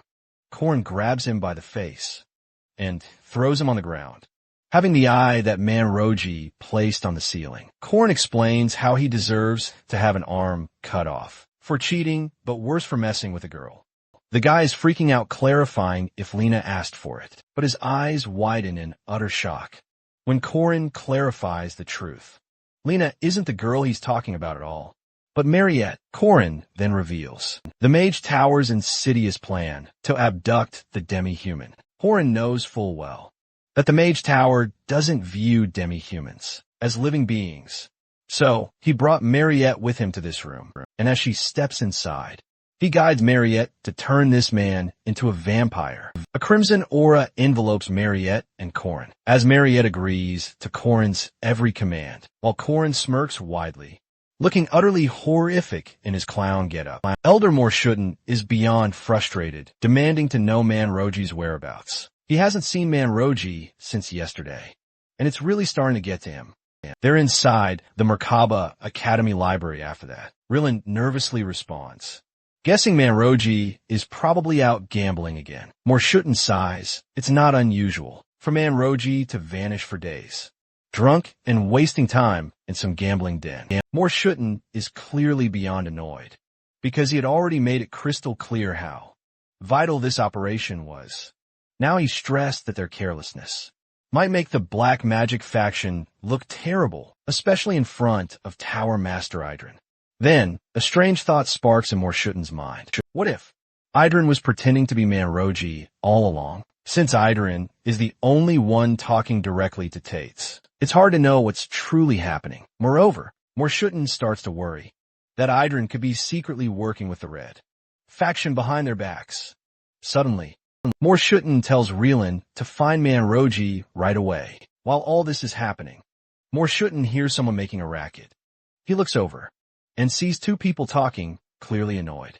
One of them reminds the other to stay quiet because they're in a library, while the other sulks, looking utterly upset, clearly not liking being told off. As Morshutten looks closer, something strange catches his keen attention. Their features are remarkably different. He can't help but wonder if they might be demi-humans. Rowland finds herself in a noisy bar, clearly annoyed and utterly exhausted. She mutters to herself, frustrated that someone like her, a third-floor disciple of the black magic faction, has to waste time running silly errands. She curses under her breath, complaining about Manroji's sudden disappearance, and thinking about switching to the Red faction, just to escape this whole mess. All she needs is to get close to one of those old men over there, and things might finally get easier, as Relon orders 2 martinis. Stirred and not shaken, a young boy named Corin Locke suddenly appears and tries to strike up a conversation. Corin seems confident, perhaps too confident for his age. The moment Rilin sees Corin, she immediately senses trouble and questions why someone so young is even at a bar. Corin tries to charm her with compliments, acting like he's used to getting attention. But Rilin is clearly unimpressed and utterly irritated. Rilin quickly shuts him down harshly, wondering out loud why children are trying to flirt with her tonight. Meanwhile, a girl named Alicia seems completely lost in thought. She's thinking about a drama script she absolutely loves, one that's all about a cheating scandal, and she just can't understand why Rilin isn't falling for Corin's act, as if the night couldn't get any worse. Rilin yells for another drink, shouting at the bartender about kids being allowed in a bar. Then, out of nowhere, a calm and elegant woman named Estelle appears and gently touches Rilin's lips and tells her to stop swearing. Speaking with grace and clear authority, the mood suddenly shifts, and Rilin is unsure of who this new woman is or what she wants. Rilin stares in shock as Estelle leans in closer, commenting on the color of her lips. Without hesitation, Estelle casually offers to buy her a drink, speaking with a boldness that doesn't quite match her usual grace. What's expected of someone in her position? Rilin is completely shocked, and everyone else wonders why the Saintess, Estelle Hadasha Elraz, is here in a bar, flirting so openly. Estelle isn't just any noble. She's the first princess and the Saintess, someone said to be loved by the gods themselves. But despite her divine title, her personality is far from holy. Estelle is known for being a shameless narcissist and a pleasure seeker who chases beauty, regardless of gender. Furthermore, Estelle quickly learns that Rilin is 26 and immediately suggests they hang out together for the night. Rilin becomes flustered and mumbles something about Estelle being pretty, trying to hide her confusion, to which Estelle giggles and compliments Rilin in return, saying she's cute, even if not quite as beautiful as herself.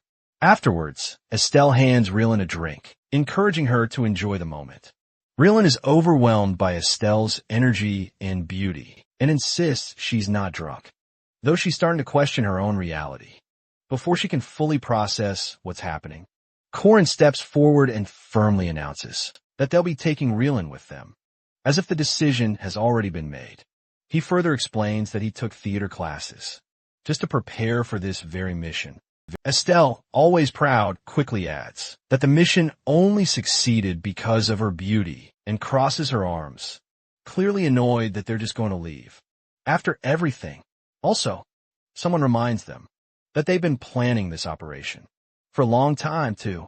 Suddenly, the mood shifts, and the other customers in the bar start reacting. Alicia and her partner shout, revealing that they're both first-rank knights and demanding that the strangers back off.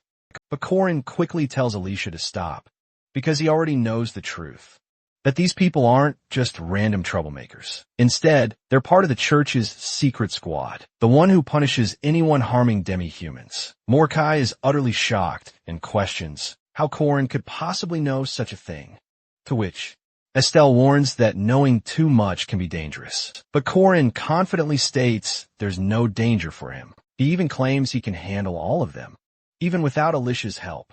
Vice Captain Mordecai angrily steps forward, but Estelle, in control as always, calls him out by name and tells Mordecai to stop. Besides, Estelle's thoughts confirm what she suspects, that this boy, Korin Locke, might truly be the one said to possess the sun. Korin then proposes a deal and lays down two conditions.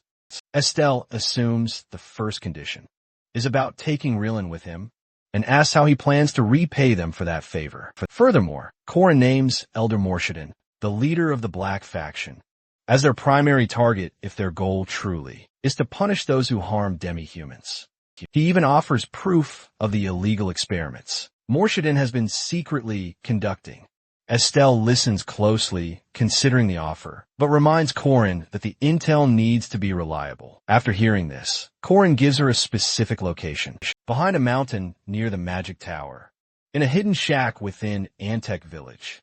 Estelle's surprised at how much Korin is revealing, without asking for anything first, and immediately questions his true intention. That's when Korin reveals his real condition.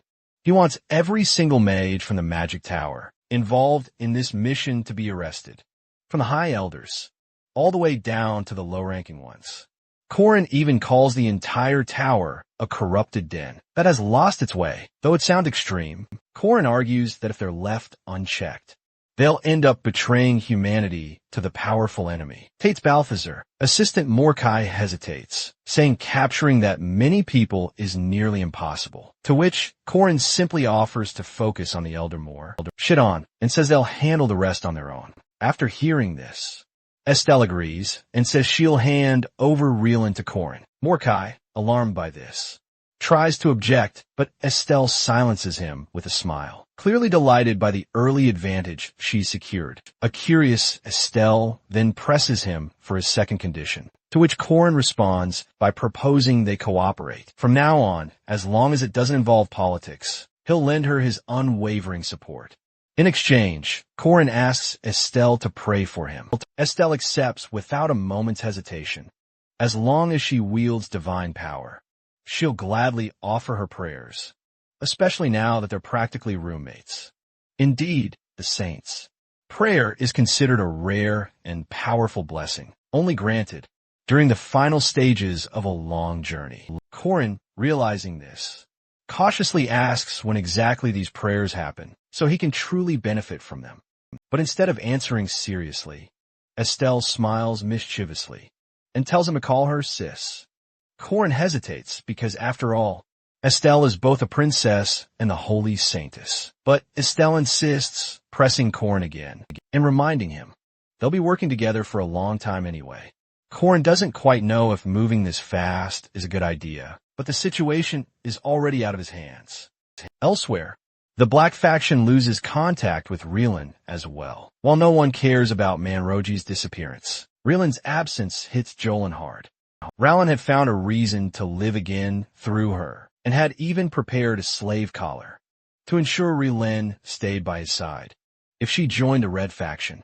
His obsession quickly turns into sheer panic when mysterious delivery arrives.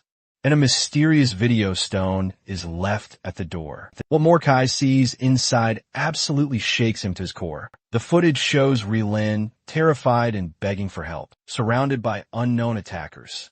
A viewer celebrates capturing a young mage chick, while Relon screams for help. Jolene watches in horror, crying out her name, and without wasting a single second, Jolene shouts that he's coming to save Relon and rushes to the outskirts of the city. Meanwhile, Corrin watches all of this unfold and reveals that Relon and the others were never his main target, but his true target is the Tower Master of Gold, Idrin. The only problem? He has no clue who that is among the 50 mages who enter the academy. Still, Corrin devises a clever strategy. If he can't directly pinpoint Idrin, Corrin can at least start eliminating suspects. Corrin kicks things off by ruling out Relin, claiming she was too entangled in a side quest, dubbed Shaded Love, where an old mage named Jolin had fallen hopelessly in love with her. Jolin then swoops in to save Relin.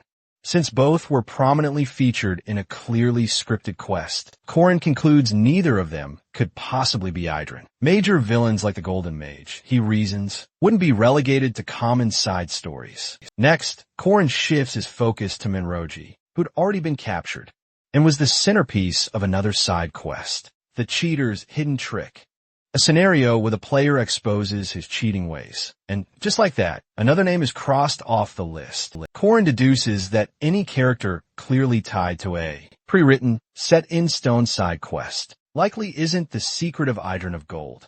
So, his audacious plan is to track down and capture every single side quest character, one by one, crossing them off until only unknowns remain. Meanwhile, in a truly dark and terrifying place, Jolin wakes up in a cold panic, screaming, desperate to know where he is, and frantically demanding to know what's going on. His frantic pleas are met with chilling silence, as his captor completely ignores his desperate cries for answers and immediately begins the horrific torture. Jolin desperately begs to cooperate, offering to talk, but his pleas are cruelly dismissed. What's worse, Jolin is force-fed a thick, menacing red stew, and it tastes rich, far too rich. Corrin reveals the shocking truth. It's not food at all. It's a highly concentrated, vile blood stew, and it's being used to forcibly turn them into a vampire. Corrin observes this twisted experiment from the darkest shadows, silently taking grim note of the unfolding madness. He's getting closer, but one thing is crystal clear. This mission will only get far, far darker from here. Corrin soon uncovers yet another ghoul, and finally realizes how vampires create their twisted servants. If someone is a virgin, they become a Dracul, or a full-fledged Dracula, a much stronger form. But if they're not, they're doomed to become mere ghouls, just like Minroji. Corrin, frustrated, fumes, wondering why everyone else seems to have experience, except for him, making him feel like the last virgin on earth. A girl nearby shyly admits she's also untouched, saying she's only ever held her dad's hand. This confirms Corrin will transform into a powerful Dracul, rather than a mere ghoul.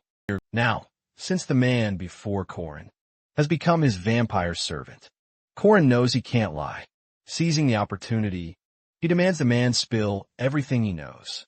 Unable to resist, the man is about to speak. Corrin questions the mage further, and learns his name is Jolin. Corrin then demands to know why they came to the city. Nervously, Jolin reveals their mission was to capture Mariette and assassinate Chairman Ariu Khazar Dunlevy. Corrin pushes for more answers, and Jolin blurts out that they were following the orders of the enigmatic Tower Master, known only by the title Byron of Gold. Tower Master Idrin claimed the mission was incredibly important, and even planned to participate himself. Jolin isn't sure which faction he joined, red or black, but confirms the Tower Master, Idrin, is among them in disguise. Armed with this intel, Corrin feels ready to move forward with his plan. At the same time, Corrin threatens Jolin, revealing he's kidnapped Jolin's beloved professor and other mages who recently disappeared.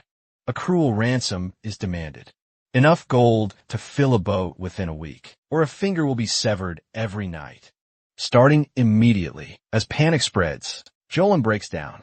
But far away, the leader of the Red faction, Elder Admalek, reacts coldly, calling Jolin an idiot, and saying he would have abandoned him if he wasn't his best disciple. The situation grows more tense as the two factions argue. Someone questions why the Black faction is even involved when it comes to the Red faction's concerns. Elder Morshitan, leader of the Black faction, immediately shuts them down, declaring no one can act alone anymore. With the Witch of Space present, capturing the vampire or chairman is impossible if she can simply teleport them away. That's why they had planned to distract her during the academy midterms, forcing her to waste magic rescuing students instead. Unfortunately, their plan was exposed. Orcitan agrees the Black faction will now assist, and Admalek, the Red faction leader, makes it clear they have no intention of paying ransom. The Magic Tower doesn't negotiate with threats, so they agree the only solution now is to capture the mysterious clown. Who's behind this mess? Morshitan reveals they have a secret informant planted inside the academy, and this person might know the clown's identity. That person is none other than the second princess, Miriam. Miriam has seen Corrin's outfit before during the hunting grounds incident, and since the Magic Tower sponsors her, she'll likely report him. This will shift the tower's attention toward Corrin and prompt them to launch an attack on the special dormitory. But Corrin plans to use that moment to trap them all, and that was his original strategy. Suddenly, screams are heard and Miriam is brought in. Morshitan asks if she recognizes this person, to which Miriam completely declines. Everything begins to fall apart for Morshitan because Princess Miriam, who everyone believed would expose Corrin's identity, surprises them all by saying she knows nothing about the clown or any kidnappings. Her unexpected silence confuses both sides. Elsewhere, Corrin is stunned too by hearing that Miriam took his side. Corrin was sure Miriam would mention him, but she didn't even speak his name. That small act completely ruins his original plan, but also keeps Corrin safe for now. Even though his strategy fails, Corrin quickly regains his focus. He also thanks the person who helped him, then prepares to leave, pretending nothing's amiss. He even inquires about his payment, but the other person brushes him off. They suggest Corrin needs some well-deserved rest. Afterward, Corrin remembers he still has Plan B. This time, Corrin's determined to meticulously think through every possible outcome. Corrin refuses to lose his master ever again. Meanwhile, a major power shift begins. Estelle suddenly steps in, declaring Elder Morshitan is under arrest. She lists serious crimes, illegal experiments, murder, kidnapping, and wrongful imprisonment. Hearing this, Morshitan is utterly shocked because he accuses Estelle of dishonoring the Mage Tower, but she remains calm and firm, stating she respects the tower. But the evidence against him is undeniable. Morshitan panics, seeing his secret records used against him.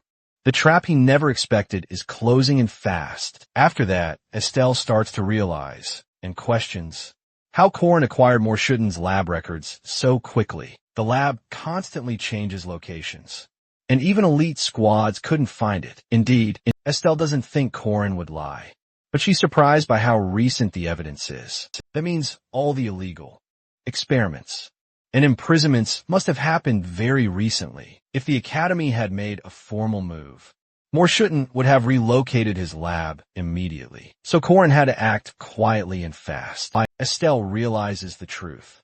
Corrin Locke is trying to take down the Mage Tower all by himself, a bold and dangerous move. In the background, we learn more about the larger conflict. The Mage Tower and the old church once held massive power, but they lost influence after the Witch Revolution. The Protestants and 3 legendary heroes defeated them. Now, these 2 old powers have joined forces with Balthazar, scheming to destroy the Academy and regain control. Everything was going according to plan, until Corrin disrupted it. Chaos erupts among the villains, and one group panics over how the Protestants found and attacked the secret lab. They suspect the clown Corrin might be working with them. Urgently, they decide they must accelerate their plans, burn the Academy down, and rescue Morshitan during the chaos. But not everyone agrees. An elder admiralic commands silence, because he wants to retreat to the Mage Tower. Immediately their leader, Tower Master Idrin, is called upon. And with Morshitan gone, the rest can't carry the plan alone. Now it's Idrin's turn to act. And the war between the Academy and the Mage Tower is about to escalate. Tower Master Idrin is shocked to hear that the witch has been captured, but quickly regains his composure and understands the situation and orders everyone to move. Your destination is northwest of Merkaba, where a hidden marker lies, a secret from the time of the Witch Wars. Only 2 people were ever supposed to know about this location: Aaron, Danua, and Josephine. So when the marker was activated, the witch assumed it was Aaron calling her. But to her surprise, it's Idrin who appears. After this, Aaron demands to know how he found the marker, to which Idrin explains that he has a powerful ally. And also, there's one more person besides Aaron and Josephine who knew of this place: Tate Balthazar, one of the legendary 3 heroes who fought in the Witch Wars. Aaron is stunned and questions whether Idris has joined forces with someone like Voltars, and what about the consequences of such a decision. But Idris dismisses her concerns and reminds her that rules and ethics don't matter to them anymore. According to her, mages were wrong to ever follow such ideals, protecting test subjects, teaching weaker students, and opening up the secrets of magic to the untalented. She sees it all as a monumental mistake. To Aaron, the Academy only stifled the growth of true magic, and her voice turns icy cold as she reminds Aiden that people like him simply never change. First, they hunted demons, then demi-humans, then, as a child, witches.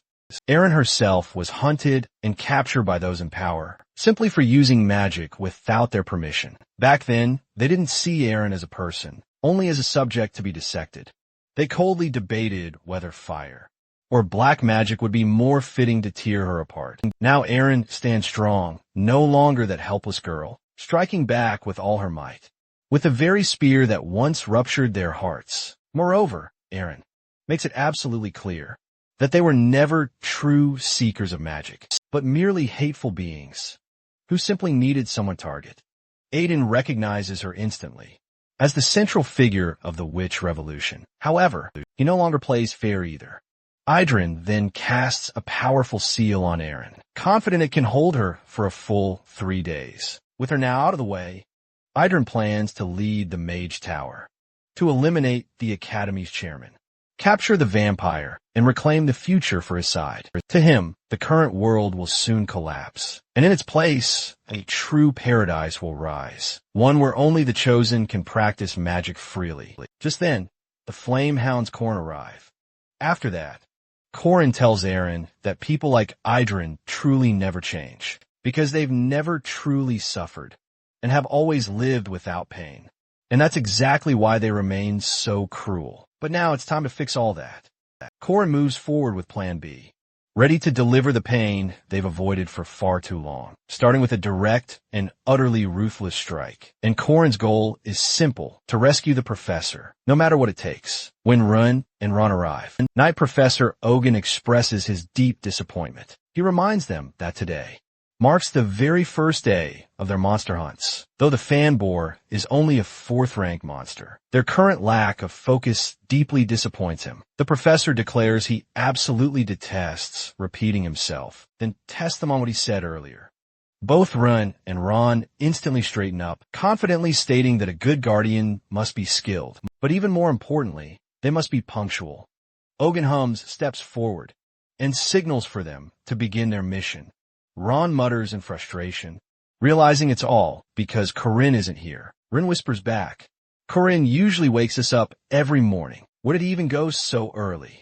Far from their worries, Corinne stands amidst burning fires and cornered mages. A girl grins, initially surprised by his sudden arrival, but it's clear Corinne came more than prepared.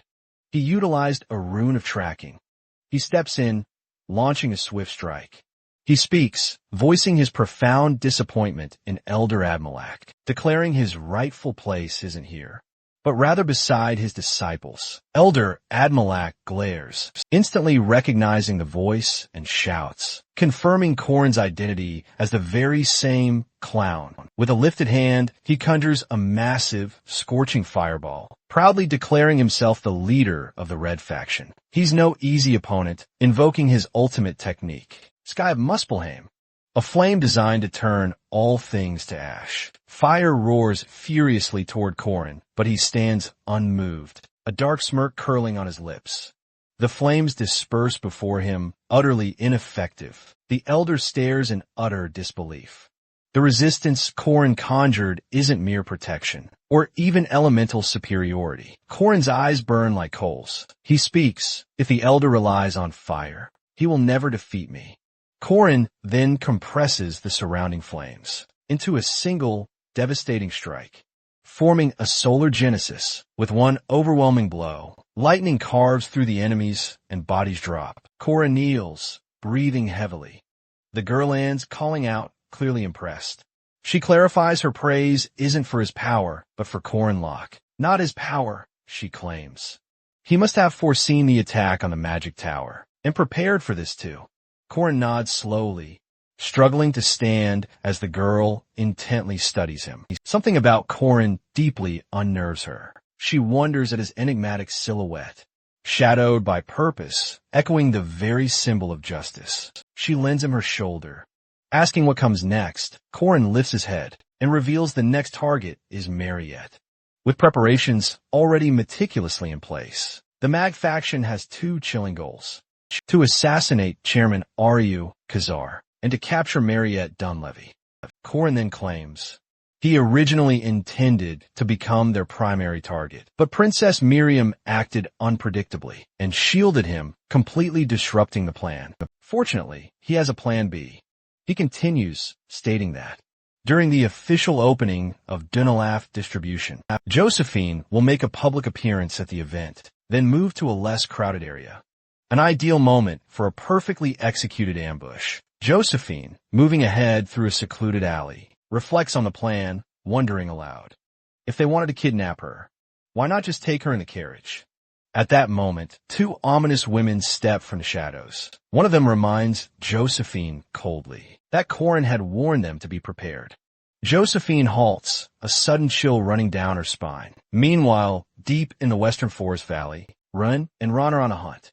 Ron proudly claims he caught a massive boar. Ren scoffs that his own catch is even bigger, but Ron frowns, muttering that something feels terribly wrong. He recalls that Professor Dana bought many wild boars last year for testing and questions why there are so few now. Ren narrows his eyes, questioning the very same thing. They've come far into the dense forest, but the numbers simply don't add up.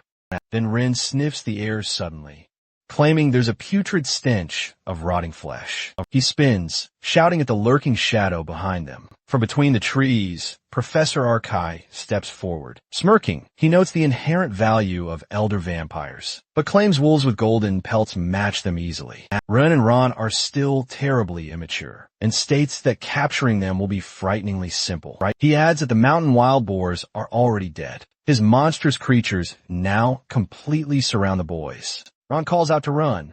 Ren nods. He knows.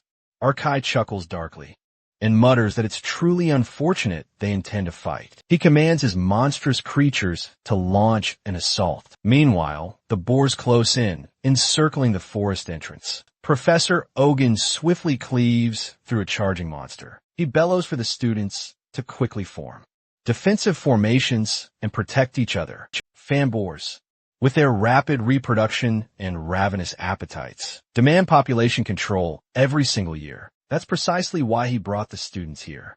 But he never anticipated these boars would resurrect. Just then, the black mages make their grand entrance. Professor Ogun sternly warns them not to harm the academy students, stating it would be a massive treaty violation. One of the mages calmly retorts that they're not interested in harming students, or him. If he simply stops resisting, no one will be hurt. Professor Ogun demands to know their real objective. The mage then reveals they're after the two monster wolves. Hearing this, Ogun's brow visibly tightens. The mages clarify that Ren and Ron may not be highly trained just yet, but they are rapidly growing. At that very moment, Run and Ron transform into their formidable wolf forms and rip through the surrounding monsters. Professor Ogun swings his blade, declaring that whether demi-humans or wolfmen, if they study at his academy, they are unequivocally his students. A black mage stares, utterly stunned, and questions, does he truly intend to defy the mage tower? Professor Ogun steps forward without a hint of hesitation and roars that they dare to lay hands on his students. Now he will face them all. In the special dormitory, Corin is utterly confused when Mariette informs him that she never saw the ambush he warned her about. He wonders if the enemies somehow noticed the trap. The plan was to target Josephine, Mariette, and Chairman Ryu simultaneously. But instead, 30 Black Faction mages simply vanished. The Red Faction mages were dealt with, but no one knows where the others disappeared to. Princess Miriam suddenly appears, interrupting their conversation with a knowing smirk, implying she might know where the missing mages truly are. Meanwhile, Run and Ron are locked in a fierce battle against the Black Faction in their powerful Golden Wolf state, battling against the monstrous Hellsvander creatures, resurrected from corpses by dark, sinister magic. These aren't just any strong monsters. They're incredibly tough and durable. Professor Arkai watches on with a sinister amusement as his monstrous beasts overpower the helpless wolves. Rin and Ron remember Corin's advice. Distract first, then strike at their weaknesses. Rin charges in aggressively, only to wound herself. Ron watches in horror as Rin loses consciousness. Archie smirks. He had planned to test Rin, but he's content that Ron survived instead.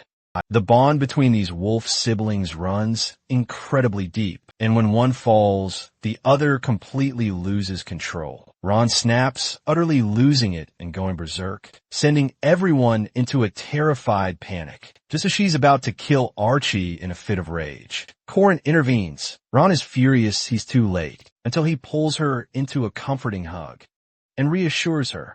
Ron is alive.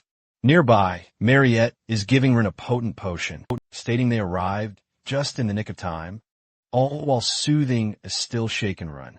Corin is uneasy about Miriam's earlier tip-off. She's supported by the powerful Mage Tower, so she shouldn't be helping him at all.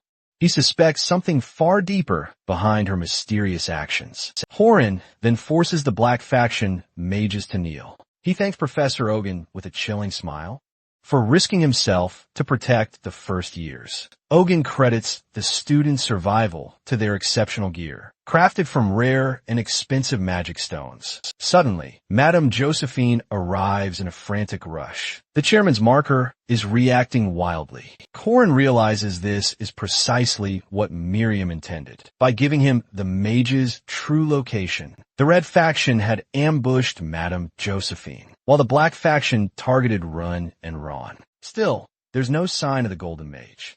Corin, along with Mariette and the others, heads to Sherman's side. They find her unconscious, but not completely destroyed. There's still time. There, Corin sees the 4 great treasures of Lawada. De Dananes Gatred Andries Vessel, Dune Skays Log of Verdum, Norix, and the enchanting monarch Ohardress. As he watches the coronation of paradise unfold, system backups suddenly activate, and events spiral completely beyond his understanding. And then, the final boss, Tates. Balthazar himself materializes before him. Cold sweat immediately streams down Corin's face. Now he must save the entire world by vanquishing this evil. He stares at Balthazar, utterly stunned. But Balthazar simply doesn't grasp the reason for his shock, because Balthazar has merely appeared to confront the one who has repeatedly thwarted his schemes, and even dared to steal his precious treasure. It's at this moment Corin understands that he might have truly provoked him after all. However, a small wave of relief washes over him. That Ryu hasn't been completely eliminated, because in the game, in his previous run-through, poor Ryu had tragically perished. After Ryu left this world, Corin's master, Eren, was brutally slain by Balthazar. Even though Eren managed to evacuate, Corin had learned of this information, thanks to intel regarding the assassination. As Aryu weakly murmurs apologies to Korin, he contemplates how the Witch War's heroes are indeed aware of this location, but it's truly astonishing to consider that Balthasar would actually make a move here. A worried Korin presses a hand to his forehead, finding it utterly unbelievable that yet another unexpected incident has occurred, one that deviates wildly from the original timeline. But Korin swiftly regains his composure. Gripping his spear, Korin adamantly reminds himself that he has always altered the scenario for the better. Thus, summoning every ounce of his power, Korin unleashes a devastating, poisonous dragon head charge directly against Balthasar, unleashing an immense torrent of fire upon him. But in that very instant, something utterly unexpected occurred. The domain, a legendary level all warriors aspire to. A secret attack is instantly unleashed by Balthasar, and shockingly, it was identical to Korin's own. Thus, it was effortlessly countered. Witnessing this, Balthasar can't help but let out a disdainful scoff, seeing that Korin is already capable of using such power. Essentially, this is a clash of ultimate, top-tier martial skills from the heroic legends of Arhin. Yet, the moment both combatants strike at each other, they are instantly thrust into the second domain, and Balthasar actually compliments Korin on his impressive skills, addressing him as a fellow disciple. A wide, confident grin stretches across his face. But now, Balthasar unleashes his strategic genius. He taps into the Calamity Serpent's ultimate essence. Charging forth with its venomous dragon head, he unleashes this devastating power, activating the domain multiple times in rapid succession. Just like the legendary sword demon did moments ago, the system begins an urgent backup, simultaneously updating critical commands. The moment the backup status hits an astonishing 740%, a percentage far exceeding anything seen before, Korin's grip tightens on his staff, ready to unleash his counterattack. From this moment forward, both combatants clash, demonstrating masterful skills, ultimately advancing to the fifth domain. They strike with incredible force, unleashing devastating power, as swift movements carry them deeper into the fifth domain. Balthasar keenly observes how Korin, having mastered all the fundamentals, now requires raw speed. With a wicked smile, he pushes him to achieve it. They both unleash their ultimate moves. Calamity, Serpent, and Infinite Returning Heavens. A torrent of massive energy and blinding lightning erupts. But just a single second after the clash began, as both combatants seemed to mirror each other's exact moves, those unable to enter the domain. Like Warren and Mariette, witness Korin being brutally stabbed by Balthasar, unable to comprehend this dire situation. Meanwhile, the one person capable of entering the domain, Alicia, prepares for her counterattack. The moment Alicia steps into the domain, Ohard smiles knowingly, for this is no mere simple domain. She effortlessly penetrates its defenses, and the king anticipates a thrilling spectacle. In a flash, Balthasar appears, making it clear to Alicia that this domain will grant her no mercy from him. With chilling intent, he grabs her by the face. To his surprise, Warren appears right behind him, launching an immediate attack. But he evades her strike with a single, swift movement, then seizes her hand, causing both girls to collapse. But witnessing Alicia's severe injuries, Warren's rage boils over. She can't hold back. She unleashes a chain of steel to ensnare him, boldly declaring his demise. In an instant, the chains fully ensnare his body. In a flash, the laser shatters the trap. He refuses to accept it, believing death isn't his destiny. Frustrated, Warren charges him, but she's casually flung aside. Everyone watches in shock as the laser scoffs at her inexperience, despite her powerful physique. With a smirk, he grabs his staff and raises it high to finish her off. But then his body begins to freeze over as Mariette unleashes her snowflower spells. The laser, however, effortlessly shatters the ice. For now, he stands firm, summoning a spear of light right at her. This skill never misses its mark, no matter what happens. As the spear of light streaks forward swiftly, and Mariette unleashes Diogu, the spear of light slices right through it, and heads straight for Mariette. Mariette sees it coming, knowing this is the end. But just then, the spear of light is suddenly transported to another dimension. Valazer instantly recognizes that only Josephine could pull off such a feat. Josephine, meanwhile, clarifies she's not here to change things. Corin then unleashes the Solar Genesis Claw. Solus, bright, fiery energy engulfs the entire area. This is the absolute maximum output he can unleash right now. Valazer turns back and scoffs, annoyed he missed Corin's heart in his attack. Still, he acknowledges Corin's regeneration skills, explaining that this isn't merely his innate ability, but a commandment. He engraved the exact opposite ones as Valazer. However, he mocks Corin, stating that the Solar Genesis, at the level he's trying to maintain, is something he simply cannot handle. On the flip side, Josephine uses her special magic to create multiple teleportation portals. Ohard, Dune Skaze, and Doom Norix notice this and try to stop them, but Corin casts bright, fiery energy at them to hold them back, ordering everyone to move immediately. Hearing this, Mariette grabs Aryu, and Warren holds Alicia. They all pass through the portal. Before entering, Corin glances back at Valazer, grinning widely and winking. He was hoping to see him again soon. The portal was on the verge of vanishing entirely, as they all scrambled out of the collapsing space. So, Dunskaze considers chasing after them, but Baltazar simply smirks, because his spear always finds its intended target, the one he marked first. While everyone breathes a collective sigh of relief, having just escaped through the portal's minuscule opening, Baltazar's spear suddenly materializes, heading straight for Mariette. Naturally, Corin instantly becomes her shield to protect her, ready to take the full force of the attack.